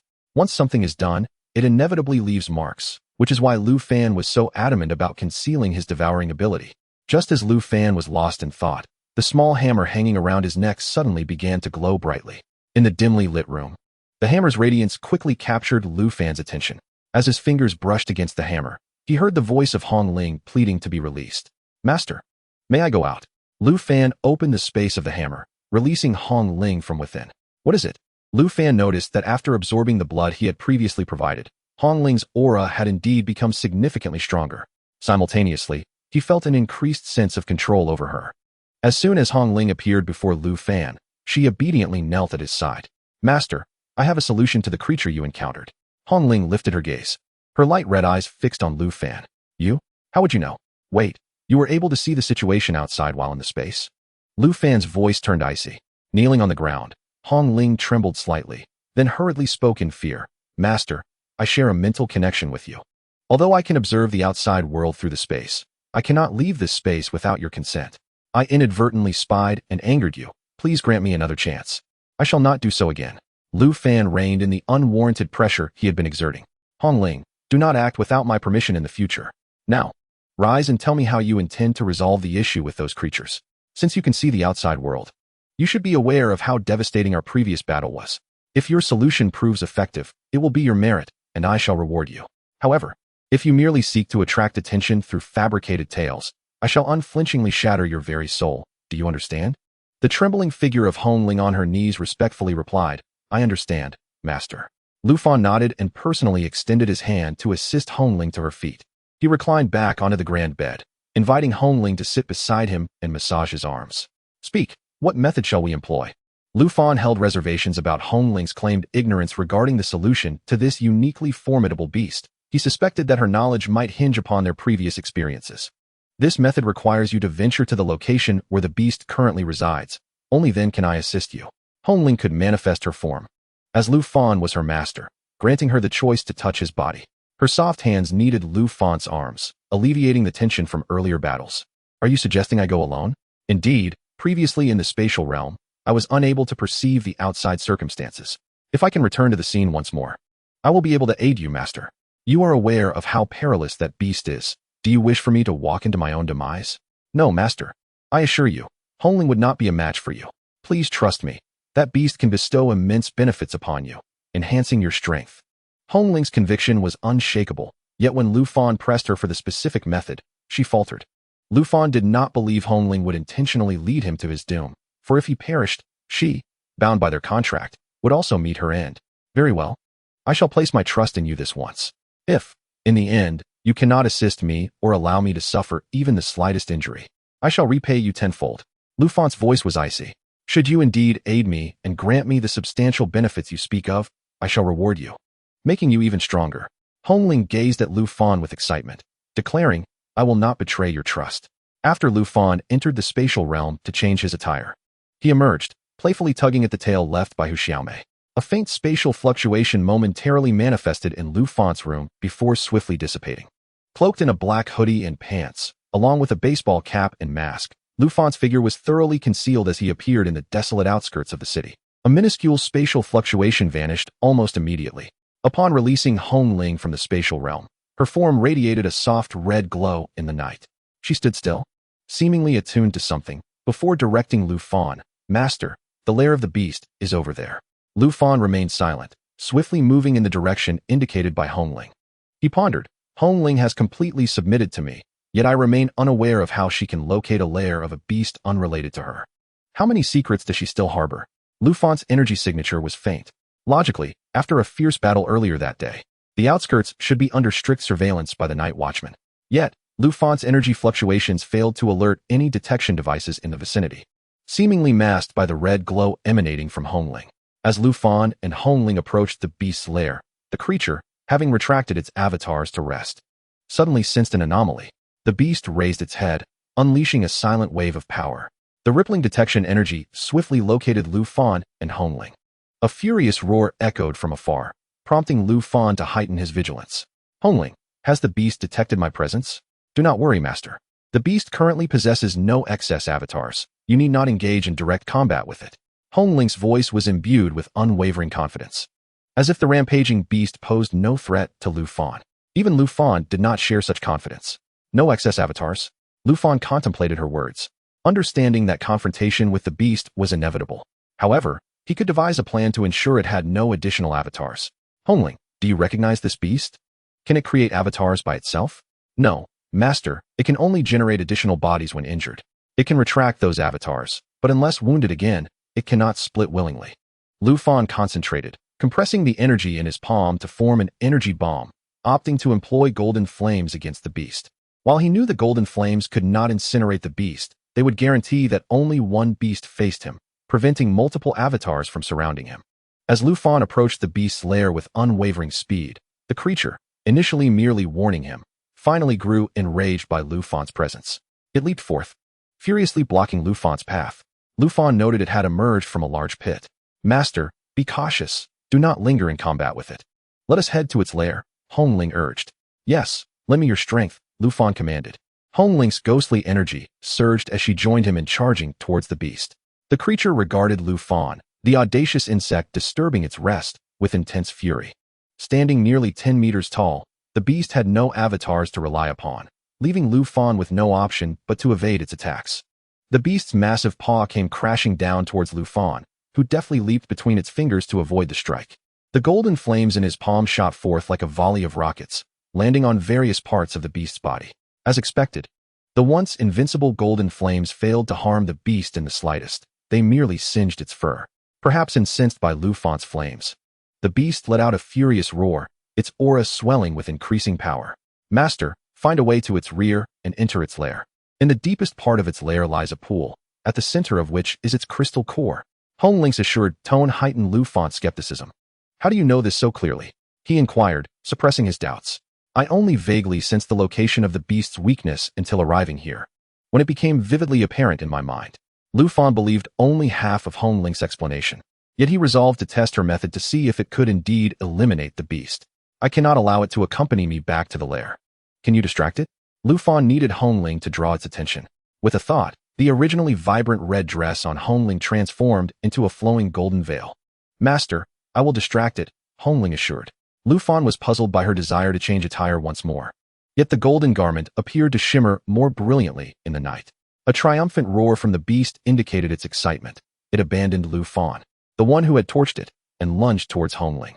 After witnessing Hong Ling deftly evade the beast's advance, Lu Fan quickly leapt into the cavern from which the beast had just emerged. Had the beast excavated this pit itself? Had it been living underground all along?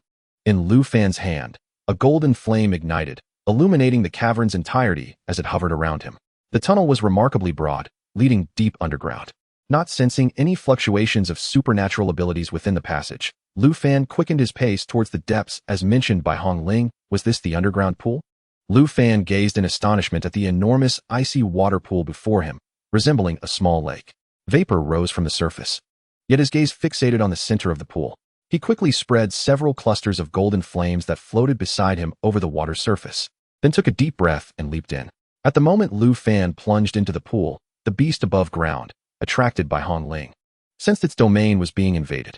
It attempted to retreat swiftly, but Hong Ling, who had previously been evading, revealed her fangs. A thin layer of golden flames erupted from her form, carrying traces of the essence of Lu Fan's flames. However, as she swung her fiery tendrils towards the beast, it emitted a piercing scream. The spots where the flames landed burned through the beast's flesh, creating gaping wounds. It was noteworthy that while Lu Fan's golden flames could only singe the beast's fur, Hong Ling's flames could inflict genuine harm. The beast, filled with fear and rage, glared at the golden figure before it. It sensed a familiar aura emanating from Lu Fan, yet its walnut-sized brain could not comprehend why this entity sought to harm it. Lu Fan had expected the water in the pool to be frigid, but upon immersion, he discovered it was surprisingly warm. Could the steam rising from the surface be heat rather than cold? Yet there was still a hint of chill in the water. As he swam towards the center, he meticulously sensed the remnants of power within the pool. Upon reaching the center, Lu Fan discerned that the heat-infused energy was most potent here. Taking a deep breath, he submerged his head beneath the surface and clearly beheld the scene below. The bottom of the pool shimmered with a golden hue. He dove swiftly towards the source of this golden light. Chapter 70. The golden crystal core. Was this energy and fluctuation not from a crystal core?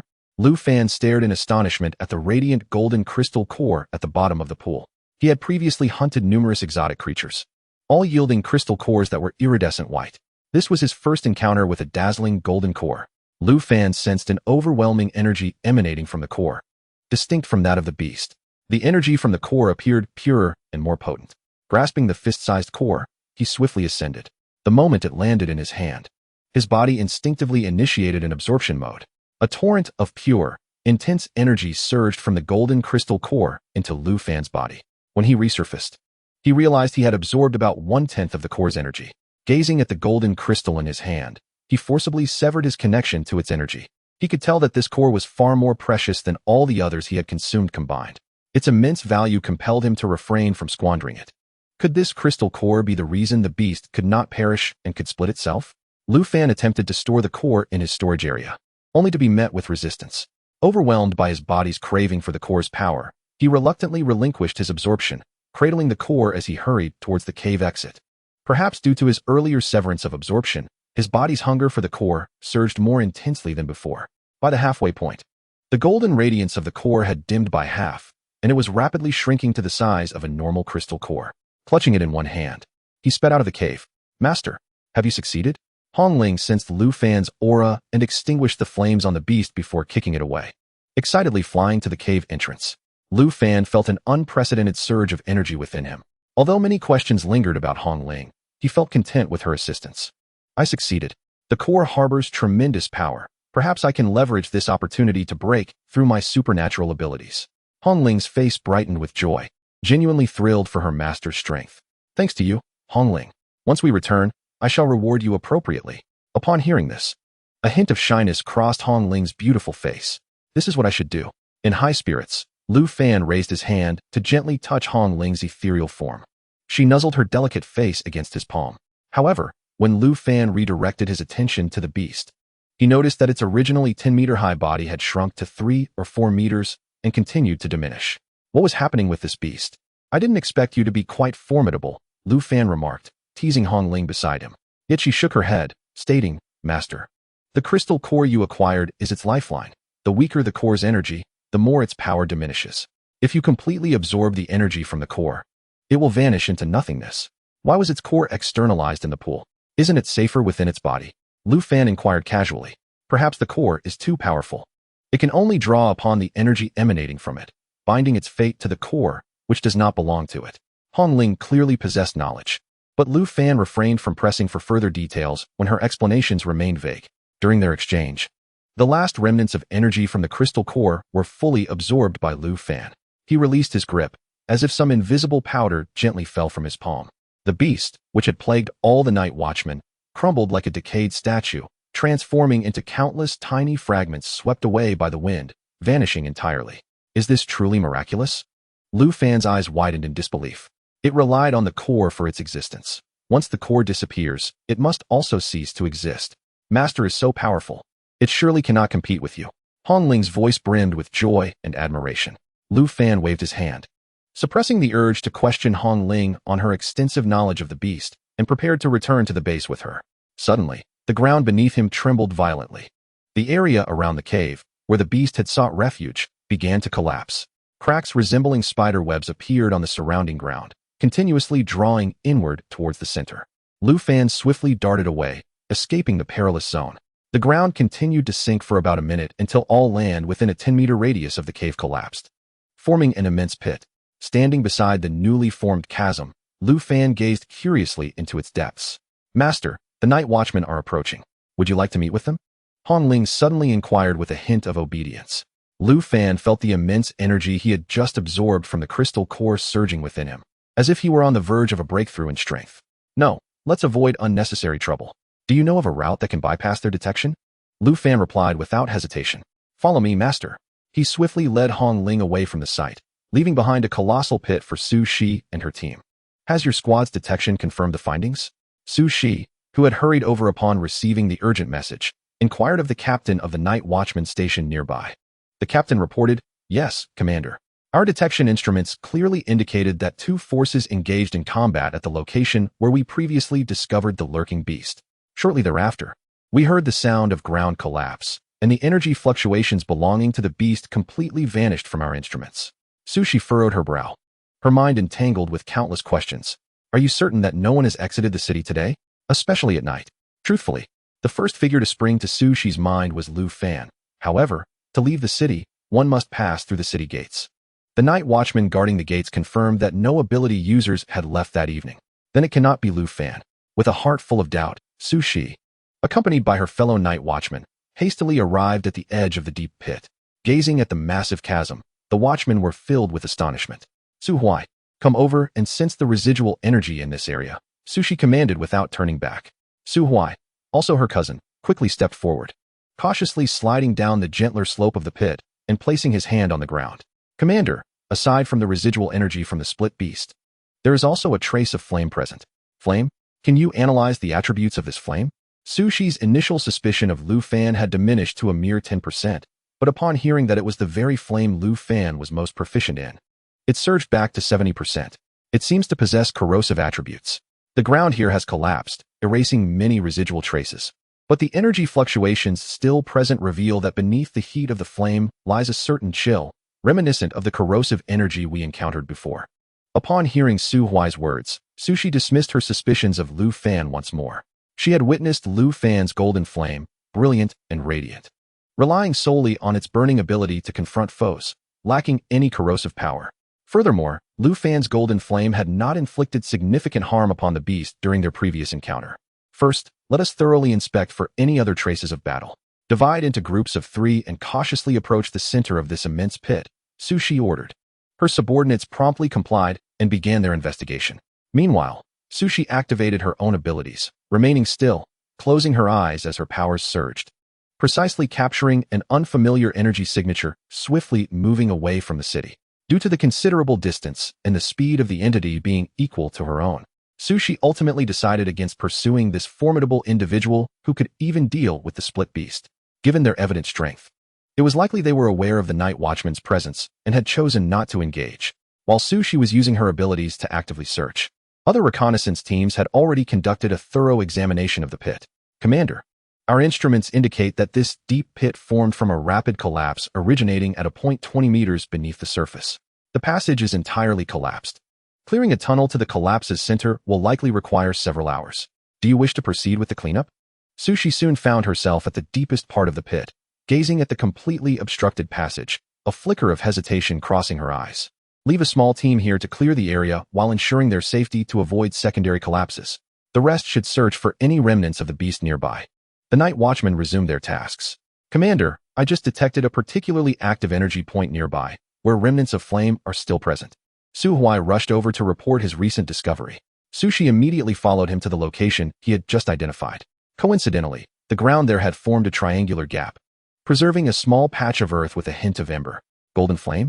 Are you certain this flame's fluctuations are identical to those of the corrosive flames you sensed earlier? Su Shi inquired, her gaze fixed on Su Huai. They are indeed the same, merely a spark. Yet the energy within it is of such caliber that it could only have been released by a highly skilled ability user. As Sushi observed that flickering, diminishing golden flame, familiar yet foreign images suddenly flashed through her mind. A sharp pain pierced her temples, and she instinctively pressed her hands against the sides of her head. Her palms concealed the shock and doubt swirling in her eyes. How could that scene depict Lu Fan saving her? The fragmented memories eluded her, causing her doubts about Lu Fan to resurface. Search again. See if there are any other areas with similar flame remnants, Sushi commanded coldly. After Su Huai agreed and was about to turn away, he hesitated and asked, Commander, did you just experience a headache? Are you all right? Sushi slightly shook her head. It's nothing. I merely recalled some matters. You go ahead and investigate. Su Huai nodded and departed. Once alone, Sushi strained to recall the images that had surfaced in her mind, seeking clarity on the scenes displayed. The background resembled an abandoned factory on the outskirts of the city, a realm of nightmares.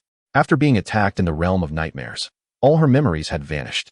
Upon her return, although she had inquired with Lu Fan about the situation, his responses were always elusive. Yet, a voice within her insisted that her successful escape from the nightmare realm was undoubtedly intertwined with Lu Fan. Given his reluctance to provide answers, Sushi found it difficult to press him further. Based on these fragmented scenes, she became increasingly convinced that her suspicions about the situation were indeed correct. Could it be that during her previous request for Lu Fan's assistance against the beast, he had not exerted his full strength?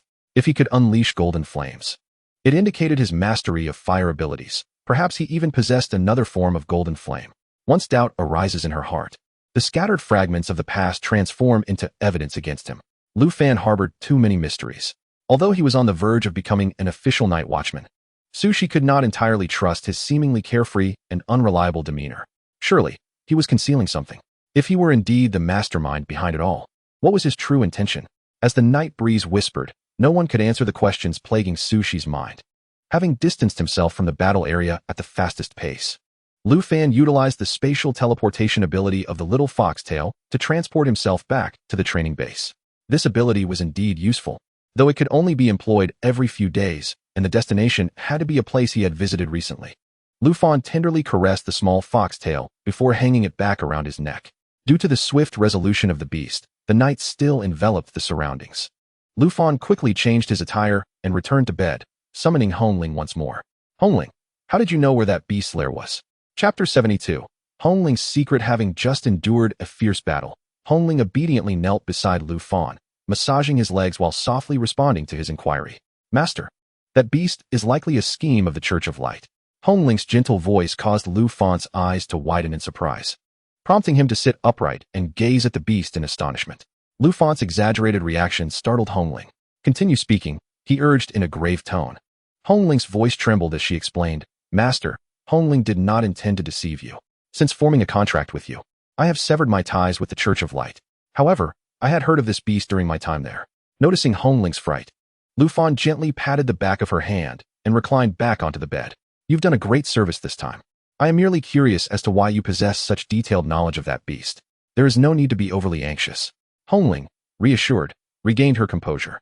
Understanding that her master sought to capture followers of the Church of Light, Hongling had absorbed the energy from the beast's crystal core to assist him in locating more followers.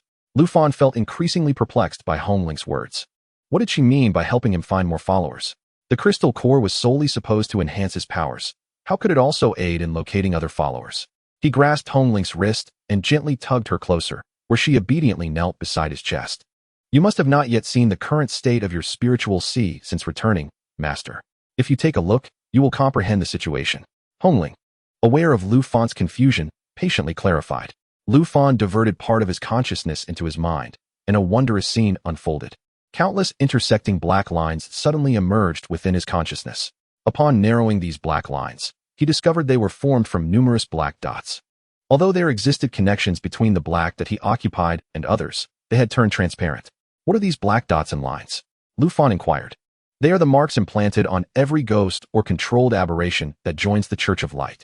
Unless they perish, these marks can never be erased, Hongling answered dutifully. And what of this splitting beast? Hongling explained that due to being burned by her master's golden flame, she had severed her connections with other ghosts. The splitting beast had its essence entirely absorbed by Lu Fan's crystal core, leading to its demise. In other words, while you still exist within this network, Other ghosts or aberrations cannot detect you. Hongling was no longer part of this network, but the case of the aberration was unique. By absorbing the crystal core's power, Lu Fan had effectively transferred the original scent mark to himself, severing its connection to others. Realization dawned upon Lu Fan as he contemplated the intricate web of black lines, unable to fathom the multitude of undiscovered aberrations concealed within the city. If lower-tier followers of the Church of Light were attacked, they could still seek help through internal connections. Likewise, Lu Fan could utilize these black lines and dots to locate other aberrations. Hongling's words ignited a spark in Lu Fan's eyes. These black dots instantly transformed in his perception into shimmering crystal cores. Hongling, how can I ascertain whether their strength falls within my capabilities? The brighter the black dot's color and the larger its size, the greater the power of the aberration it represented. A smile spread across Lu Fan's face as he resolved to seek out the shadow that had previously attacked by Xiaoling, which had eluded Su Qi and her companions for quite some time. I wish to find an aberration I encountered before, but it has been so long that I can scarcely recall its energy signature. Upon hearing Lu Fan's unreasonable request, Hongling furrowed her brow in contemplation. Have you fought it, Master? Indeed.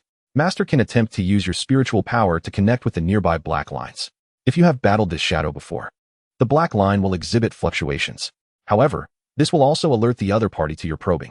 Lu Fan slowly straightened his posture, frowning as he pondered the feasibility of this plan. If the other side detected his probing spiritual power, could they reconnect with his black dot? Naturally, they cannot.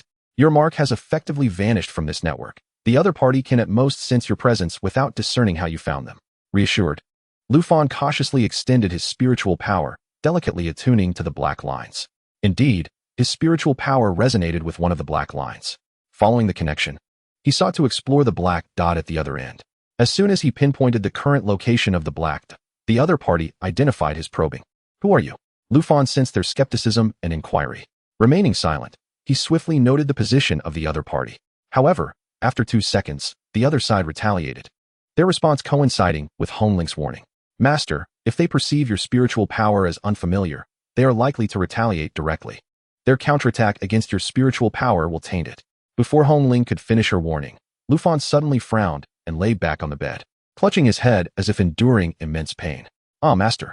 Hongling reached out to touch Lu Fan, only to detect the familiar scent of corruption emanating from him. Why didn't you mention this sooner? Had Lu Fan not instinctively severed the connection upon realizing the potential contamination of his spiritual power? Quickly enveloping the tainted portion with golden flames, the spread of that corruption would have triggered alarms at the training base, leading to his demise. I apologize, Master. I overlooked your identity, and it was my mistake. I am truly sorry, Master. Hongling, trembling with trepidation, refrained from touching Lu Fan while fervently apologizing. What should I do now? In mere seconds, Lu Fan had managed to suppress the tainted part of his spiritual power using his formidable mental strength and the unique properties of the golden flames. However, mere suppression would not suffice for resolution. The Master must absorb a substantial amount of crystal cores, preferably those of the mental attribute, as these energies can help resolve the contamination. Chapter 73. Lu Fan on the brink of exhaustion. Lu Fan was speechless. What did you say? His disbelief was palpable. Hongling, seemingly hesitant to meet his gaze, lowered her head, gently kneading Lu Fan's arm with trepidation. Master needs to absorb a considerable amount of crystal energy, preferably of the mental attribute, to cleanse the contaminated spiritual power. In an instant, Lu Fan seized Hongling by the neck, pressing her down onto the soft bed. Master! Hongling exclaimed in surprise, instinctively attempting to push Lu Fan away, but her own strength was restrained. Lu Fan, appearing oblivious, gazed intensely at Hongling. Why did you not inform me before I attempted? His grip was firm, yet not excessively forceful, and this method could not harm Hongling. Master! Hongling did not mean it. She truly forgot about this matter for a moment. I have realized my mistake and humbly request an opportunity to atone for my misdeeds. Tears welled up in Hongling's beautiful eyes, filled with remorse and self-reproach. Lu Fan's expression softened slightly, yet his heart remained unperturbed. You should understand how rare and challenging it is to find a psychic anomaly, to acquire a substantial number of psychic crystals. You might as well tell me directly and let me await my demise. Perhaps Lu Fan's words carried too much sarcasm, as a flicker of panic crossed Hongling's eyes. She spoke with urgency, insisting, "That won't happen, Master. I will certainly assist you. Your strength is formidable, and this minor source of contamination cannot possibly harm you." Lu Fan discerned the flattery in Hongling's words. He released his grip from her neck and took a tissue to wipe away non-existent dirt. Indeed, This is a highly unstable bomb, one that could break through my mental defenses at any moment. You had better not be deceiving me. You must genuinely possess a means to assist me, for if I perish, you shall not survive either. Without allowing Hong Ling to utter another word, Lu Fan directly transported her into his spatial domain. The coldness and fury on Lu Fan's face vanished in an instant, replaced by a faint smile at the corners of his lips. He believed his previous performance was commendable and would likely deceive Hong Ling to uncover her motives. This play must continue. Lu Fan joyfully drifted into slumber. Meanwhile, within Lu Fan's mental sea, the portion of contamination that had surged back was ensnared by Lu Fan's extraordinary abilities, mental prowess, and golden flame, locked away threefold. Not only would it not explode, but it could not even leak a drop. Unbeknownst to the sleeping Lu Fan, the contamination in his mind was gradually assimilating with the extraordinary energy, transforming into a new form of power. Early the next morning, Lu Fan received a call from Su Qian. During the conversation, Su Qian indirectly inquired whether Lu Fan had ventured out the previous night. No, after you arranged for someone to escort me back to the base. I rested due to excessive consumption of my powers, Lu Fan replied candidly. You know, the beast that could split itself, was it killed? Su Qian remained suspicious of Lu Fan, unable to fathom how he could have suddenly appeared in the suburbs where the beast resided without leaving his room. What? Who is that impressive? Wait, you're not suspecting that person is me, are you? Lu Fan's voice escalated in disbelief. Su Qian held a report generated from the scene investigation, indicating traces of Lu Fan's power, albeit minimal, likely remnants from the daytime battle. No. Do you possess such incredible abilities? Su Qian's voice was calm, even carrying a hint of coldness. Lu Fan felt momentarily stifled and muttered softly, even if I don't. You shouldn't imply that I'm weak. Seeing that Lu Fan was indeed innocent, Su Qian set aside her unrealistic doubts, expressed casual concern for him, and then ended the call. Today was another day of rest, free from additional tasks. Lu Fan slept soundly throughout the day. During this time, both in the morning and afternoon, Hong Ling attempted to probe when Lu Fan would venture out to seek anomalies. Lu Fan ignored her until the moon hung high in the sky. A faint spatial fluctuation rippled through Lu Fan's room, and he vanished in an instant.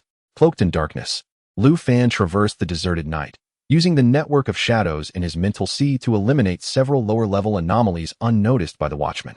As dawn broke, the interference in the monitored alleyway, brought by the foxtail, guided Lu Fan back to his dormitory.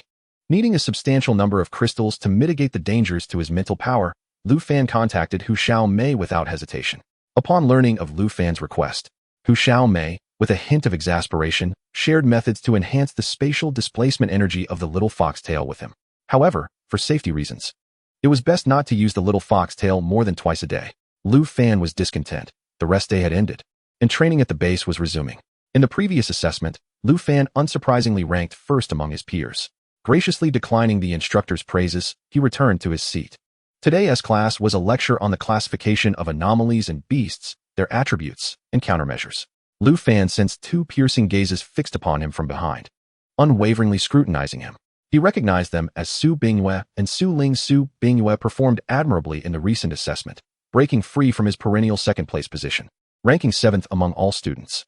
Lu Fan paid little heed to Su Bingyue and Su Ling, focusing intently on absorbing the knowledge presented by the instructor. Thus, Lu Fan spent his days at the base engaged in training and academic learning, while at night, he utilized the spatial displacement ability of the little foxtail to stealthily hunt anomalies and acquire crystals. After several days, the contamination confined within Lu Fan's mental sea dwindled significantly, and his polluted psychic energy had notably recovered.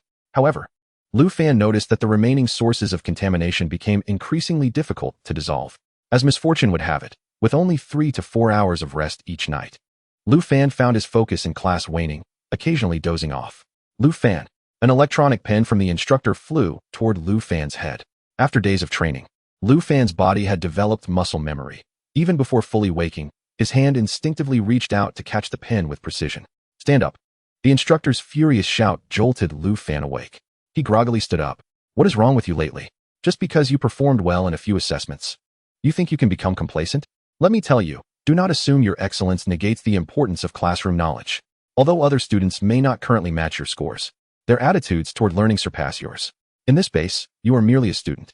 With your current attitude, how can you aspire to be a qualified watchman? This was the first time Lu Fan had been reprimanded so sternly by the instructor since entering the training base. The rare embarrassment surfaced, causing him to lower his head, appearing remorseful. You have been inattentive in class these past few days. I noticed you seemed engaged before, so I did not intervene. Yet today, you fell asleep in class. What? Is your rest insufficient at night? Or are you occupied with something more important? If you are so fatigued, I might as well grant you leave. Come back when you have adequately rested. Do not disrupt the learning enthusiasm of other students.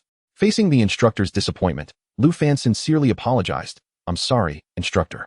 I have indeed been experiencing some insomnia these days. I recognize my mistake and will not repeat it. Considering this was Lu Fan's first offense, the instructor refrained from further admonishment, allowing him to return to his seat after retrieving the electronic pen. Since Su Qian was particularly attentive to Lu Fan, news of his reprimand in class reached her shortly after the lesson. Sleeping in class? That doesn't sound like something he would do. I see. After hanging up the communicator, Su Qian swiftly completed her tasks and drove to the training base. In the afternoon, during physical training, since Lu Fan's physical prowess was distinctly superior among the students, the instructor granted him leave. In the morning, the instructor responsible for teaching Lu Fan and his fellow trainees became aware of his drowsiness during the multicultural class. When Su Qian arrived, Lu Fan was in his room catching up on sleep. Awakened by Su Qian's urgent call, he yawned and opened the door. Commander? Lu Fan glanced at the icy beauty standing at the doorway, stepped aside, and allowed Su Qian to enter the room. What is it? I've heard you've been looking perpetually exhausted in class these past few days. Have you been out late at night? Su Qian's voice was cold. I don't know. I've just felt an increased need for sleep lately, Lu Fan replied, sitting in the chair across from Su Qian and yawning heavily again. Increased? That shouldn't be the case. As one's ability level rises, physical fitness should improve significantly, which ought to reduce the amount of sleep needed. Unless you've been neglecting proper rest for an extended period, it would lead to physical and mental fatigue. But you've been at the base every day. Could it be that you've been secretly training at night? Lu Fan shook his head, still appearing bewildered. I don't know why. I just can't seem to muster any energy. Seeing Lu Fan's drowsy demeanor, Su Qian's initial anger transformed into concern. She rose and moved behind Lu Fan, placing her fingers on his temples.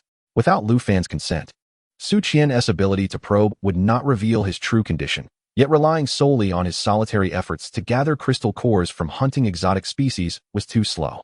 It was time for him to request some benefits from Su Qian. Suddenly, the 3 layers of barriers containing the remaining sources of contamination loosened slightly, allowing a trace of polluted energy to escape. When Su Qian's ability encountered that small amount of contamination, her expression turned to one of shock. She immediately grasped Lu Fan's shoulders, her voice trembling. Why is your mental sea contaminated? Lu Fan maintained his bewildered expression, looking up at Su Qian with clear eyes devoid of malice. What do you mean by contaminated? As Su Qian gazed into Lu Fan's innocent eyes, emotions surged within her, momentarily choking her voice. When did your drowsiness begin? Su Qian suddenly inquired. It was after I rested those 2 days. At first, I didn't feel anything was wrong. I just slept more than usual. The timing aligned, and Su Qian's worry solidified. Lu Fan felt Su Qian's grip on his shoulders tighten further, prompting him to softly protest. Commander, I merely slept a bit more. You needn't crush my shoulder bones. Su Qian released her hold and returned to sit in front of Lu Fan. Her expression revealed her concern so evidently that Lu Fan could no longer pretend he didn't notice. Thus, a hint of anxiety crept into his tone. Commander, am I in some sort of trouble? Su Qian quickly reassured him. No? You needn't worry. I will ensure nothing happens to you. I knew I couldn't be this drowsy without reason. Something must be wrong. I'm going to the medical area, Lu Fan insisted, rising to leave the room. Su Qian seized Lu Fan's wrist with great force, pulling him back onto the sofa and pinning him down. Her legs restrained his restless ones, and she pressed his arms beside his head, bringing them uncomfortably close. Today, Su Qian wore a loose white shirt paired with high-waisted cargo pants. However, due to her stunning figure, the shirt accentuated her most voluptuous and slender features. At that moment, Lu Fan could sense the alluring fragrance emanating from Su Qian, wafting enticingly towards him. He lowered his gaze, clearly noticing the enticing view revealed by the open collar. Yet, Su Qian was oblivious to Lu Fan's gaze. She struggled to explain, your condition likely resulted from that last encounter with the splitting exotic beast when you inadvertently got caught in its power. Such occurrences are not uncommon among the Night Watchers, so I never suspected any other possibilities, especially since you were indeed injured that day. Lu Fan's expression shifted from bewilderment to astonishment. You needn't worry. There have been previous instances of Night Watchers being infected by mental energy, and the base has specialized methods to address this. You won't absorb the power within the crystal cores, will you? Lu Fan could, but before Su Qian, he would not. He shook his head, lowering his gaze, seemingly forlorn while secretly admiring the alluring sight. I'm not a true night watcher, so I wouldn't know how to do that. Come with me to the night watcher base. Su Qian felt no blame toward Lu Fan, only guilt and self-reproach. Lu Fan followed behind Su Qian in silence, becoming the subject of her attempts to initiate conversation. Rest assured, this situation has occurred before with other night watchers. I believe the contamination of your mental CISNT severe, and absorbing more crystal cores should resolve it. Su Qian first requested leave for Lu Fan at the training base, then personally drove him back to the night watcher base. During the journey, Su Qian received a call from Qin Yu, informing her of urgent intelligence requiring her attention. I'm on my way back to the base now. Please leave the documents that need processing in my office. Also, arrange for a quiet, private dormitory. Qin Yu did not question further and promptly complied with Su Qian's orders. Before long, Su Qian successfully returned to the night watcher base with Lu Fan. Upon arriving at the office building, Qin Yu, seeing Lu Fan following Su Qian, stiffened. Commander. He greeted Su Qian first. She acknowledged him with a nod, gesturing for him to escort Lu Fan to the dormitory before reporting to her. Qin Yu opened his mouth, but ultimately refrained from voicing any objections under Su Qian's gaze. Understood, Commander.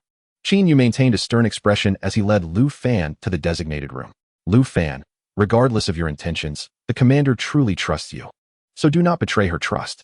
As Lu Fan entered the room, Qin Yu stood behind him, coldly stating, I don't care what tricks you have up your sleeve. Lu Fan smirked with a hint of sarcasm, turning around with an expression of feigned grievance. Team Leader Qin, I do not understand why you harbor such bias against me. The commander brought me to the base to assist me. I have never betrayed her trust. This demeanor only deepened Qin Yu's suspicion of Lu Fan's intentions. Yet, respecting Su Qian's trust in Lu Fan, Qin Yu chose not to press further, snorting softly before departing. Uncertain if the room contained surveillance devices, Lu Fan casually picked up a magazine from the shelf and sat on the sofa to read. About half an hour later, Su Qian, changed into a different outfit, hurriedly arrived at Lu Fan's dormitory. Come, I'll take you to absorb the energy from the crystal cores. Lu Fan noticed the urgency in Su Qian's demeanor, understanding that her haste was likely due to other troubles at the base rather than his own situation. Commander, I can manage on my own. If you have more pressing matters, please attend to them. Lu Fan displayed his considerate nature. Su Qian merely shook her head, leading Lu Fan to a room entirely white. Within, there was a uniquely designed machine. At the very center of the room stood a black leather chair, accompanied by a platform featuring an intricately patterned recess. The platform's supports connected to a long pipe, which was affixed to a frame, extending upward and culminating in an object resembling a helmet above the chair. Under the guidance of Sushi, Lu Fan took his place in the chair. The helmet gradually descended, conforming to the shape of Lu Fan's head until it fit snugly. Commander, what is this contraption? Lu Fan could not help but inquire. The energy within the crystal core is not entirely pure. It harbors numerous negative factors. This machine is capable of extracting 90% of those negative factors. The remaining 10% will not inflict significant harm on the human body. As long as one does not excessively absorb the crystal core in a short span, these negative factors will eventually be expelled by the body, Sushi explained. Upon hearing Sushi's elucidation, Lu Fan was astonished. He realized that this was the official secret weapon for absorbing crystal cores. He had thought that the official method would manage to extract half the energy, yet it could absorb a remarkable 70%. Commander, I have a small amount of pollution in my spiritual sea. Will I be affected by these negative factors? Lu Fan, in front of Sushi, was typically a timid and greedy man, cautious and hesitant. In response to Lu Fan's concern, Sushi softened her tone. Rest assured, it will not affect you. I will ensure your safety. Lu Fan continued. I should only need one crystal core to resolve this issue, right? Faced with Lu Fan's eager anticipation, Sushi averted her gaze and gently shook her head. In your situation, periodic treatments will be necessary. At least 3 sessions are required, each necessitating over 10 crystal cores. After 3 sessions, adjustments will be made based on the pollution level in your spiritual sea. Lu Fan calculated the number of crystal cores he had acquired from the various creatures he had dealt with over the past few nights and realized he had around 30 cores. He felt troubled, wondering if the slight release of polluted energy from his spiritual sea had led Sushi to underestimate the severity of his condition. Seated on the chair, preparing for the crystal core treatment, Lu Fan furrowed his brow in contemplation. If he revealed the true extent of his pollution, would Sushi abandon the treatment altogether? Observing Sushi as she placed a handful of radiant crystal cores into the platform's recess, Lu Fan made an effort to compose himself. There is an old saying, take advantage when you can, and he felt justified in accepting the treatment, having resolved several issues for the night watchman and consumed a fair number of their crystal cores. As the machine infused his body with the energy from the crystal cores, Lu Fan discerned the presence of certain negative factors. However, his constitution ensured that these negative factors would not pose a significant threat. After the treatment, he sensed a slight reduction in the pollution within his spiritual sea. Yet the core area of pollution remained highly active, suggesting that the treatment addressed only the symptoms, not the root cause. "Let me assess the pollution level in your spiritual sea," Sushi said with concern. Lu Fan quickly released his 3 layers of defense, emanating a slightly more intense aura of pollution. Indeed, the previous rough examination had failed to ascertain the extent of his pollution at this level. It could be classified as moderate. "Your drowsiness without a propensity for violence indicates your strong willpower," Sushi remarked. Chapter 76. Eliminating traitors in response to Sushi's praise. Lu Fan merely smiled, seemingly carefree. "I am not a villain. Must I resort to murder simply because I am in a bad mood?" Observing Lu Fan's grin, Sushi's momentary hesitation dissipated entirely. Regardless of the circumstances, the previous troubles had stemmed from her actions, and she felt a responsibility for Lu Fan's current predicament. As the commander of the district base, Sushi had a considerable reserve of crystal cores at her disposal, and she had yet to unravel the mystery surrounding Lu Fan. Thus, it was imperative that nothing untoward happened to him. Lu Fan believed he was depleting the night watchman's reserve of crystal cores, unaware that the cores Sushi had just presented were her personal rewards. "In 3 days, we will conduct the second treatment. After 5 days, the third. Once the 3 treatments are complete, we will devise a new treatment plan based on your pollution level." Lu Fan nodded obediently and attempted to reassure Sushi. "Commander, do not wear such a worried expression. I trust you will ensure my safety." Sushi cast a reproachful glance at Lu Fan. "Save the flattery for later. Focus on resting and avoid contact with the creatures. Especially refrain from using your abilities extensively." Lu Fan dutifully acquiesced to Sushi's instructions. Just then, an anxious voice from outside the room interrupted. "Commander, the creatures outside are becoming increasingly agitated. The team has sent another distress signal, and we must depart immediately." Sushi's expression turned serious as she instructed Lu Fan to return to his assigned quarters before turning to leave the room. Naturally, Lu Fan followed Sushi, curious and unaware. He asked, "Are there new creatures appearing? I want to join you." Qin Yu shot Lu Fan a cold glare upon seeing him emerge from the room alongside Sushi. "What are you doing? Are you here to create chaos?" Just as Lu Fan was about to respond, Sushi interjected, "Have you forgotten my previous admonitions? It is best not to use your abilities for the time being. You need to recuperate. If your assistance is required, I will send someone to notify you. Please return to your dormitory." Faced with this situation, Lu Fan could only nod in compliance, refraining from pressing the matter further. Sushi and Qin Yu strode away, and Lu Fan could still faintly hear Qin Yu questioning Sushi.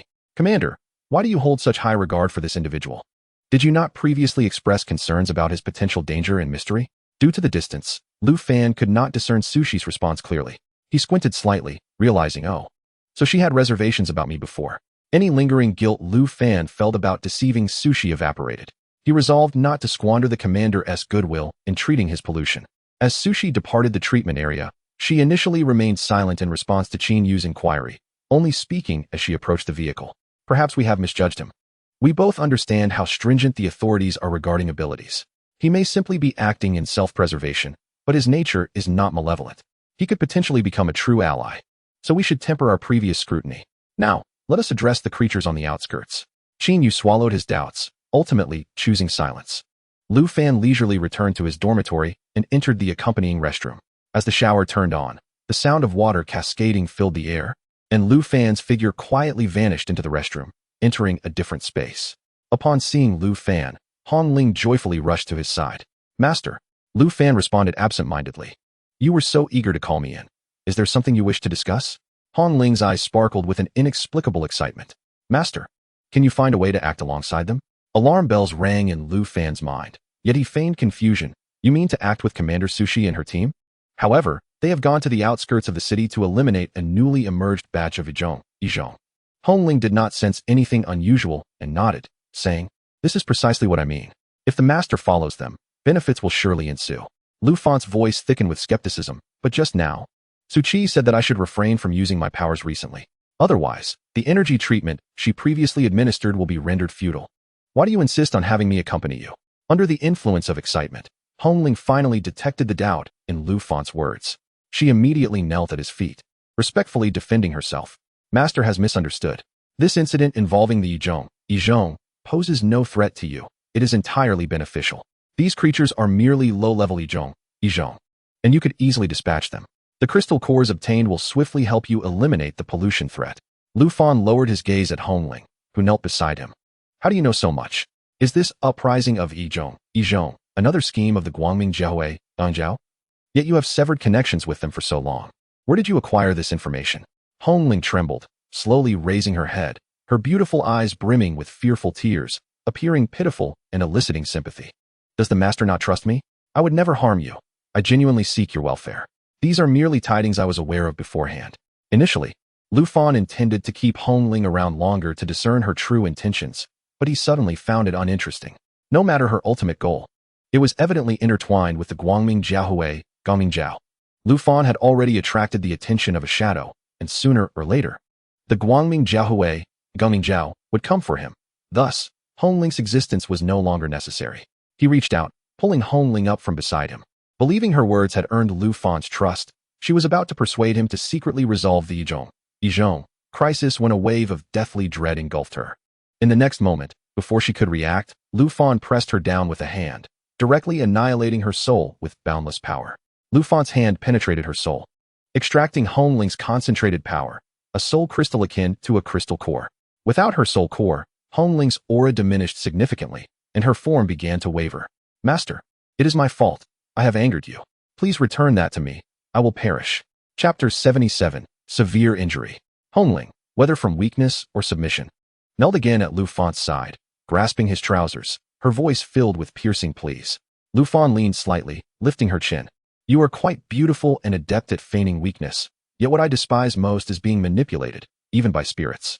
As Lu Fan spoke, Hongling's eyes reflected an unmistakable fear and shock. I had intended to keep you around for a while longer to understand your meticulously crafted schemes to remain by my side, but your intentions are too overt. I suddenly find it rather dull. Therefore, it is best if you simply perish. Lu Fan's hand forcefully cast the female spirit aside, sending her soul scattering even more. Naturally, Hongling did not wish to die. She attempted to grasp Lu Fan's pant leg, but was met with a kick that sent her back into her soul form. Hongling felt her consciousness fading into a haze, her gaze toward Lu Fan devoid of prior submission and reverence, now only filled with resentment. Lu Fan unleashed his powers, obliterating the last remnants of Hongling's soul. Dare you glare at me? Watch as I ensure your soul is utterly scattered. Lu Fan scoffed, observing the soul crystal in his hand, distinctly different from the crystal cores of Yizhong, and swallowed it whole. A surge of rich spiritual energy erupted, completely absorbed by Lu Fan's body without the slightest waste.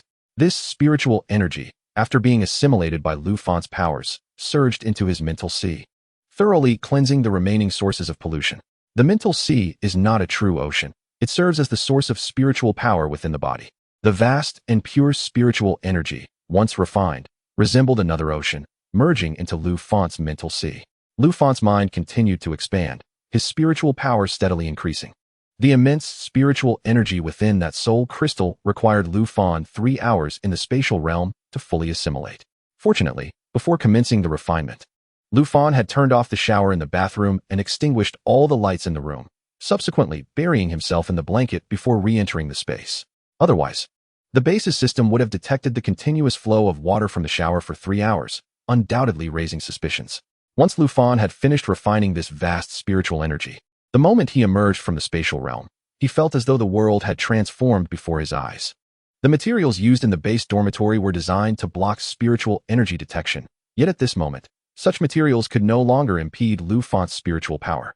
Perhaps a quantitative change had led to a qualitative transformation, as Lu Fan distinctly sensed his spiritual power ascending to a higher level, a more formidable tier. He had not expected the female spirit to conceal her true strength so deeply.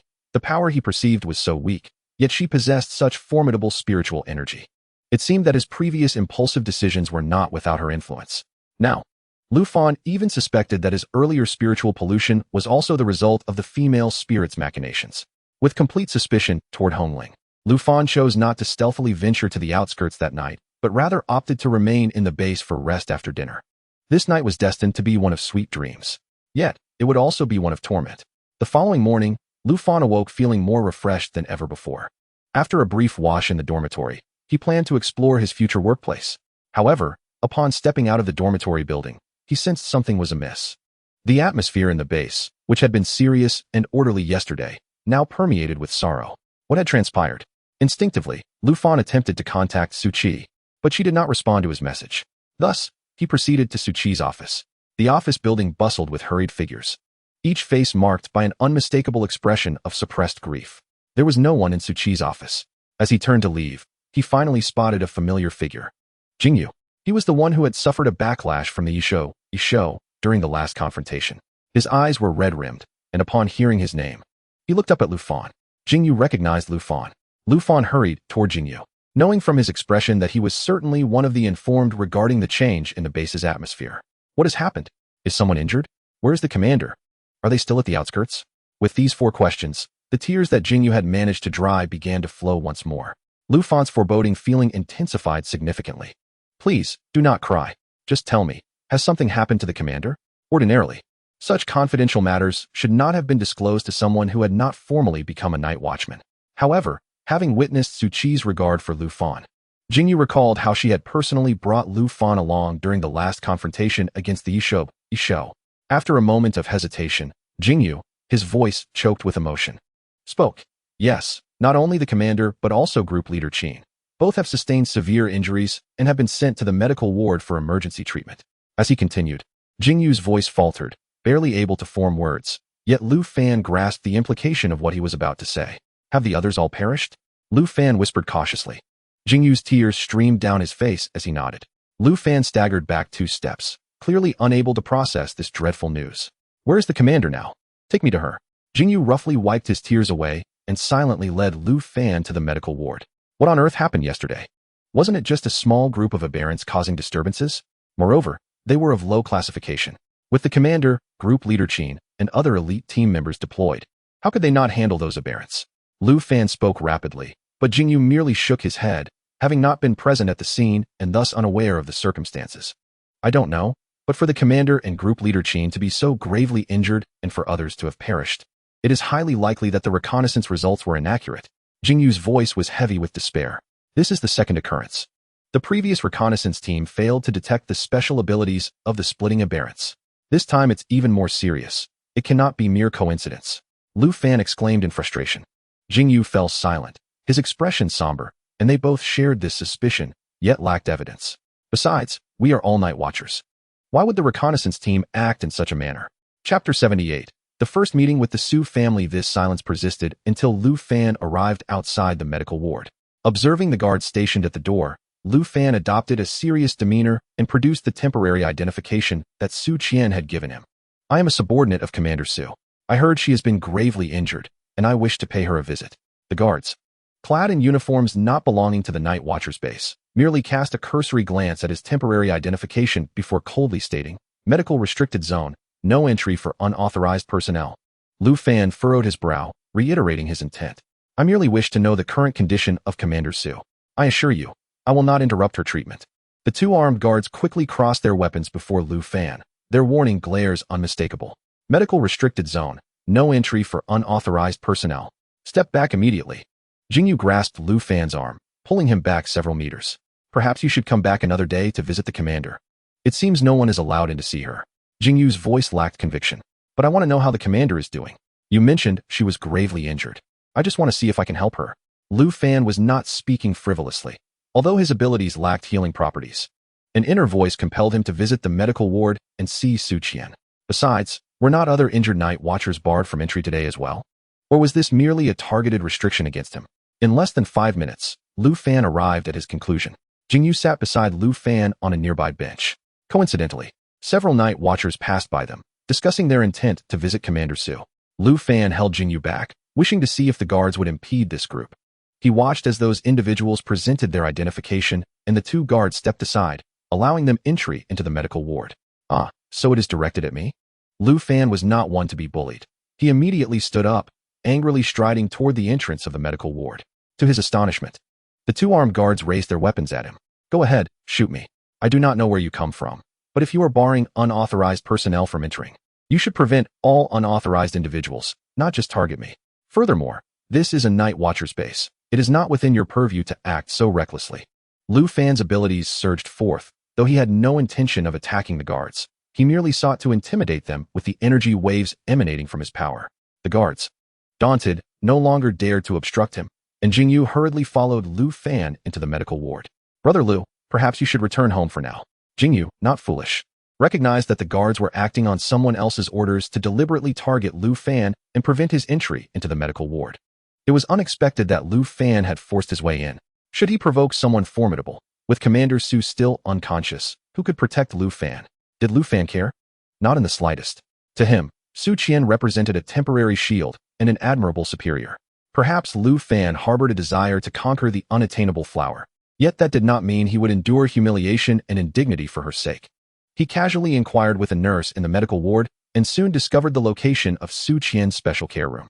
Upon reaching the corridor leading to the special care room, he immediately realized who had dispatched the guards stationed at the entrance of the medical ward.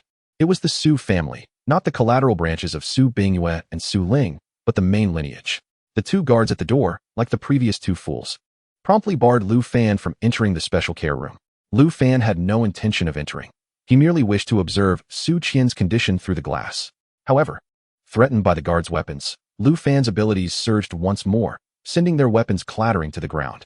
No matter how fine your weapons may be, in your hands, they are but scrap metal, Lu Fan remarked with scorn.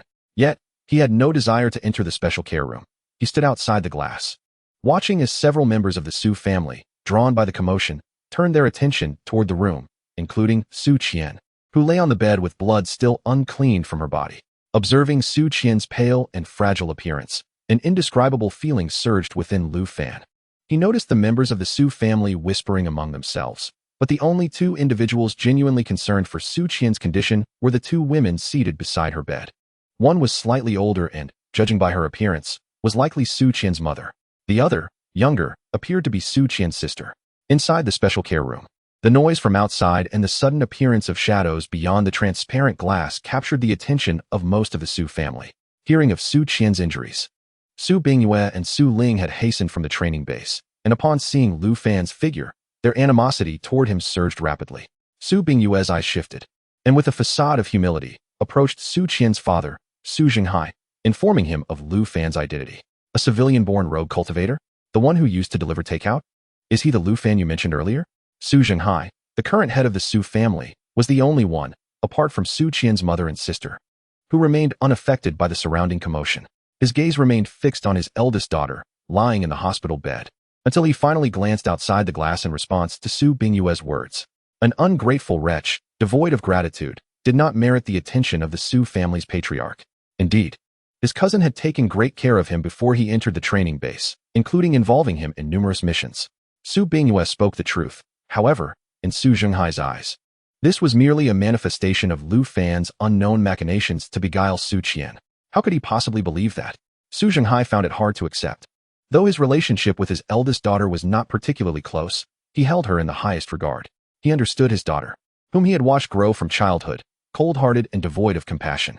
How could she possibly be inexplicably drawn to a lowly ability user, residing at home? His nephew suspected that his cousin might have been enchanted by this despicable individual. His disregard for the guard's obstruction as he forced his way and showcased his utter lack of decorum and restraint. Su Bingyue's words deepened the furrow in Su Jinghai's brow. As a cunning old fox, how could Su Jinghai fail to detect the profound malice in Su Bingyue's words regarding Lu Fan? Yet, he knew Su Bingyue would not dare to deceive him. The pride of their Su family lineage, his daughter, was actually captivated by an ordinary man of lowly status? Such a notion seemed utterly absurd to Su Jinghai. He instructed that Lu Fan be sent away, warning that any further transgressions would only serve to sever the ladder to success he had painstakingly constructed. Although Su Jinghai did not wish to make decisions on behalf of Su Qian, he was equally unwilling to witness this irrational behavior prompted by Lu Fan. Su Bingyue's eyes lit up, and she immediately agreed. Su Ling had been closely monitoring Su Bingyue's movements, and, upon seeing her prepare to leave, promptly accompanied her. Outside the intensive care unit, Lu Fan's gaze remained fixed on Su Qian, who lay fragile upon the hospital bed. He had never witnessed her in such a vulnerable state before.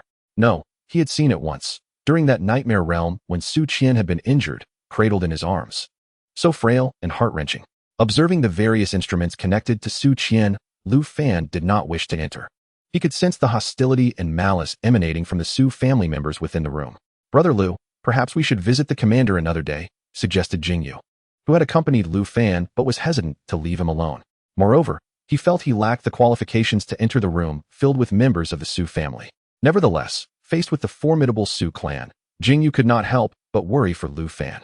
Lu Fan reluctantly withdrew his gaze from Su Qian and slowly nodded, preparing to leave with Jingyu. However, just as he turned, the door to the intensive care unit swung open. Jingyu's attention was instinctively drawn to the entrance. But Lu Fan did not look back. Lu Fan. Su Bingwe had not anticipated that Lu Fan would attempt to leave before she had a chance to confront him. Missing such an opportunity for humiliation would be a regrettable error.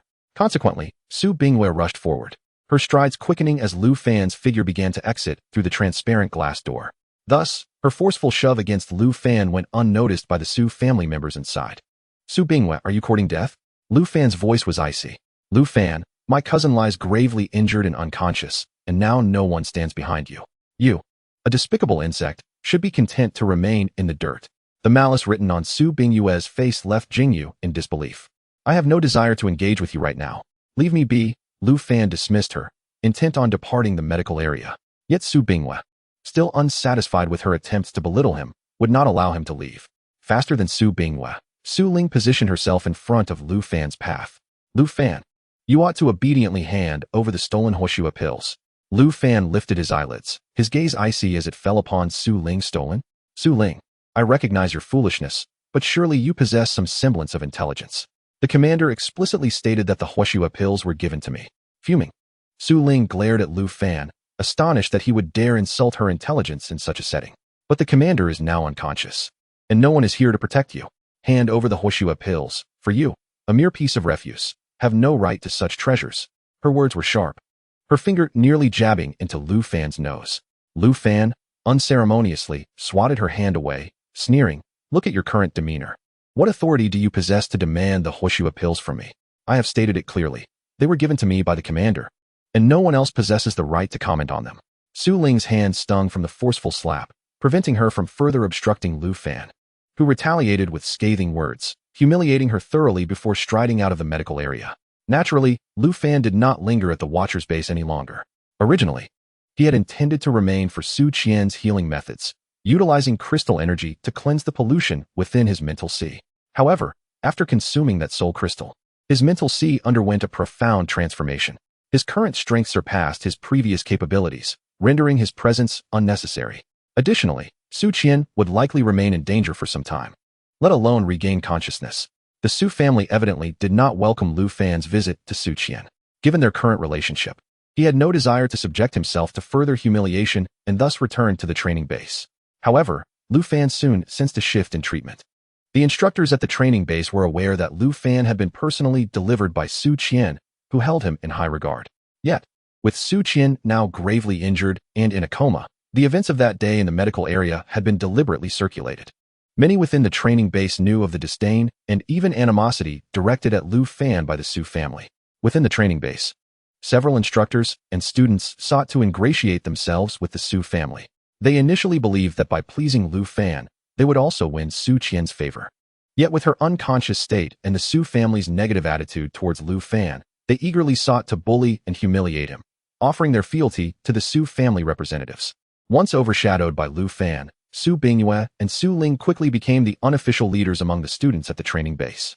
Lu Fan detected the subtle hostility directed at him but remained unfazed, continuing to live life as he pleased. The hostility from the students did not significantly impact his life. But some foolish instructors also took notice.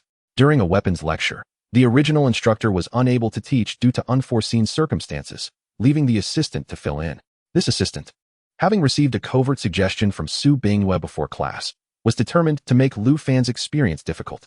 Consequently, after delivering a theoretical overview, he posed the first question to Lu Fan. Why do the PMO series of weapons cause harm to Yizhong?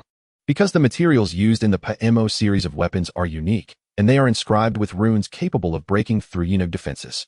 The strength of the runes varies with the weapon's grade. Initially, Lu Fan did not perceive the assistant's malice toward him. However, as the class progressed, he gradually sensed something amiss. The assistant began to pose increasingly difficult questions, some of which he had not even clarified himself. Assistant, I did not quite grasp that knowledge point. Could you please explain it to me again? Lu Fan, having been called upon once more, expressed his uncertainty regarding the answer. He believed his demeanor was reasonable, yet the assistant seemed to have finally seized upon a weakness in Lu Fan. This knowledge point has been thoroughly explained by me just now. Lu Fan, do not let your personal ignorance hinder the progress of the class. The malice directed at him was so blatant that it left Lu Fan unable to suppress his frown. What is your attitude? Look at yourself. Slouching in class without an ounce of the spirit of a night watchman. Do not think that just because you have achieved some good results, you can become complacent. Be cautious, for a moment of carelessness may lead to your downfall. After enduring such extreme sarcasm and humiliation, Lu Fan could no longer hold back and confronted the assistant instructor directly in front of the other students. A brilliant flame erupted from Lu Fan and struck the assistant instructor. The assistant instinctively tried to defend himself, but he was no match for Lu Fan. The flames quickly ignited his clothing. The assistant fell to the ground in a panic, rolling frantically to extinguish the flames engulfing him. Lu Fan, how dare you attack your superior?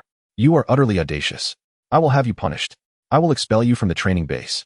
The assistant, feeling the searing heat of the flames, was filled with rage, no longer concerned about maintaining his dignity as a substitute teacher.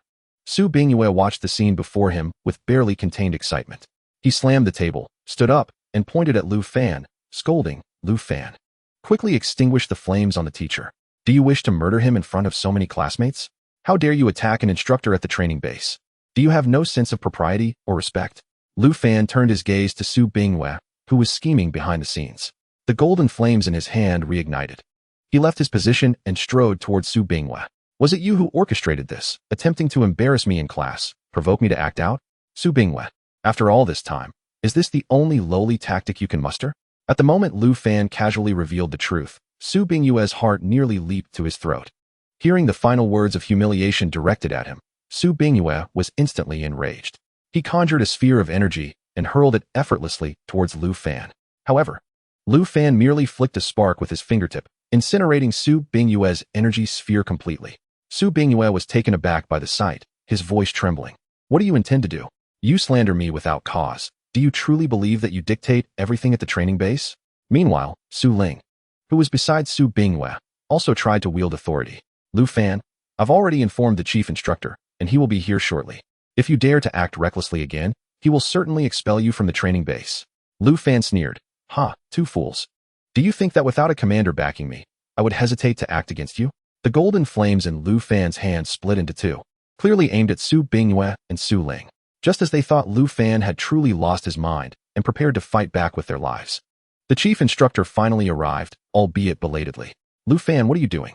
Who allowed you to use your powers in class? Where's the teacher? The panting chief instructor looked at Lu Fan with a murderous glare, his head spinning. His furious shouts went unanswered, with only the anxious students carefully pointing towards the podium. Upon inspecting the scene, the chief instructor discovered the assistant instructor, now severely burned. Fortunately, Lu Fan's flames were not meant to kill. He merely intended to teach the assistant a lesson. The flames had burned away his clothing and left his skin slightly scorched. The chief instructor was astonished that Lu Fan dared to act so recklessly, especially given the uncertainty surrounding Su Qian's fate. He was aware that rumors about Lu Fan had circulated in the training base since Su Qian's incident. However, the chief instructor did not fully comprehend the gravity of the situation and believed it was merely idle gossip with no real consequences. The fact that Lu Fan was willing to resort to such violence over mere rumors was unbecoming of a qualified night watchman. Lu Fan, you are my most promising student.